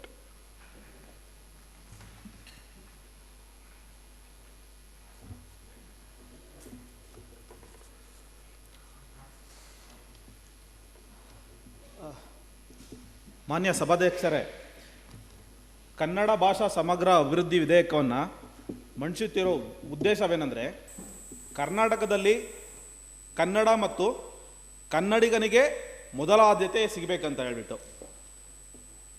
ಅದನ್ನು ಬಿಟ್ಟು ಇವಾಗ ನಾವು ಊಟ ಮಾಡಬೇಕಾದ್ರೆ ಊಟದಲ್ಲಿ ಕಲ್ಲು ಸಿಗುತ್ತೆ, ಕಲ್ಲು ಸಿಕ್ಕಿದ್ರೆ ನಾವು ಕಲ್ಲನ್ನು ಪಕ್ಕಕ್ಕಿಟ್ಟು ಅನ್ನ ತಿಂತೀವ ಅಥವಾ ಅನ್ನನೇ ಸೈಡಿಗೆ ಇಟ್ಬಿಟ್ಟು ನಾವು ಕಲ್ಲು ತಿನ್ನೋಕ್ಕಾಗುತ್ತಾ? ನಾವು ಒಂದು ಒಳ್ಳೆ ಉದ್ದೇಶ ಇಟ್ಕೊಂಡು ಒಳ್ಳೆ ಕೆಲಸ ಮಾಡಬೇಕಂತ ಹೋದಾಗ ಸಣ್ಣ ಪುಟ್ಟ ಅಡೆತಡೆಗಳು ಬರೋದು ಸರ್ವೇ ಸಾಮಾನ್ಯ. ಹಾಗಂತ ಹೇಳ್ಬಿಟ್ಟು ನಾವು ಈ ಅನ್ನವನ್ನು ಬಿಟ್ಟು ಕಲ್ಲು ತಿನ್ನೋ ಕೆಲಸನ ಮಾಡಬಾರ್ದು. ಇನ್ನೊಂದು ವಿರೋಧ ಪಕ್ಷದ ಸದಸ್ಯರೊಬ್ಬರು ಹೇಳಿದ್ರು, ಈ ಕೈಗಾರಿಕೆಗಳಿಗೆ ಕನ್ನಡದಲ್ಲಿ ಏನಾದ್ರು ಮಿಸ್ಟೇಕ್ ಮಾಡಿದ್ರೆ ಅಥವಾ ಕನ್ನಡನ ಅಳವಡಿಸ್ಕೊಂಡಿಲ್ಲ ಅಂದರೆ 5,000, 10,000, 20,000 ದಂಡ ಏನಕ್ಕೆ ಹಾಕ್ತೀರಾ? ಅದರ ಬದಲು ನೀವು ಲಕ್ಷ ಕೋಟಿಗಳಲ್ಲಿ ಹಾಕಿ ಅಂತ ಹೇಳ್ತಾಯಿದ್ರು. ನಮ್ಮ ಉದ್ದೇಶ ಏನಂತಂದರೆ ಅವ್ರು ಮಾಡಿರೋ ತಪ್ಪನ್ನು ಅವ್ರಿಗೆ ಅರ್ಥ ಮಾಡಿಸಿ ಸರಿಪಡಿಸೋ ಉದ್ದೇಶನೇ ಹೊರತು ಅದೇ ತಪ್ಪನ್ನು ನಾವು ಬಿಂಬಿಸಿ ದುಡ್ಡು ಮಾಡೋ ಉದ್ದೇಶ ನಮಗಿಲ್ಲ. ಇನ್ ಕೇಸ್ ನೀವು ಹೇಳಿದ್ರಿ ಅಂತ ನಾವೇನಾದ್ರು ಅದನ್ನೇ ಮಾಡ್ತು ಅಂತಂದರೆ ಅದಕ್ಕೂ ನೀವು ಹೇಳ್ತೀರಾ ನೀವು ಇದನ್ನ ಮಂಡನೆಯನ್ನು ಮಂಡಿಸ್ತಾ ಇರೋದು ಒಂದು ಒಳ್ಳೆ ಉದ್ದೇಶದಿಂದ ಅಲ್ಲ, ಏನೋ ಒಂದು ದುಡ್ಡು ಮಾಡೋ ಉದ್ದೇಶದಿಂದ ಸ್ವಿಸ್ ಖಾತೆಗಳನ್ನ ತುಂಬಿಸ್ಕೊಳ್ಳೋ ಉದ್ದೇಶದಿಂದ ಮಾಡ್ತಾ ಇದ್ದೀರಾ ಅಂತ ಅದನ್ನೂ ನೀವೇ ಹೇಳ್ತೀರಾ. ಮತ್ತು ಇನ್ನೊಬ್ಬ ವಿರೋಧ ಪಕ್ಷ ಸದಸ್ಯರು ಹೇಳಿದ್ರು, ಕನ್ನಡ ಬಂದ್ಬಿಟ್ಟು ನಮಗೆ ಅಮ್ಮ, ಇಂಗ್ಲೀಷ್ ಬಂದ್ಬಿಟ್ಟು ಗರ್ಲ್ ಫ್ರೆಂಡು ಅಂತ ಹೇಳ್ಬಿಟ್ಟು. ಇವಾಗ ನಾವು ಇವಾಗ ಕನ್ನಡನ ಒಂದು ಜೀವನದಲ್ಲಿ ಭಾಗವಾಗಿ ಮಾಡ್ಕೊಳ್ಳಿ ಅಂತ ಹೇಳ್ಬೋ ಹೊರತು ಈ ಕನ್ನಡವನ್ನು ಇಂಗ್ಲೀಷ್ ಬಂದ ತಕ್ಷಣ ಗರ್ಲ್ ಫ್ರೆಂಡ್ ಇಟ್ಕೊಂಡು ಅಮ್ಮನ್ನ ಬಿಟ್ಬಿಡು ಅಂತ ನಾವೆಲ್ಲೂ ಹೇಳ್ತಾ ಇಲ್ವಲ್ಲ.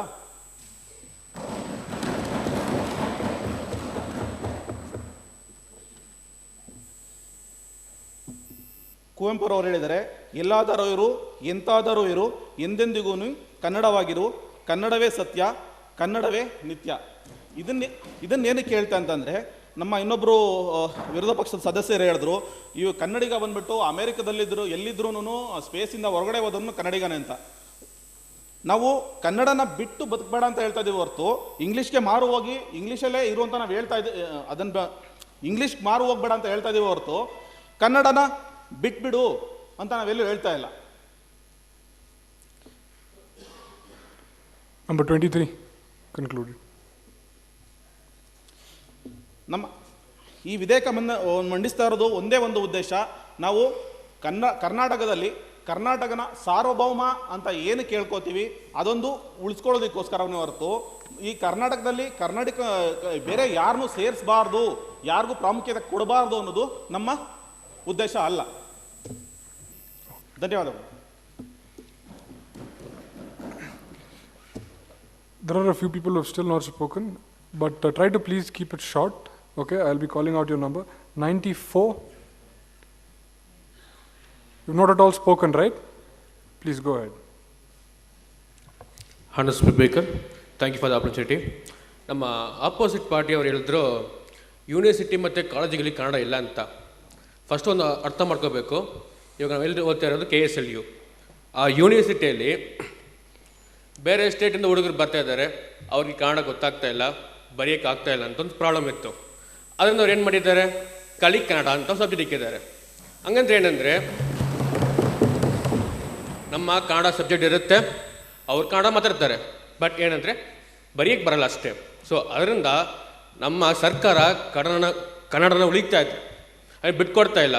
ಫಸ್ಟು ಅದನ್ನು ಅವ್ರು ಅರ್ಥ ಮಾಡ್ಕೋಬೇಕು. ಇನ್ನೊಂದು ಮಾತು ಹೇಳಿದ್ರು, ನಾನು ಹೇಳಿ ಇಷ್ಟಪಡ್ತಾ ಇದ್ದೀನಿ, ಕನ್ನಡದವರು ಎಲ್ಲೇ ಹುಟ್ಟಿದ್ರು, ಯಾವುದೇ ದೇವಸ್ಥಾನ ಹುಟ್ಟಿದ್ರು ಅವ್ರು ಕನ್ನಡದವರೇ.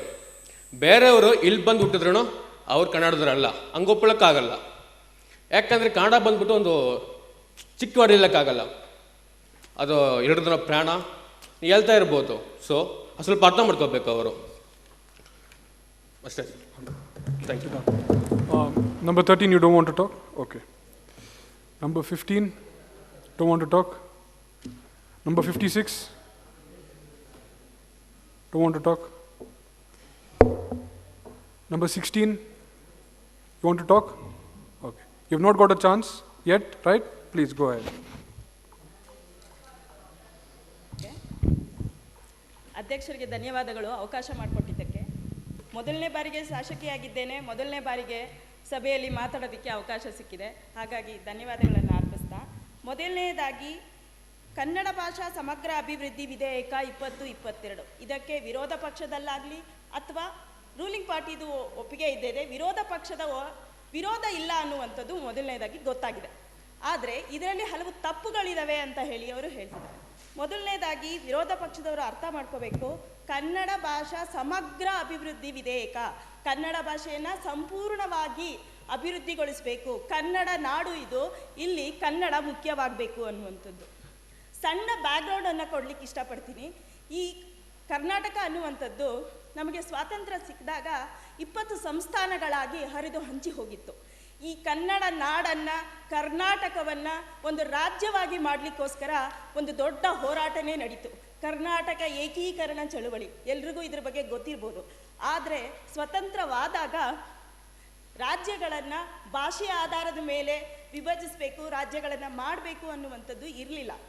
ಆದರೆ ಆಂಧ್ರ ಪ್ರದೇಶದ ಪೊಟ್ಟಿ ಶ್ರೀರಾಮುಲು ಅವರ ಒತ್ತಾಯದ ಮೇರೆಗೆ ಮೊದಲನೇ ಬಾರಿ ಆಂಧ್ರ ಪ್ರದೇಶ ಅನ್ನುವಂಥ ರಾಜ್ಯ ಭಾಷೆಯ ಆಧಾರದ ಮೇಲೆ ಆಯಿತು.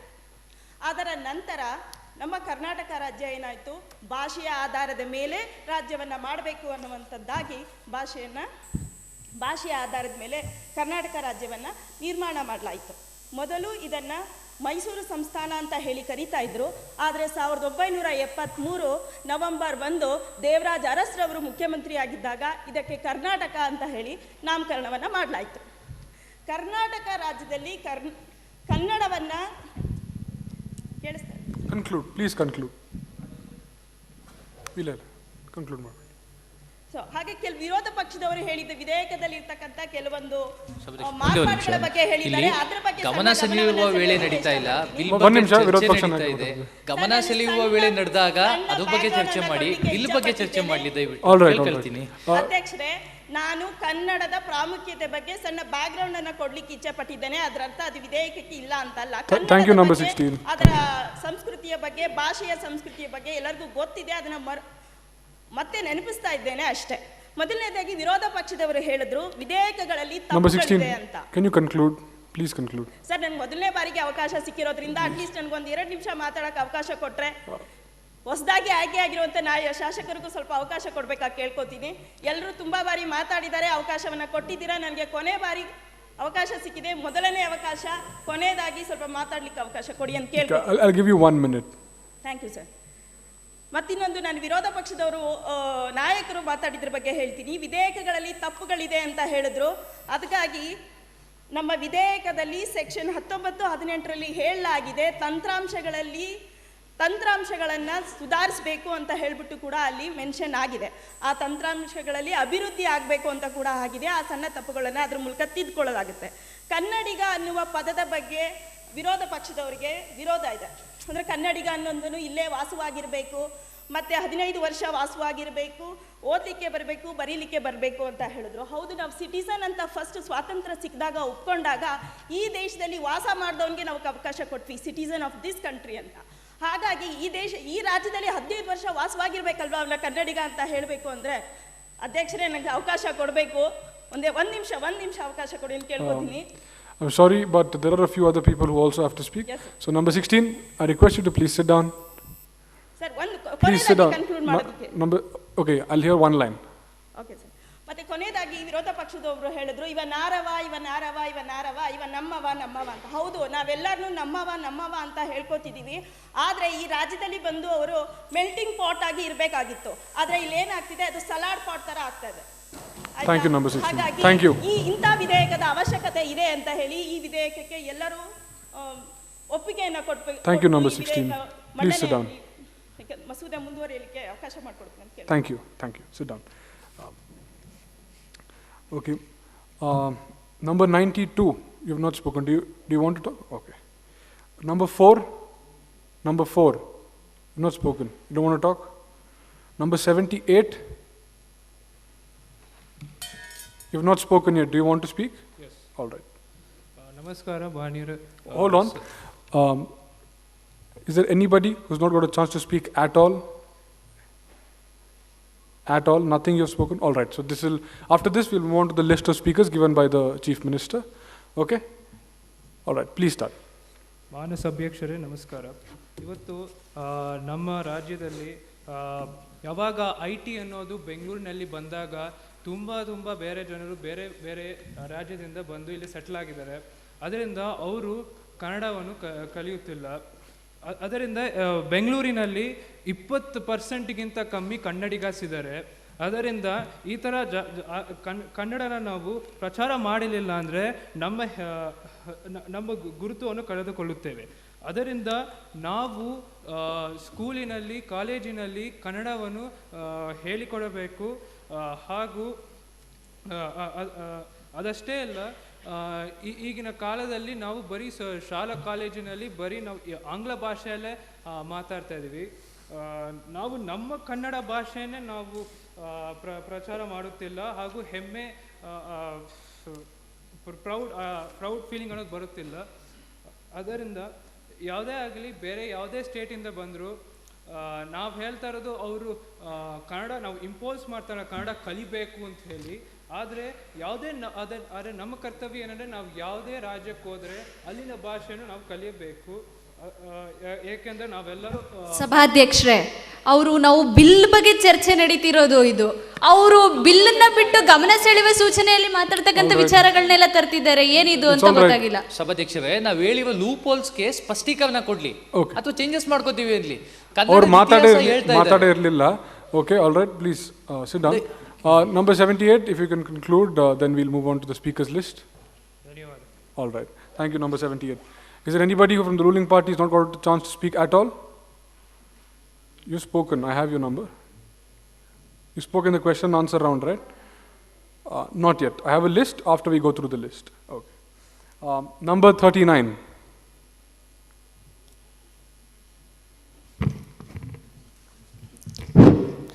ಮಾನ್ಯ ಸಭಾಧ್ಯಕ್ಷರೇ, ಅವರು ಹೇಳಿದ್ರು ಕನ್ನಡ ಲ್ಯಾಂಗ್ವೇಜು ಬರೀ ಕರ್ನಾಟಕದಲ್ಲಿ ಮಾತ್ರ ಉಪಯೋಗಿಸ್ಬೇಕು ಅಂತ.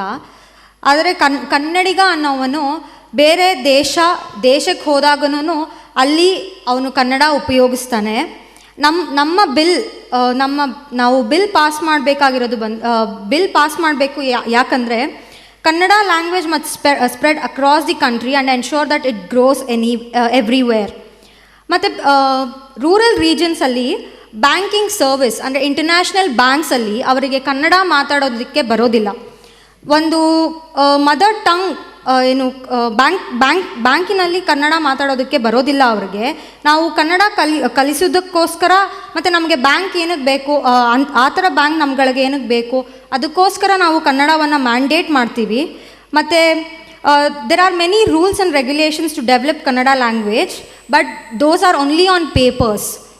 But this bill will give strength to those, to all those. I hope the government present the bill.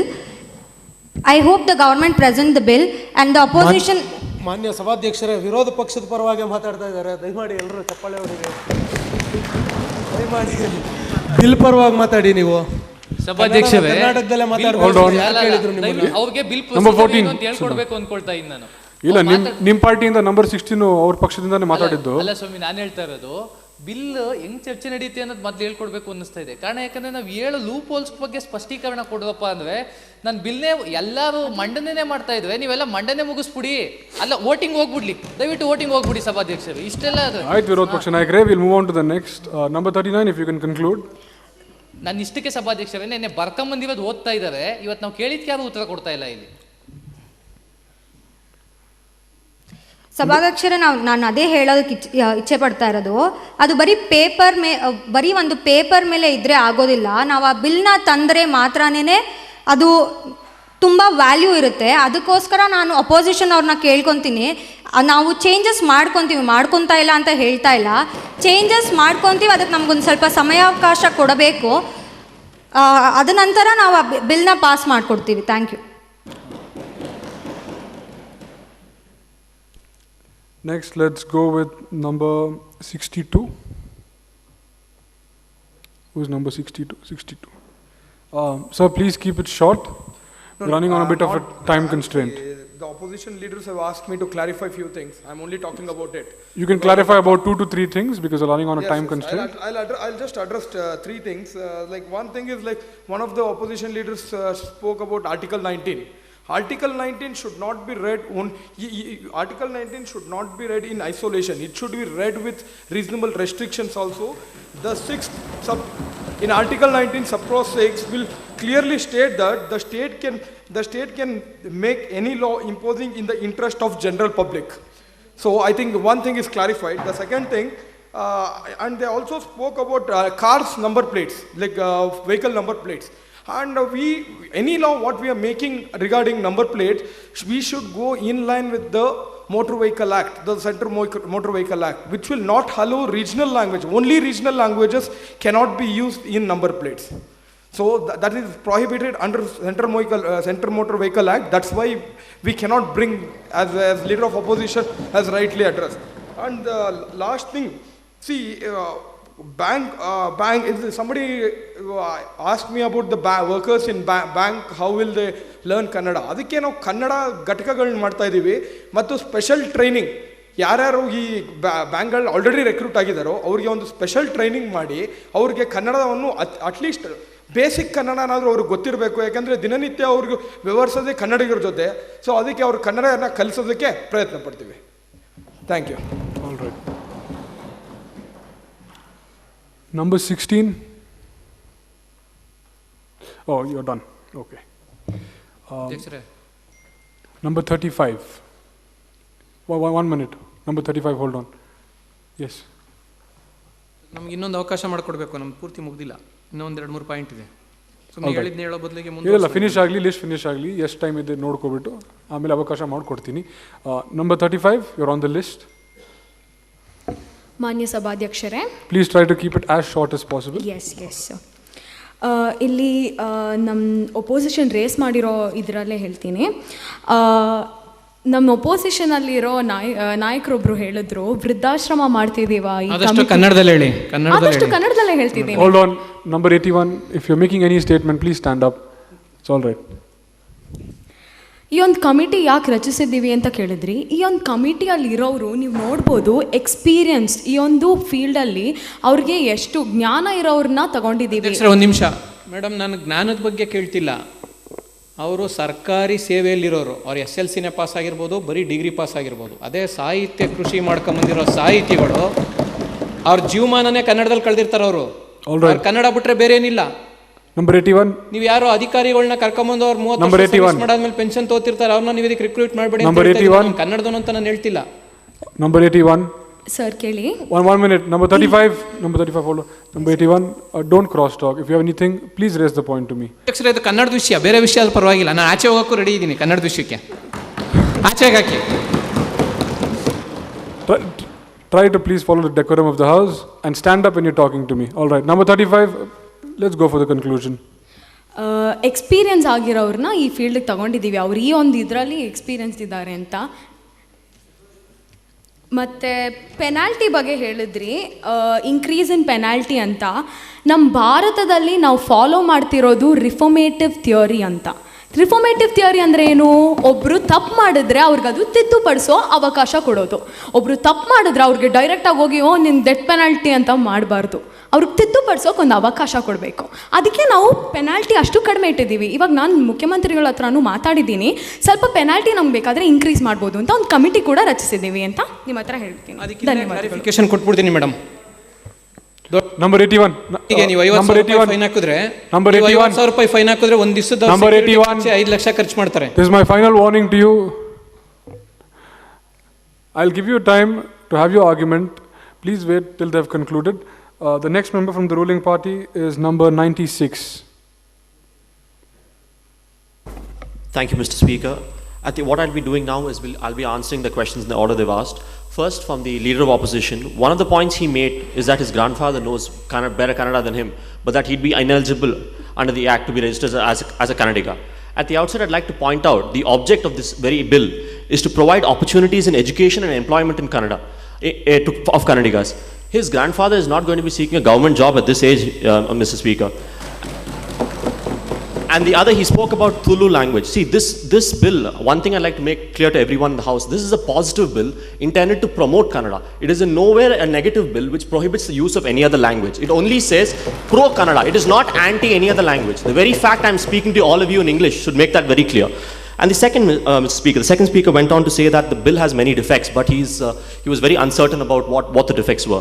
At the outset, I'd like to make clear that this bill may be defective in one or two manners. That is why we bring it to the floor of the House. Why does he think we're all discussing on it? To deal with it.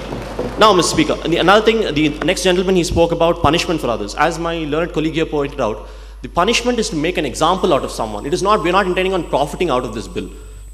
And coming up to the state anthem and reservations. See, Mr. Speaker, when it comes to...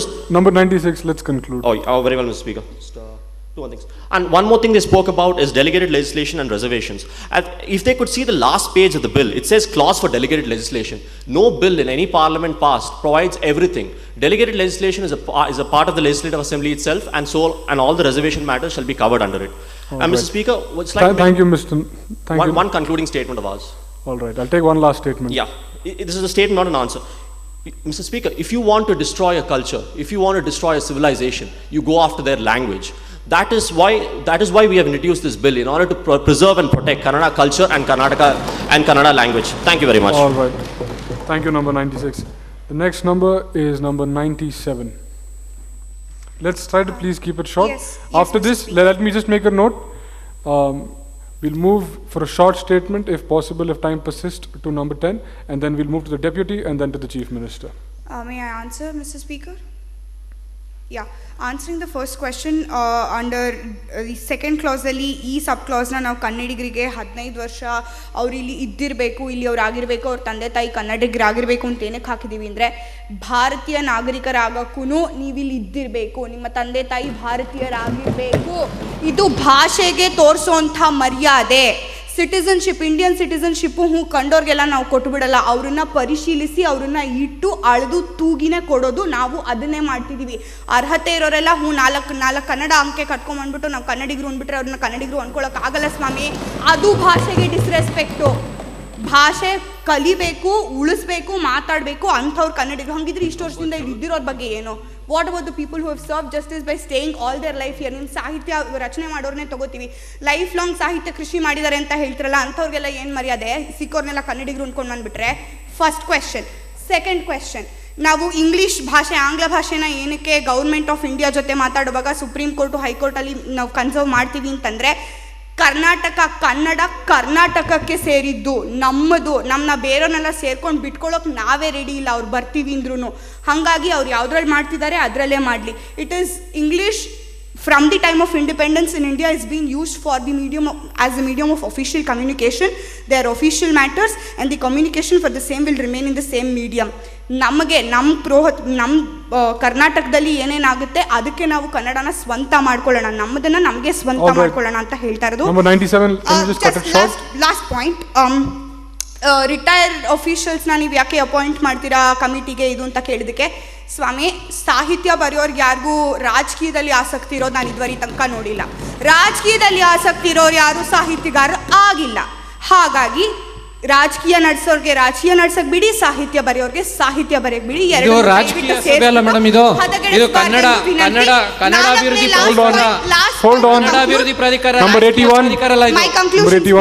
I'll give you an opportunity to speak. My conclusion. Please turn off your mics. Number 14 and number 81.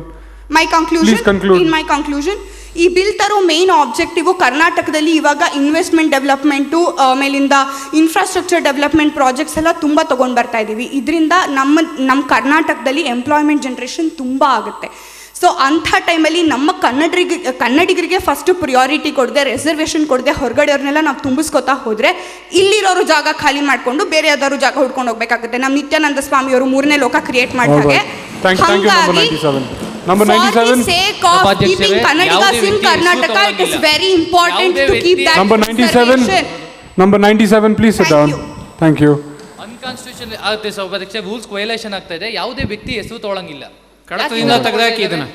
My apologies extended. Number 97, please be noted. I do not appreciate such comments. Yes, I apologize. All right. Let's move to the speaker before the deputy and the chief minister. It will be number 10. You have a minute. Thank you for because you have already spoken in the before session. I have made a note. Thank you for giving me the opportunity.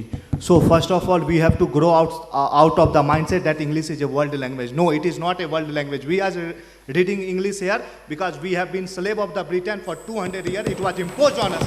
We have to grow out of this mindset. And now let us talk about why language is important. Why our Kannada language is important. See, language is not a medium of communication. Language is a culture. Language is a heart and soul of a body. If you destroy the language, the culture will destroy and you will see the consequences in the form of social evil. Like I am giving you an example. When we read English, we read everything is fair in love and war. ಮಾನ್ಯ ಸಭಾಧ್ಯಕ್ಷರೇ, ದಯಮಾಡಿ ಕ್ಷಮಿಸಬೇಕು. Number 14, please hold on. ಚರ್ಚೆ ಒಳಗಾಗಿ ಚರ್ಚೆ ಆಗ್ತಾ ಇದೆ. ಏನ್ ಮಾತಾಡ್ತಾ ಇದ್ದಾರೆ ಸಭಾಧ್ಯಕ್ಷರೇ? ವಿರೋಧ ಪಕ್ಷ ನಾಯಕರೇ ಚರ್ಚೆ ಮಾಡಿ ಅಂದ್ರೆ ಏನೇನೋ ಕಲ್ಚರ್ ಇದೆ. Number 14, sit down. Number 14, sit down. Number 46, hold on.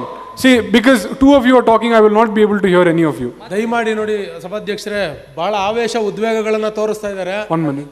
ಆಡಳಿತ ಪಕ್ಷದವರು. Honorable Speaker, no, number 97, I do not want to hear from you. Let me finish. Number 14, please hold on. No. ಉತ್ತರ ಬೇಕಷ್ಟೇ. All right. Sir, to answer their question only, even they gave examples while answering. Number 97, so how is it wrong if we are... This is my final warning to you, number 97, just sit down. Sir, all right, number 10, your final statement and sit down. Let me conclude, because why I give this example. Number 14, I'll get you your answer. You will not find such proverb in our language. You will not find it in Kannada. We need to learn our language. And when you give importance to any language as an international language, you will forget own language. All right. Number 10, so, you're done. You can sit down. Thank you. Next, we'll be moving to number 99, the Deputy Chief Minister. ಸಭಾಧ್ಯಕ್ಷ, ಈ ವಿಧೇಯಕದ ಬಗ್ಗೆ ಮಾತನಾಡುವಾಗ ಓದೋದಕ್ಕೆ ಬರೆಯೋದಕ್ಕೆ ಅನ್ನುವಂತಹ ಒಂದು ವಿಷಯವನ್ನು ಹಾಕಿದ್ದೀರಾ, ಅದ್ರ ಬಗ್ಗೆ ಒಂದು ಪ್ರಶ್ನೆಯನ್ನು ಎತ್ತಿದ್ರು. ಇದಕ್ಕೆ ಉತ್ತರ ಕೊಡೋದಕ್ಕೆ ನಾನು ಬಯಸ್ತೀನಿ. ಏನಂದರೆ ಓದೋದಕ್ಕೆ ಬರೆಯೋದಕ್ಕೆ ಏನು ಕೇಳ್ತಾ ಅಂದರೆ, ಇವಾಗ ಬಹಳಷ್ಟು ವಲಸಿಗರು ಇಲ್ಲಿ ಬಂದ್ಬಿಟ್ಟಿದ್ದಾರೆ, 15 ವರ್ಷದಿಂದ ಇದ್ದಾರೆ, ಸಾಫ್ಟ್ವೇರ್ ಉದ್ಯೋಗದಲ್ಲೆಲ್ಲ ಇದ್ದಾರೆ. ಅವ್ರ ಮಕ್ಕಳು ಇವಾಗ ಸದ್ಯಕ್ಕೆ ಏನಾಗಿದೆ ಅಂದರೆ, ಇವಾಗ ನಾವು ಎಲ್ಲ ಶಾಲೆಗಳಲ್ಲೂ ಕನ್ನಡ ಕಂಪಲ್ಸರಿ ಮಾಡ್ತಾ ಇದ್ದೀವಿ. ಅದಕ್ಕಿಂತ ಮುಂಚೆ ಬರೀ ಹಿಂದಿ ಇಂಗ್ಲೀಷ್ ಓದ್ಬಿಟ್ಟು ನಾವು 15 ವರ್ಷದಿಂದ ಇದ್ದೀವಿ, ನಾವು ಕನ್ನಡಿಗರು ನಮಗೆ ಇದು ರಿಸರ್ವೇಷನ್ ಕೊಡಿ ಅಂತ ಬಂದವ್ರಿಗೆಲ್ಲ ಕೊಡೋಕ್ಕಾಗಲ್ಲ. ಅವ್ರು ಕನ್ನಡ ಕಲೀಲಿ, ಬರೀಲಿ, ಆವಾಗ ಕೊಡ್ತೀವಿ. ಆವಾಗ ಅವ್ರನ್ನ ಕನ್ನಡಿಗರು ಅಂತ ನಾವು ಕನ್ಸಿಡರ್ ಮಾಡ್ಕೋಬೋದು. ಅದು ಒಂದು ಉದ್ದೇಶವಾಗಲಿ, ಅದು ಒಂದು ಪಾಯಿಂಟ್ ಆಗಲಿ ಕನ್ನಡಿಗರು ಅಂತ ಕನ್ಸಿಡರ್ ಮಾಡೋದಕ್ಕೆ. ಅದಾದ ನಂತರ ರಿಸರ್ವೇಷನ್ ಏನಕ್ಕೆ ನೀವು ಇನ್ನೂ ಕರೆಕ್ಟಾಗಿ ಸ್ಪೆಸಿಫೈ ಮಾಡಿಲ್ಲ ಅನ್ನುವಂತಹ ಒಂದು ಪ್ರಶ್ನೆಯನ್ನು ನಾವು ಉಲ್ಲೇಖಿಸಿದ್ರು. ಸಭಾಧ್ಯಕ್ಷರೇ, ನೀವು ಇವಾಗ ರಿಸರ್ವೇಷನ್ ಅನ್ನುವಂಥದ್ದು ಬಹಳ ಒಂದು ಚರ್ಚೆಯಲ್ಲಿರುವಂತಹ ವಿಷಯ. ಅಷ್ಟೇ ಅಲ್ಲದೆ ನಾವು ಸುಮ್ಮನೆ ರಿಸರ್ವೇಷನ್ ಪರ್ಸೆಂಟನ್ನು ಏನಕ್ಕೆ ಇದು ಮಾಡಿಲ್ಲ ಅಂದರೆ, ಒಂದು ಸುಪ್ರೀಂ ಕೋರ್ಟ್ ತೀರ್ಪು ಏನು ಹೇಳ್ತದೆ ಅಂದರೆ, domicile reservation should not exceed 5%, 5%ಗಿಂತ ಡಾಮಿಸೈಲ್ ರಿಸರ್ವೇಷನ್ ಏರಬಾರ್ದು ಅಂತ. ನಾವೇನಾದರೂ ಮಾಡಿ ಮತ್ತೆ ತೊಂದರೆ ಆಗಿ ಮತ್ತೆ ನ್ಯಾಯಾಧೀಕರಣಕ್ಕೆ ಹೋಗೋದ್ರ ಬದಲು ಅದು ಸರಿಯಾಗಿ ಅಲ್ಲಿ ಚರ್ಚೆಯಾಗಿ ಬಂದಾದ ಮೇಲೆ ನಾವು ಸರಿಯಾದ ರಿಸರ್ವೇಷನ್ ಇದನ್ನು ಕೊಡ್ತೀವಿ. ಅಲ್ಲ, ಒಂದು ಸಭಾಧ್ಯಕ್ಷ ಉತ್ತರ ಕೊಡೋದಕ್ಕೆ ಅವಕಾಶ ಮಾಡಿಕೊಡಿ ಸ್ವಲ್ಪ please. I will not appreciate any cross talks. Let the Deputy Chief Minister complete his remarks. ಇವಾಗ ರಿಸರ್ವೇಷನ್ ಅದನ್ನ ಅಲ್ಲಿ ತನಕ ಕಾಯಿರಿ ಅಂತ ಅಲ್ಲಿ ತನಕ ಇದು ಮಾಡಿಬಿಟ್ರೆ ಕನ್ನಡ ಮೊದಲೇ ನಾವು ಕನ್ನಡಿಗರು ಅನುಭವಿಸ್ತಾ ಇದ್ದೀವಿ, ಇನ್ನೂ ಅನುಭವಿಸ್ಬೇಕು ಅಲ್ಲಿವರೆಗೂ ನಾವು. ಅಲ್ಲಿ ತನಕ ಕಾಯೋಕ್ಕಾಗಲ್ಲ, ಇದು ಬೇಕು, ಈ ಸಮಯಕ್ಕೆ ಬೇಕಾಗಿದೆ ಇದು, ಅದಕ್ಕೆ ಇವಾಗ ತರ್ತಾ ಇರೋದು ನಾವು. ಅದಾದ ನಂತರ ಒಬ್ಬರು ಮಾತೆತ್ತಿದ್ರು ವಿವಿಧತೆಯಲ್ಲಿ ಏಕತೆಗೆ ತೊಂದರೆ ಆಗುತ್ತೆ ಅಂತ. ವಿವಿಧತೆಯಲ್ಲಿ ಏಕತೆ ಅಂತ ನೋಡ್ಕೊಂಡು ಹೋಗ್ತಾ ಇದ್ರೆ ನಮ್ಮ ಅಸ್ಮಿತೆಯನ್ನು ಮಾರಕ್ಕಾಗತ್ತೇನ್ರಿ? ನಮ್ಮ ಅಸ್ಮಿತೆಯನ್ನು ಮಾರಕ್ಕಾಗತ್ತಾ? ನಾವು ಕನ್ನಡಿಗರು, ನಾವು ನಮ್ಮ ಭಾಷೆಯನ್ನು ಉಳಿಸ್ಕೋಬೇಕಾದಂಥದ್ದು ನಮ್ಮ ಕರ್ತವ್ಯ. ಅದಾದ ನಂತರ ದಂಡವನ್ನು ಜಾಸ್ತಿ ಮಾಡಿ ಅನ್ನುವಂತಹ ಒಂದು ಪ್ರಶ್ನೆಯನ್ನು ಕೂಡ ಎತ್ತಿದ್ರು. ನಾನು ಏನಕ್ಕೆ ಹೇಳ್ತಾ ಇದ್ದೀನಿ ಅಂದರೆ, ಇವಾಗ ಉದಾಹರಣೆ ಕೊಡ್ತೀನಿ. ಕೆಲವೊಂದಷ್ಟು ಸಣ್ಣ ಸಣ್ಣ ಅಂಗಡಿಗಳಿರುತ್ತೆ, ಎಲ್ಲರೂ ದೊಡ್ಡ ದೊಡ್ಡ ಕೋಟಿ ಮಾಡೋರು ಏನೂ ಇಲ್ಲ, ಕೆಲವರು ಸಣ್ಣ ಪುಟ್ಟ ವ್ಯಾಪಾರ ಮಾಡಿಕೊಂಡು ಇದು ಮಾಡ್ತಾ ಇರ್ತಾರೆ. ಸೊ ಅವರಿಗೆ ತೊಂದರೆ ಆಗಬಾರ್ದು, ಅವ್ರಿಗೂ ಇದಿರಲಿ ಅಂತ ಹೇಳ್ಬಿಟ್ಟು ಈಕ್ವಿಟಬಲ್ ಆಗಿರಲಿ ಅನ್ನೋಂಥ ಒಂದು ಕಾರಣವಾಗಿ, ಸಮಂಜಸವಾಗಿರಲಿ ಅನ್ನೋದಕ್ಕೆ ನಾವು 5,000 10,000 ಈ ಥರದ್ದು ಇಟ್ಟಿರುವಂಥದ್ದು. ಅದಾದ ನಂತರ ಈ ಬೋರ್ಡ್ಗಳಲ್ಲಿ ಎಷ್ಟು ಪರ್ಸೆಂಟು ಅಂದರೆ ಉದಾಹರಣೆ ಕೊಡ್ತೀನಿ. BBMPನಲ್ಲಿ ಸದ್ಯಕ್ಕೆ 60% ಇದೆ. ಕನ್ನಡ ನೀವು ಫಲಕಗಳೇನಾಗ್ತೀರ ಅದರಲ್ಲಿ 60% ಇರಬೇಕು ಅಂತ ಇದೆ. ಅದಾದ ನಂತರ ಕನ್ನಡ ಕಲಿಸ್ರಿ ಅಂತ ಇದ್ರು. ಅದಕ್ಕೆ ನಾನು ನನ್ನ ಮಿತ್ರರಿಗೆ ಸೆಕ್ಷನ್ 17ನೇ ಕಲಮ್ಮು ಉಪಕಲಂ 9 ಖಂಡ ಬಿ, ಅದರಲ್ಲಿ ಕನ್ನಡ ಕಲಿಕಾ ಘಟಕ ಮತ್ತು ಅದರೇ ಉಪಖಂಡದಲ್ಲಿ ಅದೇ ಖಂಡದಲ್ಲಿ ಖಂಡ ಎ ಕನ್ನಡ ಸೆಲ್ ಅನ್ನುವಂಥದ್ದನ್ನು ಓಪನ್ ಮಾಡ್ತೀವಿ. ಅದರಿಂದಾಗಿ ಅವ್ರು ಕನ್ನಡ ಕಲ್ತ್ಕೊಳ್ಳೋಕ್ಕೆ ಅವಕಾಶ ಇರುತ್ತದೆ. ನಂತರ ಇದು ಬ್ಯಾಂಕ್ಗಳಲ್ಲಿ ತೊಂದರೆಗಳು ನೋಡ್ತಾ ಇದ್ದೀವಿ, ಅದಕ್ಕೆ ಈ ಕನ್ನಡ ಕಲಿಕಾ ಘಟಕ, ಕನ್ನಡ ಸೆಲ್ ಅನ್ನೋದನ್ನೆಲ್ಲ ನಾವು ತರ್ತಾ ಇದ್ದೇವೆ. ಅದಾದಮೇಲೆ ಒಂದು ಕನ್ನಡ ಅಭಿವೃದ್ಧಿ ಪ್ರಾಧಿಕಾರಕ್ಕೆ ಇದಿಲ್ಲ ಅನ್ನುವಂತಹ ಒಂದು ಪ್ರಶ್ನೆಯನ್ನು ಕೂಡ ಎತ್ತಿದ್ರು. ದಯವಿಟ್ಟು ನಾನು ಸದಸ್ಯರಿಗೆ ಕಲಂ 7 ಅದಾದ ನಂತರ ಉಪಕಲಂ 2 ಖಂಡ ಎ, ಅದರಲ್ಲಿ ಉಪಖಂಡ 3ಕ್ಕೆ ಬರಬೇಕು ಅಂತ ಕೇಳ್ಕೊತೀನಿ. ಅದರಲ್ಲಿ ಅಧ್ಯಕ್ಷರು ಕನ್ನಡ ಅಭಿವೃದ್ಧಿ ಪ್ರಾಧಿಕಾರ ಅಂತ ಇದೆ, ಅದನ್ನು ದಯವಿಟ್ಟು ಓದಬೇಕು ಅಂತ ನಾನು ಕೇಳ್ಕೊತಾ ಇದ್ದೀನಿ. ಅದಾದಮೇಲೆ ಸಭಾಧ್ಯಕ್ಷರೇ, ನಾವು ಕನ್ನಡಿಗರು, ನಾವು ಕನ್ನಡದ ವಿಚಾರದಲ್ಲಿ ಬಂದಾಗ ರಾಜಕೀಯ ಮಾಡಬಾರ್ದು. ನಾನು ಒಂದು ನಿಮಿಷದೊಳಗಡೆ ನಾನು ಮುಗಿಸ್ತೀನಿ. ಮಹಾಭಾರತದಲ್ಲಿ ಏನಾಗುತ್ತೆ, ದುರ್ಯೋಧನನ್ನು ಕಟ್ಟಾಕ್ತಾರೆ ಕಾಡಲ್ಲಿದ್ದಾಗ. ಆವಾಗ ಯುಧಿಷ್ಠಿರ ಹೇಳ್ತಾನೆ ಅರ್ಜುನ ಮತ್ತು ಭೀಮಗೆ ಬಿಡಿಸ್ಕೊಂಬನ್ನಿ ಅವರು ಅಂತ. ಬಿಡಿಸ್ಕೊಂಬರ್ತಾರೆ. ಆವಾಗ ಗಂಧರ್ವರು ಕೇಳ್ತಾರೆ, ಅವರು ನಿಮ್ಮ ಶತ್ರುಗಳು ಏನಕ್ಕೆ ಬಿಡಿಸ್ಕೊಂಬಂದಿರಿ ಅಂತ. ಆವಾಗ ಹೇಳ್ತಾನೆ, ನಮ್ಮಿಬ್ಬರು ಮಧ್ಯದಲ್ಲಿ ಬಂದಾಗ ನಾವು ಪಾಂಡವರು ಕೌರವರು ಇರ್ಬೋದು, ಆದರೆ ನಮ್ಮ ಇಬ್ಬರ ಜೊತೆ 3ನೇವ್ರು ಬಂದಾಗ ನಾವು ಕುರುವಂಶದವರು ಅಂತ. ಅದೇ ಥರನೇ ಕನ್ನಡದ ಮೇಲೆ ದಾಳಿ ಆಗ್ತಾ ಇದೆ. ದಯವಿಟ್ಟು ನೀವು ನಮ್ಮ ಜೊತೆ ಒಟ್ಟುಗೂಡಿ ದಯವಿಟ್ಟು ಮತ ಹಾಕಿ ಒಂದು ಬಿಲ್ನ ಪಾಸ್ ಮಾಡಿ ಅಂತ ನಾನು ಅವರಲ್ಲಿ ಕೇಳ್ಕೊತಾ ಇದ್ದೀನಿ. ಧನ್ಯವಾದಗಳು ಸಭಾಧ್ಯಕ್ಷ. ನಾವು ಪಾಸ್ ಮಾಡಿ ತರಾತುರಿಯಲ್ಲಿ ಮಾಡಬೇಡಿ ಅಂತ ಹೇಳ್ತಾ ಇದೀವಿ ಅಧ್ಯಕ್ಷ. ಕರ್ತಕ್ಕೆ ಒಂದೇ ಒಂದು ತಪ್ಪು ಸಂದೇಶವಾಗಿದೆ, ದಯವಿಟ್ಟು ಅದನ್ನು ಸರಿಪಡಿಸಿ. ಒಂದೇ ಒಂದು ನಿಮಿಷ. ಮುಖ್ಯಮಂತ್ರಿ ಅವರು ಮಾತಾಡಬೇಕು. 5 ಸೆಕೆಂಡ್ನಲ್ಲಿ ಮುಗಿಸ್ತೀನಿ, ದಯವಿಟ್ಟು ಕೂತ್ಕೊಳ್ಳಿ ಪ್ಲೀಸ್. ಚೀಫ್ ಮಿನಿಸ್ಟರ್ ಯಾರನ್ನೊಬ್ರು ಮಾರ್ಷಲ್ ಇದ್ರೆ ಬನ್ನಿ.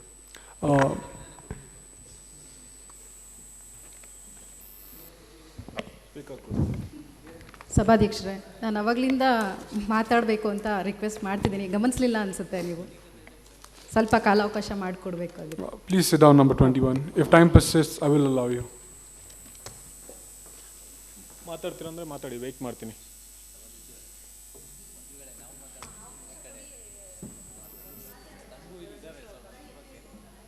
ಹೇಳಿದ್ರು,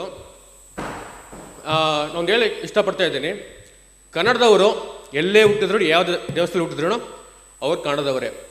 ಬೇರೆಯವರು ಇಲ್ಲಿ ಬಂದು ಹುಟ್ಟಿದ್ರು ಅವ್ರು ಕನ್ನಡದವರಲ್ಲ, ಹಂಗೊಪ್ಪಳಕ್ಕಾಗಲ್ಲ. ಯಾಕಂದರೆ ಕನ್ನಡ ಬಂದ್ಬಿಟ್ಟು ಒಂದು ಚಿಕ್ಕ ಹೊಡಿಲಿಕ್ಕಾಗಲ್ಲ, ಅದು 2 ದಿನ ಪ್ರಾಣ ಹೇಳ್ತಾ ಇರ್ಬೋದು. ಸೊ ಸ್ವಲ್ಪ ಅರ್ಥ ಮಾಡ್ಕೋಬೇಕು ಅವರು ಅಷ್ಟೇ. Thank you. Number 13, you don't want to talk? Okay. Number 15, don't want to talk? Number 56, don't want to talk? Number 16, you want to talk? Okay. You've not got a chance yet, right?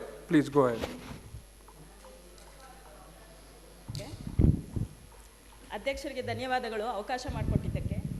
ಮೊದಲನೇ ಬಾರಿಗೆ ಶಾಸಕಿಯಾಗಿದ್ದೇನೆ, ಮೊದಲನೇ ಬಾರಿಗೆ ಸಭೆಯಲ್ಲಿ ಮಾತಾಡೋದಕ್ಕೆ ಅವಕಾಶ ಸಿಕ್ಕಿದೆ. ಹಾಗಾಗಿ ಧನ್ಯವಾದಗಳನ್ನು ಅರ್ಪಿಸ್ತಾ, ಮೊದಲನೇದಾಗಿ ಕನ್ನಡ ಭಾಷಾ ಸಮಗ್ರ ಅಭಿವೃದ್ಧಿ ವಿಧೇಯಕ 2022 ಇದಕ್ಕೆ ವಿರೋಧ ಪಕ್ಷದಲ್ಲಾಗಲಿ ಅಥವಾ ರೂಲಿಂಗ್ ಪಾರ್ಟಿದು ಒಪ್ಪಿಗೆ ಇದ್ದಿದೆ, ವಿರೋಧ ಪಕ್ಷದ ವಿರೋಧ ಇಲ್ಲ ಅನ್ನುವಂಥದ್ದು ಮೊದಲನೇದಾಗಿ ಗೊತ್ತಾಗಿದೆ. ಆದರೆ ಇದರಲ್ಲಿ ಹಲವು ತಪ್ಪುಗಳಿದ್ದಾವೆ ಅಂತ ಹೇಳಿ ಅವರು ಹೇಳ್ತಿದ್ದಾರೆ.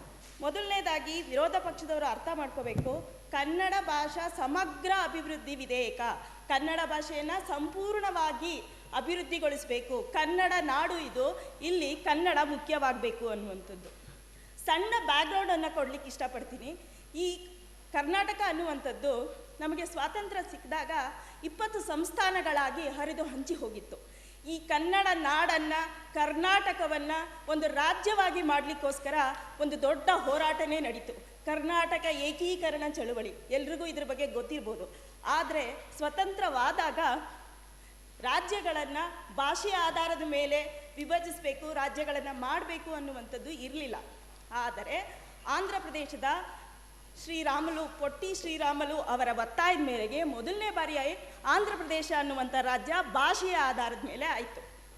ಅದರ ನಂತರ ನಮ್ಮ ಕರ್ನಾಟಕ ರಾಜ್ಯ ಏನಾಯಿತು, ಭಾಷೆಯ ಆಧಾರದ ಮೇಲೆ ರಾಜ್ಯವನ್ನು ಮಾಡಬೇಕು ಅನ್ನುವಂಥದ್ದಾಗಿ ಭಾಷೆಯ ಆಧಾರದ ಮೇಲೆ ಕರ್ನಾಟಕ ರಾಜ್ಯವನ್ನು ನಿರ್ಮಾಣ ಮಾಡಲಾಯಿತು. ಮೊದಲು ಇದನ್ನು ಮೈಸೂರು ಸಂಸ್ಥಾನ ಅಂತ ಹೇಳಿ ಕರೀತಾ ಇದ್ರು. ಆದರೆ 1973 ನವೆಂಬರ್ 1 ದೇವರಾಜ ಅರಸ್ರವರು ಮುಖ್ಯಮಂತ್ರಿಯಾಗಿದ್ದಾಗ ಇದಕ್ಕೆ ಕರ್ನಾಟಕ ಅಂತ ಹೇಳಿ ನಾಮಕರಣವನ್ನು ಮಾಡಲಾಯಿತು. ಕರ್ನಾಟಕ ರಾಜ್ಯದಲ್ಲಿ ಕನ್ನಡವನ್ನು ಕೇಳಿಸ್ತಾರೆ. Conclude please, conclude. ಕನ್ಕ್ಲೂಡ್ ಮಾಡಿ. ಸೊ ಹಾಗೆ ಕೆಲವು ವಿರೋಧ ಪಕ್ಷದವರು ಹೇಳಿದ ವಿಧೇಯಕದಲ್ಲಿ ಇರ್ತಕ್ಕಂಥ ಕೆಲವೊಂದು ಮಾರ್ಪಾಡುಗಳ ಬಗ್ಗೆ ಹೇಳಿದ್ದಾರೆ. ಅದರ ಬಗ್ಗೆ ಗಮನ ಸೆಳೆಯುವ ವೇಳೆ ನಡೀತಾ ಇಲ್ಲ, ಬಿಲ್ ನಡೀತಾ ಇದೆ. ಗಮನ ಸೆಳೆಯುವ ವೇಳೆ ನಡೆದಾಗ ಅದ್ರ ಬಗ್ಗೆ ಚರ್ಚೆ ಮಾಡಿ, ಬಿಲ್ ಬಗ್ಗೆ ಚರ್ಚೆ ಮಾಡಲಿ ದಯವಿಟ್ಟು ಹೇಳ್ತೀನಿ. ಅಧ್ಯಕ್ಷರೇ, ನಾನು ಕನ್ನಡದ ಪ್ರಾಮುಖ್ಯತೆ ಬಗ್ಗೆ ಸಣ್ಣ ಬ್ಯಾಕ್ ಗ್ರೌಂಡ್ ಅನ್ನ ಕೊಡ್ಲಿಕ್ಕೆ ಇಚ್ಛೆ ಪಟ್ಟಿದ್ದೇನೆ. ಅದರ ಅರ್ಥ ಅದು ವಿಧೇಯಕಕ್ಕೆ ಇಲ್ಲ ಅಂತಲ್ಲ. ಅದರ ಸಂಸ್ಕೃತಿಯ ಬಗ್ಗೆ, ಭಾಷೆಯ ಸಂಸ್ಕೃತಿಯ ಬಗ್ಗೆ ಎಲ್ಲರಿಗೂ ಗೊತ್ತಿದೆ, ಅದನ್ನ ಮತ್ತೆ ನೆನಪಿಸ್ತಾ ಇದ್ದೇನೆ ಅಷ್ಟೇ. ಮೊದಲನೇದಾಗಿ ವಿರೋಧ ಪಕ್ಷದವರು ಹೇಳಿದ್ರು ವಿಧೇಯಕಗಳಲ್ಲಿ ತಪ್ಪುಗಳಿದೆ ಅಂತ. Can you conclude? Please conclude. Sir, ನನಗೆ ಮೊದಲನೇ ಬಾರಿಗೆ ಅವಕಾಶ ಸಿಕ್ಕಿರೋದ್ರಿಂದ ಅಟ್ಲೀಸ್ಟ್ ನನಗೊಂದು 2 ನಿಮಿಷ ಮಾತಾಡೋಕೆ ಅವಕಾಶ ಕೊಟ್ಟರೆ, ಹೊಸದಾಗಿ ಆಯ್ಕೆ ಆಗಿರುವಂಥ ಶಾಸಕರಿಗೂ ಸ್ವಲ್ಪ ಅವಕಾಶ ಕೊಡ್ಬೇಕಾಗಿ ಕೇಳ್ಕೊತೀನಿ. ಎಲ್ಲರೂ ತುಂಬ ಬಾರಿ ಮಾತಾಡಿದ್ದಾರೆ, ಅವಕಾಶವನ್ನು ಕೊಟ್ಟಿದ್ದೀರಾ. ನನಗೆ ಕೊನೆ ಬಾರಿ ಅವಕಾಶ ಸಿಕ್ಕಿದೆ, ಮೊದಲನೇ ಅವಕಾಶ, ಕೊನೆಯದಾಗಿ ಸ್ವಲ್ಪ ಮಾತಾಡ್ಲಿಕ್ಕೆ ಅವಕಾಶ ಕೊಡಿ ಅಂತ ಕೇಳ್ತೀನಿ. I'll give you 1 minute. Thank you sir. ಮತ್ತಿನ್ನೊಂದು, ನಾನು ವಿರೋಧ ಪಕ್ಷದವರು ನಾಯಕರು ಮಾತಾಡಿದ್ರ ಬಗ್ಗೆ ಹೇಳ್ತೀನಿ. ವಿಧೇಯಕಗಳಲ್ಲಿ ತಪ್ಪುಗಳಿದೆ ಅಂತ ಹೇಳಿದ್ರು. ಅದಕ್ಕಾಗಿ ನಮ್ಮ ವಿಧೇಯಕದಲ್ಲಿ ಸೆಕ್ಷನ್ 19-18ರಲ್ಲಿ ಹೇಳಲಾಗಿದೆ, ತಂತ್ರಾಂಶಗಳನ್ನು ಸುಧಾರಿಸಬೇಕು ಅಂತ ಹೇಳಿಬಿಟ್ಟು ಕೂಡ ಅಲ್ಲಿ ಮೆನ್ಷನ್ ಆಗಿದೆ. ಆ ತಂತ್ರಾಂಶಗಳಲ್ಲಿ ಅಭಿವೃದ್ಧಿ ಆಗಬೇಕು ಅಂತ ಕೂಡ ಆಗಿದೆ. ಆ ಸಣ್ಣ ತಪ್ಪುಗಳನ್ನು ಅದ್ರ ಮೂಲಕ ತಿದ್ದುಕೊಳ್ಳಲಾಗುತ್ತೆ. ಕನ್ನಡಿಗ ಅನ್ನುವ ಪದದ ಬಗ್ಗೆ ವಿರೋಧ ಪಕ್ಷದವರಿಗೆ ವಿರೋಧ ಇದೆ. ಅಂದರೆ ಕನ್ನಡಿಗ ಅನ್ನೊಂದನ್ನು ಇಲ್ಲೇ ವಾಸವಾಗಿರಬೇಕು, ಮತ್ತು 15 ವರ್ಷ ವಾಸವಾಗಿರಬೇಕು, ಓದಲಿಕ್ಕೆ ಬರಬೇಕು, ಬರೀಲಿಕ್ಕೆ ಬರಬೇಕು ಅಂತ ಹೇಳಿದ್ರು. ಹೌದು, ನಾವು ಸಿಟಿಸನ್ ಅಂತ ಫಸ್ಟ್ ಸ್ವಾತಂತ್ರ್ಯ ಸಿಕ್ಕಿದಾಗ ಒಪ್ಕೊಂಡಾಗ ಈ ದೇಶದಲ್ಲಿ ವಾಸ ಮಾಡಿದವನಿಗೆ ನಾವು ಅವಕಾಶ ಕೊಟ್ವಿ, ಸಿಟಿಸನ್ ಆಫ್ ದಿಸ್ ಕಂಟ್ರಿ ಅಂತ. ಹಾಗಾಗಿ ಈ ರಾಜ್ಯದಲ್ಲಿ 15 ವರ್ಷ ವಾಸವಾಗಿರ್ಬೇಕಲ್ವಾ ಅವನ ಕನ್ನಡಿಗ ಅಂತ ಹೇಳಬೇಕು ಅಂದರೆ, ಅಧ್ಯಕ್ಷರೇ ನನಗೆ ಅವಕಾಶ ಕೊಡಬೇಕು. ಒಂದು ನಿಮಿಷ ಅವಕಾಶ ಕೊಡಿ ಅಂತ ಕೇಳ್ಕೊತೀನಿ. I'm sorry, but there are a few other people who also have to speak. Yes, so number 16, I request you to please sit down. Sir, please sit down. Okay, I'll hear one line. Okay, sir. ಮತ್ತೆ ಕೊನೆಯದಾಗಿ ವಿರೋಧ ಪಕ್ಷದವರು ಹೇಳಿದ್ರು, ಇವ ನಾರವ ಇವ ನಮ್ಮವ ಅಂತ. ಹೌದು, ನಾವೆಲ್ಲರೂ ನಮ್ಮವ ಅಂತ ಹೇಳ್ಕೊತಿದ್ದೀವಿ. ಆದರೆ ಈ ರಾಜ್ಯದಲ್ಲಿ ಬಂದು ಅವರು ಮೆಲ್ಟಿಂಗ್ ಪಾಟ್ ಆಗಿ ಇರಬೇಕಾಗಿತ್ತು. ಆದರೆ ಇಲ್ಲಿ ಏನಾಗ್ತಿದೆ, ಅದು ಸಲಾಡ್ ಪಾಟ್ ಥರ ಆಗ್ತಾ ಇದೆ. Thank you, number 16. Thank you. ಈ ಇಂಥ ವಿಧೇಯಕದ ಅವಶ್ಯಕತೆ ಇದೆ ಅಂತ ಹೇಳಿ ಈ ವಿಧೇಯಕಕ್ಕೆ ಎಲ್ಲರೂ ಒಪ್ಪಿಗೆಯನ್ನು ಕೊಡಬೇಕು. Thank you, number 16. Please sit down. ಮಸೂದೆ ಮುಂದುವರಿಯಲಿಕ್ಕೆ ಅವಕಾಶ ಮಾಡಿಕೊಡ್ತೀನಿ ಅಂತ ಕೇಳಿ. Thank you. Sit down. Okay. Number 92, you have not spoken. Do you want to talk? Okay. Number 4, you have not spoken. You don't want to talk? Number 78, you have not spoken yet. Do you want to speak? Yes. All right. Namaskara, Bhanir. Hold on. Is there anybody who's not got a chance to speak at all? At all? Nothing you've spoken? All right. So this will, after this, we'll move on to the list of speakers given by the Chief Minister. Okay? All right. Please start. ಮಾನ್ಯ ಸಭಾಧ್ಯಕ್ಷರೇ ನಮಸ್ಕಾರ. ಇವತ್ತು ನಮ್ಮ ರಾಜ್ಯದಲ್ಲಿ ಯಾವಾಗ IT ಅನ್ನೋದು ಬೆಂಗಳೂರಿನಲ್ಲಿ ಬಂದಾಗ ತುಂಬ ಬೇರೆ ಜನರು ಬೇರೆ ಬೇರೆ ರಾಜ್ಯದಿಂದ ಬಂದು ಇಲ್ಲಿ ಸೆಟ್ಲ್ ಆಗಿದ್ದಾರೆ. ಅದರಿಂದ ಅವರು ಕನ್ನಡವನ್ನು ಕಲಿಯುತ್ತಿಲ್ಲ. ಅದರಿಂದ ಬೆಂಗಳೂರಿನಲ್ಲಿ 20% ಕಮ್ಮಿ ಕನ್ನಡಿಗರಿದ್ದಾರೆ. ಅದರಿಂದ ಈ ಥರ ಕನ್ನಡನ ನಾವು ಪ್ರಚಾರ ಮಾಡಲಿಲ್ಲ ಅಂದರೆ ನಮ್ಮ ಗುರುತುವನ್ನು ಕಳೆದುಕೊಳ್ಳುತ್ತೇವೆ. ಅದರಿಂದ ನಾವು ಸ್ಕೂಲಿನಲ್ಲಿ ಕಾಲೇಜಿನಲ್ಲಿ ಕನ್ನಡವನ್ನು ಹೇಳಿಕೊಡಬೇಕು. ಹಾಗೂ ಅದಷ್ಟೇ ಅಲ್ಲ, ಈಗಿನ ಕಾಲದಲ್ಲಿ ನಾವು ಬರೀ ಶಾಲಾ ಕಾಲೇಜಿನಲ್ಲಿ ಬರೀ ನಾವು ಆಂಗ್ಲ ಭಾಷೆಯಲ್ಲೇ ಮಾತಾಡ್ತಾ ಇದ್ದೀವಿ. ನಾವು ನಮ್ಮ ಕನ್ನಡ ಭಾಷೆಯನ್ನೇ ನಾವು ಪ್ರಚಾರ ಮಾಡುತ್ತಿಲ್ಲ. ಹಾಗೂ ಹೆಮ್ಮೆ ಪ್ರೌಡ್ ಫೀಲಿಂಗ್ ಅನ್ನೋದು ಬರುತ್ತಿಲ್ಲ. ಅದರಿಂದ ಯಾವುದೇ ಆಗಲಿ ಬೇರೆ ಯಾವುದೇ ಸ್ಟೇಟಿಂದ ಬಂದರೂ ನಾವು ಹೇಳ್ತಾ ಇರೋದು ಅವರು ಕನ್ನಡ ನಾವು ಇಂಪೋಸ್ ಮಾಡ್ತಾರೆ, ಕನ್ನಡ ಕಲಿಬೇಕು ಅಂತ ಹೇಳಿ. ಆದರೆ ಆದರೆ ನಮ್ಮ ಕರ್ತವ್ಯ ಏನಂದರೆ ನಾವು ಯಾವುದೇ ರಾಜ್ಯಕ್ಕೆ ಹೋದರೆ ಅಲ್ಲಿನ ಭಾಷೆಯನ್ನು ನಾವು ಕಲಿಯಬೇಕು. ಏಕೆಂದರೆ ನಾವೆಲ್ಲರೂ ಸಭಾಧ್ಯಕ್ಷರೇ, ಅವರು ನಾವು ಬಿಲ್ ಬಗ್ಗೆ ಚರ್ಚೆ ನಡೀತಿರೋದು ಇದು. ಅವರು ಬಿಲ್ಲನ್ನ ಬಿಟ್ಟು ಗಮನ ಸೆಳೆಯುವ ಸೂಚನೆಯಲ್ಲಿ ಮಾತಾಡ್ತಕ್ಕಂಥ ವಿಚಾರಗಳನ್ನೆಲ್ಲ ತರ್ತಿದ್ದಾರೆ. ಏನಿದು ಅಂತ ಗೊತ್ತಾಗಿಲ್ಲ. ಸಭಾಧ್ಯಕ್ಷರೇ, ನಾವು ಹೇಳಿರೋ ಲೂಪ್ ಹೋಲ್ಸ್ಗೆ ಸ್ಪಷ್ಟೀಕರಣ ಕೊಡ್ಲಿ ಅಥವಾ ಚೇಂಜಸ್ ಮಾಡ್ಕೋತೀವಿ ಅಲ್ಲಿ. ಅವ್ರು ಮಾತಾಡೇ ಇರಲಿಲ್ಲ. Okay, all right, please sit down. Number 78, if you can conclude, then we'll move on to the speakers list. All right. Thank you, number 78. Is there anybody who from the ruling party has not got a chance to speak at all? You've spoken. I have your number.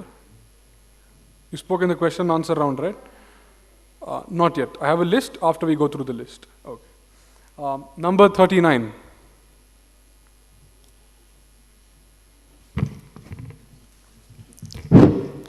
ಮಾನ್ಯ ಸಭಾಧ್ಯಕ್ಷರೇ, ಅವರು ಹೇಳಿದ್ರು Kannada language ಬರೀ ಕರ್ನಾಟಕದಲ್ಲಿ ಮಾತ್ರ ಉಪಯೋಗಿಸ್ಬೇಕು ಅಂತ. ಆದರೆ ಕನ್ನಡಿಗ ಅನ್ನೋವನು ಬೇರೆ ದೇಶಕ್ಕೆ ಹೋದಾಗನೂ ಅಲ್ಲಿ ಅವನು ಕನ್ನಡ ಉಪಯೋಗಿಸ್ತಾನೆ. ನಮ್ಮ ನಾವು ಬಿಲ್ ಪಾಸ್ ಮಾಡಬೇಕಾಗಿರೋದು ಬಿಲ್ ಪಾಸ್ ಮಾಡಬೇಕು. ಯಾಕಂದರೆ Kannada language must spread across the country and ensure that it gross everywhere. ಮತ್ತು ರೂರಲ್ ರೀಜನ್ಸಲ್ಲಿ ಬ್ಯಾಂಕಿಂಗ್ ಸರ್ವಿಸ್ ಅಂದರೆ ಇಂಟರ್ನ್ಯಾಷನಲ್ ಬ್ಯಾಂಕ್ಸಲ್ಲಿ ಅವರಿಗೆ ಕನ್ನಡ ಮಾತಾಡೋದಕ್ಕೆ ಬರೋದಿಲ್ಲ. ಒಂದು ಮದರ್ ಟಂಗ್ ಬ್ಯಾಂಕಿನಲ್ಲಿ ಕನ್ನಡ ಮಾತಾಡೋದಕ್ಕೆ ಬರೋದಿಲ್ಲ ಅವ್ರಿಗೆ. ನಾವು ಕನ್ನಡ ಕಲಿಸೋದಕ್ಕೋಸ್ಕರ ಮತ್ತು ನಮಗೆ ಬ್ಯಾಂಕ್ ಏನಕ್ಕೆ ಬೇಕು, ಆ ಥರ ಬ್ಯಾಂಕ್ ನಮ್ಗಳಿಗೆ ಏನಕ್ಕೆ ಬೇಕು, ಅದಕ್ಕೋಸ್ಕರ ನಾವು ಕನ್ನಡವನ್ನು ಮ್ಯಾಂಡೇಟ್ ಮಾಡ್ತೀವಿ. ಮತ್ತು there are many rules and regulations to develop Kannada language, but those are only on papers. But this bill will give strength to those to all those. I hope the government present the bill. And the opposition.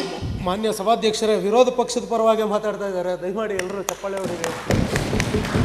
ದಯಮಾಡಿ bill ಪರವಾಗಿ ಮಾತಾಡಿ. ನೀವು ಸಭಾಧ್ಯಕ್ಷರೇ, ಕರ್ನಾಟಕದಲ್ಲೇ ಅವ್ರಿಗೆ bill ಅಂತ ಹೇಳ್ಕೊಡ್ಬೇಕು ಅನ್ಕೊಳ್ತಾ ಇದ್ದೀನಿ ನಾನು. ಇಲ್ಲ, ನಿಮ್ಮ ಪಾರ್ಟಿಯಿಂದ ನಂಬರ್ 16 ಅವ್ರ ಪಕ್ಷದಿಂದಾನೇ ಮಾತಾಡಿದ್ದು. ಅಲ್ಲ ಸ್ವಾಮಿ, ನಾನು ಹೇಳ್ತಾ ಇರೋದು ಬಿಲ್ ಹೆಂಗ್ ಚರ್ಚೆ ನಡೀತೆ ಅನ್ನೋದು ಮೊದಲು ಹೇಳ್ಕೊಡ್ಬೇಕು ಅನ್ನಿಸ್ತಾ ಇದೆ. ಕಾರಣ ಯಾಕಂದ್ರೆ ನಾವು 7 ಲೂಪ್ ಹೋಲ್ಸ್ ಬಗ್ಗೆ ಸ್ಪಷ್ಟೀಕರಣ ಕೊಡುವಪ್ಪ ಅಂದ್ರೆ ನಾನು ಬಿಲ್ನೇ ಎಲ್ಲರೂ ಮಂಡನೆ ಮಾಡ್ತಾ ಇದ್ರೆ ನೀವೆಲ್ಲ ಮಂಡನೆ ಮುಗಿಸ್ಬಿಡಿ, ಅಲ್ಲ ವೋಟಿಂಗ್ ಹೋಗ್ಬಿಡ್ಲಿ, ದಯವಿಟ್ಟು ವೋಟಿಂಗ್ ಹೋಗ್ಬಿಡಿ ಸಭಾಧ್ಯಕ್ಷರು. ಇಷ್ಟೆಲ್ಲ ಆಯ್ತು ವಿರೋಧ ಪಕ್ಷ ನಾಯಕರೇ. Will move on to the next number 39 if you can conclude.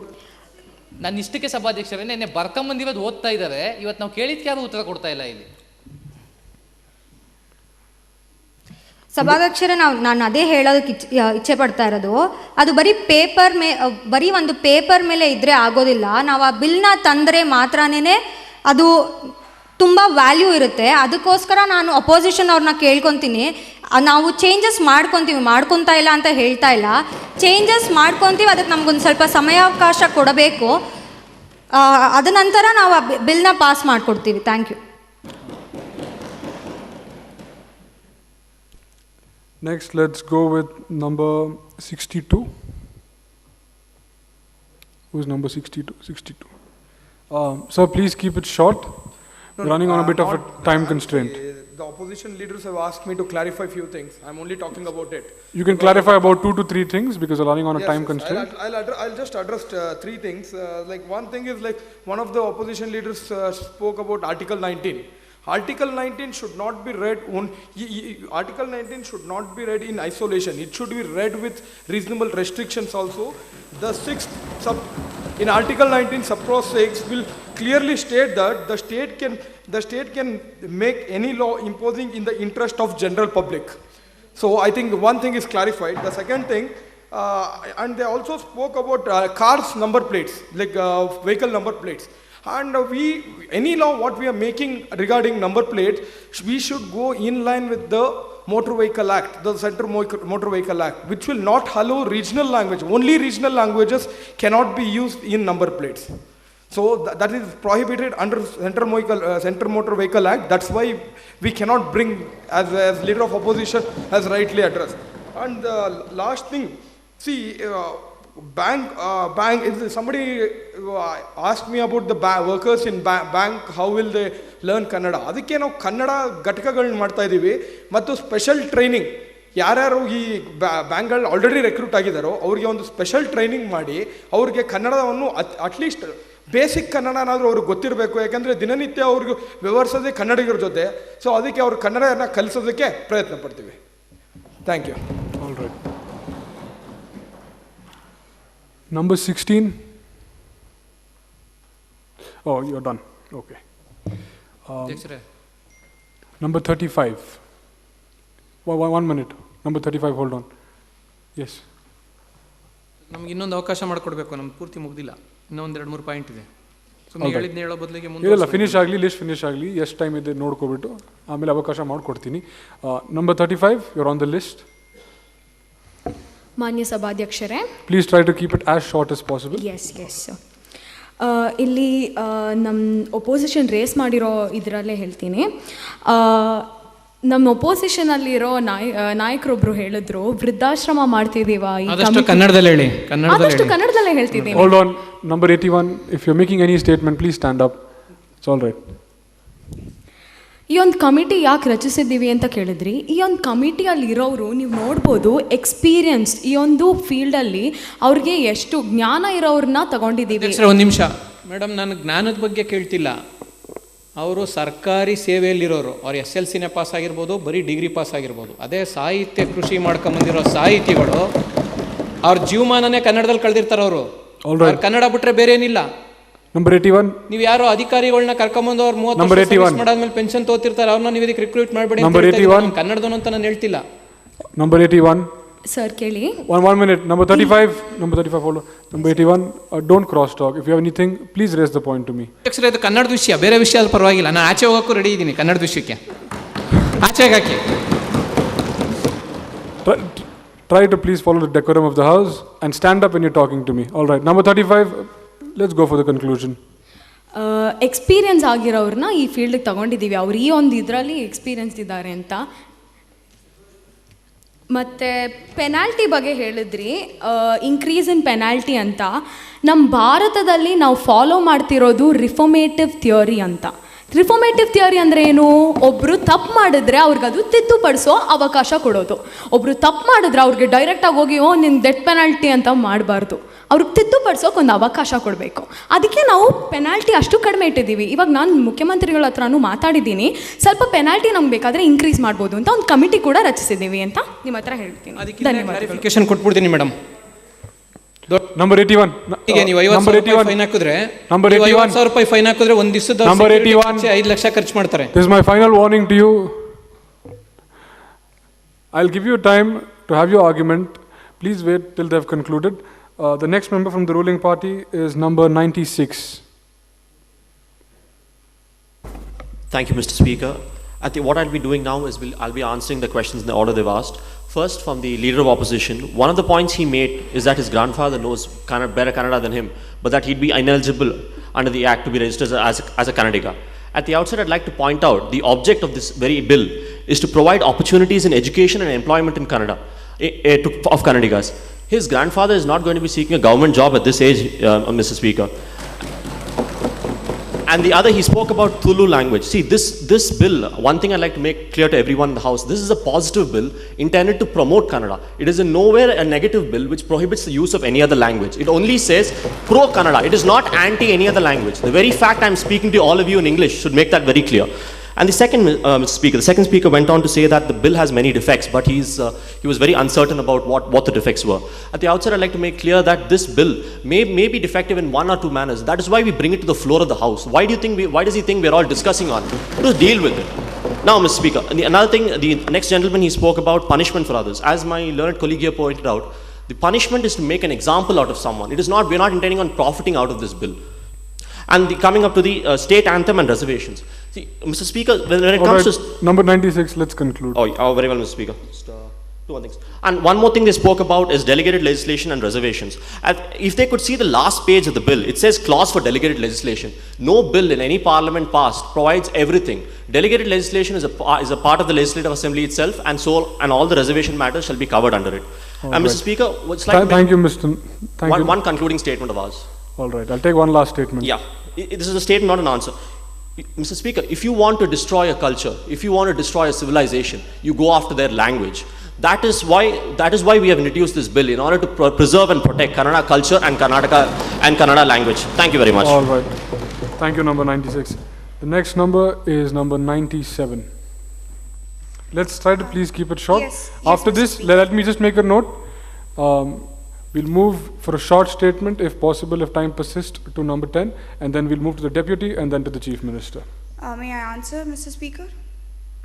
Yeah, answering the first question, under the second clause ಅಲ್ಲಿ ಈ ಸಬ್ ಕ್ಲಾಸ್ನ ನಾವು ಕನ್ನಡಿಗರಿಗೆ 15 ವರ್ಷ ಅವ್ರು ಇಲ್ಲಿ ಇದ್ದಿರಬೇಕು, ಇಲ್ಲಿ ಅವ್ರು ಆಗಿರಬೇಕು, ಅವ್ರ ತಂದೆ ತಾಯಿ ಕನ್ನಡಿಗರಾಗಿರಬೇಕು ಅಂತ ಏನಕ್ಕೆ ಹಾಕಿದ್ದೀವಿ ಅಂದರೆ, ಭಾರತೀಯ ನಾಗರಿಕರಾಗಕ್ಕೂ ನೀವಿಲ್ಲಿ ಇದ್ದಿರಬೇಕು, ನಿಮ್ಮ ತಂದೆ ತಾಯಿ ಭಾರತೀಯರಾಗಿರಬೇಕು.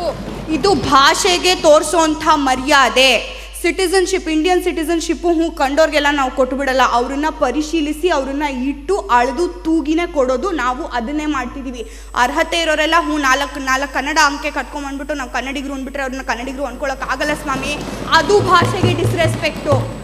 ಭಾಷೆ ಕಲಿಬೇಕು, ಉಳಿಸ್ಬೇಕು, ಮಾತಾಡಬೇಕು, ಅಂಥವ್ರು ಕನ್ನಡಿಗರು. ಹಂಗಿದ್ರೆ ಇಷ್ಟು ವರ್ಷದಿಂದ ಇಲ್ಲಿ ಇದ್ದಿರೋರ ಬಗ್ಗೆ ಏನು? What about the people who have serve justice by staying all their life here? ನಿಮ್ಮ ಸಾಹಿತ್ಯ ರಚನೆ ಮಾಡೋರನ್ನೇ ತಗೋತೀವಿ, ಲೈಫ್ ಲಾಂಗ್ ಸಾಹಿತ್ಯ ಕೃಷಿ ಮಾಡಿದ್ದಾರೆ ಅಂತ ಹೇಳ್ತಿರಲ್ಲ, ಅಂಥವ್ರಿಗೆಲ್ಲ ಏನು ಮರ್ಯಾದೆ? ಸಿಕ್ಕೋರ್ನೆಲ್ಲ ಕನ್ನಡಿಗರು ಅಂದ್ಕೊಂಡು ಬಂದುಬಿಟ್ರೆ. First question. ಸೆಕೆಂಡ್ ಕ್ವೆಶ್ಚನ್, ನಾವು ಇಂಗ್ಲೀಷ್ ಭಾಷೆ, ಆಂಗ್ಲ ಭಾಷೆನ ಏನಕ್ಕೆ ಗೌರ್ಮೆಂಟ್ ಆಫ್ ಇಂಡಿಯಾ ಜೊತೆ ಮಾತಾಡುವಾಗ ಸುಪ್ರೀಂ ಕೋರ್ಟು ಹೈಕೋರ್ಟಲ್ಲಿ ನಾವು ಕನ್ಸರ್ವ್ ಮಾಡ್ತೀವಿ ಅಂತಂದರೆ, ಕನ್ನಡ ಕರ್ನಾಟಕಕ್ಕೆ ಸೇರಿದ್ದು, ನಮ್ಮದು. ನಮ್ಮನ್ನ ಬೇರೆಯವ್ರನ್ನೆಲ್ಲ ಸೇರ್ಕೊಂಡು ಬಿಟ್ಕೊಳ್ಳೋಕೆ ನಾವೇ ರೆಡಿ ಇಲ್ಲ, ಅವ್ರು ಬರ್ತೀವಿ ಅಂದ್ರೂ. ಹಾಗಾಗಿ ಅವ್ರು ಯಾವುದ್ರಲ್ಲಿ ಮಾಡ್ತಿದ್ದಾರೆ ಅದರಲ್ಲೇ ಮಾಡಲಿ. It is English from the time of independence in India is being used for the as a medium of official communication. They are official matters and the communication for the same will remain in the same medium.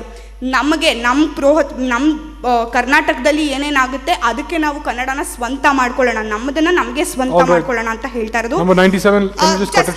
Last point, retired ಅಫಿಷಿಯಲ್ಸ್ನ ನೀವು ಯಾಕೆ appoint ಮಾಡ್ತೀರಾ ಕಮಿಟಿಗೆ ಇದು ಅಂತ ಕೇಳಿದಕ್ಕೆ, ಸ್ವಾಮಿ, ಸಾಹಿತ್ಯ ಬರೆಯೋರ್ಗೆ ಯಾರಿಗೂ ರಾಜಕೀಯದಲ್ಲಿ ಆಸಕ್ತಿ ಇರೋದು ನಾನು ಇದುವರೆ ತನಕ ನೋಡಿಲ್ಲ. ರಾಜಕೀಯದಲ್ಲಿ ಆಸಕ್ತಿ ಇರೋರು ಯಾರು ಸಾಹಿತ್ಯಗಾರರು ಆಗಿಲ್ಲ. ಹಾಗಾಗಿ ರಾಜಕೀಯ ನಡೆಸೋರ್ಗೆ ರಾಜಕೀಯ ನಡ್ಸಕ್ ಬಿಡಿ, ಸಾಹಿತ್ಯ ಬರೆಯೋರ್ಗೆ ಸಾಹಿತ್ಯ ಬರೆಯಕ್ ಬಿಡಿ.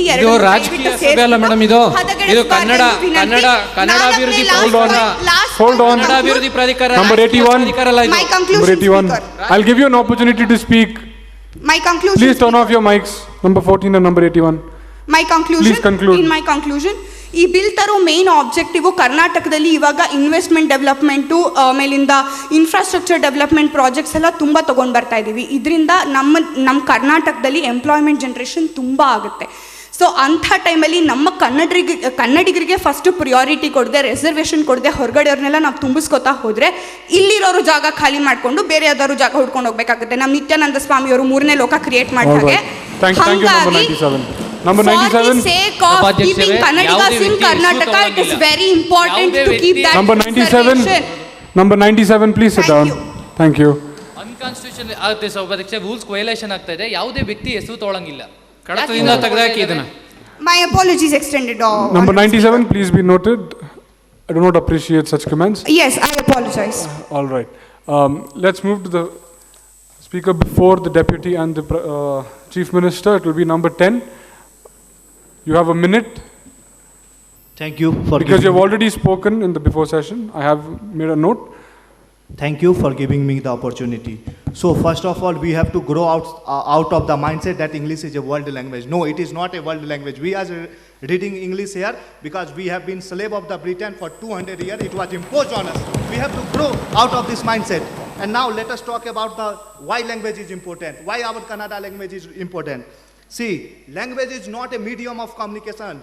Language is a culture. Language is a heart and soul of a body. If you destroy the language, the culture will destroy, and you will see the consequences in the form of social evil.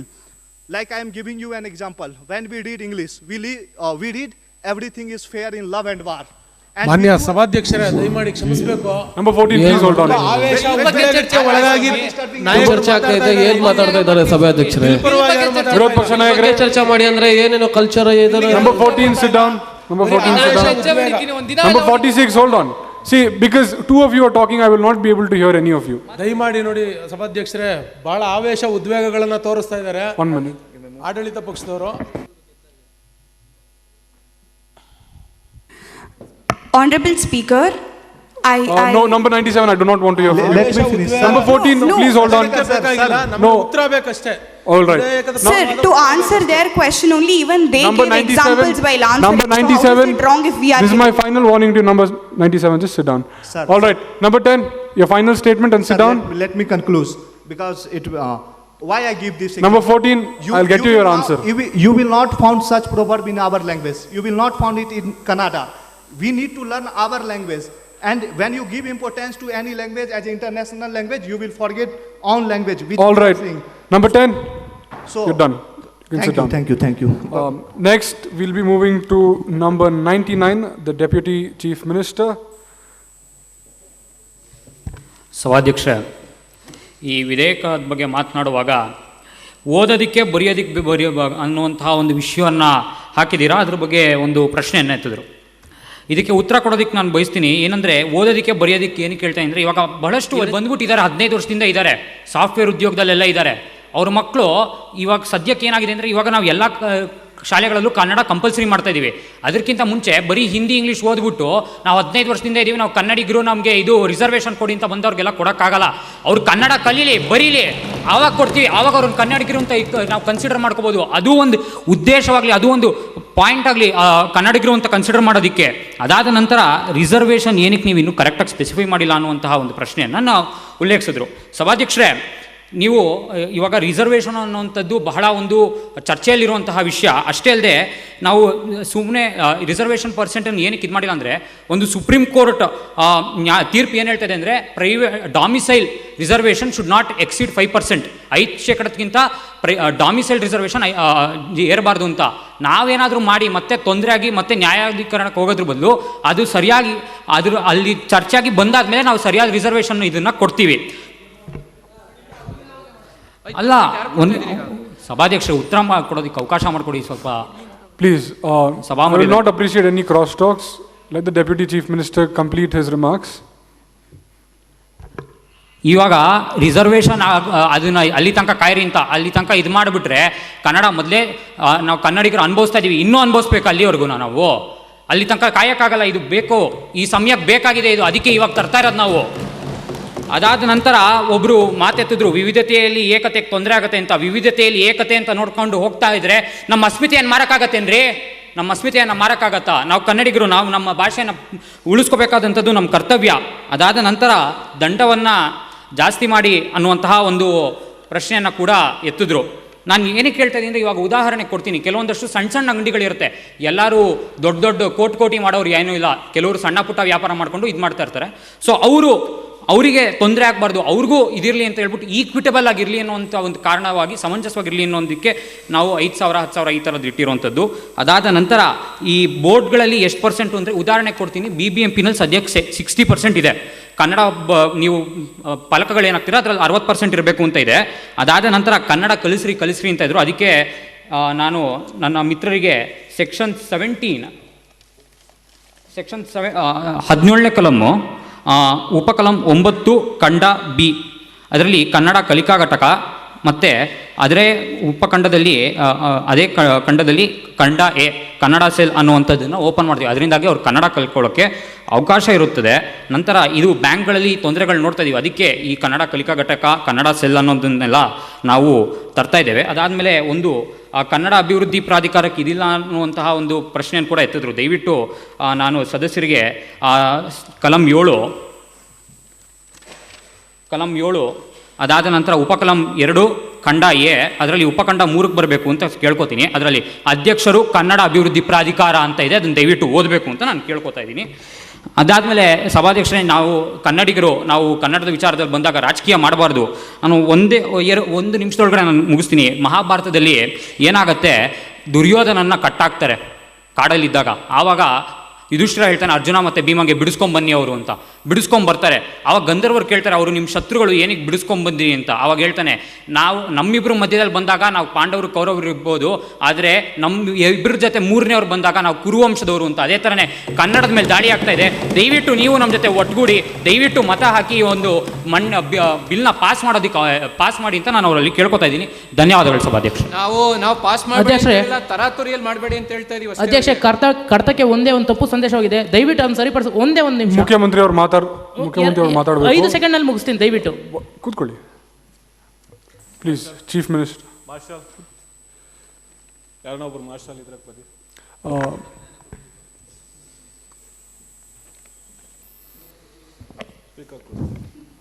ಸಭಾಧ್ಯಕ್ಷರೇ, ನಾನು ಅವಾಗಲಿಂದ ಮಾತಾಡಬೇಕು ಅಂತ request ಮಾಡ್ತಿದ್ದೀನಿ, ಗಮನಿಸಲಿಲ್ಲ ಅನಿಸುತ್ತೆ ನೀವು. ಸ್ವಲ್ಪ ಕಾಲಾವಕಾಶ ಮಾಡಿಕೊಡ್ಬೇಕು. ಅದು please sit down. Number 21. If time persists I will allow you. ಮಾತಾಡ್ತೀರಂದ್ರೆ ಮಾತಾಡಿ, ವೆಯ್ಟ್ ಮಾಡ್ತೀನಿ.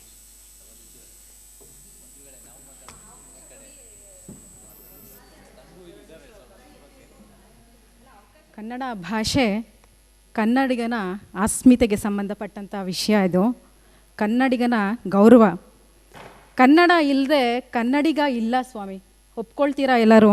ಕನ್ನಡನೇ ಇಲ್ಲದೆ ಕನ್ನಡಿಗ ಎಲ್ಲಿರ್ತಾನೆ ಹೇಳಿ? ಹಾಗೆ ಇದೇ ವಿಚಾರವಾಗಿ ಕನ್ನಡದ ಡೆಫಿನೇಷನ್ ಬಗ್ಗೆ 2 ಉಲ್ಲೇಖ ಮಾಡ್ತಾರೆ. ತುಳುವರನ್ನು ನೀವು ನೆಗ್ಲೆಕ್ಟ್ ಮಾಡ್ತಾ ಇದ್ದೀರಾ ಅಂತ. ತುಳುವರು ಬೇರೆಯವರು ಅಂತ ಯಾರು ಹೇಳಿದ್ರು? ತುಳುವರು ಕನ್ನಡದವರೇ ಅಲ್ವಾ?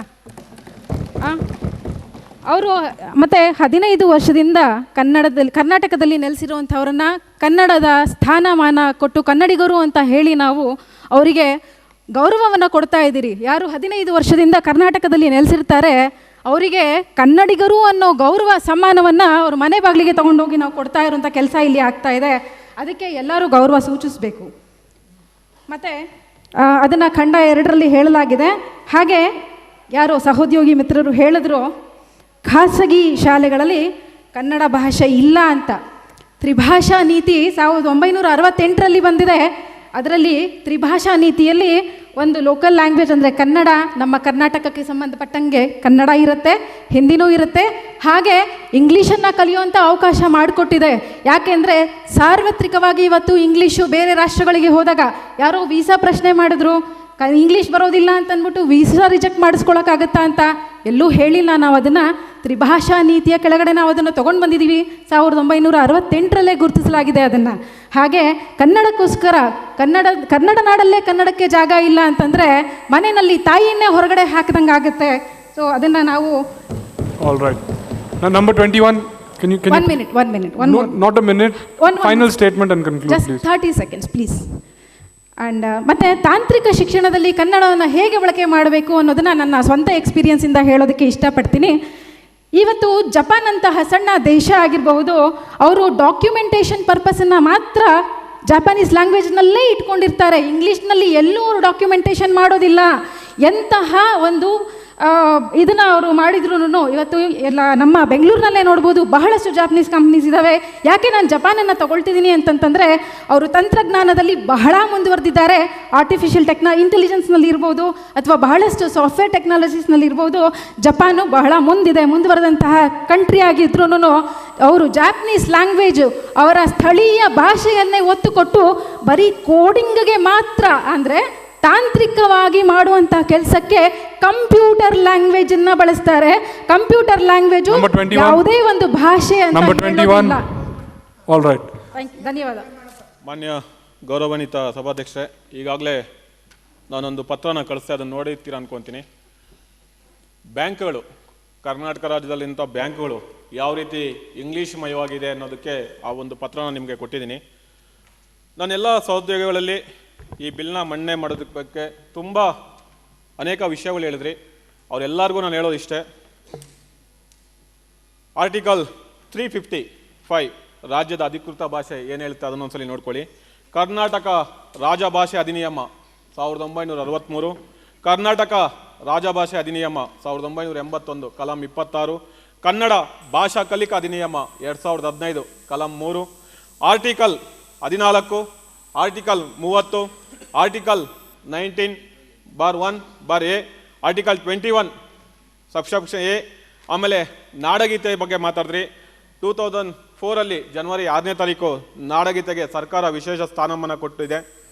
ನಾನಿಲ್ಲಿ ಈಗಾಗಲೇ ರೀಫಿಲ್ ಮಾಡಿರೋಂಥ ಕೆಲವೊಂದು ಈ ಒಂದು ಬಿಲ್ ಬಗ್ಗೆ ಕನ್ಸಿಡರೇಷನ್ ಕೊಡ್ತಾ ಇದ್ದೀನಿ. ನಾನು ಇದಕ್ಕೆ ಪರಿಪೂರ್ಣವಾಗಿ ಈಗಾಗಲೇ ನನ್ನ ಸಹೋದ್ಯೋಗಿಗಳು ಹೇಳಿದ್ದಾರೆ, ನೀವು ಕೂಡ ಅನೇಕ ಜನ ಮಾತಾಡಿದ್ರ. ಎಲ್ಲಿ ಕೆಲವೊಂದು ನಲ್ಲಿಫೈ ಆಗಿರೋವಂಥ ಆ್ಯಕ್ಟ್ನ ಇಲ್ಲಿ ನಾನು ಕನ್ಸಿಡರೇಷನ್ ಕೊಡ್ತಾ ಈ ಬಿಲ್ಗೆ ಒಂದು ಹೊಸ ಆಯಾಮ ಕೊಟ್ಟು ಅದನ್ನು ಮಂಡನೆ ಮಾಡೋಕ್ಕೆ ಹೋಗ್ತಾ ಇದ್ದೀನಿ. ನಾನು ಮಂಡನೆ ಮಾಡೋದಕ್ಕಿಂತ ಮುಂಚೆ ನನ್ನ ಸಹೋದ್ಯೋಗಿ ಮಿತ್ರರು ಕೇಳಿದ್ರು, ಮುಖ್ಯಮಂತ್ರಿಗಳು ರಾಜೀನಾಮೆ ಕೊಟ್ಬಿಡಿ ಅಂತ. ನಾನು ಯಾವುದೇ ಕಾರಣಕ್ಕೂ ರಾಜೀನಾಮೆ ಕೊಡಲ್ಲ. ಕಾರಣ, ನಾನೊಬ್ಬ ಕನ್ನಡಿಗ. ನನ್ನ ಕಿವಿ ಚೆನ್ನಾಗಿ ಕೇಳಿಸುತ್ತೆ. ನಾನೊಬ್ಬ ಕನ್ನಡಿಗ. ನನ್ನ ಜಾತಿ ರೆಡ್ಡಿ ಆದ್ರೇನು ನನ್ನ ರಕ್ತದಲ್ಲಿ ಹರಿತಾ ಇರೋದು ಕನ್ನಡ. ನೀವು ಚಾಲೆಂಜ್ ಮಾಡಿ, ಎಲ್ಲರಿಗಿನ್ನ ಕನ್ನಡದಲ್ಲಿ ಚೆನ್ನಾಗಿ ಮಾತನಾಡಬಲ್ಲೆ. ಏಕೆಂದರೆ ನನಗೆ ಮಾತೃಭಾಷೆ ನನ್ನ ಮನೆಯಲ್ಲಿ ಕನ್ನಡ. ನಮ್ಮ ಮನೇಲಿ ಎಲ್ಲರೂ ತೆಲುಗು ಮಾತಾಡ್ತಾರೆ, ನಾನು ಮಾತ್ರ ಕನ್ನಡ ಮಾತಾಡಿದ್ರೆ ನಮ್ಮ ಮನೆಯವರೆಲ್ಲ ಬೈತಾ ಇರ್ತಾರೆ, ಏನೋ ನೀನು ಈ ಜಾತಿಯವನ್ನಾಗ್ಬಿಟ್ಟು ಕನ್ನಡ ಮಾತಾಡ್ತೀಯ ಅಂತ. ಬಟ್ ನನ್ನ ಮನೆಯಲ್ಲಿ ಯಾರಿಗೂ ಕೂಡ ಕೇರ್ ಮಾಡಲ್ಲ, ಏಕೆಂದರೆ ನನಗೆ ಈ ನೆಲದ ಋಣ ಇದೆ, ಅದಕ್ಕೋಸ್ಕರ ನಾನು ಕನ್ನಡ ಮಾತಾಡ್ತಾ ಇದ್ದೀನಿ. ಈ ಬಿಲ್ನ ಪಾಸ್ ಮಾಡ್ತಿರೋದು ನನ್ನ ಜೀವಮಾನದ ಒಂದು ಸೌಭಾಗ್ಯ ಕೂಡ. ಮುಂದಕ್ಕೆ ನಾನು ಅಧಿವೇಶನಕ್ಕೆ ಬರ್ತೀನಿ ಅಲ್ಲ ಗೊತ್ತಿಲ್ಲ, ಬರೋದಕ್ಕಿಂತ ಮುಂಚೆ ಈ ಒಂದು ಬಿಲ್ಲು ಪಾಸ್ ಮಾಡಬೇಕು ಅನ್ನೋದು ಹೇಳ್ತಾ ಇದ್ದೀನಿ. ಮಾನ್ಯ ಸಹೋದ್ಯೋಗಿ ಮಿತ್ರರಲ್ಲಿ ಹೇಳ್ತಾ ಇದ್ದೀನಿ, ನನಗಿರುವಂಥ ಅಧಿಕಾರ, ಮುಖ್ಯಮಂತ್ರಿಗಿರೋ ಅಧಿಕಾರ ಆರ್ಟಿಕಲ್ 163 ಕಲಂ 1 ಏನು ಹೇಳಿದೆ, ಆ ಆರ್ಟಿಕಲ್ನಲ್ಲೇ ನಾನು ಇವತ್ತೊಂದು ದಿನ ನಿಂತ್ಕೊಂಡು ಈ ಒಂದು ರಾಜ್ಯದ ಸಮಗ್ರ ಅಭಿವೃದ್ಧಿ ವಿಧೇಯಕದ ಬಗ್ಗೆ ನೀವೇನೆಲ್ಲ ಹೇಳಿದ್ರೋ ಅದನ್ನೆಲ್ಲನೂ ನಾನು ಗಣನೆಗೆ ತಗೊಂಡು ನಾನು ಒಪ್ಕೊಂತೀನಿ. ಈ ಒಂದು ಬಿಲ್ಲಲ್ಲಿ ಕೆಲವೊಂದು ಟೆಕ್ನಿಕಲ್ ಇಶ್ಯೂ ಇದೆ. ಈ ಬಿಲ್ಲು ಪರಿಪೂರ್ಣ ಏನಿದೆಯೋ ಇದರಲ್ಲಿ ನೀವೇನು ಹೇಳಿದ್ರು ಟೆಕ್ನಿಕಲ್ ಇಶ್ಯೂ ಹೇಳ್ತೀನಿ. ಪೇಜ್ ನಂಬರ್ 10 ಪಾಯಿಂಟ್ ನಂಬರ್ 7 ಇಷ್ಟೊತ್ತು ನೀವು ಹೇಳಿದ್ರಿ ಆ ಸೆಕ್ಷನ್ ಅಂತ, ದಯಮಾಡಿ ಸೆಕ್ಷನ್ ಅನ್ಕೋಬೇಡಿ, ಅದನ್ನ ಮುಖ್ಯಾಂಶ ಅನ್ಕೊಳ್ಳಿ ಅಥವಾ ಪಾಯಿಂಟ್ಸ್ ಅನ್ಕೊಳ್ಳಿ. Page number 10 point number 7 technical issue Kannada ಅನ್ನೋದು ವ್ಯಾಕರಣ ತಪ್ಪಾಗಿದೆ, ಅದನ್ನ ಕೂಡ ತಿದ್ಕೊಂತೀರಿ. ಪೇಜ್ ನಂಬರ್ 4 9.3 ವಾಣಿಜ್ಯ ಇದೆ, ಅದು ಕೂಡ ತಪ್ಪಾಗಿದೆ. ಪೇಜ್ ನಂಬರ್ 8 ಫಸ್ಟ್ ಲೈನ್ ಅಂತ ಅಂತಿದೆ, ಅದನ್ನ ಅಂತ ಮಾಡ್ಕೊಂಡಿದ್ದೀರಿ.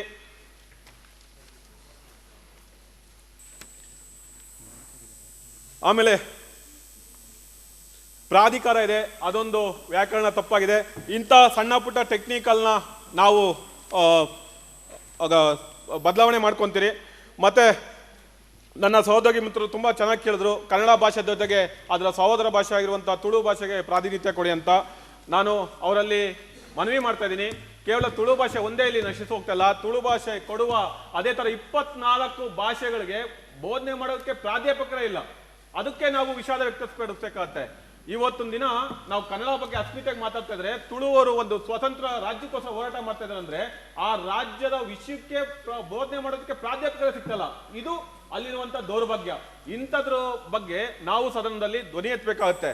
ಆನಂತರ ನ್ಯಾಯಾಲಯದಲ್ಲಿ ಪಾಯಿಂಟ್ ನಂಬರ್ 16 ಒಂದ್ಸಲಿ ನೋಡ್ಕೊಳ್ಳಿ.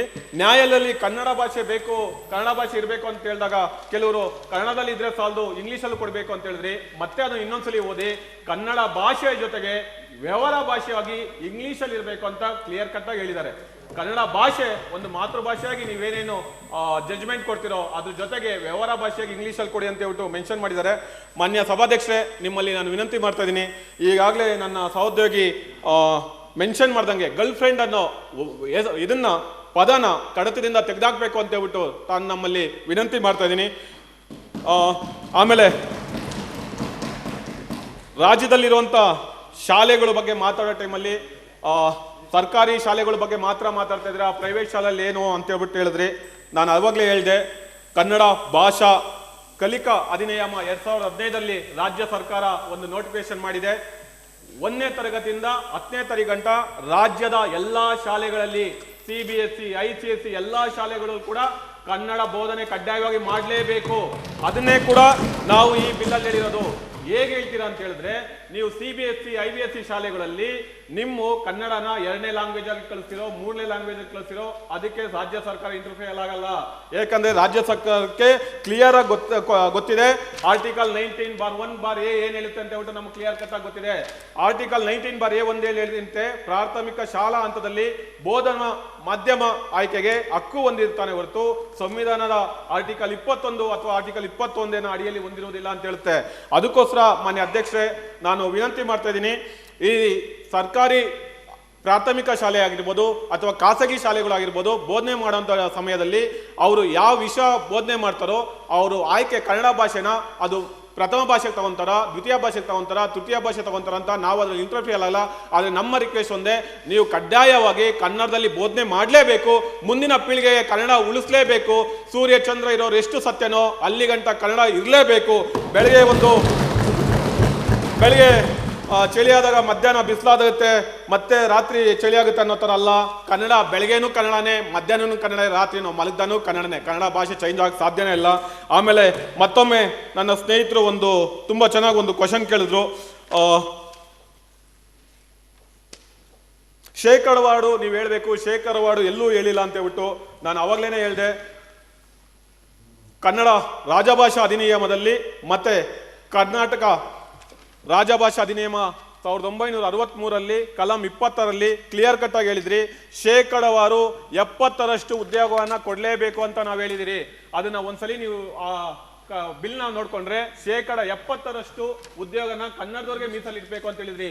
ಇಲ್ಲಿ ಉದ್ಯೋಗ ಮೀಸಲಿಡ್ಬೇಕು ಅಂತ ಹೇಳಿದ್ರೆ ಯಾರೋ ಅರ್ಹತೆ ಇಲ್ದವನ್ಗೆ, ಕೌಶಲ್ಯ ಇಲ್ದವ್ರನ್ನ ಕರ್ಕೊಬಂದು ಕುಣಿಸಿ ಅಂತ ಹೇಳ್ತಲ್ಲ ನಾವು.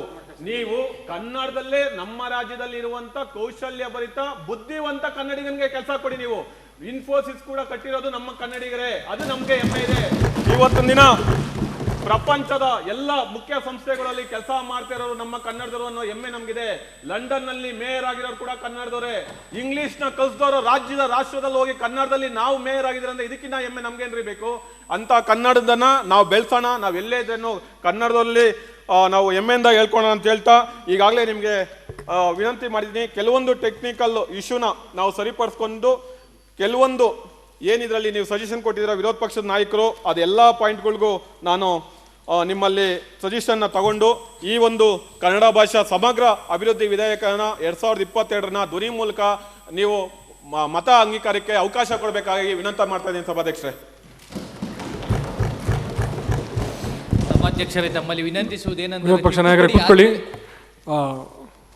ಮುಖ್ಯಮಂತ್ರಿಯವರು ಹೇಳಿದ್ದಾರೆ, with technical errors with your resolution ನೀವು ಏನು ಪಾಯಿಂಟ್ ರೇಸ್ ಮಾಡಿದ್ದೀರಾ ಅದು ಕನ್ಸಿಡರ್ ಮಾಡ್ತಾ, ಓಕೆನಾ? ಇವಾಗ ನಾವು ಹೋಗೋದು ವಾಯ್ಸ್ ವೋಟಿಂಗ್ಗೆ. Those in favour of the bill please say yes at the count. ಹೌದು. I will ask again. Those in favor of the bill, please turn on your mics. ಇಲ್ಲ ನೋಗೆ ಬರ್ತೀನಿ ನಾನು ಸ್ವಲ್ಪ. ವಿರೋಧ ಪಕ್ಷ ನಾಯಕರೇ ಸ್ವಲ್ಪ ಆರಾಮಾಗಿರ್ರಿ. Okay, those in favour of the bill please turn on your mics and say yes. All right. Those not in favor of the bill, please turn on your mics and say no. ಇಲ್ಲ ಇಲ್ಲ All right. ಈ ಬಿಲ್ಲನ್ನ ಅಂಗೀಕರಿಸಲಿಕ್ಕೆ ಬಿಡೋದಿಲ್ಲ. ತಪ್ಪುಗಳ ತಿದ್ದುಪಡಿ Please turn off your mics. ಮರುಮಂಡನೆ ಮಾಡಿ. Please turn off your mics. ಕ್ಷಮಾಪಣೆ ಹೇಳಿ ಮರುಮಂಡನೆ ಮಾಡಿ. ಸಮಗ್ರ ಅಭಿವೃದ್ಧಿಗೆ ನೋ ಹೇಳ್ತಾರೆ ನೋಡಿದ್ರೆ ನಿಜಕ್ಕೂ ಯಾಕೋ ಹೃದಯ ಬದಿತ ಕಡಿಮೆ ಹೊಡ್ಕೊಂತ ಇದೆ. ಮುಖ್ಯಮಂತ್ರಿಗಳೇ ಕ್ಷಮೆ ಕೇಳಿ, ಮೊದಲು ಜನರ ಕ್ಷಮೆ ಕೇಳಿ. ನೀವು Please sit down. Please sit down. Number 81 sit down. Number 66 sit down. ಮನ್ಸಲ್ಲೆಲ್ಲ Kannada ಬೇಕು ಅಂತ All right. ಏನ್ ಮಾಡ್ಬೇಕು ಮುಂದಿನ ಸಲ ಅವ್ರ ಅಧಿಕಾರ Because- ಏನೋ ಹೇಳ್ತಾ ಇದಾರೆ ನಾವು ನಿಮಗೆ ಮುಖ್ಯಮಂತ್ರಿ ಅವರೇ, ದಯಮಾಡಿ ಮನೆ ಅಧ್ಯಕ್ಷರು ಅಂಗೀಕಾರ ಮಾಡಿ because the ruling party ಸರ್ಕಾರದ ವಿಫಲತೆಯನ್ನು number 17 because number 66 around, because the ruling party has the majority and they have accepted, and as they have accepted the resolutions and technical errors raised by the opposition, the bill has been passed and the session is adjourned till tomorrow.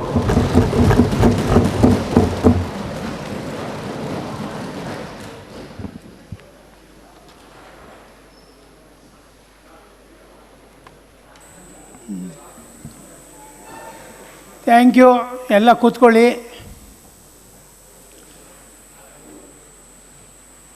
ಎಲ್ಲ ಕಾರ್ಯಕ್ರಮ ತುಂಬ ಚೆನ್ನಾಗಿ ನಡೆಸ್ಕೊಟ್ಟಿದ್ದೀರಾ. ಇನ್ನು ಕೆಲವೇ ನಿಮಿಷಗಳಲ್ಲಿ ಮಾನ್ಯ ಕಾನೂನು ಮತ್ತು ಸಂಸದೀಯ ವ್ಯವಹಾರಗಳ ಸಚಿವರು ಬರ್ತಿದ್ದಾರೆ ಈ ಕಾರ್ಯಕ್ರಮಕ್ಕೆ. ಈಗಾಗಲೇ ಕಾನೂನು ಇಲಾಖೆಯ ವಿಶೇಷ ಕಾರ್ಯದರ್ಶಿಯವರಾದಂಥ ಜಗದೀಶ್ ಅವರು ಈ ಕಾರ್ಯಕ್ರಮಕ್ಕೆ ಬಂದಿದ್ದಾರೆ, ನಿಮ್ಮ ಜೊತೆ ಇದ್ದಾರೆ. ಇದರ ಜೊತೆಗೆ ನಮ್ಮ ಜಿಲ್ಲಾ ಪಂಚಾಯತ್ನ CEO ಆದಂಥ ಸಂಗಪ್ಪ ಅವರು ಕೂಡ ಈ ಕಾರ್ಯಕ್ರಮದಲ್ಲಿ ಹಾಜರಿದ್ದಾರೆ. ಅವರೆಲ್ಲ ನಿಮ್ಮ ಕಾರ್ಯಕ್ರಮ ವೀಕ್ಷಿಸ್ತಾ ಇದ್ದರು ಇಷ್ಟೊತ್ತು ಕೂಡ. ಎಲ್ಲ ಚೆನ್ನಾಗಿ ಭಾಳ ಡಿಸಿಪ್ಲಿನ್ಡಾಗಿ ನಡೆಸ್ಕೊಟ್ಟಿದ್ದೀರಿ. ಇನ್ನು ಸಚಿವರು ಬಂದಾಗ ತಾವೆಲ್ಲ ಎದ್ದು ನಿಂತು ಅವ್ರನ್ನ ಕ್ಲಾಪ್ ಮಾಡಿ ಸ್ವಾಗತ ಮಾಡಿ, ಮತ್ತು ಸಮಾರೋಪ ಭಾಷಣ ಈ ಕಾರ್ಯಕ್ರಮ ಇನ್ನು ಕೆಲವೇ ಕ್ಷಣಗಳಲ್ಲಿ ನಡೆಯುತ್ತೆ. ಅಷ್ಟುವರೆಗೆ ನೀವು you can say your opinion. ಇಲ್ಲಿ ಯಾರಾದರೂ ಬಂದು ನಿಮ್ಮ ಅಭಿಪ್ರಾಯ ಹೇಳ್ಬೋದು. ಅದಕ್ಕೆ ಒಂದು 5 ನಿಮಿಷ ಅವಕಾಶ ಕೊಡ್ತೀವಿ. ಅಷ್ಟೊಂದು ಮಿನಿಸ್ಟ್ರು ಬಂದರೆ ಅದು ಕನ್ಕ್ಲೂಡ್ ಮಾಡಿ ನಾವು ಸಮಾರೋಪ ಇದು ಮಾಡ್ತೀವಿ. ಯಾರೋ ಒಬ್ಬೊಬ್ಬರು ಬನ್ನಿ. ಓಕೆ,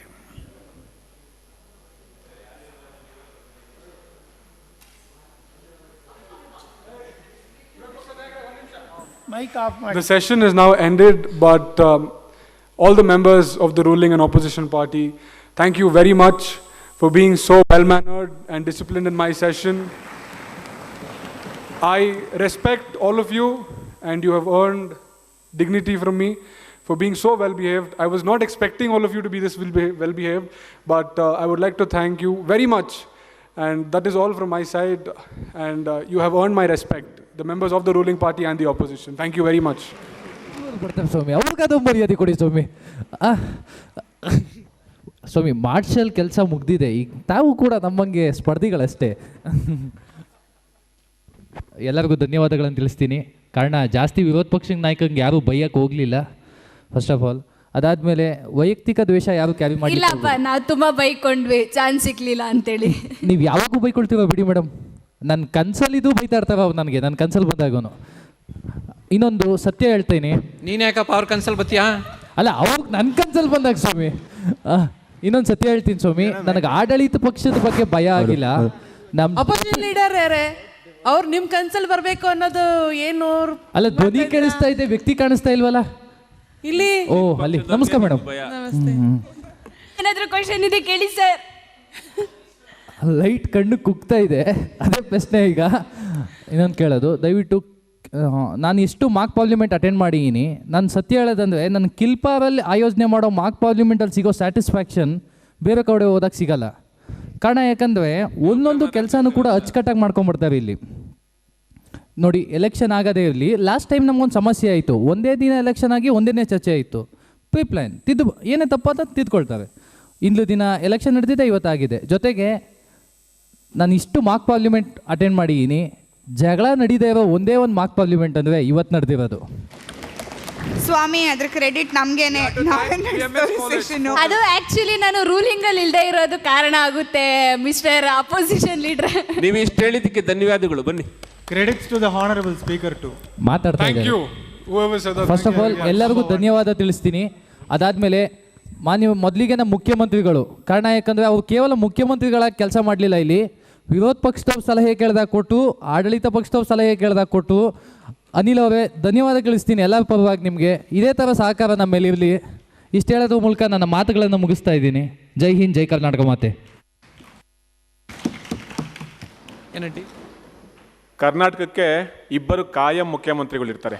ಒಂದು ಮುಖ್ಯಮಂತ್ರಿ ಚಂದ್ರು, ಇನ್ನೊಂದು ನಾನು ಯಾವತ್ತೋದ್ರೂ ಮುಖ್ಯಮಂತ್ರಿಯಾಗಿರ್ತೀರ. ಅದಕ್ಕೆ ನಿಮ್ಮ ಪ್ರೀತಿ ವಿಶ್ವಾಸನೇ ಕಾರಣ. ಯಾರಿಗಾದರೂ ಪ್ರತ್ಯಕ್ಷ ಮತ್ತು ಪರೋಕ್ಷವಾಗಿ ಗೊತ್ತಿಲ್ಲದಿನೋ ಗೊತ್ತಿದ್ದೋ, ಯಾಕಂದರೆ ತಪ್ಪು ನಮ್ಮ ಮುಂದೆಯಿಂದನೇ ನಡಿಬೇಕು ಅನ್ನೋದಿಲ್ಲ, ಹಿಂದೆಯಿಂದನೂ ನಡಿಬೋದು, ತಿಳಿದೇನೋ ಆಗ್ಬೋದು. ಯಾರಿಗಾದರೂ ನೋವಿದ್ರೆ ಕ್ಷಮೆ ಆಗ್ತೀನಿ. ಯಾಕಂದರೆ ಈ ಬಿಲ್ಡಿಂಗಿಂದ ಆಚೆ ಹೋದ್ರೇನು ನಿಮ್ಮ ಫ್ರೆಂಡ್ಶಿಪ್ ಬೇಕು ಅಂತ ಇಷ್ಟಪಡೋದು ನಾನು. ನಿಮ್ಮಲ್ಲಿ ಕ್ಷಮೆ ಕೇಳ್ತೀನಿ. ನಾನು ನಂಬಿರೋದೊಂದೇ, ಹುಲ್ಲಾಗು ಬೆಟ್ಟದಡಿ ಮನೆಗೆ ಮಲ್ಲಿಗೆಯಾಗು, ಕಲ್ಲಾಗು ಕಷ್ಟಗಳ ಮಳೆಯ ವಿಧಿಸುರಿಯೇ, ಬೆಲ್ಲ ಸಕ್ಕರೆಯಾಗು ದೀನ ದುರ್ಬಲರಿಗೆ, ಎಲ್ಲರೊಳಗೊಂದಾಗು ಮಂಕುತಿಮ್ಮ, ಎಲ್ಲರೊಳಗೊಂದಾಗು ಮಂಕುತಿಮ್ಮ. ಎಲ್ಲರೊಳಗೆ ಒಂದು ನಾನು ಆಗಬೇಕನ್ನೋದೇ ನನ್ನಿಷ್ಟ. ಇವತ್ತು ಅದು ನಾನು ಆಗಿದ್ದೀನಿ ಅನ್ಕೊತೀನಿ. ಕಾರಣ, ಕೊನೆಯಲ್ಲಿ ಊಟ ಮಾಡಿದಾಗ ಒಂದು ಸಂತೃಪ್ತಿ ಸಿಕ್ಕಿದ್ದು, ಎಲ್ಲ ಜೊತೆ ಮಾತಾಡಿದಾಗ ಅವರು ಮಾತಾಡ್ಸ್ತಿದ್ದಂಥ ಒಂದು ಅಣ್ಣನಾಗೋ, ಫ್ರೆಂಡಾಗೋ, ಒಬ್ಬ ಗೆಳಿನಾಗೋ, ಅವರೆಲ್ಲ ಎಷ್ಟು ಚೆನ್ನಾಗಿ ಮಾತಾಡ್ತಿದೆ ಅಂದರೆ, ಈ ಫ್ರೆಂಡ್ಶಿಪ್ಪು ಬಾಂಡಿಂಗ್ ಎಲ್ಲ ನಮ್ಮ ಮನೆ ಅಕ್ಕಪಕ್ಕದಲ್ಲಿ ಸಿಗದೆ ಹೋಗ್ಬೋದು. ಬಟ್ ಇಲ್ಲಿ ಇಷ್ಟು ಜನ ಬೇರೆ ಬೇರೆ ನಾವು ಬೆಳೆದಿರೋದೆಲ್ಲ ಬೇರೆ ಬೇರೆ ಕಲ್ಚರು, ಬೇರೆ ಬೇರೆ ಭಾಷೆಯಲ್ಲಿ ಇರ್ತೀರಿ. ಕೆಲವ್ರು ಕನ್ನಡನೇ ಬರ್ದಿಲ್ಲ. ಅವ್ರು ನಮ್ಮ ಹತ್ರ ರಿಕ್ವೆಸ್ಟ್ ಮಾಡ್ಕೊಂಡು ಕೇಳ್ತಾಯಿದ್ರು, ನೀನು ಇಂಗ್ಲೀಷಲ್ಲಿ ಸ್ವಲ್ಪ ಎಕ್ಸ್ಪ್ಲೇನ್ ಮಾಡಿರ್ತಿ ಅಂತ. ನಾನೇನಾದರೂ ಇಂಗ್ಲೀಷಲ್ಲಿ ಅವ್ರಿಗೆ ಎಕ್ಸ್ಪ್ಲೇನ್ ಮಾಡಿದರೆ ಇನ್ಯಾವತ್ತೂ ಅವ್ರು ಈ ಅಸೆಂಬ್ಲಿಗೆ ಬರ್ತಾ ಇದ್ದಿಲ್ಲ.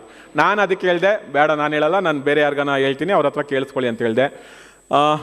ಒಂದೊಳ್ಳೆ ಅನುಭವನ ತೊಗೊಂಡೋಗ್ತಾಯಿದ್ರಿ. ಇದು ನನ್ನ 4ನೇ ಸೆಕ್ಷನ್ನು. 3 ಬಾರಿ ಮುಖ್ಯಮಂತ್ರಿ, 1 ಬಾರಿ ಪ್ರಧಾನಮಂತ್ರಿ ಆಗಿದ್ದೆ. ಮುಂದೆ ಫೆಬ್ರವರಿ 3ನೇ ತಾರೀಕು ರಾಜ್ಯ ಮಟ್ಟದಿರುತ್ತೆ. ಮತ್ತೆ ಅಲ್ಲಿ ನಿಮ್ಮನ್ನೆಲ್ಲ ನೋಡುವಂಥ ಸೌಭಾಗ್ಯ ಇರುತ್ತೆ. ಬಿ ಎಮ್ ಎಸ್ ಕಾಲೇಜ್ಗೆ ನಾನು ಥ್ಯಾಂಕ್ಸ್ ಹೇಳಬೇಕು.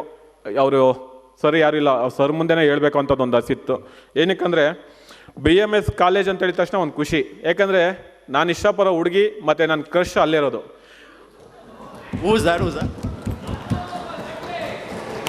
ಕಾಲೇಜ್ಗೆ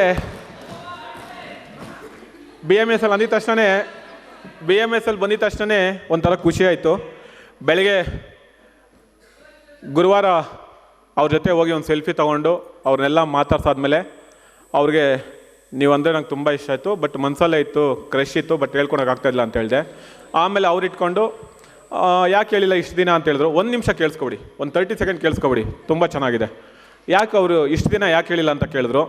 ಇಲ್ಲ ಹೇಳಬೇಕು ಅಂದ್ಕೊಂಡಿದ್ದೆ, ತುಂಬ ಭಯ ಇತ್ತು ಅಂತ ಹೇಳಿದೆ. ಸರಿ, ಈಗ ಹೇಳೋದಕ್ಕೆ ಭಯ ಇಲ್ಲ ಅಂದರು. ನನ್ನ ಕೈ ಮೇಲೆ ಅವ್ರು ಅಚ್ಚೆ ಹಾಕ್ಸ್ಕೊಂಡಿದ್ದೀನಿ, ಟಾಟು ಹಾಕ್ಸ್ಕೊಂಡಿದ್ದೀನಿ.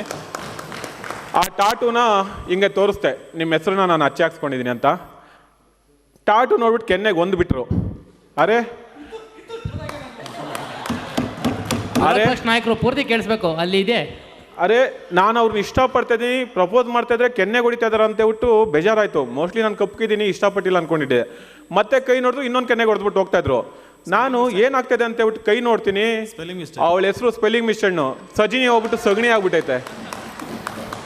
ಅಲ್ಲ, ಅವಳ ಹೆಸರು ಬಂದು ಸಜಿನಿ ಅಂತ, ಸಗಣಿ ಅಂತ ಬರ್ಕೊಂಡು ಹೋಗ್ಬಿಟ್ಟಿದ್ದೀನಿ.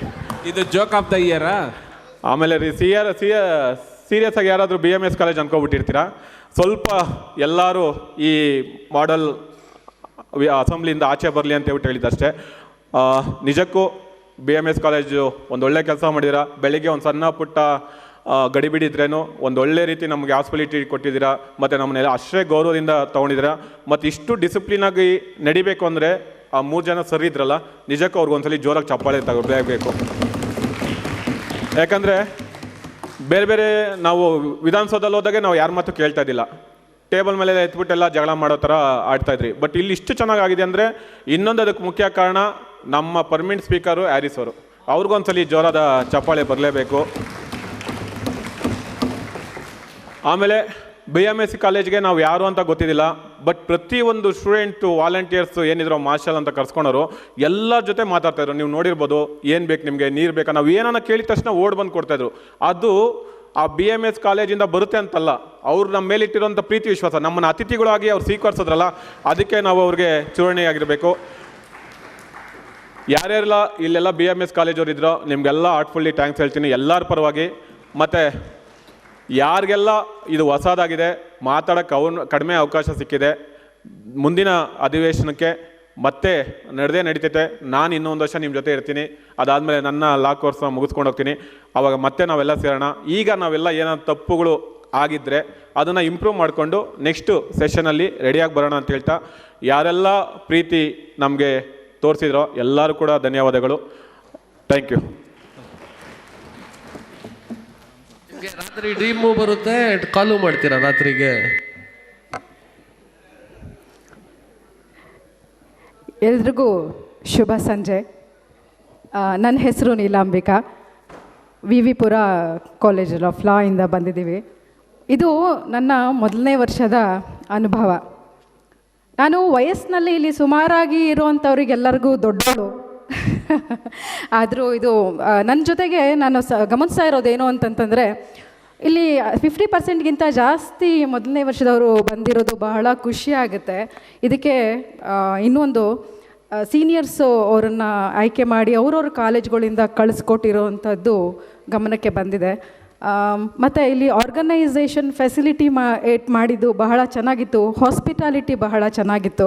ಸೊ ಅದಕ್ಕೆ ನಾನು ನಮ್ಮ ಕಾಲೇಜ್ ವತಿಯಿಂದ ಅವರಿಗೆ ಗೌರವ ವಂದನೆಗಳನ್ನ ಸಲ್ಲಿಸ್ತಿದ್ದೀನಿ.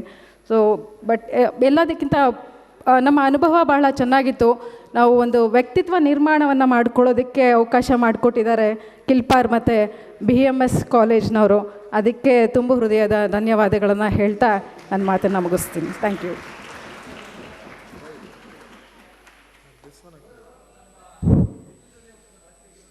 ಮಾತಾಡ್ಬೋದಾ? ಆಡಿ ಮಾತಾಡಿ ಸರ್. ಮೇಡಮ್ ಹೇಳಿದ್ರು ನಾನೇ ಸೀನಿಯರ್ ಅಂತ, ಅವ್ರ ಜೊತೆಗೆ ನಾವು ಇದ್ದೀವಿ. ಇಲ್ಲಿ ಪ್ರಶ್ನೆ ಸೀನಿಯಾರಿಟಿ ಜೂನಿಯರ್ ಅಂತ ಆ ಥರದ್ದು ಏನಿಲ್ಲ. ಏನೋ ವಯಸ್ಸು ಪಾಪ ನಿಮ್ಗಿಂತ ಮೊದಲು ಉಟ್ಬಿಟ್ಟಿರ್ತೀವಿ, ನಮ್ಮ ತಪ್ಪೋ ಬೇರೆಯವ್ರ ತಪ್ಪೋ ಗೊತ್ತಿಲ್ಲ. ಆದರೂ ಪ್ರೊಫೆಷನ್ಗೆ ಹೊಸಬ್ರು, ಅನುಭವದಿಂದ ಸ್ವಲ್ಪ ಹಿರಿಯರು. ನಮ್ಮ ಕಾಲದಲ್ಲಿ ಕ್ಲಚ್ಚು ಮತ್ತು ಗೇರ್ ಎರಡೂ ಇರ್ತೈತಿ. ಈಗ ಆಟೋ ಗೇರ್ ಗಾಡಿಗಳು ಬಂದ್ಬಿಟ್ಟವೆ. ಸೀನಿಯಾರಿಟಿ ಏನಕ್ಕೆ ಅಂದರೆ ಕ್ಲಚ್ ಇದ್ದಂಗೆ. ಸೀನಿಯಾರಿಟಿ ಕ್ಲಚ್ಚಿಲ್ಲೇ ಗೇರ್ ಹಾಕೋಕ್ಕಾಗೋದಿಲ್ಲ. ಈಗ ಗೇರು ಕ್ಲಚ್ಚು ಇಡನ್ನಿರ್ತದೆ, ಬಟ್ ಒಳಗಡೆ ಇರ್ತದೆ. ಆದ್ರೂ ವಯಸ್ಸು ಹಂಗೆ. ಹಾಗಾಗಿ ವಯಸ್ಸು ಮುಖ್ಯ, ಅನುಭವನೂ ಮುಖ್ಯ. ಎಲ್ಲದಕ್ಕಿಂತ ಮುಖ್ಯವಾಗಿ BMS ಕಾಲೇಜವರು ತುಂಬ ಚೆನ್ನಾಗಿ ಸೆಲೆಬ್ರೇಟ್ ಇದು ಫಂಕ್ಷನ್ನ ಕಂಡಕ್ಟ್ ಮಾಡಿದ್ದಾರೆ. ಹೋದ ವರ್ಷ ಇದೇ ಆಡಿಟೋರಿಯಮಲ್ಲಿ ಇತ್ತು. ಪಾಪ ಕೋವಿಡ್ ಇತ್ತು. ಕೋವಿಡ್ ಒಂದು ಥರ ಕೋವಿಡಿಂದ ನಾವು ಇನ್ನೂ ಚೇತರಿಸ್ಕೊಂಡಿರಲಿಲ್ಲ. ಆಗಲೂ ಒಂದು 6 ತಿಂಗಳಾಯ್ತಾ, 6ರಿಂದ 8 ತಿಂಗಳಾಗಿರ್ಬೋದು ಕಳೆದ ವರ್ಷ ಆದಾಗ. ಇದೇ ಆಡಿಟೋರಿಯಮಲ್ಲಿ ಇತ್ತು, ಝೋನಲ್ ಲೆವೆಲಲ್ಲಿ ಎಲ್ಲ ತುಂಬ ಚೆನ್ನಾಗಿ ಕಂಡಕ್ಟ್ ಮಾಡಿದ್ರು. ಅವಾಗ ವಿ ಪುರಂ ಕಾಲೇಜವರು ತುಂಬ ಚೆನ್ನಾಗಿ ಕಂಡಕ್ಟ್ ಮಾಡಿದರು. ಅದೇ ರೀತಿ ನಾವು ಝೋನಲ್ ಲೆವೆಲಿಂದ ಸ್ಟೇಟ್ ಲೆವೆಲ್ಗೂ ಕೂಡ ಹೋಗಿದ್ದು. ಸ್ಟೇಟ್ ಲೆವೆಲಲ್ಲೂ ವಿಧಾನಸೌಧದಲ್ಲಿ, ವಿಕಾಸಸೌಧದಲ್ಲಿ ಚೆನ್ನಾಗಿ ಕಂಡಕ್ಟ್ ಮಾಡಿದ್ರು. ಅದನ್ನು ಎಲ್ಲ ಫಂಕ್ಷನ್ ಎಲ್ಲ ಈ ವರ್ಷ ಮೂರು ನಾವು ತುಲನೆ ಮಾಡಿ ನೋಡಿದಾಗ ಈ ವರ್ಷ ತುಂಬ ಒಂಥರ ತೂಕವಾಗಿ ಅಂದರೆ ನಮಗೂ ಹೋದ ವರ್ಷ ಅನುಭವ ಇರಲಿಲ್ಲ. ಯಾಕೆಂದರೆ ನಮ್ಮದು ಮೊದಲನೇದು ಸುಮಾರು ಜನಕ್ಕೆ ಅನಿಲ್ ಹೇಳಿದಾಗ ಅನಿಲ್ಗೂ ಫಸ್ಟ್ ಟೈಮ್ ಅಲ್ವೇನ್ರಿ CM ಇಲ್ಲಿ. ಅನಿಲ್ ಮೊದಲನೇ ಸಲ ನಾವು CM ರುಚಿ ತೋರಿಸ್ತಾರೆ, ನಾವು ಆಮೇಲೆ 2-3 ಸಲ ಆಗ್ಬಿಟ್ರು. ಹಾಗಾಗಿ ತುಂಬ ಚೆನ್ನಾಗಿ ಸಲ BMS ಅವರು ತುಂಬ ಚೆನ್ನಾಗಿ ಮಾಡಿದರು. ಆದರೆ ತುಂಬ ಚೆನ್ನಾಗಿ ಮಾಡಿದ್ರು ಅನ್ನೋದಕ್ಕಿಂತ ಒಂಥರ ಆಟೋಕ್ರಾಟಿಕ್ ರೂಲ್ ಥರದ್ದು ತುಂಬ ಚೆನ್ನಾಗಿ ಮಾಡಿದ್ರೆ. ಹಂಗೆ ಹಿಂಗೆ ಇರಬೇಕು ನಿಜವಾಗ್ಲೂ. ಆ ರೂಲ್ಸ್ ಅಷ್ಟು ಸ್ಟ್ರಿಕ್ಟಾಗಿದ್ರೇ ಚೆಂದ. ಒಂಥರ ರೂಲ್ಸು ಫಾರ್ ಗ್ರಾಂಟೆಡ್ ಅಂತ ಆಗ್ಬಿಟ್ರೆ ಎಲ್ಲ ಮೆಣಸರಿಯಾಗಿ ಶುರು ಮಾಡಿಬಿಡ್ತಾರೆ ತಲೆ ಮೇಲೆ. ಹಾಗಾಗಿ ಚೆನ್ನಾಗಿ ಕಂಡಕ್ಟ್ ಮಾಡಿದರು. ನೋಡೋಣ ಯಾರ್ಯಾರು ಅದೃಷ್ಟ ಹೇಗಿದೆಯೋ, ಇನ್ನು ಝೋನಲ್ ಲೆವೆಲಿಂದ ಸ್ಟೇಟ್ ಲೆವೆಲ್ಗೆ ಯಾರ್ಯಾರು ಹೋಗ್ತಿರೋ ಅಂತ ನೋಡೋಣ. ಇಲ್ಲಿವರೆಗೂ it's A very good learning experience. ಎಲ್ಲ ಜೂನಿಯರ್ಸ್ ಇದ್ದೀರಾ, ಇನ್ನು ಫಸ್ಟ್ ಇಯರ್ಲಿದ್ದವರು ನಮ್ಮದಂತೂ ಇನ್ನೊಂದು 8 ತಿಂಗಳಿಗೆ ಮುಗೀತು. ನೀವೆಲ್ಲ ಬರೋಕ್ಕೆ ಮೊದಲೇ ನಾವೆಲ್ಲ ಒಂದು ಸ್ಟಾಲ್ ಸೆಟ್ ಮಾಡಿರ್ತೀವಿ. ಈ ಸಿವಿಲ್ ಕೋರ್ಟು ಹೈಕೋರ್ಟ್ ಹತ್ರ ಒಂದು ಸ್ಟಾಲ್ ಸೆಟ್ ಮಾಡಿರ್ತೀವಿ. ಎಲ್ಲರೂ ಬೇಜಾರು ಮಾಡ್ಕೊಳ್ದಂಗೆ ಬನ್ನಿ. ಎಲ್ರಿಗೂ ನನ್ನ ಕಡೆಯಿಂದ ನಿಮ್ಮೆಲ್ರಿಗೂ ಈ ವರ್ಷ ಯಾರ್ಯಾರು ಸೇರಿದ್ರು ಅವ್ರಿಗೆ ಗುಡ್ ಲಕ್. ನಮ್ಮಂಗೆ ಫೈನಲ್ ಇಯರ್ವರೆಗೆ ಯಾವ್ಯಾವ ಬ್ಯಾಕ್ ಸಬ್ಜೆಕ್ಟ್ಸ್ ಇಲ್ಲ ಅಂದ್ಕೊಂಡಿದ್ದೀವಿ. ಬ್ಯಾಕ್ ಸಬ್ಜೆಕ್ಟ್ಸ್ ಇದ್ದರೆ ಆದಷ್ಟು ಬೇಗ ಮುಗಿಸ್ಕೊಳ್ಳಿ. KSL ಬಗ್ಗೆ ಮಾತಾಡೋದು ಬಿಟ್ಬಿಟ್ಟಿದ್ದೀನಿ ನಾನು. ನಾವೆಲ್ಲ KSL ಬಗ್ಗೆ ಮಾತಾಡೋದು ಬಿಟ್ಟಿದ್ದೀವಿ. ಹಾಗಾಗಿ ತುಂಬ ಚೆನ್ನಾಗಿತ್ತು ಫಂಕ್ಷನ್, ತುಂಬ ಚೆನ್ನಾಗಿತ್ತು. ಪಾಪ ತುಂಬ ಚೆನ್ನಾಗಿ ಕಂಡಕ್ಟ್ ಮಾಡಿದ್ರು. It's A very good experience. ತುಂಬ ಚೆನ್ನಾಗಿತ್ತು. ಸ್ಟೇಟ್ ಲೆವೆಲಲ್ಲೂ ಇದೇ ಥರ ಇರಲಿ ಅಂತ ನಾವು ಕೇಳ್ಕೊತೀವಿ. ಕೆಲವು ಹೋದ ವರ್ಷ ಒಂಚೂರು ಗೊಂದಲ ಇತ್ತು ಸ್ಟೇಟ್ ಲೆವೆಲಲ್ಲಿ. ಈ ವರ್ಷ ಗೊಂದಲ ಎಲ್ಲ ನಿವಾರಣೆ ಆಗಿ BMS ಅವರೇ ಮಾಡಿದ್ರೆ ಚೆನ್ನಾಗಿರ್ತದೆ ಸ್ಟೇಟ್ ಲೆವೆಲ್. ಅಷ್ಟೇ ನಾನು ಹೇಳಿದೆ. ಧನ್ಯವಾದಗಳು ಮತ್ತೊಂದ್ಸಲಿ ಮೇಡಮ್, ಪ್ರಿನ್ಸಿಪಾಲ್ ಮೇಡಮ್ಗೆ, ಉಳಿದವ್ರಿಗೂ ಕೂಡ ಅದೇ ಥರ ಧನ್ಯವಾದಗಳು. Thank you very much. ಆಮೇಲೆ ವಿಷ್ಣು ಅಣ್ಣ ಮತ್ತು ಶ್ರೀಕಾಂತ್, ಮೇ ಬಿ ಆ ಅಣ್ಣ ನನ್ನ ಮೊದಲೇ ನೋಡಿರ್ಬೋದು. ನಾನು ತುಂಬ ಬೆಳಗಿದ್ದೀನಲ್ವಾ, ಅದಕ್ಕೋಸ್ಕರ ಲೈಟ್ ಹಾಕ್ಬಿಟ್ಟು ಇನ್ನೊಂದು ಚೂರು ಕಪ್ಪಗೆ ಮಾಡಿದ್ರು ಅಷ್ಟೇ ನನ್ನ. ಥ್ಯಾಂಕ್ಸ್ ಅಣ್ಣ, ತುಂಬ ಹೆಲ್ಪ್ ಆಯಿತು ನಿಮ್ಮಿಂದ. ಹಾಗೆ ಅಲ್ಲ ಫೋಟೋಸ್ಗಳು ಕಳಿಸ್ಬಿಟ್ರೆ ತುಂಬಾ ಧನ್ಯವಾದ. ಇನ್ನೊಂದು ಚಪ್ಪಾಳೆ ಹೊಡಿರಪ್ಪ, ಫೋಟೋಸ್ ಕಳಿಸ್ತವೆ.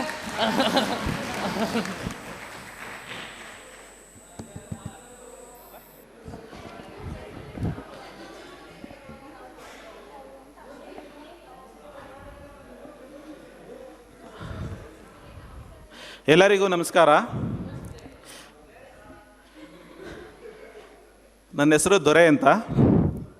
ಫಸ್ಟ್ ದಿನ ನಾನು ಅದೇ ಥರನೇ ಹೇಳಿದ್ದೆ. ಇವತ್ತೊಂದು ನಮಗೆ ಮಾರ್ನಿಂಗ್ ಎಕ್ಸ್ಪೀರಿಯೆನ್ಸ್ ಏನಾಯಿತು ಅಂತಂದರೆ, ಇದೇನಪ್ಪ ಅಷ್ಟೆಲ್ಲ ಬಿಲ್ಡಪ್ ಕೊಟ್ಕೊಂಡು ಬಂದೆ ದೊರೆ ಅಂದ್ಕೊಂಡು. ನಮ್ಮ ಕಾಲೇಜ್ ಗ್ರೂಪ್ ಇದೆ 180 ಮೆಂಬರ್ಸು. ಫೋಟೋ ಕಳಿಸ್ಬಿಟ್ಟು ಈ ಥರ ಬ್ಲೆಸ್ ಮಾಡಿ ಅಂತ ನಾವು ಬಿಲ್ಡಪ್ ಕೊಟ್ಕೊಂಡು ಬಂದು ಅಲ್ಲಿ ನೋಡಿದ್ರೆ ವಿರೋಧ ಪಕ್ಷದವ್ರು ಬೇರೆ ಒಂದು ಕ್ವಶನ್ನೂ ಕೇಳಿಲ್ಲ. ಇಲ್ಲಿ ಬೇರೆ large and medium scale industry minister ಅಂತ ಇದು ಮಾಡ್ಕೊಂಡು ಬಿಲ್ಡಪ್ ಕೊಟ್ಟಿದ್ದೀರಿ. ಒಂದು ಕ್ವಶನ್ನೂ ರೈಸ್ ಆಗಿಲ್ಲ. ಅಲ್ಲೋಗಿ ಊಟ ಮಾಡಬೇಕಾದ್ರೆ ಅವ್ರನ್ನೇ ಬೈತಾ ಇರೋದು. ಒಂದು ಕ್ವಶನ್ನೂ ರೈಸ್ ಮಾಡಿಲ್ಲ, ಬರೀ 4 ಟಾಪಿಕ್ ಮಾತ್ರ ಡಿಸ್ಕಷನ್ ಮಾಡಿದ್ರು. ನಾವೆಲ್ಲ ಏನಕ್ಕೆ ಮಿನಿಸ್ಟರ್ ಆಗಬೇಕಾಗಿತ್ತು ಅಂತ ಹೇಳ್ಬಿಟ್ಟು. ಬ್ರದರ್ ಒಂದು ನಿಮಿಷ, ನಿಮ್ಗೆ ಮಾತ್ರ ಅಲ್ಲ ನಮಗೂ ಸೇಮ್ ಫೀಲಿಂಗು. ಇಲ್ಲಿ ನೋಡಿ ಸಾರಿ ಕಾಣಿಸ್ತಾ ಇಲ್ಲ. ಇಲ್ಲಿ ನಮಗೂ ಸೇಮ್ ಫೀಲಿಂಗು. ಹೌದಾ? ಫುಲ್ ಹಿಡಿ ಮಾಡ್ಕೊಂಡು ಬಂದಿದ್ದೀವಿ. ಒಂದು ಖುಷಿ ಆ ಕಡೆಯಿಂದ ಕೇಳಿಲ್ಲ. ನಾವು ಆಗೋದ ಕಾಯ್ತಾನೆ ಇದೀವಿ, ಕೇಳ್ತಾರೆ ಅಂತ ಒಂದು ಬಂದಿಲ್ಲ. ಅಲ್ಲ, ಪ್ರಶ್ನೆ ಕೇಳಲಿಕ್ಕೆ ನಮಗೆ ಅವಕಾಶವೇ ಸಿಕ್ಲಿಲ್ಲ.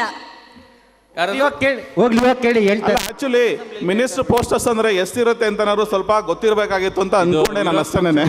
ದುಡ್ಡು ಕೊಟ್ಟು ಮಿನಿಸ್ಟರ್ ಆದ್ರೆ ಅದೇ ಸಮಸ್ಯೆ. ಮುಗಿಸ್ಬಿಟ್ರೆ ಮಿನಿಸ್ಟರ್ಸ್ ಅದಕ್ಕೆ ಮತಕ್ಷೇತ್ರದಲ್ಲಿ ಮತದಾನದ ಮೂಲಕ ಚುನಾವಣೆಯಲ್ಲಿ ಗೆದ್ದು ಬರಬೇಕು ಅಂತ ಹೇಳೋದು. ಬ್ಲಾಕ್ ಸೂಟ್ ಕೇಸಿಂದ ಗೆಲ್ಲಬರಬಾರ್ದು ಈ ತರ. ಇನ್ನೊಂದು ನೀವು ಆ ಥರ ನೆಗೆಟಿವ್ ಮಾತಾಡೋದ್ರ ಬದಲು ಇನ್ನೊಂದು ಪಾಸಿಟಿವ್ ಥಿಂಕ್ ಮಾಡ್ಬೋದಲ್ಲ. ಇವಾಗ ನನ್ನ ಬಗ್ಗೆ ಒಂದು ಕ್ವಶನ್ ಅರೈಸ್ ಆಗಿಲ್ಲ ಅಂತಂದ್ರೆ ಎಷ್ಟು ಪ್ರಾಮಾಣಿಕವಾಗಿ ಪ್ರಯತ್ನ ಮಾಡಿದ್ದಾನೆ ಅವನು, ಒಂದು ಕ್ವಶನ್ ಬಂದಿಲ್ಲ ಅಂತ ಆ ಥರ ಪಾಸಿಟಿವ್ ಆಗಿ ಥಿಂಕ್ ಮಾಡ್ಬೋದಲ್ವಾ? ಅಪೋಸಿಷನ್ ಪಾರ್ಟಿಯಲ್ಲಿ ನಾವು ಯಾವಾಗ್ಲೂ ಅಪೋಸಿಷನ್ ಮಾಡೋದು, ರೂಲಿಂಗ್ ಬರಲ್ಲ. ಹಂಗಲ್ಲ ಪಾರ್ಟಿ ಬರಲ್ಲ. ಊಟ ಮಾಡ್ಬೇಕಾದ್ರೆ ಇನ್ನೊಂದಾಯ್ತು. ಆಮೇಲೆ ಅದು ಬೇಜಾರಲ್ಲಿ ಇನ್ನೊಂದು ಬಾದೇಶ ಹಾಕ್ಸ್ಕೊಳ್ಳೋದಾದ್ರೆ ಅದು ಖಾಲಿ. ಊಟನೂ ಕರೆಕ್ಟಾಗಿ ಮಾಡೋಕ್ಕಾಗಿಲ್ಲ. ಹಿಂಗೇನು ಅಂದ್ಕೊಂಡು ಬರೋ ಅಷ್ಟೇ ಕೊನೆಗೆ ಅವಕಾಶ ಮಾಡಿಕೊಟ್ರು ನಮ್ಮ ಸಭಾಧ್ಯಕ್ಷರು.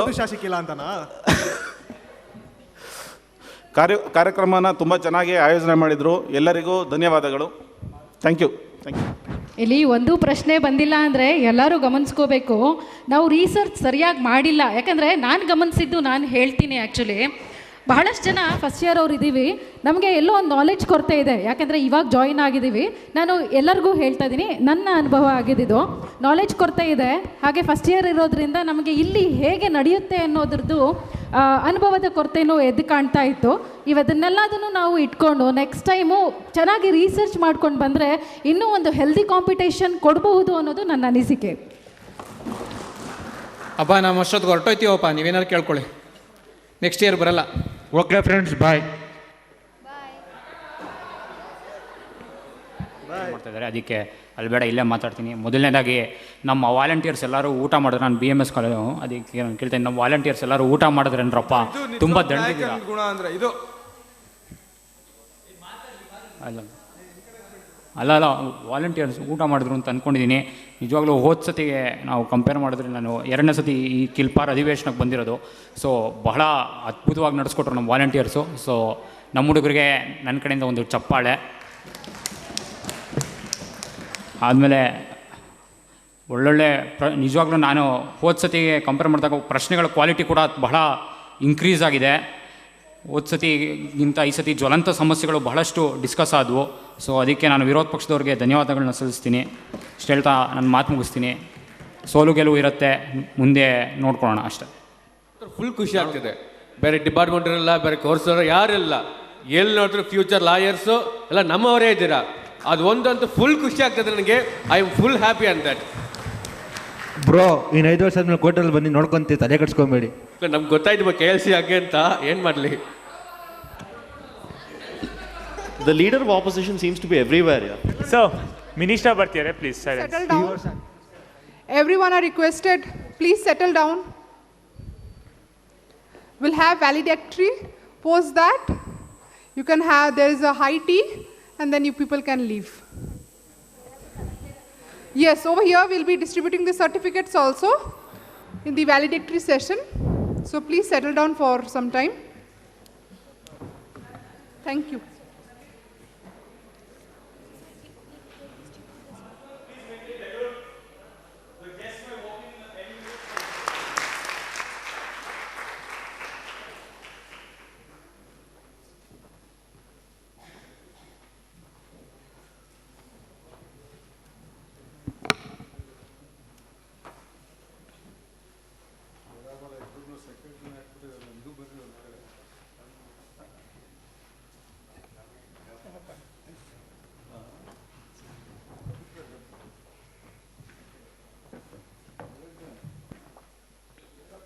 ಎಲ್ಲರಿಗೂ ಶುಭ ಸಂಜೆ ತಿಳಿಸುತ್ತಾ ಇವನ್ ಯಾರವ ಎನಿಸಿದರಯ್ಯ, ಇವ ನಮ್ಮವ ಇವ ನಮ್ಮವ ಇವ ನಮ್ಮವ ಕೂಡಲ ಸಂಗಮ ದೇವ ಕ್ರಾಂತಿಕಾರಿ ಬಸವಣ್ಣನವರು ಸಮಾಜಕ್ಕೆ ಮತ್ತು ಪ್ರಜಾಪ್ರಭುತ್ವಕ್ಕೆ ನೀಡಿರುವಂತಹ ಉತ್ತಮ ನುಡಿಗಳನ್ನು ಸ್ಮರಿಸುತ್ತಾ ಕರ್ನಾಟಕ ಕಾನೂನು ಸಂಸದೀಯ ಸುಧಾರಣಾ ಸಂಸ್ಥೆ ಮತ್ತು ಪ್ರತಿಷ್ಠಿತ BMS ಕಾನೂನು ಮಹಾವಿದ್ಯಾಲಯ ಸಹಭಾಗಿತ್ವದಲ್ಲಿ ಆಯೋಜಿಸಿರುವ ಬೆಂಗಳೂರು ವಲಯ ಮಟ್ಟದ ಅಧಿವೇಶನ ಸ್ಪರ್ಧೆ 2022-23ನೇ ಸಾಲಿನ ಸಮಾರೋಪ ಸಮಾರಂಭ ಕಾರ್ಯಕ್ರಮಕ್ಕೆ ತಮಗೆಲ್ಲರಿಗೂ ತುಂಬ ಹೃದಯದ ಆಧಾರದ ಸ್ವಾಗತವನ್ನು ಬಯಸುತ್ತಾ ಈ ಒಂದು ಕಾರ್ಯಕ್ರಮದ ಮುಖ್ಯ ಭಾಷಣವನ್ನು ಸ್ವಾಗತ ಭಾಷಣವನ್ನು ನಮ್ಮ BMS ಕಾನೂನು ಮಹಾವಿದ್ಯಾಲಯದ ಗೌರವಾನ್ವಿತ ಪ್ರಾಂಶುಪಾಲರಾದ doctor Anita FN D'Souza madam ರವರನ್ನು ನಡೆಸಿಕೊಡ್ಬೇಕೆಂದು ಈ ಮೂಲಕ ವಿನಂತಿಸ್ಕೊಳ್ತೇನೆ.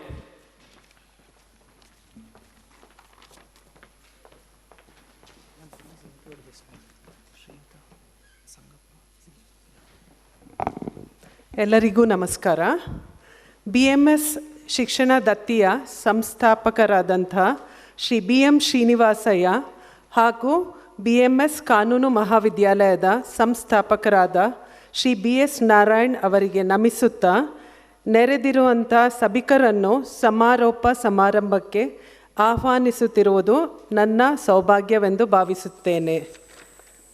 ನಮ್ಮ ಆಮಂತ್ರಣಕ್ಕೆ ಓಗೊಟ್ಟು ಆಗಮಿಸಿ ಈ ಸಮಾರೋಪ ಸಭೆಗೆ ಶೋಭೆ ತಂದಿರುವಂಥ ಕಾನೂನು ಮತ್ತು ಸಂಸದೀಯ ವ್ಯವಹಾರಗಳ ಸಚಿವರಾದ ಸನ್ಮಾನ್ಯ ಶ್ರೀ JC ಮಧುಸ್ವಾಮಿ ಅವರಿಗೆ ನಮ್ಮ ಹೃತ್ಪೂರ್ವಕ ಸ್ವಾಗತವನ್ನು ಬಯಸುತ್ತೇನೆ.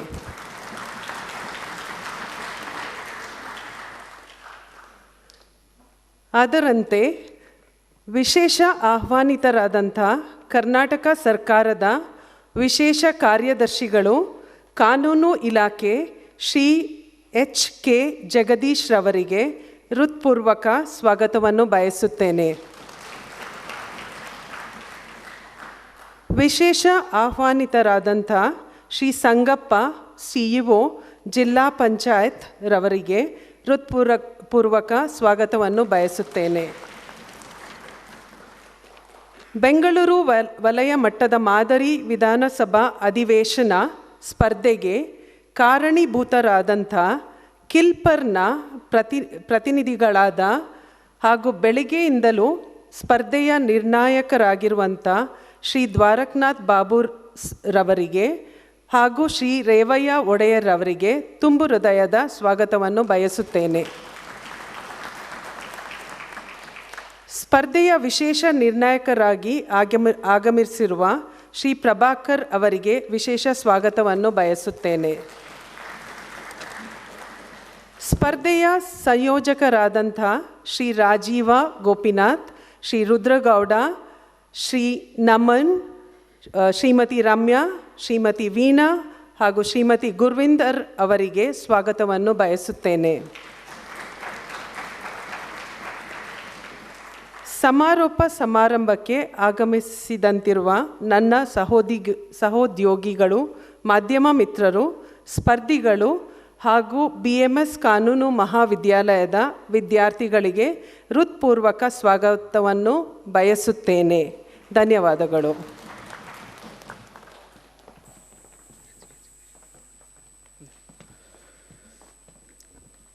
ಸ್ವಾಗತ ಭಾಷಣವನ್ನು ನಡೆಸಿಕೊಟ್ಟಂತಹ ನಮ್ಮ ಗೌರವಾನ್ವಿತ ಅನಿತಾ FN ಡಿಸೋಜಾ ಮೇಡಮ್ ರವರಿಗೆ ತುಂಬ ಹೃದಯದ ಧನ್ಯವಾದಗಳನ್ನು ಸಮರ್ಪಿಸುತ್ತಾ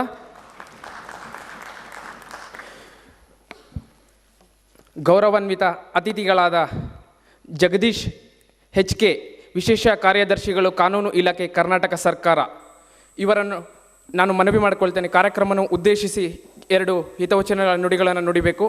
ಅದಕ್ಕೂ ಮುನ್ನ ನಮ್ಮ ಕಾನೂನು ಮಹಾವಿದ್ಯಾಲಯದ ವಿದ್ಯಾರ್ಥಿಯಾದ ನಿಖಿತಾ ರವರು ಬಂದು ಅವರ ಬಗ್ಗೆ ಒಂದು ಕಿರುಪರಿಚಯನ ನೀಡಬೇಕೆಂದು ಮನವಿ ಮಾಡಿಕೊಳ್ತೇನೆ.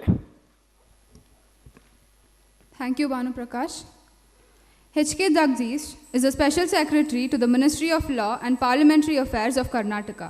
He did his LLB from Krishna Law College, Hassan. Sir has been practicing advocate from 1989 to 1995 across the courts of Karnataka. In 1995, Sir was nominated as the JMFC judge, after which Sir has served as district court judge in various district courts across Karnataka. Sir has been the director of Kilpar from 2013 to 2021 in 2 consecutive terms.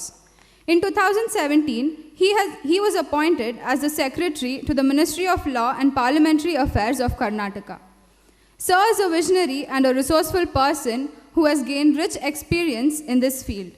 We are very humbled to have you here with us, sir. I request you to please address the gathering.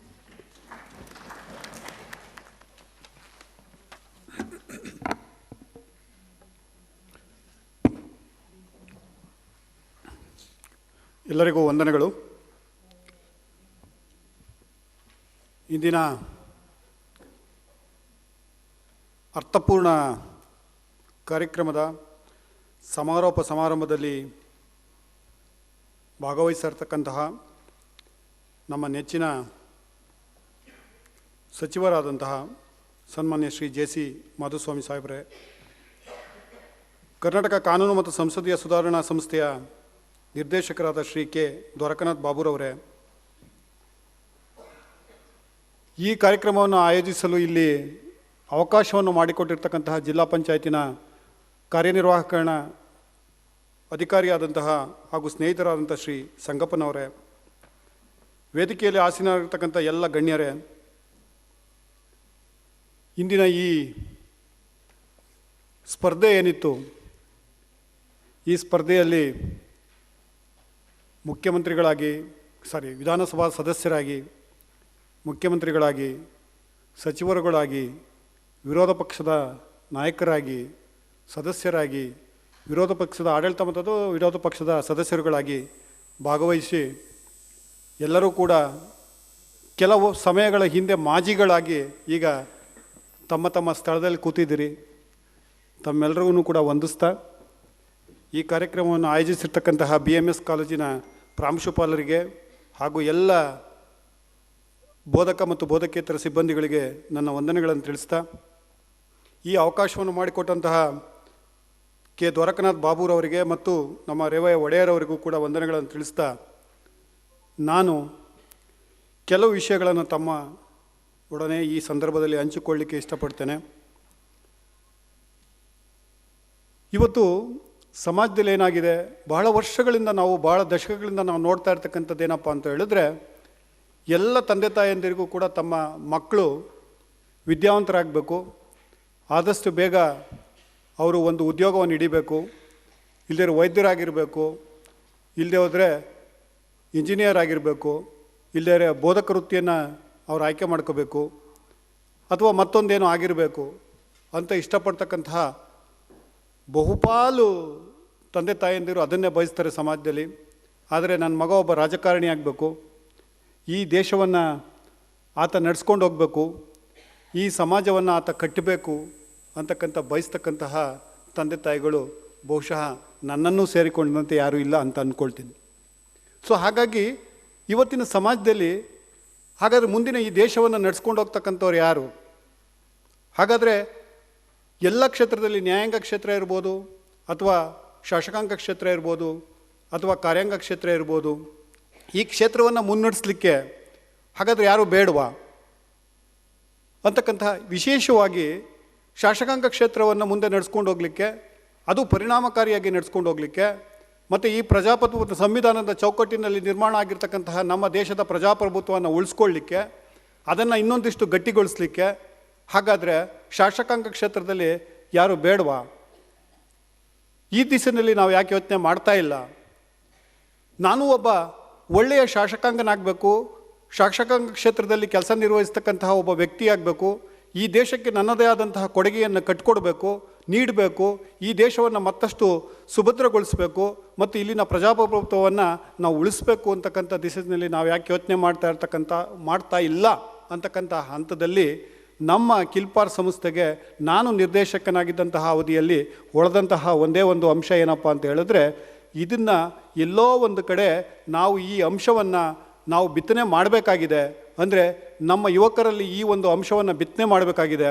ಈ ಬಿತ್ತನೆ ಮಾಡಿದಂತಹ ಒಂದು ಅಂಶ ಅವರನ್ನು ಮುಂದೆ ಯಾವುದೋ ಒಂದು ಹಂತದಲ್ಲಿ ನಮ್ಮ ಒಂದು ಈ ಕ್ಷೇತ್ರವನ್ನು ಬಲಿಷ್ಠಗೊಳಿಸಲಿಕ್ಕೆ ಸಹಕಾರಿಯಾಗ್ತದೆ ಅಂತಹ ದಿಸೆಯಲ್ಲಿ ನಾವು ಮಾಡಿದಂತಹ ಪ್ರಥಮ ಕೆಲಸ ಏನಪ್ಪ ಅಂತ ಹೇಳಿದ್ರೆ, ಕಾನೂನು ಕಾಲೇಜಿನ ವಿದ್ಯಾರ್ಥಿಗಳಿಗಾಗಿಯೇ ಈ ಮಾದರಿ ವಿಧಾನಸಭಾ ಸ್ಪರ್ಧೆ ಅಥವಾ ಮಾದರಿ ಪಾರ್ಲಿಮೆಂಟ್ ಸ್ಪರ್ಧೆಗಳನ್ನು ಏರ್ಪಡಿಸ್ತಕ್ಕಂತಹ ಒಂದು ಕಾರ್ಯಕ್ರಮವನ್ನು ನಾವು ಕಿಲ್ಪಾರ್ ಸಂಸ್ಥೆಯಿಂದ ಭಾಳ ಹಿಂದೆನೇ ಆಯೋಜಿಸಿದ್ವಿ. ಅದು ನಿರಂತರವಾಗಿ ಇವತ್ತು ಈ ಮಟ್ಟಕ್ಕೆ ಬೆಳಕು ಬಂದಿರತಕ್ಕಂಥದ್ದು ನಿಜವಾಗ್ಲೂ ಕೂಡ ಖುಷಿ ಆಗ್ತದೆ. ಎಲ್ಲೋ ಒಂದು ಕಡೆ ನಮ್ಮ ಶಾಸಕಾಂಗವನ್ನು ನಮ್ಮ ಶಾಸಕಾಂಗಕ್ಕೂ ಕೂಡ ಯುವಕರು ತುಂಬ ಆಸಕ್ತಿ ವಹಿಸಿ ನಾನು ಕೂಡ ಅಲ್ಲಿ ಪ್ರವೇಶವನ್ನು ಪಡ್ಕೋಬೇಕು, ನನ್ನದೇ ಆದಂಥ ಕೊಡುಗೆಯನ್ನು ಶಾಸಕಾಂಗ ಕ್ಷೇತ್ರದಲ್ಲಿ ಕೊಡಬೇಕು, ಈ ದೇಶಕ್ಕೆ ನನ್ನದೇ ಆದಂಥ ಸೇವೆಯನ್ನು ಆ ಮೂಲಕ ನಾನು ನೀಡಬೇಕು ಅಂತಕ್ಕಂತಹ ಒಂದು ಆಸಕ್ತಿಯನ್ನು ಕೆರಳಿಸ್ತಕ್ಕಂತಹ ಒಂದು ಉತ್ಸಾಹವನ್ನು ನಾವು ಚಿಮ್ಮಿಸ್ತಕ್ಕಂತಹ ಒಂದು ಕೆಲಸವನ್ನು ನಾವು ಕಿಲ್ಪಾರ್ ಸಂಸ್ಥೆಯಿಂದ ಮಾಡ್ತಾ ಬಂದಿದ್ದೀವಿ. ಸೊ ತಾವೆಲ್ಲರೂ ಕೂಡ ಈ ಒಂದು ಝೋನಲ್ ಲೆವೆಲ್ ಕಾಂಪಿಟೇಷನಲ್ಲಿ ಭಾಗವಹಿಸಿ ಇವತ್ತು ಭಾಳ ಖುಷಿಯಿಂದ ಬೆಳಗ್ಗೆಯಿಂದ ಭಾಗವಹಿಸಿದ್ದೀರಿ. ತಮ್ಮೆಲ್ಲರಿಗೂ ಕೂಡ ಅಭಿನಂದನೆಗಳನ್ನು ಸಲ್ಲಿಸ್ತೀನಿ. ನಿಜವಾಗ್ಲೂ ಕೂಡ ನಮ್ಮ ಕಿಲ್ಪಾರ್ ಸಂಸ್ಥೆ ಈ ದಿಸೆಯಲ್ಲಿ ನಮ್ಮ ಸನ್ಮಾನ್ಯ ಕಾನೂನು ಮಂತ್ರಿಗಳ ಒಂದು ಮಾರ್ಗದರ್ಶನದಲ್ಲಿ ತುಂಬ ಚೆನ್ನಾಗಿ ನಡ್ಕೊ ಬರ್ತಾ ಇದೆ ಅಂತ ಹೇಳಲಿಕ್ಕೆ ನನಗೆ ಬಹಳ ಸಂತೋಷ ಆಗ್ತದೆ. ಬಂಧುಗಳೇ, ನಾನು ಈ ಸಂದರ್ಭದಲ್ಲಿ ನಾನು ಕೊಟ್ಟಿರ್ತಕ್ಕಂಥ ಕೇವಲ 10 ನಿಮಿಷದ ಈ ಒಂದು ಸಮಯದಲ್ಲಿ ಹೆಚ್ಚು ಮಾತನಾಡಲಿಕ್ಕೆ ಇಷ್ಟಪಡೋದಿಲ್ಲ. ಆದರೆ ಕೆಲವು ಅಂಶಗಳನ್ನು ತಮ್ಮ ಅಂದ್ಕೊಳ್ಳೋದಾದರೆ ನೋಡಿ, ಮಿನಿಸ್ಟರ್ ಆಗಿ ಮತ್ತು ಬೇರೆ ಒಂದು ಪೋರ್ಟ್ಫೋಲಿಯೋದಲ್ಲೂ ಕೂಡ ಕೆಲಸ ಮಾಡ್ತಾರೆ. ಮತ್ತು ಹೀಗೆ ಹಲವಾರು ಕ್ಷೇತ್ರದಲ್ಲಿ ಕೆಲಸ ಮಾಡಿರ್ತಕ್ಕಂತಹ ಸನ್ಮಾನ್ಯ ನ್ಯಾಯಮೂರ್ತಿ ಚಾಗ್ಲಾ ಅವರು ತಮ್ಮದೇ ಆದಂತಹ ಜೀವನ ಚರಿತ್ರೆಯನ್ನು ಬರೆದು ಅದಕ್ಕೆ ರೋಸಸ್ ಇನ್ ಡಿಸೆಂಬರ್ ಅಂತ ಹೇಳಿದ್ದಾರೆ. ಆ ರೋಸಸ್ ಇನ್ ಡಿಸೆಂಬರ್ ಪುಸ್ತಕವನ್ನು ಓದಿದಂಥ ಸಂದರ್ಭದಲ್ಲಿ ನಾನು ಓದಿದಂಥ ಸಂದರ್ಭದಲ್ಲಿ ಕೆಲವು ಅಂಶಗಳು ನನ್ನ ತುಂಬ ಮನ ಮುಟ್ಟುವಂತಹ ರೀತಿಯಲ್ಲಿ ನನ್ನನ್ನು ತಟ್ಟಿದ್ದಾವೆ. ಅದನ್ನು ಕೆಲವು ಅವ್ರು ಏನು ಹೇಳಿದ್ದಾರೆ, ಕಾನೂನು ಯಾಕೆಂದರೆ ಇದನ್ನು ಕಾನೂನಿನ ವಿದ್ಯಾರ್ಥಿಗಳಿಗೋಸ್ಕರ ಯಾಕೆ ನೀವು ಇದನ್ನು ಮಾಡಿದ್ರಿ, ಬೇರೆಯವ್ರಿಗೆ ಯಾಕೆ ಮಾಡಲಿಲ್ಲ ಅಂತಕ್ಕಂತಹ ಪ್ರಶ್ನೆ ಬರ್ತದೆ. ನಾನು ಆಗಲೇ ಹೇಳಿದೆ, ಕಾನೂನು ವಿದ್ಯಾರ್ಥಿಗಳನ್ನು ಯಾಕೆ ಆಯ್ಕೆ ಮಾಡ್ಕೊಳ್ತು ಕಿಲ್ಪಾರು ಅಂತೇಳಿ. ಸೊ ಅದಕ್ಕೆ ಅವ್ರು ಹೇಳ್ತಾರೆ, ಸನ್ಮಾನ್ಯ ನ್ಯಾಯಮೂರ್ತಿ ತಮ್ಮದೇ ಆದಂಥ ಮಾತುಗಳು ಹೇಳ್ತಾರೆ, ಕಾನೂನು ಅಂತಕ್ಕಂಥದ್ದು ನಮ್ಮನ್ನು ಏನು ಮಾಡುತ್ತೆ, ಯಾವ ಮಟ್ಟಕ್ಕೆ ನಮ್ಮನ್ನು ಕರ್ಕೊಂಡೋಗಿ ನಿಲ್ಲಿಸುತ್ತೆ ಅನ್ನೋದಕ್ಕೆ ಅವ್ರು ಹೇಳ್ತಾ ಇದ್ದಾರೆ ಅವರ ಆತ್ಮಚರಿತ್ರೆಯಲ್ಲಿ, ಆಟೋಬಯೋಗ್ರಫಿನಲ್ಲಿ. Now I will going to quote, law is a great discipline for the mind. Law is a great discipline for the mind. It teaches you how to think. It teaches you how to think clearly, precisely and accurately. ಕಾನೂನು ಅನ್ನೋದು ನಮ್ಮನ್ನು ಏನು ಕಲಿಸ್ಕೊಡ್ತದಪ್ಪ ಅಂದರೆ, ಕಾನೂನೇ ಒಂದು ಶಿಸ್ತು.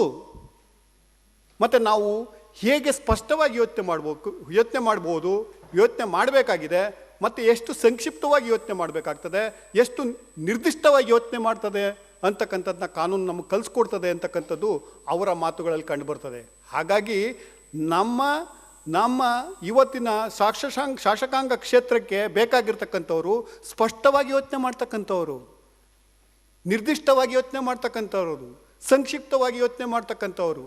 ಅದು ಯಾರಲ್ಲಿರ್ತದೆ ಅಂತ ಹೇಳಿದ್ರೆ, ಕಾನೂನಿನ ಜ್ಞಾನವನ್ನು ಕಳಿಸಿರ್ತಕ್ಕಂಥ ಕಾನೂನಿನ ವಿದ್ಯಾರ್ಥಿಗಳಲ್ಲಿರ್ತದೆ ಅಂತಕ್ಕಂಥದ್ದನ್ನ ಹಿನ್ನೆಲೆಯಲ್ಲಿ ನಾನು ಇದನ್ನು ಕೋಟ್ ಮಾಡಿದ್ದೀನಿ.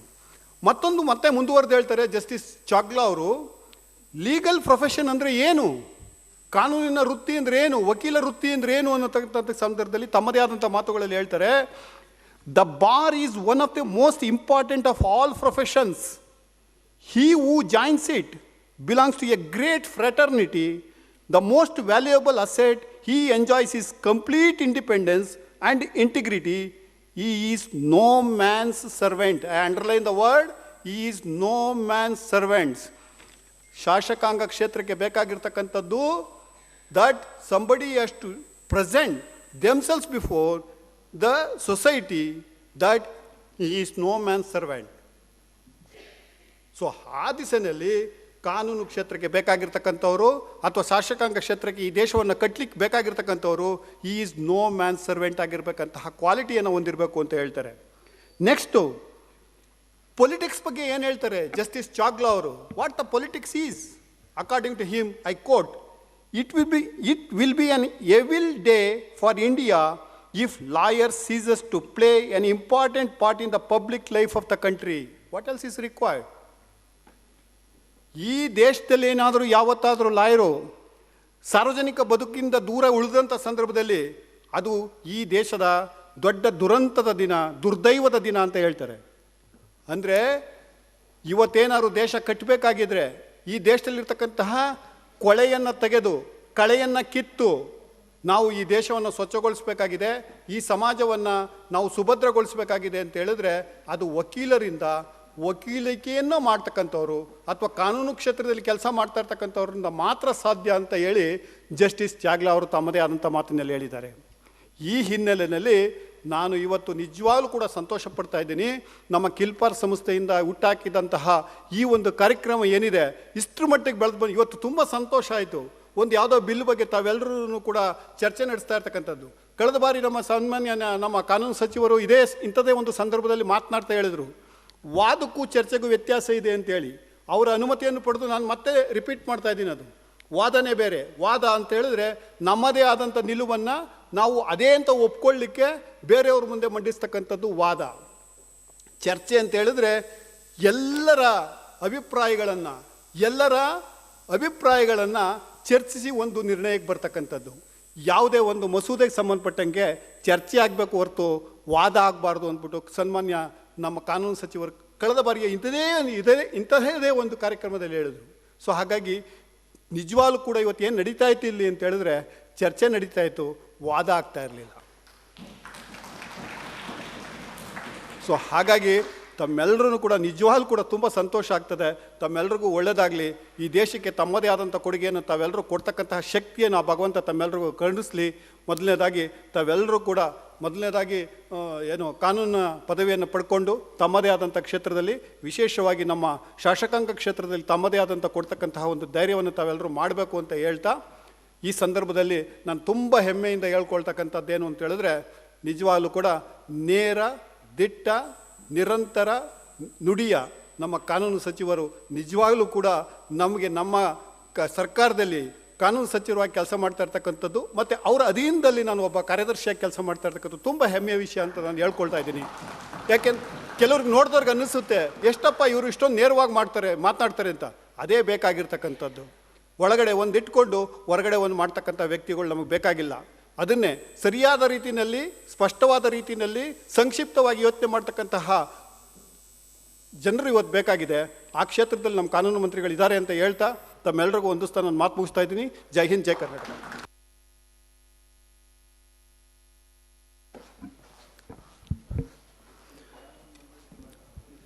ಬಹಳ ಅದ್ಭುತವಾಗಿ ಕಾನೂನು ವಿದ್ಯಾರ್ಥಿಗಳ ಮಹತ್ವ ಪಾತ್ರ ಸಮಾಜದಲ್ಲಿ ಹೇಗಿರಬೇಕು ಮತ್ತು ನಮ್ಮ ದೇಶಕ್ಕೆ ನಾವು ಯಾವ ಥರ ಒಂದು ಕಾನೂನಿನ ವಿದ್ಯಾಭ್ಯಾಸ ಮಾಡುವ ಜೊತೆಗೆ ನಮ್ಮ ಕೊಡುಗೆ ಯಾವ ಥರ ಇರಬೇಕು ಅಂತ ಬಹಳ ಚೊಕ್ಕವಾಗಿ ನುಡಿಸಿಕೊಟ್ಟಂತಹ ಜಗದೀಶ್ ಸರ್ಗೆ ತುಂಬ ಹೃದಯದ ಧನ್ಯವಾದಗಳನ್ನು ಸಮರ್ಪಿಸ್ತೇನೆ.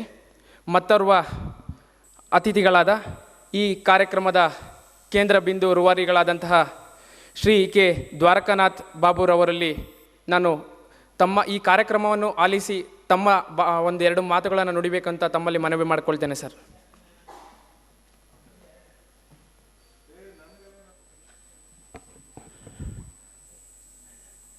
ಇವತ್ತಿನ ದಿನ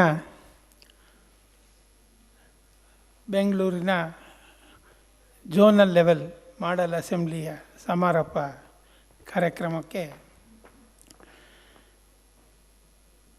ಮಾನ್ಯ ಕಾನೂನು ಮತ್ತು ಸಂಸದೀಯ ವ್ಯವಹಾರಗಳ ಸಚಿವರಿಗೆ ನಾವು ಕೇಳಿಕೊಂಡಾಗ ಅವರು ಭಾಳಷ್ಟು ಮೀಟಿಂಗ್ ಇತ್ತು ವಿಧಾನಸೌಧದಲ್ಲಿ. ಅದು ಎಷ್ಟೇ ಕಾರ್ಯಕ್ರಮ ಇದ್ದರೂ ಅವರು ಅದನ್ನೆಲ್ಲ ಬದಿಗೊತ್ತಿ ನಮ್ಮ ಕರೆಗೆ ಹೋಗೊಟ್ಟು ಇವತ್ತಿನ ದಿನ ನಮ್ಮೆಲ್ಲರ ಮಧ್ಯದಲ್ಲಿ ಬಂದು ಆಸೀನರಾಗಿದ್ದಾರೆ. ಅವರು ನಿಮಗೆಲ್ಲ ಈ ಸ್ಪರ್ಧೆಯಲ್ಲಿ ಪಡೆದಂಥ ಉತ್ತಮ ಪಟುಗಳಿಗೆ ಬಹುಮಾನ ಕೊಡೋ ಕಾರ್ಯಕ್ರಮ ಕೂಡ ಅವ್ರ ಕಡೆಯಿಂದ ಆಗಬೇಕು ಅಂತ ನಾನು ಅವ್ರನ್ನ ಕೇಳ್ಕೊತೀನಿ. ಅವರು ಬಂದಿರೋದಕ್ಕೆ ನಾವೆಲ್ಲ ಭಾಳ ಸಂತೋಷ ಪಡುವಂಥ ದಿನ ಇವತ್ತಿನ ದಿನ. ನೋಡಿ, ಇದರ ಜೊತೆಗೆ ಈ ಕಾರ್ಯಕ್ರಮಕ್ಕೆ ಕಾನೂನು ಇಲಾಖೆಯ ವಿಶೇಷ ಕಾರ್ಯದರ್ಶಿಯವರಾದಂಥ ಎಚ್ ಕೆ ಜಗದೀಶ್ ಅವರು ಬಂದಿದ್ದಾರೆ. ಅವರು ಕೂಡ ಈ ಕಿಲ್ಪಾರ್ ಸಂಸ್ಥೆಯ ಹಿಂದಿನ ನಿರ್ದೇಶಕರಾಗಿದ್ದರು. ನಾನು ಈ ಸಂಸ್ಥೆಗೆ ಬರೋಕ್ಕೆ ಪೂರ್ವದಲ್ಲಿ 4 ವರ್ಷ ಅವರು ಈ ಸಂಸ್ಥೆಗೆ ನಿರ್ದೇಶಕರಾಗಿದ್ದರು. ಅವರು ಕೂಡ ಈ ರೀತಿ ಕಾರ್ಯಕ್ರಮ ನಡೆಸಿದ್ದಾರೆ. ಅದಲ್ದಿರ ಬರೀ ಮಹಿಳೆಯರಿಗಾಗಿಯೇ ಒಂದು ಸಂಸತ್ ನಡೆಸಿದರು.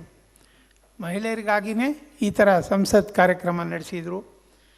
ಮತ್ತು ಅವರು ಕೂಡ ಬಂದಿರೋದು ನಮಗೆ ಭಾಳ ಸಂತೋಷ. ಜೊತೆಗೆ ಸಂಗಪ್ಪ ಅವರು CEO ಈ ZP ಅವರು ಕೂಡ ನಮಗೆ ಈ ಹಾಲೆಲ್ಲ ಕೊಡಿಸಿಕೊಟ್ಟು ನಮಗೆ ಭಾಳ ಸಹಕಾರ ಕೊಟ್ಟಿದ್ದಾರೆ. ಅವರು ಕೂಡ ಬಂದಿದ್ದಾರೆ, ಅವ್ರಿಗೂ ಸ್ವಾಗತ ಇದು ಮಾಡಿ. ಇದ್ರ ಜೊತೆಗೆ ನಮ್ಮ ಸಂಸ್ಥೆಯ ರಿಸರ್ಚ್ ಹೆಡ್ ರೇವಯ್ಯ ಒಡೆಯರವರು ಹಾಗೂ BMS ಕಾಲೇಜಿನ ಪ್ರಿನ್ಸಿಪಲ್ ಮೇಡಮ್ ಅನಿತಾ ಡಿಸೋಜ ಅವರು ಎಲ್ಲ ಇದ್ದೀರಿ. ಮತ್ತು ಎಲ್ಲ ಬೋಧಕ ವರ್ಗದವರು ಹಾಗೂ ಪಾರ್ಟಿಸಿಪೆಂಟ್ಸ್. ಇಲ್ಲಿ ವಿಶೇಷವಾಗಿ ಇವತ್ತಿನ ದಿನ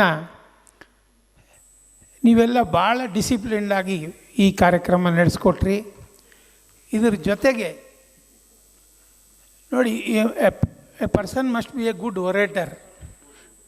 ಈ ಪಾಲಿಟಿಕ್ಸಲ್ಲಿ ಅವನು ಒಳ್ಳೆ ಒರೇಟರ್ ಆದರೆ ಮಾತ್ರ ಸರ್ವೈವ್ ಆಗೋಕ್ಕೆ ಸಾಧ್ಯ. ಆ ಮಾತಿನ ಚಾಕಚಕ್ಯತೆ ನೀವು ಕಲ್ತ್ರೆ you will be good leaders tomorrow. ಹಾಗೆ ಹೇಳ್ತಾ ನೋಡಿ, ಇವತ್ತಿನ ದಿನ ನಮ್ಮ ವಿಧಾನಸಭೆಯಲ್ಲಿ ಯಾವುದೇ ವಿಷಯ ಇರಲಿ, ನಾನು ಉತ್ಪ್ರೇಕ್ಷೆಗೆ ಹೇಳ್ತೀನಿ ಅಂತಲ್ಲ, ಸರ್ಕಾರನ ಎಲ್ಲ ಹಂತದಲ್ಲಿ ಡಿಫೆಂಡ್ ಮಾಡ್ಕೊಳ್ಳೋದು ಅಂದರೆ ನಮ್ಮ ಸಚಿವರಾದಂಥ JC ಮಾಧುಸ್ವಾಮಿಯವರು. ವಿರೋಧ ಪಕ್ಷ ಎಂಥ ಪಟ್ಟುಗಳು ಹಾಕಿದರೂ ಕೂಡ ಅದನ್ನು ಬಿಡಿಸಿ ಸರ್ಕಾರನ ಡಿಫೆಂಡ್ ಮಾಡ್ಕೋತಾ ಬಂದಿದ್ದಾರೆ. ಅವರು ಇಂಪಾರ್ಟೆನ್ಸ್ ತಾವು ಲೈವ್ ಟೆಲಿಕಾಸ್ಟ್ ಆಗುವಾಗ ನೋಡಬೇಕು ಅವರ ಮಾತಿನ ಒಂದು ಚತುರತೆ, ಮತ್ತು ಅವರು ಯಾವ ರೀತಿ ಸರ್ಕಾರದ ನಿಲುವನ್ನು ಪ್ರತಿಪಾದಿಸ್ತಾರೆ ಅನ್ನೋದು. ಅವರು ಯಾರೇ ಆಗಲಿ ವಿಧಾನಸಭೆಯಲ್ಲಿ ಮಾತಾಡೋಕ್ಕೆ ನಿಂತಾಗ ಇಡೀ ಸಭೆ ಅಟೆನ್ಷನ್ ಡ್ರಾ ಮಾಡಬೇಕು, ಪಿನ್ ಡ್ರಾಪ್ ಸೈಲೆನ್ಸ್ ಇರಬೇಕು. ಆ ರೀತಿ ನೀವು ಮಾತಾಡೋದು ಕಲ್ತ್ರೇ ನೀವು ಒಂದು ಒಳ್ಳೆ ಉತ್ತಮ ಲೀಡರ್ಸ್ ಆಗ್ತೀರಾ. ಆ ಕಲೆ ನಮ್ಮ ಕಾನೂನು ಮತ್ತು ಸಂಸದೀಯ ವ್ಯವಹಾರಗಳ ಸಚಿವರಲ್ಲಿದೆ. ಅವರು ಯಾವುದೇ ಬಿಲ್ ಇರಲಿ, ಅವ್ರದ್ದು ಇಲಾಖೆದಿರಲಿ ಮತ್ತು ಸರ್ಕಾರದ ಯಾವುದೇ ಇಲಾಖೆಯಲ್ಲಿರಲಿ, ಯಾವುದೇ ಕಾನೂನು ಚರ್ಚೆಗೆ ಬಂದರೂ ಎಲ್ಲ ಮಿನಿಸ್ಟ್ರ್ ಪರವಾಗಿ ನಮ್ಮ ಮಿನಿಸ್ಟ್ರವರು ಡಿಫೆಂಡ್ ಮಾಡಿಕೊಂಡು ಬಿಲ್ ಪಾಸ್ ಮಾಡಿಸ್ತಾರೆ. ಅದೊಂದು ಧೈರ್ಯ. ನಾನು ಶಾಸನ ರಚನೆ ಇಲಾಖೆ ಕಾರ್ಯದರ್ಶಿಯಾಗಿದ್ದೆ. ಆ ಕಾರ್ಯದರ್ಶಿ ಆದಾಗ ನಮಗೆ ಅಸೆಂಬ್ಲಿ ಮುಂದೆ ಬಿಲ್ ಇಟ್ಟಾಗ ಬಿಲ್ ಪಾಸ್ ಆದರೆ ಸಾಕಪ್ಪ ನಮಗೆ ಅನ್ನೋ ಒಂದು ಆತಂಕ ಇರುತ್ತೆ. ಆ ಟೈಮಲ್ಲಿ ನಮ್ಮ ಮಿನಿಸ್ಟ್ರ್ ಇದ್ದರೆ ನಮಗೆ ಅರ್ಧ ಮುಕ್ಕಾಲು ಬಲ ನಮ್ಮ ಸಾಹೇಬ್ರಿದ್ದಾರೆ, ಬಿಲ್ ಪಾಸ್ ಮಾಡಿಸ್ಕೊಡ್ತಾರೆ ಅನ್ನೋ ಧೈರ್ಯ ಇರ್ತಾಯಿತ್ತು. ಸೊ ಆ ಚತುರತೆ ನೀವು ಕಲಿಬೇಕು ಅಂತ ಹೇಳಿ ಇವತ್ತು ಮಾನ್ಯ ದ್ವಾರಕಿನಾಥ್ ಬಾಬು ಅವರೇ, ಜಗದೀಶ್ ಅವರೇ, ರೇವಣ್ಣನವರೇ, ಮೇಡಮ್ ಡಾಕ್ಟರ್ ಅನಿತಾ ಅವರೇ, ವೇದಿಕೆಯಲ್ಲಿ ಆಸೀನರಾಗಿರೋ ಎಲ್ಲ ಗಣ್ಯರೇ, ಎಲ್ಲ ನನ್ನ ನೆಚ್ಚಿನ ವಿದ್ಯಾರ್ಥಿಗಳೇ, ನನಗೆ ಭಾಳ ಸಂತೋಷ ನಿಮ್ಮ ಜೊತೆ ಇವತ್ತು ಈ ಸಭಾಂಗಣದಲ್ಲಿ ಕೆಲವು ಸಮಯ ಕಳೀತಾ ಇರೋದು ಅಂತ ಹೇಳ್ತಾ, ನಾವು ಸಂವಿಧಾನನ ಅಕ್ಸೆಪ್ಟ್ ಮಾಡಿಕೊಂಡು ಅನುಷ್ಠಾನ ಮಾಡಲಿಕ್ಕೆ ಹೊರಟಾಗ ಒಂದು ಪದನ ಬಳಸಿದ್ದೀವಿ. ಅಲ್ಲಿವರೆಗೆ ರೂಲ್ ಬೈ ಲಾ, ಅದಾದ ನಂತರ rule of law. You have to make difference. Rule by law ಇದ್ದಿದ್ದನ್ನು ರೂಲ್ ಆಫ್ ಲಾ ಮಾಡ್ಕೊಂಡಿದ್ದೀವಿ ಅಂತ. ಅಂದರೆ all are equal before law. ಮತ್ತು ನಮ್ಗೆ ಅರ್ಥ ಆಗಬೇಕಾದ್ದೇನು ಅಂದರೆ everybody must possess the knowledge of law. ಕಾನೂನು ನೆರವನ್ನು ಉಂಟು ಮಾಡಲೇಬೇಕು. ಯಾಕೆ ಅಂದರೆ ನಮ್ಮ ಆಡಳಿತ ನಡೆಯೋದು, ನಮ್ಮ ನ್ಯಾಯಾಂಗ ನಡೆಯೋದು, ನಮ್ಮ ಬದುಕು ನಡೆಯೋದು ನೀತಿ ನಿಯಮಗಳ ಕೆಳಗೆ. ಆ ನೀತಿ ನಿಯಮಗಳು ನಮಗೆ ಗೊತ್ತಾಗಲಿಲ್ಲ ಅಂದರೆ ಅನೇಕರಿಗೆ ನಮ್ಮಿಂದ ಅಡಚಣೆ ಆಗುತ್ತೆ, ತೊಂದರೆ ಆಗುತ್ತೆ, ನಾವು ಅಬ್ಸ್ಟ್ರಾಕ್ಟ್ ಮಾಡ್ತೀವಿ. ಹಾಗಾಗಿ ನಮಗೆ ನಮ್ಮ ಬದುಕು ಗೊತ್ತಿರಬೇಕು, ಬದುಕನ್ನು ಹೇಗೆ ಹೋಗಬೇಕು, ಹೇಗೆ ನಿರ್ವಹಣೆ ಮಾಡಬೇಕು ಅನ್ನೋದು ಗೊತ್ತಿರಬೇಕು. ಹಾಗಾಗಿ ಈ ದೇಶದ ಸಾಮಾನ್ಯ ಕಾನೂನಾದರೂ ನಮ್ಗೆ ಅರಿವು ಇರಬೇಕು. ಅದು ಅರಿವು ಇಲ್ಲದೆ ಹೋದಾಗ ಅಮಾಯಕರು ಏನೋ ಮಾಡ್ತೀವಿ, ಇನ್ನೊಸೆನ್ಸೋ ಪ್ಲೀಡ್ ಮಾಡಿಬಿಡ್ತೀವಿ. ಇಲ್ಲ ನಂಗೆ ಗೊತ್ತಿರಲಿಲ್ಲ, ಹಾಗಾಯಿತು ಹೀಗಾಯಿತು ಅಂತ. ಆದರೆ ಇನ್ನೊಬ್ರಿಗೆ ತೊಂದರೆ ಆಗಿರೋದು ಹಾಗೇ ಬಿಟ್ಟಿರುತ್ತೆ. ಹಾಗಾಗಿ ಕಾನೂನಿನ ಸಾಮಾನ್ಯ ಅರಿವನ್ನು ನಾವು ಎಲ್ಲರಿಗೂ ತಲುಪಿಸ್ಬೇಕು ಅನ್ನೋದು ನಮ್ಮ ಉದ್ದೇಶ, ಮತ್ತು ಅದು ಆಗಬೇಕಾಗಿರೋ ಕೆಲಸ. ನೀವು ನೋಡ್ತಿದ್ದೀರಿ ಇತ್ತೀಚೆಗೆ ಏನಾದ್ರು TRP ಜಾಸ್ತಿ ಆಗಬೇಕು, ಸಿನಿಮಾಗಳು ಧಾರಾವಾಹಿಗಳು ಜಾಸ್ತಿ ಓಡಬೇಕಂದ್ರೆ ನಮಗೆ ರಾಜಕಾರಣಿಗಳಿಗೆ ವ್ಯಂಗ್ಯವಾಗಿ ತೋರಿಸೋದು, ನಮ್ಮನ್ನು ಟೊಳ್ಳಾಗಿ ಬಿಂಬಿಸೋದು, ನಮ್ಮನ್ನು ಸುಡೋ ಸಿಟಿಸನ್ಸ್ ಆಗಿ ಪ್ರೊಜೆಕ್ಟ್ ಮಾಡೋದು ನಡೀತಾ ಇದೆ. ನಾನು ಅವ್ರದ್ದೊಂದು ರಾಷ್ಟ್ರೀಯ ಸಮಾವೇಶದಲ್ಲಿ ಪ್ರೆಸ್ನವ್ರಿಗೆ ಮಾತಾಡಿದೆ. Whatever and whoever he says leadership, who is the leader of the country? Political leadership is the leadership of the country. ಆ ಲೀಡರ್ಶಿಪ್ನ ನೀವು ಟೊಲ್ ಮಾಡಿಬಿಟ್ರೆ, ಹಾಲೋ ಮಾಡಿದ್ರೆ ದೇಶದ ಗತಿ ಏನು? ನಿಮ್ಮ TRPಗೋಸ್ಕರ ರಾಷ್ಟ್ರ ನಾಯಕತ್ವ, ರಾಜ್ಯ ನಾಯಕತ್ವ, ತಾಲೂಕಿನ ನಾಯಕತ್ವನೇ ಟೊಳ್ಳು ಮಾಡೋ ಸ್ಥಿತಿಗೆ ನೀವು ಎಲ್ಲ ಬರಬೇಕಪ್ಪ ಅಂತ. ಯಾಕೆಂದರೆ ನೋಡೋರಿಗೆ ಚೆಂದ, ಒಂದು ಕ್ಲಾಸು, ಆ ಕ್ಲಾಸ್ನ ಟೀಕೆ ಮಾಡೋದು, ಆ ಕ್ಲಾಸ್ನ ವ್ಯಾಖ್ಯಾನ ಮಾಡೋದು, ಆ ಕ್ಲಾಸ್ ಮೇಲೆ ಸ್ವಲ್ಪ ಹಾಗೆ ಹೀಗೆ ಮಾತಾಡಿದ್ರೆ ಮಾಸ್ಟರ್ ಹಿರಣ್ಣನವ್ರ ನಾಟಕ ನೋಡೋವಂಥ ಖುಷಿ ಅವ್ರಿಗೆ ಸಿಕ್ಬಿಡುತ್ತೆ. ಎಂಜಾಯ್ ಮಾಡ್ತಾರೆ. ಎಂಜಾಯ್ ಮಾಡೋ ಮರೆನಲ್ಲಿ ನಾವು ನಮ್ಮ ನಾಯಕತ್ವನ ಕೊಲ್ತಾ ಇದ್ದೀವಿ. ನಾವು ನಮ್ಮ ನಾಯಕತ್ವನ ಕ್ಷೀಣ ಸ್ಥಿತಿಗೆ ತರ್ತಾ ಇದ್ದೀವಿ, ಟೊಳ್ಳು ಮಾಡ್ತಾ ಇದ್ದೀವಿ. ನಾಯಕತ್ವ ಸ್ಟ್ರಾಂಗ್ ಆಗಿದ್ದರೆ 100 sheep led by a lion ಅಂತೀವಿ. ನಾಯಕತ್ವ ವೀಕ್ ಆಗಿದ್ದರೆ 100 lion led by a sheep ಅಂತೀವಿ.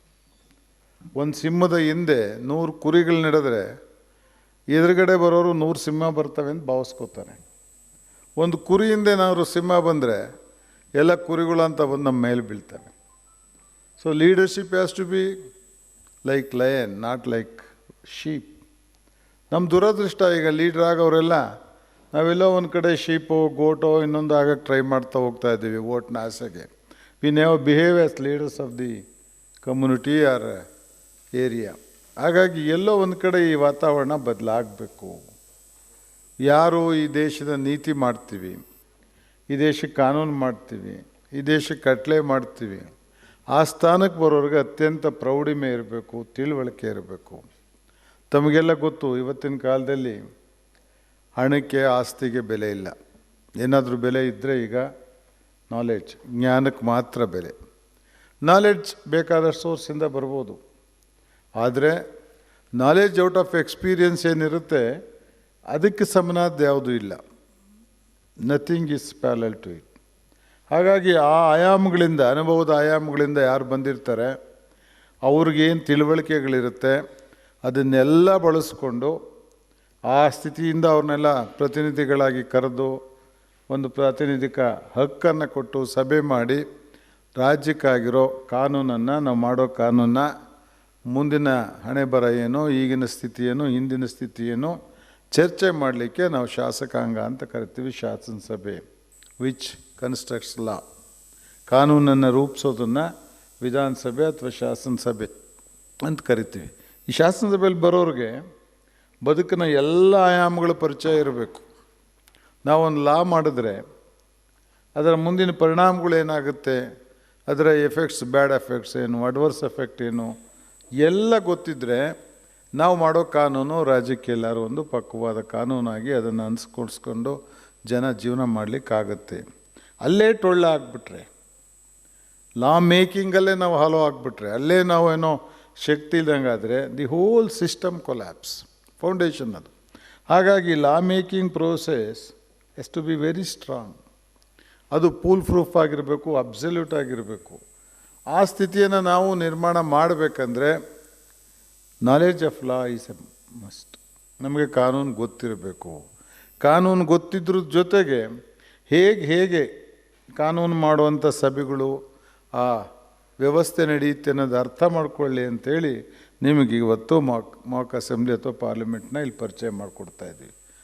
Getting information, sharing information, storing information, diverting information, then making them as law. Question ಕೇಳೋದು, ಯಾರೋ ಪ್ರಶ್ನೆ ಕೇಳ್ತಾನೆ, ಕೇಳಿದ್ರ ಮುಖಾಂತರ ಸರ್ಕಾರಕ್ಕೆ ಬೇಕಾದಷ್ಟು ಮಾಹಿತಿ ಕೊಡ್ತಾರೆ. ಅವ್ರಿಗೆ ಉತ್ತರ ಹೇಳ್ತೀವಿ ನಾವು.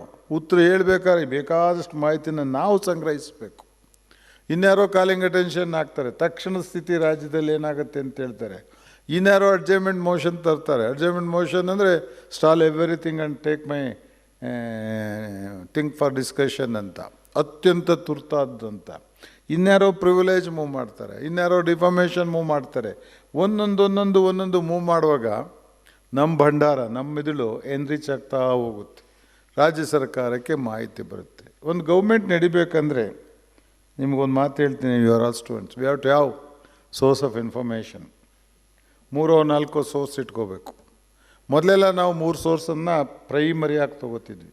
1 ಸೋರ್ಸ್ ಮೀಡಿಯಾ, 2 ಬ್ಯೂರೋಕ್ರಸಿ, 3 ನಮ್ಮ ಕಾರ್ಯಕರ್ತರು ಪಬ್ಲಿಕ್ ಅಟ್ ಲಾರ್ಜ್. 3ನೇವ್ರನ್ನ ಬಹಳ ನಂಬ್ತಿದ್ವಿ ನಾವು. ಯಾಕೆಂದರೆ ನಮಗೋಸ್ಕರ ನಮ್ಮನ್ನು ಮಾಡಿದವರು, ನಮ್ಮನ್ನು ಲೀಡ್ರ್ ಮಾಡಿದವರು ನಮಗೆ ಸುಳ್ಳು ಹೇಳೋದಿಲ್ಲ. ಅವ್ರು ಹೇಳೋ ಆಧಾರದ ಮೇಲೆ ನಾವು ಏನಾದರೂ ತೀರ್ಮಾನಗಳು ತಗೋತಾ ಹೋದರೆ ರಾಜ್ಯಕ್ಕೆ ಒಳ್ಳೆಯದಾಗುತ್ತೆ. ಮೀಡಿಯಾ ಮೇಲೂ ಅಷ್ಟೇ ಗೌರವ ಇಟ್ಕೊಂಡಿದ್ವಿ. The 4th or 5th estate under ಕಾನ್ಸ್ಟಿಟ್ಯೂಷನಲ್ಲಿ. ಆದರೆ ಎಲ್ಲೋ ಮೀಡಿಯಾ ಕೂಡ ಈಗ ಟೊಳ್ಳಾಯ್ತೇನೋ, ಯಾವುದ್ರ ಮೇಲೆ ಅವರು ಒತ್ತು ಕೊಡಬೇಕು, ಯಾವುದ್ರ ಮೇಲೆ ಕಾನ್ಸಂಟ್ರೇಟ್ ಮಾಡಬೇಕು, ಯಾವುದನ್ನು ಪ್ರಯಾರಿಟೈಸ್ ಮಾಡಬೇಕು, ಅದನ್ನು ಬಿಟ್ಟು ಬೇರೆ ಏನೋ ಮಾಡ್ತಾಯಿದ್ದಾರೇನೋ ಅನ್ನೋ ಭಾವನೆ ಬಂದು ಆ ಮೀಡಿಯಾ ಬಗ್ಗೆ ಗಮನ ಕೊಡೋದು ಭಾಳ ಕಡಿಮೆ ಆಗ್ತಾ ಬಂದಿದೆ. ನಾವೆಲ್ಲ ಸ್ಟೂಡೆಂಟ್ಸ್ ಆದಾಗ ಪೇಪರ್ಲಿ ಫಸ್ಟು ನ್ಯೂಸ್ ಪೇಪರ್ ಓದ್ತಿದ್ದೆ, ಫಸ್ಟ್ ಪೇಜ್, ಆಮೇಲೆ ಓದ್ತಿದ್ವಿ. ಎಡಿಟೋರಿಯಲ್ನ ಮೊದಲು ಓದ್ತಿದ್ದು. What is the view of an editor of the paper or general. ಆತನಿಗೆ ಅಷ್ಟು ಸಾಮರ್ಥ್ಯ ಇರ್ತಿತ್ತು. He used to analyse the things of the whole day or week. ಬರೆಯೋರು ಅದರಲ್ಲಿ ಎಡಿಟೋರಿಯಲನ್ನು ಓದಿದ್ರೆ ನಾಲೆಡ್ಜ್ ನಮ್ಮದು ಸ್ವಲ್ಪ ಎನ್ರಿಚ್ ಆಗೋದು. ಈಗ ಎಡಿಟೋರಿಯಲ್ನ ಭವಿಷ್ಯ ಯಾರಾದರೂ ಓದ್ತಾರೋ ಇಲ್ಲೋ ನನಗೆ ಅನುಮಾನ ಸ್ಟಾರ್ಟ್ ಆಗಿಬಿಟ್ಟಿದೆ Babu. I don't think nobody refers editorials in news papers. ಯಾಕೆ? ತಿರ್ಗಾಕೋದು ಪೇಜು, ಮತ್ತು ಪೇಜ್ ಕೂಡ ಅಷ್ಟೇ 1, 2, 3, 4, 5, 7, 6, 7, 8 ಪೇಜಲ್ಲಿ ಕಂಪಾರ್ಟ್ಮೆಂಟಲೈಸ್ ಮಾಡ್ತಿದ್ವಿ. 1ನಲ್ಲಿ ಏನಿರಬೇಕು, 2ನಲ್ಲಿ ಬಿಕಾಸ್ ಲಿಟ್ಲ್ ಜರ್ನಲಿಸಮ್, 3ನಲ್ಲಿ ಏನಿರಬೇಕು, 4ನಲ್ಲಿ ಏನಿರಬೇಕು ಅಂತ. ಈಗೇನಿಲ್ಲ, ಫಸ್ಟ್ ಪೇಜೇ ಆ್ಯಡ್, ಅಡ್ವರ್ಟೈಸ್ಮೆಂಟ್, ದುಡ್ಡು. Second page, 3rd page cinema ಬಂದ್ಬಿಡುತ್ತೆ ಆಗಲೇ. ಇನ್ನು ಅದಾದಮೇಲೆ ಎಲ್ಲರೂ ನ್ಯೂಸ್ ಹುಡುಕ್ಬೇಕು ನಾವು. ನ್ಯೂಸ್ ಕೂಡ ಏನಾಗಿದೆ ಇವತ್ತು, ಅಗೈನ್ ರೀಜನಲೈಸ್ಡ್. ಬೆಂಗಳೂರಿಗೆ ಒಂದು ನ್ಯೂಸು, ತುಮಕೂರಿಗೆ ಇನ್ನೊಂದು ನ್ಯೂಸು, ಬೆಳಗಾವಿಗೆ ಇನ್ನೊಂದು ನ್ಯೂಸು, ಮಂಗಳೂರಿಗೊಂದು ನ್ಯೂಸು. ಇಡೀ ರಾಜ್ಯದ ನ್ಯೂಸ್ ಎಲ್ಲ ಕವರ್ ಮಾಡೋ ಪೇಪರ್ ಯಾವ್ದು ಅಂದರೆ ಇವತ್ತವರೆಗೆ ಹಿಂದೂ ಪೇಪರ್ ಅವರೊಬ್ಬರು ಸ್ವಲ್ಪ ಮಟ್ಟಿಗೆ ಉಳಿಸ್ಕೊಂಡವ್ರೆ ಅಂತ ಕಾಣುತ್ತೆ. ಹಾಗಾಗಿ ಇದು ಯಾವುದು ಇವತ್ತು ನಮಗೆ ನಾಲೆಡ್ಜನ್ನು, ಇನ್ಫಾರ್ಮೇಷನ್ ಸೋರ್ಸನ್ನು ನಮಗೆ ಇವತ್ತು ಕಲ್ಪಿಸ್ಕೊಡ್ತಾ ಇಲ್ಲ. ನಮ್ಮ ಜನ ಮಧ್ಯೆ ಬ್ಯೂರೋಕ್ರಸಿ. ನಿಮ್ಗೆ ಗೊತ್ತಿದೆ ಇವತ್ತು ಈ ದೇಶದಲ್ಲಿ ಇಂಗ್ಲೀಷ್ನವ್ರು ಹೋದರು, ಬ್ಯೂರೋಕ್ರಾಟ್ಸ್ ಹೋಗಲಿಲ್ಲ, ಅವರು ಅಲ್ಲೇ ಇದ್ದಾರೆ. They never change. British administration ಏನಿತ್ತು ಹಾಗೇ ಹೋಗುತ್ತೆ. ನಾನು ನಿನ್ನೆ ಯಾರಿಗೂ ಹೇಳ್ತಿದ್ದೆ, ಇನ್ನೂ ಬರೀತಾರೆ ನಮ್ಮಲ್ಲೆಲ್ಲ RTC ಪಾಣಿ ಬರೀಬೇಕಾದ್ರೆ ನಾಗ, ವೆಂಕ, ಸೀನಾ ಅಂತೇಳಿ. ನಾಗಪ್ಪ ಅಂತ ಬರೆಯಪ್ಪ, ನಿಮ್ಮಪ್ಪಂದು ಏನಾರು ಹೋಗುತ್ತೆ ಅಂದರು ಅಂದೆ ನಾನು. ನಿಮ್ಮಪ್ಪಂದು ಏನಾರು ಕಳ್ಕೊತೀರಾ? ಒಂದು ಬಹುವಚನದ ಪದ ಉಪಯೋಗಿಸಿ, is also an human being. ಇಲ್ಲ, ಇನ್ನೂ ಅಲ್ಲೇ ಇದ್ದಾರೆ ಅವರು. ಹಾಗಾಗಿ ಆ ಸೋರ್ಸ್ ಕೂಡ 100% ರಿಲೇಬಲ್ ಅಂತ ಅನಿಸಿಲ್ಲ ನಮಗೆ. ನಾವು ಇದನ್ನೆಲ್ಲ ಮಾಡಿಕೊಂಡು ಕಾನೂನುಗಳನ್ನ ಮಾಡ್ತಾಯಿದ್ದೀವಿ. ಎಲ್ಲೋ ಕೆಲವು ಕಡೆ ನಮಗೂ ಒಂದೊಂದು ಸಲ ಡೌಟ್ ಇರುತ್ತೆ. ಈಗ ಆ್ಯಸ್ ಲಾ ಮಿನಿಸ್ಟರ್ ಬೇಕಾದಷ್ಟು ಸಲ ನಾನು ಆಫೀಸರ್ಸ್ ಹತ್ರ ಚರ್ಚೆ ಮಾಡಿದ್ದೀನಿ. ಏನು ರೀ, is it a foolproof law, ಹಿಂಗಾದ್ರೆ ಹಿಂಗೆ ಅಂದಾಗ ಬೈ ಲಾ ಮಿನಿಸ್ಟ್ರು ಬರೀ ಕೊಯ್ರಿ ಮಿನಿಸ್ಟರ್ ಆಗೋರು ಅಂತ ಕೆಲವ್ರಿಗೆ ಅನಿಸ್ಬಿಟ್ಟಿದೆ. ಆದರೆ the effect of law after enactment 6 ಕೋಟಿ ಜನದ ಮೇಲೆ ಆಗುತ್ತೆ ಕರ್ನಾಟಕದಲ್ಲಿ. The effect of law after the enactment of parliament 137 ಕೋಟಿ ಮೇಲಾಗುತ್ತೆ. ಎಷ್ಟು ಪ್ರೌಢಿಮೆ ಇರಬೇಕು ಅದನ್ನು ಮಾಡಲಿಕ್ಕೆ ಅಂತ ನಾವು ಯೋಚನೆ ಮಾಡಬೇಕು. ನಮ್ಮ ಒಂದು ಪ್ರಯತ್ನ, ನಮ್ಮೊಂದು ಡಿಸಿಷನ್ 135 ಕೋಟಿ ಜನಕ್ಕೆ ಅಫೆಕ್ಟ್ ಮಾಡುತ್ತೆ ಅಂದಾಗ ಹೇಗಿರಬೇಕು ಆ ಸ್ಥಿತಿನಲ್ಲಿರೋರು. ಹಾಗಾಗಿ ಆ ಸ್ಥಿತಿಗೆ ಬರೋರನ್ನ ಎಲ್ಲರೂ ಸ್ವಲ್ಪ ಟ್ಯೂನಪ್ ಮಾಡಬೇಕಾಗಿರೋದು ಸರ್ಕಾರಗಳ ಕೆಲಸ ಅಂಥೇಳಿ ನಾನು ಪ್ರೈಮರ್ಲಿ ನಂದು ಒಂದು ಅಭಿಪ್ರಾಯ. ಬರೀ ಓದಿಸ್ತೀವಿ ಅನ್ನೋದಕ್ಕಿಂತ ಸ್ವಲ್ಪ law making, rules making, administration ಈ ಪ್ರೋಸೆಸ್ ಎಲ್ಲ ಗೊತ್ತಿದ್ದರೆ ನಿಮ್ಮನ್ನೆಲ್ಲ ವಿದ್ಯಾವಂತರು ಅಂತ ಕರಿಬೋದೇನೋ. ಏಕೆಂದರೆ just degree out of text books are not at all degrees. ಹಿಂದೆ ಯಾರಾದರೂ ಒಬ್ಬರು ಪದವೀಧರ ಇದ್ದಾರೆ ಊರಲ್ಲಿ ಅಂದರೆ ಅವನ್ನೆಲ್ಲದಕ್ಕೂ ಪರಿಹಾರ ಹೇಳೋಣ. ಈಗ ಯಾರ ಕೇಳಿ ನಾನು ಆರ್ಟ್ಸ್ ಓದಿದ್ದೀನಿ ರೀ, ಸೈನ್ಸ್ ಗೊತ್ತಿಲ್ಲ ಅಂತಾರೆ. ನಾನು ಸೈನ್ಸ್ ಓದಿದ್ದೀನಿ ರೀ, ಆರ್ಟ್ಸ್ ಗೊತ್ತಿಲ್ಲ ಅಂತಾರೆ. ನಿಮಗೆ ಕೇಳಿ ನಾನು ಲಾ ಓದಿದ್ದೀನಿ ರೀ, ಇನ್ನೊಂದು ಗೊತ್ತಿಲ್ಲ ಅಂತಾರೆ. You are confined you are again compartmentalised. ನೀವು 2 ಗೆರೆ ಒಳಗಿದ್ದೀರಿ. The knowledge which was so spurious, ವಿಸ್ತಾರವಾಗಿದ್ದ ನಾಲೆಡ್ಜನ್ನು 2 ಗೆರೆ ಒಳಗಡೆ ಮೌಲ್ಡ್ ಮಾಡೋದಷ್ಟೇ ಈಗ ಎಜುಕೇಷನ್ ಸ್ಥಿತಿ ಅಂತ ತಂದುಬಿಟ್ಟಿದ್ದೀವಿ. ನಿಮಗಿರುವಂಥ ಶಕ್ತಿನ ತಂದುಬಿಟ್ಟು 2 ಗೆರೆ ಒಳಗೆ ಕೂಡಾಕ್ಬಿಡೋದು. ಯಾವಾಗ ಬರಿಷ್ಠ ಆಗ್ತಿರೋ, ನೀವೇನು ಮೋಲ್ಡ್ ಆಗ್ತಿರೋ, ಬರಿಷ್ಠ ಆಗ್ತಿರೋ ನಮ್ಗೆ ಅರ್ಥವೇ ಆಗ್ತಾಯಿಲ್ಲ. ಫ್ರೀ ಮಾಡಲಿಲ್ಲ ನಾವು, ಫ್ರೀ ಮಾಡೋಕ್ಕೆ ಟ್ರೈನೂ ಮಾಡಲಿಲ್ಲ. Why education? Education is to empower. Education is to make one responsible.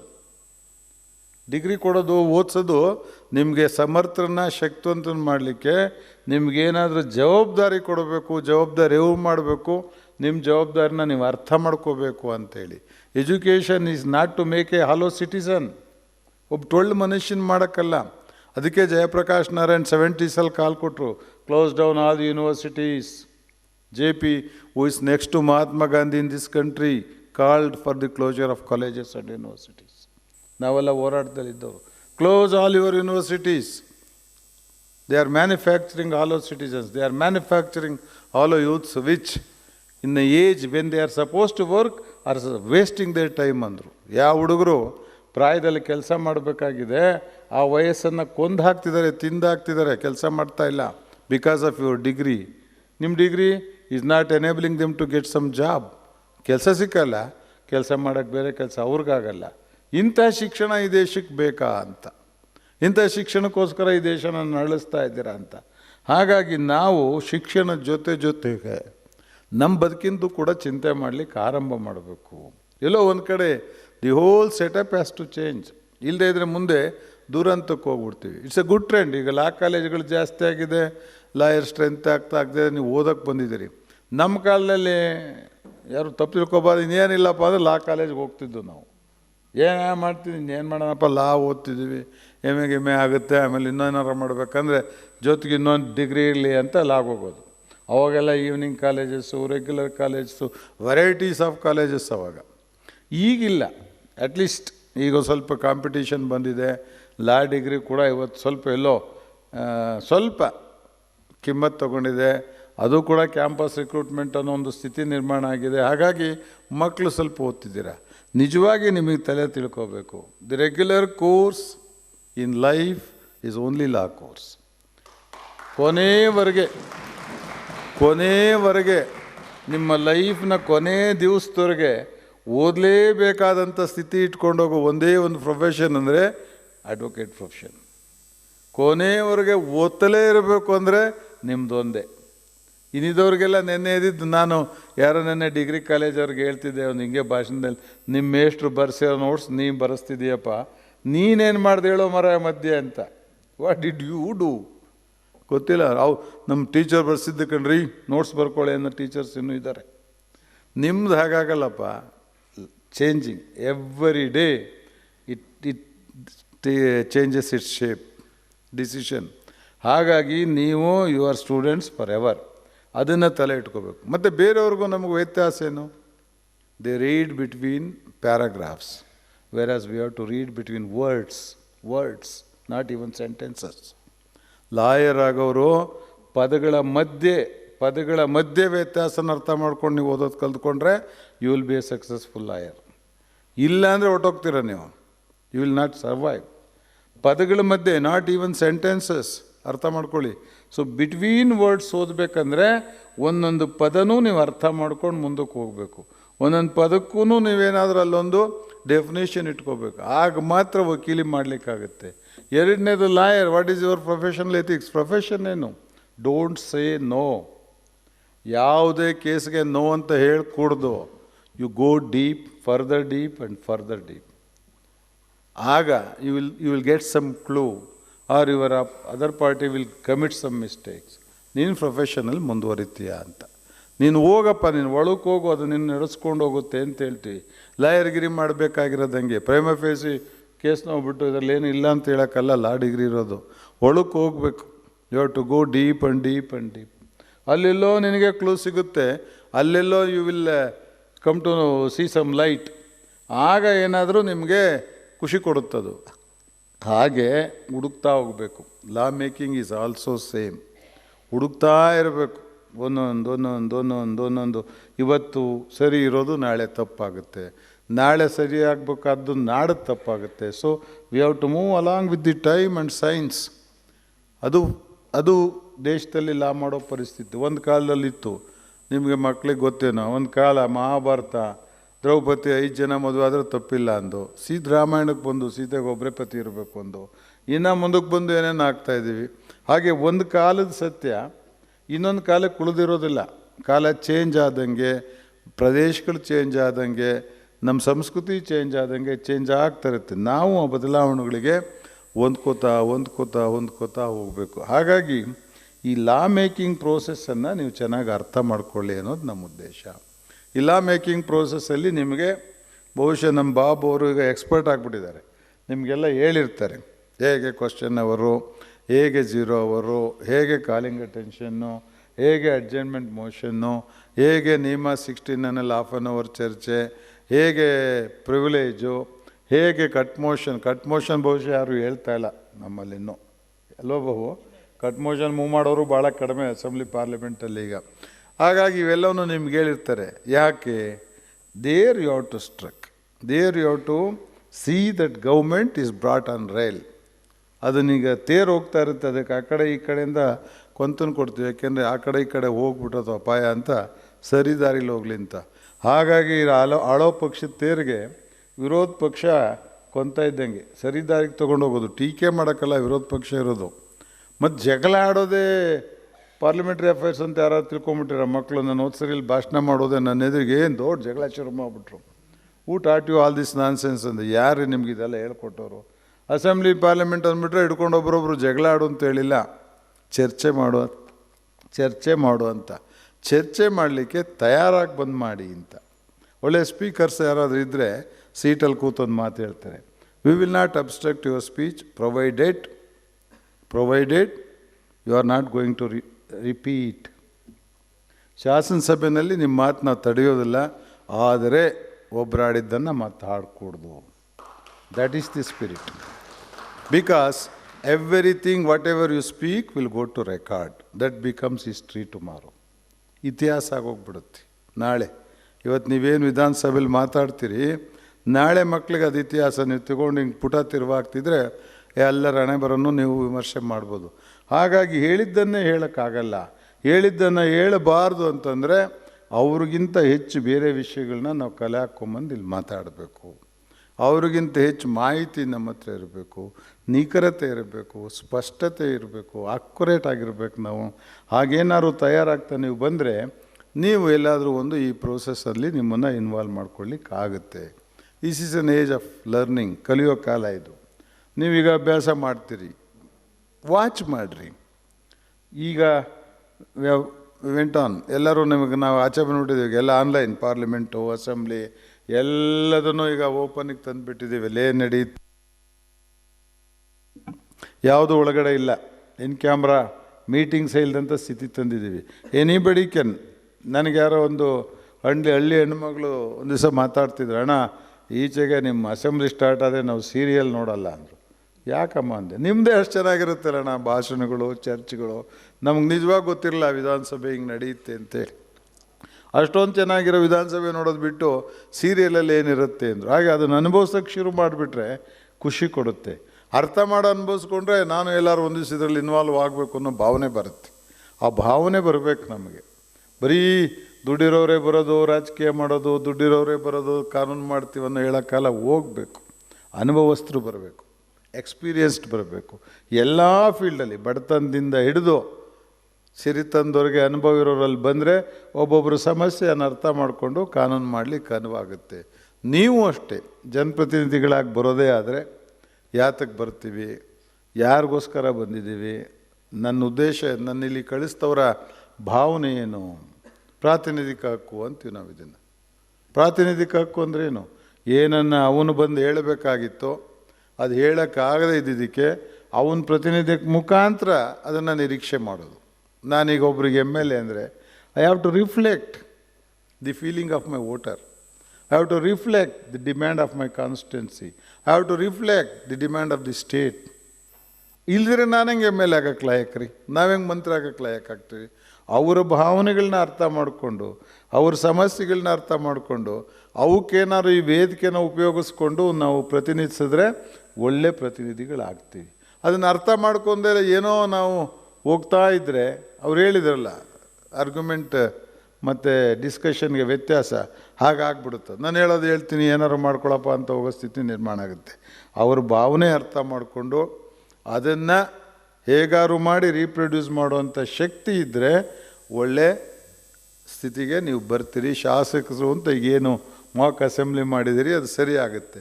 ಇಲ್ಲದೇ ಇದ್ದರೆ ಏನಾಗಲ್ಲ, ಅದು ಹೋಗ್ತಾ ಇರುತ್ತೆ, ಟೈಮ್ ಪಾಸಸ್. ನಾವಿದ್ರೂ ಹೋಗುತ್ತೆ, ನೀವಿದ್ರೂ ಹೋಗುತ್ತೆ. ಆದರೆ ಇವಾಗೊಂದು ಅಭ್ಯಾಸನ ಇಲ್ಲಿ ಶುರು ಮಾಡಿದ್ದೀರಿ. ಸರ್ಕಾರ ಕೂಡ ನಿಮ್ಮ ಜೊತೆ ಇವಾಗ ಇದರಲ್ಲೆಲ್ಲ ಇನ್ವಾಲ್ವ್ ಆಗ್ತಾ ಇದ್ದೀವಿ ಅಂದರೆ ಎಲ್ಲೋ ಒಂದು ಕಡೆ ಒಂದು ಸ್ಥಿತಿನ ನಾವು ಸೃಷ್ಟಿ ಮಾಡ್ತಾ ಹೋಗಬೇಕು. ವಿಮರ್ಶೆಗಳಾಗಬೇಕು, ಚರ್ಚೆ ಆಗಬೇಕು, ಸಾರ್ವಜನಿಕವಾಗಿ ಏನಾದ್ರು ಮಾತಾಡಬೇಕು. ಯಾಕೆಂದರೆ the total system, parliamentary business total system is ignored. ಯಾರೂ ತಲೆ ಕೆಡಿಸ್ಕೊಳಲ್ಲ. ಒಂದು ಏನಾಗ್ತಾ ಇದೆ, ಯಾವ ಲಾ ಮಾಡಿರೋ, ಏನು ಮಾಡಿರೋ, ಅದರ ಎಫೆಕ್ಟ್ ಏನು ಅಂತ ಚರ್ಚೆ ಮಾಡೋ ಸ್ಥಿತಿಲಿ ಇಲ್ಲ ಇವತ್ತು. ಬೇರೆ ರಾಷ್ಟ್ರಗಳಂಗೆಲ್ಲ ನಾನೇ ಮೊನ್ನೆ ಈ ಕನ್ನಡ ಕಂಪಲ್ಸರಿ ಮಾಡೋದು ಒಂದು ಬಿಲ್ ಮೇಲೆ ನಾನು ಹೇಳಿದೆ, leave it to the open domain. ಅವರೆಲ್ಲ ಜನಗಳು ಮಾತಾಡಿದ್ದು ಬಂದಮೇಲೆ ಫೈನಲಾಗಿ ಅಮೆಂಡ್ಮೆಂಟ್ ಮಾಡಿದ್ದು ಹೇಳಿದ್ನಲ್ಲ ಬಾಬು. ಕನ್ನಡ ಅಭಿವೃದ್ಧಿ ಪ್ರಾಧಿಕಾರದ ಒಂದು ಬಿಲ್ ಇಂಟ್ರಡ್ಯೂಸ್ ಮಾಡುವಾಗ 1 ಮಂತಿಂದ ಇಂಟ್ರಡ್ಯೂಸ್ ಮಾಡಿದ್ವಿ. But we have not enacted the bill. We are still waiting for the comments.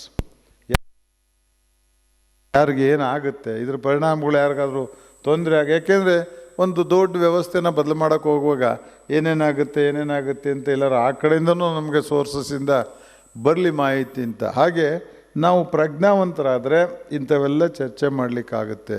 ಇವತ್ತು ನಿಮ್ಮ ಮುಂದೆ ಹೇಗೆ ನಡೆಯುತ್ತೆ ಅನ್ನೋದನ್ನು ಸೂಕ್ಷ್ಮವಾಗಿ ಪರಿಚಯಿಸಿದ್ದೀವಿ. ಇದೆಲ್ಲ ನೀವು ಏನು ಮಾಡಿದರೆ ಹಾಗೇ ನಡೆಯಲ್ಲ. ಅಸೆಂಬ್ಲಿ ಇನ್ನೂ ಬೇರೆ ಬೇರೆ ರೀತಿ ನಡೆಯುತ್ತೆ, ಪಾರ್ಲಿಮೆಂಟು ಬೇರೆ ಬೇರೆ ರೀತಿ ನಡೆಯುತ್ತೆ. ಬಟ್ ನಿಯಮಗಳ ಕೆಳಗೆ ನಡೆಯುತ್ತೆ. The house is disciplined and runs under rules.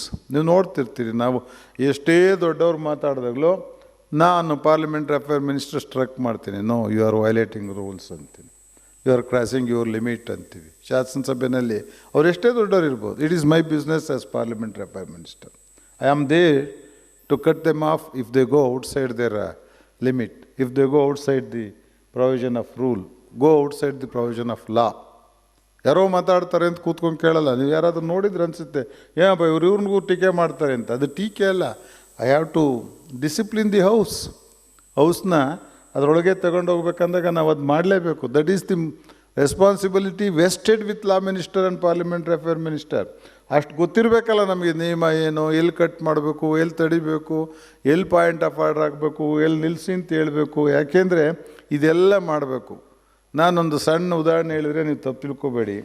ನಾನು ಯಾವುದೋ ಒಂದು ವಿಷಯ ಭಾಳ ಚೆನ್ನಾಗಿ ಮಾತಾಡ್ತಾ ಕಾನ್ಸ್ಟಿಟ್ಯೂಷನ್ ಕೋಟ್ ಮಾಡಿಬಿಟ್ಟೆ. ನಾನು ಆದಮೇಲೆ ನಮ್ಮ ಒಂದು 2-3 ಜನ ಭಾಳ ಬುದ್ಧಿವಂತ ಸ್ನೇಹಿತರುಗಳು ಕೂಡ ನಾನು ಹೇಳಿದಕ್ಕೆ ಟಸ್ಸೆ ಹಾಕಿ ಮಾತಾಡಿಬಿಟ್ರು. ಮೇಡಮ್ನವರೇ, ನಂಗೆ ಅರ್ಥ ಆಯಿತು ತಪ್ಪು ಹೇಳಿದೆ ಅಂತ. ವಾಪಸ್ ಹೋಗಿ ಬಂದೆ.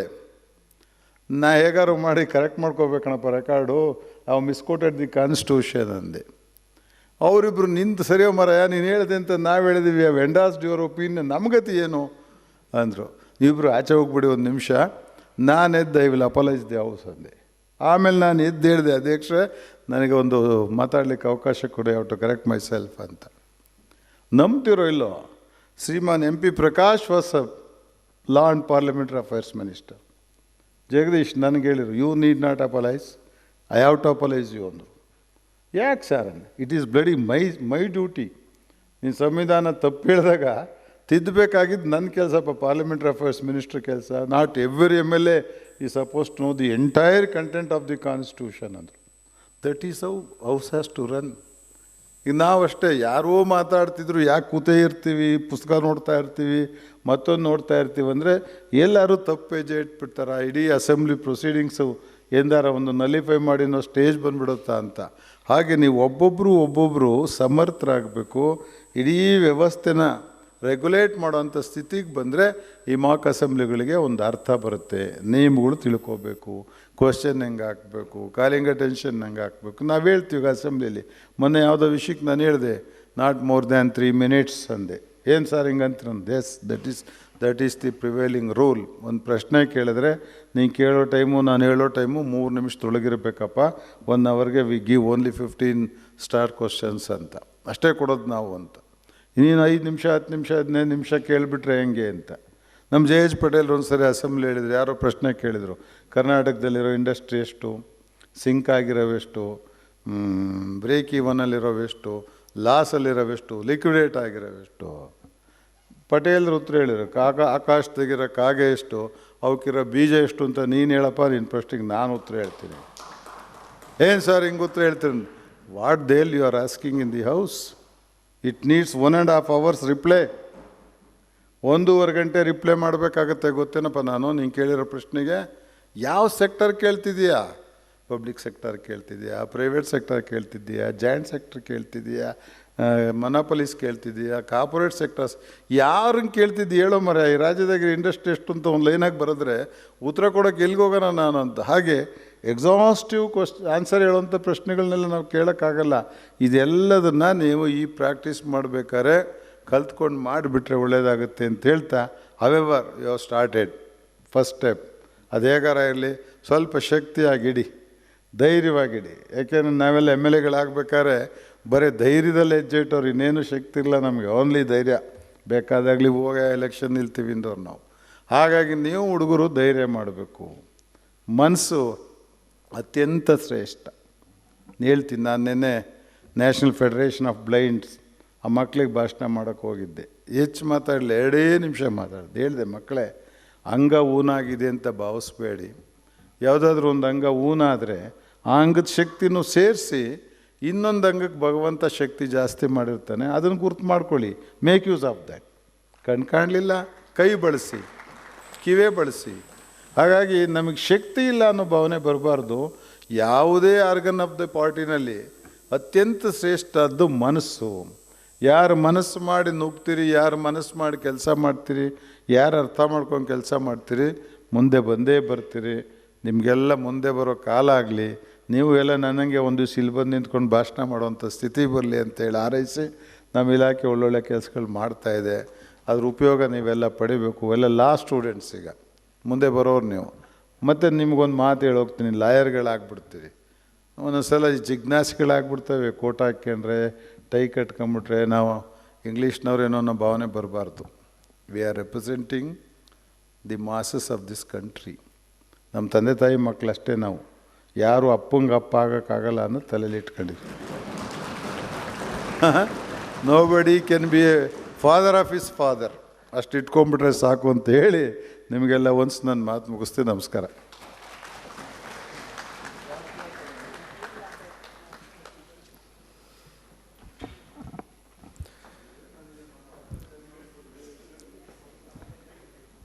ಸಮಾಜದಲ್ಲಿ ಒಬ್ಬ ಉತ್ತಮ ನಾಯಕನಾಗಿ, ಒಬ್ಬ ಉತ್ತಮ ಜನಪ್ರತಿನಿಧಿಯಾಗಿ ರಾಜ್ಯದಲ್ಲಿ ಕಾನೂನು ಸುವ್ಯವಸ್ಥೆ ಬಲವಾಗಿ ಉಳಿಬೇಕು ಅಂತ ಹೇಳಿದರೆ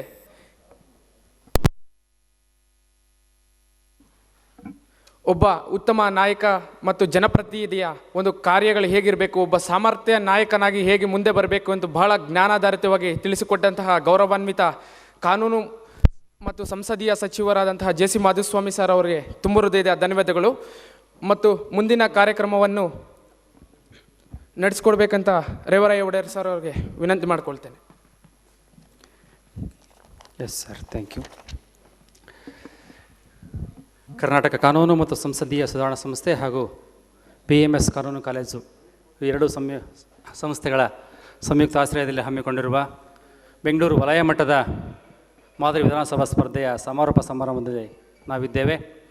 ಸಮಾರೋಪ ಭಾಷಣವನ್ನು ಮಾಡಿರ್ತಕ್ಕಂತಹ ಕರ್ನಾಟಕ ಕಾನೂನು ಮತ್ತು ಸಂಸದೀಯ ಸುಧಾರಣಾ ಸಂಸ್ಥೆಯ ಉಪಾಧ್ಯಕ್ಷರು, ಕರ್ನಾಟಕ ಸರ್ಕಾರದ ಕಾನೂನು ಮತ್ತು ಸಂಸದೀಯ ವ್ಯವಹಾರಗಳ ಸಚಿವರು ಆಗಿರ್ತಕ್ಕಂತಹ ನಮ್ಮ ನೆಚ್ಚಿನ ಮಾಧುಸ್ವಾಮಿ ಸರ್ ಅವರಲ್ಲಿ ವಿನಂತಿಸುತ್ತಾ, ಈ ಮಾದರಿ ವಿಧಾನಸಭಾ ಸ್ಪರ್ಧೆಯಿಂದ 10 ಜನ ಅಭ್ಯರ್ಥಿಗಳನ್ನು ರಾಜ್ಯ ಮಟ್ಟಕ್ಕೆ ಆಯ್ಕೆ ಮಾಡಿಕೊಳ್ತಾ ಇದ್ದೇವೆ.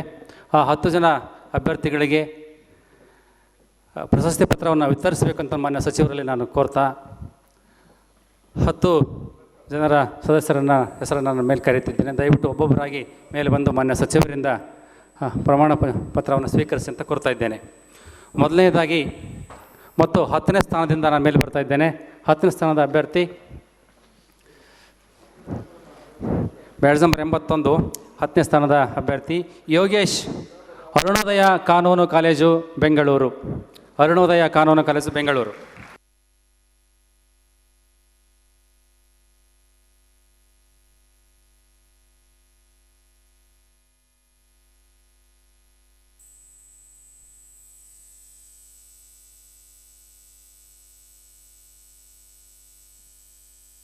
ಒಂಬತ್ತನೇ ಸ್ಥಾನ ಬ್ಯಾಡ್ಜ್ ನಂಬರ್ 19.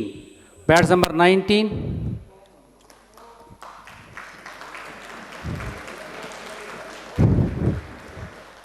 19 ವಿನೋದ ಎನ್, ವಿ ವಿ ಪುರಂ ಕಾನೂನು ಕಾಲೇಜು.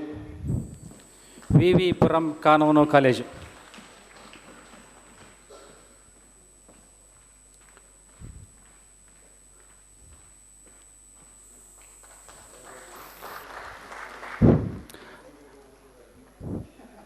ಆಯ್ಕೆಯಾದವರು ವೇದಿಕೆ ಮೇಲೆ ಹಿಂದೆನೇ ಇರ್ರಿ. ಆಯ್ಕೆಯಾದವ್ರ ಮೇಲೆ ಹಿಂದೆ ಇರ್ರಿ. ಇನ್ನು 8ನೇ ಸ್ಥಾನ ಬ್ಯಾಡ್ಜ್ ನಂಬರ್ 35. ಬ್ಯಾಡ್ಜ್ ನಂಬರ್ 35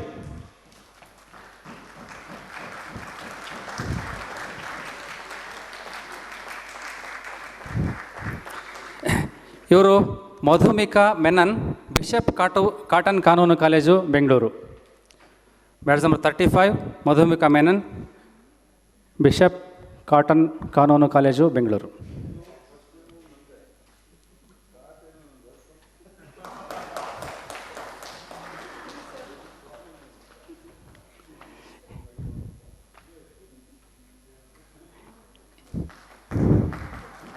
ಏಳನೇ ಸ್ಥಾನ 7th ಪ್ಲೇಸಲ್ಲಿ badge number 14 14.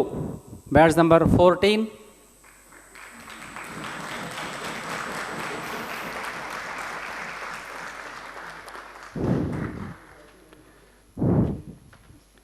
Rakshith M, Panchami ಕಾನೂನು ಕಾಲೇಜು ಬೆಂಗಳೂರು. ಇಲ್ಲಿ ಅಂದ್ಕೊಡ್ರಿ.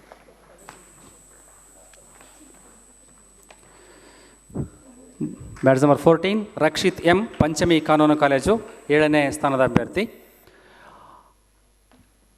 6ನೇ ಸ್ಥಾನಕ್ಕೆ ಆಯ್ಕೆಯಾಗಿದ್ದಾರೆ 62. Badge number 62 62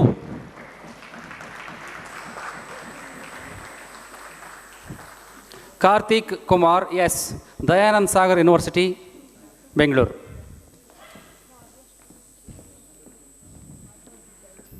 badge number 62 Karthik Kumar S.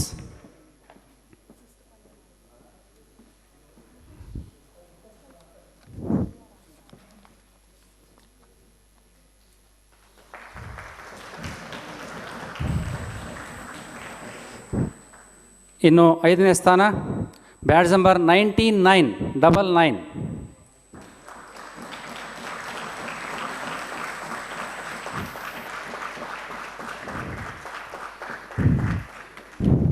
Badge number 99 ಧ್ರುವ ಎಚ್ ಜಿ, BMS ಕಾನೂನು college Bengaluru.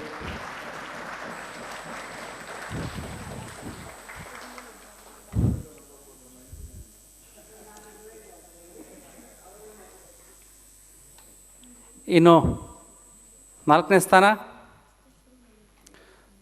Badge number 41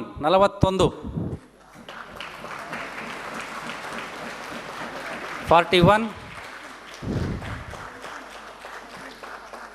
Santosh Basavaraj, BMS ಕಾನೂನು ಕಾಲೇಜು.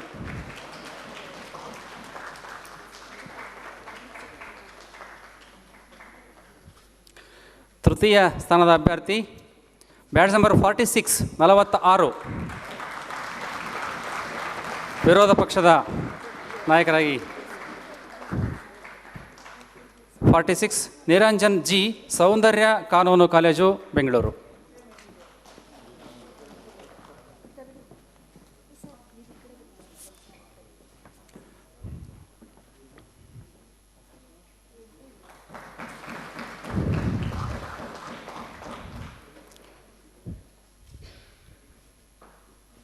ಇನ್ನು ದ್ವಿತೀಯ ಸ್ಥಾನದ ಬ್ಯಾಡ್ಜ್ 2 ದ್ವಿತೀಯ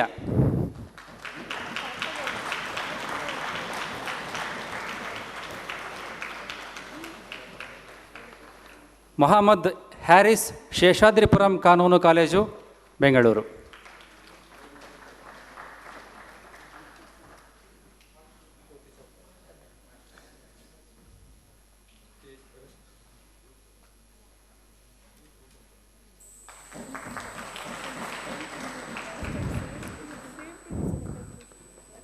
ಇನ್ನು ಮೊದಲನೇ ಸ್ಥಾನ ಪ್ರಥಮ ಬ್ಯಾಚ್ ನಂಬರ್ 31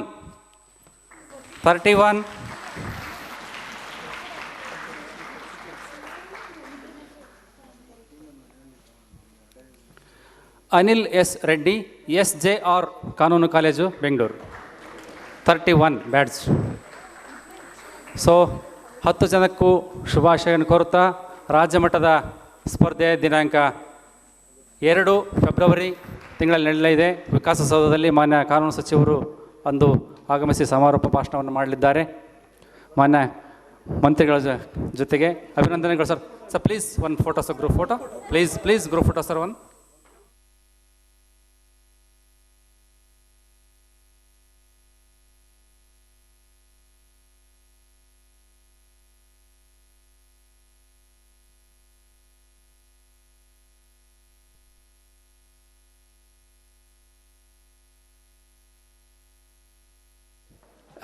ಕರ್ನಾಟಕ ಕಾನೂನು ಮತ್ತು ಸಂಸದೀಯ ಸುಧಾರಣಾ ಸಂಸ್ಥೆಯ ಎಲ್ಲ ಕೆಲಸಗಳಿಗೆ ಸದಾ ಬೆನ್ನೆಲುಬಾಗಿ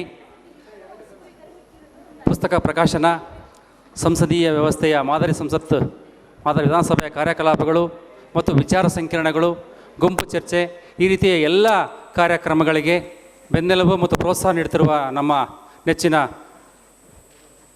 ಕಾನೂನು ಸಚಿವರು JC ಮಾಧುಸ್ವಾಮಿ ಸರ್ ಅವರು, ಅವರಿಗೆ ನಮ್ಮ ಸಂಸ್ಥೆ ವತಿಯಿಂದ ಮತ್ತು BMS ಕಾನೂನು ಕಾಲೇಜಿನ ವತಿಯಿಂದ ಹೃತ್ಪೂರ್ವಕವಾಗಿ ಧನ್ಯವಾದಗಳು, ಗೌರವ ಸಮರ್ಪಣೆ. ಮಾನ್ಯ ಕಾನೂನು ದ್ವಾರಕಾ ಬಾಬು ಸರ್ ಅವರು, ಪ್ರಿನ್ಸಿಪಾಲ್ ಅವರು ಮತ್ತು ಜಗದೀಶ್ ಸರ್ ಅವರು ಸನ್ಮಾನ ಮಾಡಬೇಕು ಕೋರ್ತಾ ಇದ್ದೇನೆ.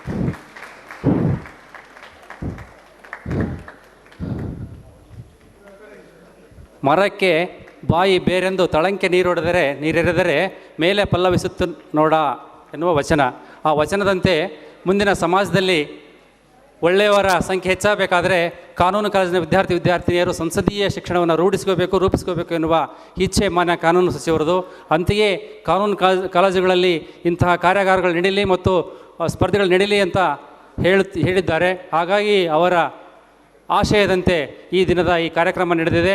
ಇದೇ ರೀತಿ ಕಾರ್ಯಕ್ರಮ ನಡೀತಾನೆ ಇರ್ತವೆ ಅವರ ಕೃಪಾಶೀರ್ವಾದದೊಂದಿಗೆ. ತುಂಬ ಧನ್ಯವಾದಗಳು ಸರ್.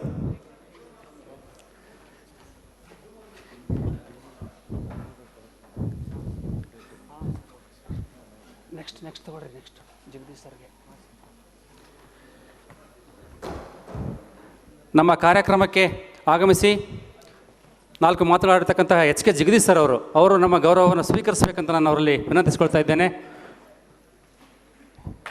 ರೂವಾರಿಗಳಾಗಿ ನಮ್ಮ ಎಲ್ಲ ಕೆಲಸಗಳಿಗೆ ಸದಾ ಎಸ್ ಎನ್ನುವ HK ಜಗದೀಶ್ ಸರ್ ಅವರಿಗೆ ಹೃತ್ಪೂರ್ವಕವಾಗಿ ಧನ್ಯವಾದಗಳು.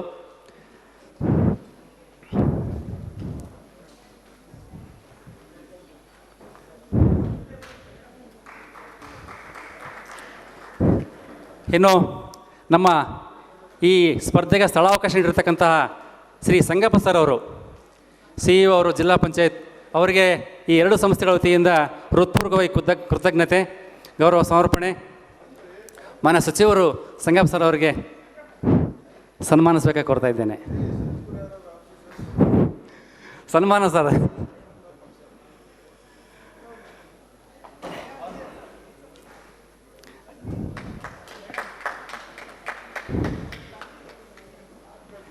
ಪ್ರೀತಿ ಸರ್, ನಮ್ಮ ಪ್ರೀತಿಯ ಕಾಣಿಕೆ ಸರ್, ಗೌರವ. ತುಂಬ ಧನ್ಯವಾದಗಳು ಸರ್. ನಮ್ಮ ವಿದ್ಯಾರ್ಥಿ ಸಮೂಹಕ್ಕೆ ಒಂದು ದಿನದ ಚಟುವಟಿಕೆಗೆ ಹಾಲನ್ನು ನೀಡಿದ್ದೀರಿ ಮತ್ತು ತಾವು ಉಪಸ್ಥಿತರಿದ್ದೀರಿ, ಅದಕ್ಕಾಗಿ ಧನ್ಯವಾದಗಳು ಸರ್. ಇನ್ನು ಬರಕಾತ್ ಬಾಬು ಸರ್ ಅವರು ನಮ್ಮ ಎಲ್ಲ ಕೆಲಸಗಳಿಗೆ ಅವರೇ ಮುಂದೆ ನಿಂತು ಬೆಳಗ್ಗೆಯಿಂದ ಸಂಜೆಯವರೆಗೂ ಎಲ್ಲ ನಿರ್ವಹಿಸುವ ಕಾರ್ಯವನ್ನು ವಹಿಸಿಕೊಂಡಿದ್ದಾರೆ. ಅವರಿಗೆ ಹೃತ್ಪೂರ್ವಕವಾಗಿ ಗೌರವ ಸಮರ್ಪಣೆಯನ್ನು BMS ಕಾನೂನು ಕಾಲೇಜಿನ ಪ್ರಾಚಾರ್ಯರು ಮತ್ತು ಸಿಬ್ಬಂದಿಯವರು ನೆರವೇರಿಸಬೇಕಾಗಿ ಕೋರ್ತಾ ಇದ್ದೇನೆ. ಬೆಳಗಾವಿ, ಮಂಗಳೂರು, ಗುಲ್ಬರ್ಗ ಎಲ್ಲಿಯೇ ಇಂಥ ಕಾರ್ಯಕ್ರಮ ನಡೆಯಲಿ ಅಲ್ಲಿಗೆ ಆಗಮಿಸಿ ಇಡೀ ದಿನ ಉಪಸ್ಥಿತರಿದ್ದು ವಿದ್ಯಾರ್ಥಿಗಳಿಗೆ ಮಾರ್ಗದರ್ಶನ ಮಾಡುತ್ತಾ ಸಂಸದೀಯ ವ್ಯವಸ್ಥೆಯ ಇಂಚಿಂಚು ಮಾಹಿತಿಯನ್ನು ವಿದ್ಯಾರ್ಥಿಗಳಿಗೆ ದಾರಿ ಎರಿತಕ್ಕಂಥ ದ್ವಾರಕಾತ್ ಬಾಬು ಸರ್ ಅವರು ಸಂಸ್ಥೆಯ ನಿರ್ದೇಶಕರಾಗಿದ್ದಾರೆ. ಅವರಿಗೆ ಈ ಸಂದರ್ಭದಲ್ಲಿ ಹೃತ್ಪೂರ್ವಕವಾಗಿ ಧನ್ಯವಾದಗಳು ಸರ್.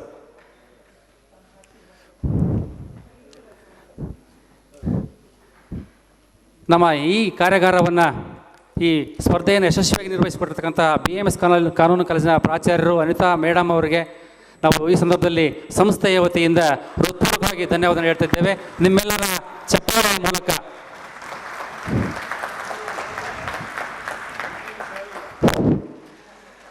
ಆದಿತ್ಯರು ಸರ್ ಅವರು ತುಂಬ ಥ್ಯಾಂಕ್ಸ್ ಸರ್.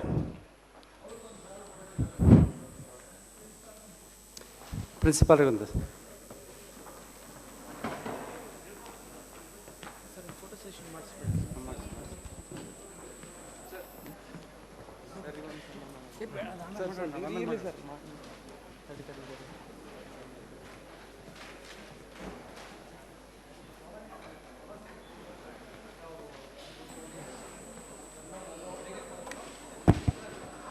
ಈ ಕಾರ್ಯಕ್ರಮ ಯಶಸ್ವಿಯಾಗಿ ನಡೆಸಿಕೊಟ್ಟಂಥ ಡಾಕ್ಟರ್ ರೇವಯ್ಯ ಒಡೆಯರ್ ಅವರಿಗೆ ನಮ್ಮ ಸಂಘದ ವತಿಯಿಂದ ಧನ್ಯವಾದಗಳು ಸರ್.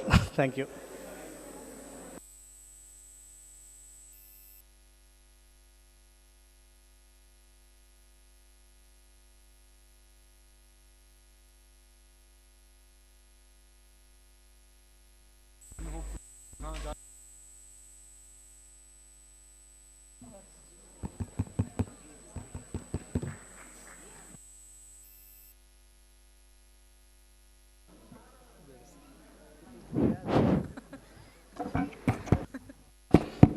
ನಮ್ಮ ಕಾರ್ಯಕ್ರಮಕ್ಕೆ ಆಗಮಿಸಿ ತಮ್ಮ ಅಮೂಲ್ಯವಾದ ಸಮಯವನ್ನು ನೀಡಿದ ಡಾಕ್ಟರ್ ಪ್ರಭಾಕರ್ ಕೆ ಅವರು, sir can we please have you on stage? Doctor Prabhakar.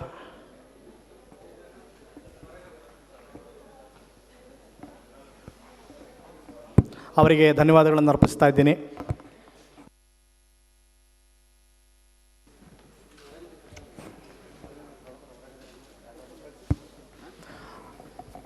So we have come to a close of the zonal level model assembly competition 2022-2023. We have with us Dr. Prabhakar K, senior lecturer of the Banashankari PU College. Sir, thank you. Please give a warm round of applause for Dr. Prabhakar.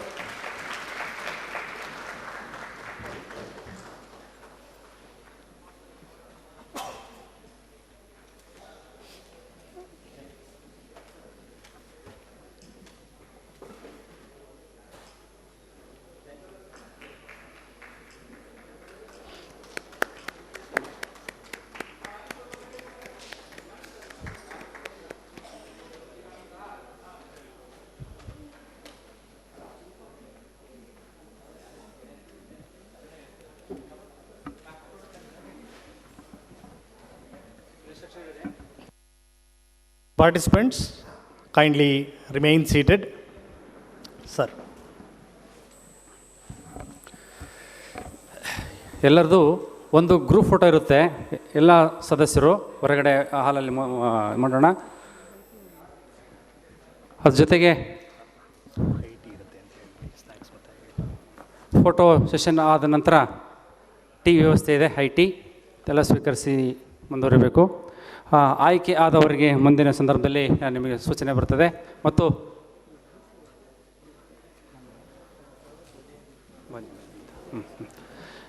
So ಈ ಮುಗಿದ ನಂತರ ಹೊರಗಡೆ ಬನ್ನಿ ಎಲ್ಲರೂ. ಶಾಸಕರು, ಎಲ್ಲ ಶಾಸಕರಿಗೂ ಸೇರಿ ಒಂದು ಗ್ರೂಪ್ ಫೋಟೋ ಅತಿಥಿಗಳ ಜೊತೆಗೆ. ಮತ್ತು ತದನಂತರ ನಮಗೆ ಎಲ್ಲ ಟೀ ವ್ಯವಸ್ಥೆ ಇದೆ. ಆಯ್ಕೆ ಆದವರು ಮುಂದಿನ ಸಂದರ್ಭದಲ್ಲಿ ಸೂಚನೆ ಬರ್ತದೆ. ಆಯ್ಕೆ ಆಗದವರು ಮುಂದಿನ ಸಂದರ್ಭದಲ್ಲಿ ಇನ್ನೂ ಬೇರೆ ಬೇರೆ ಸ್ಪರ್ಧೆಯ ಸಂದರ್ಭದಲ್ಲಿ ಇನ್ನೂ ವಿಶೇಷ ಪ್ರಯತ್ನಗಳನ್ನು ಮಾಡಿರಿ ಅಂತ ಆಶಿಸಿ ಈ ದಿನದ ಈ ಕಾರ್ಯಕ್ರಮವನ್ನು ಇಲ್ಲಿಗೆ ಮುಕ್ತಾಯಗೊಳಿಸಲಾಗುವುದು. ವಿಶೇಷ ಸೂಚನೆಗಳಿದ್ದರೆ ನಮ್ಮ ಸಂಘಟಕರು ನೀಡಲಿದ್ದಾರೆ. ವಂದನೆಗಳು. Yeah, participants, can I have your attention please, participants? 1 minute. I would like to request all of the participating teams to kindly, after your high tea, collect your participation certificates from the registration desk by affixing your signatures on the registration sheets that have been provided to you. Please do not fail to collect your certificates. You can now break for high tea. Thank you.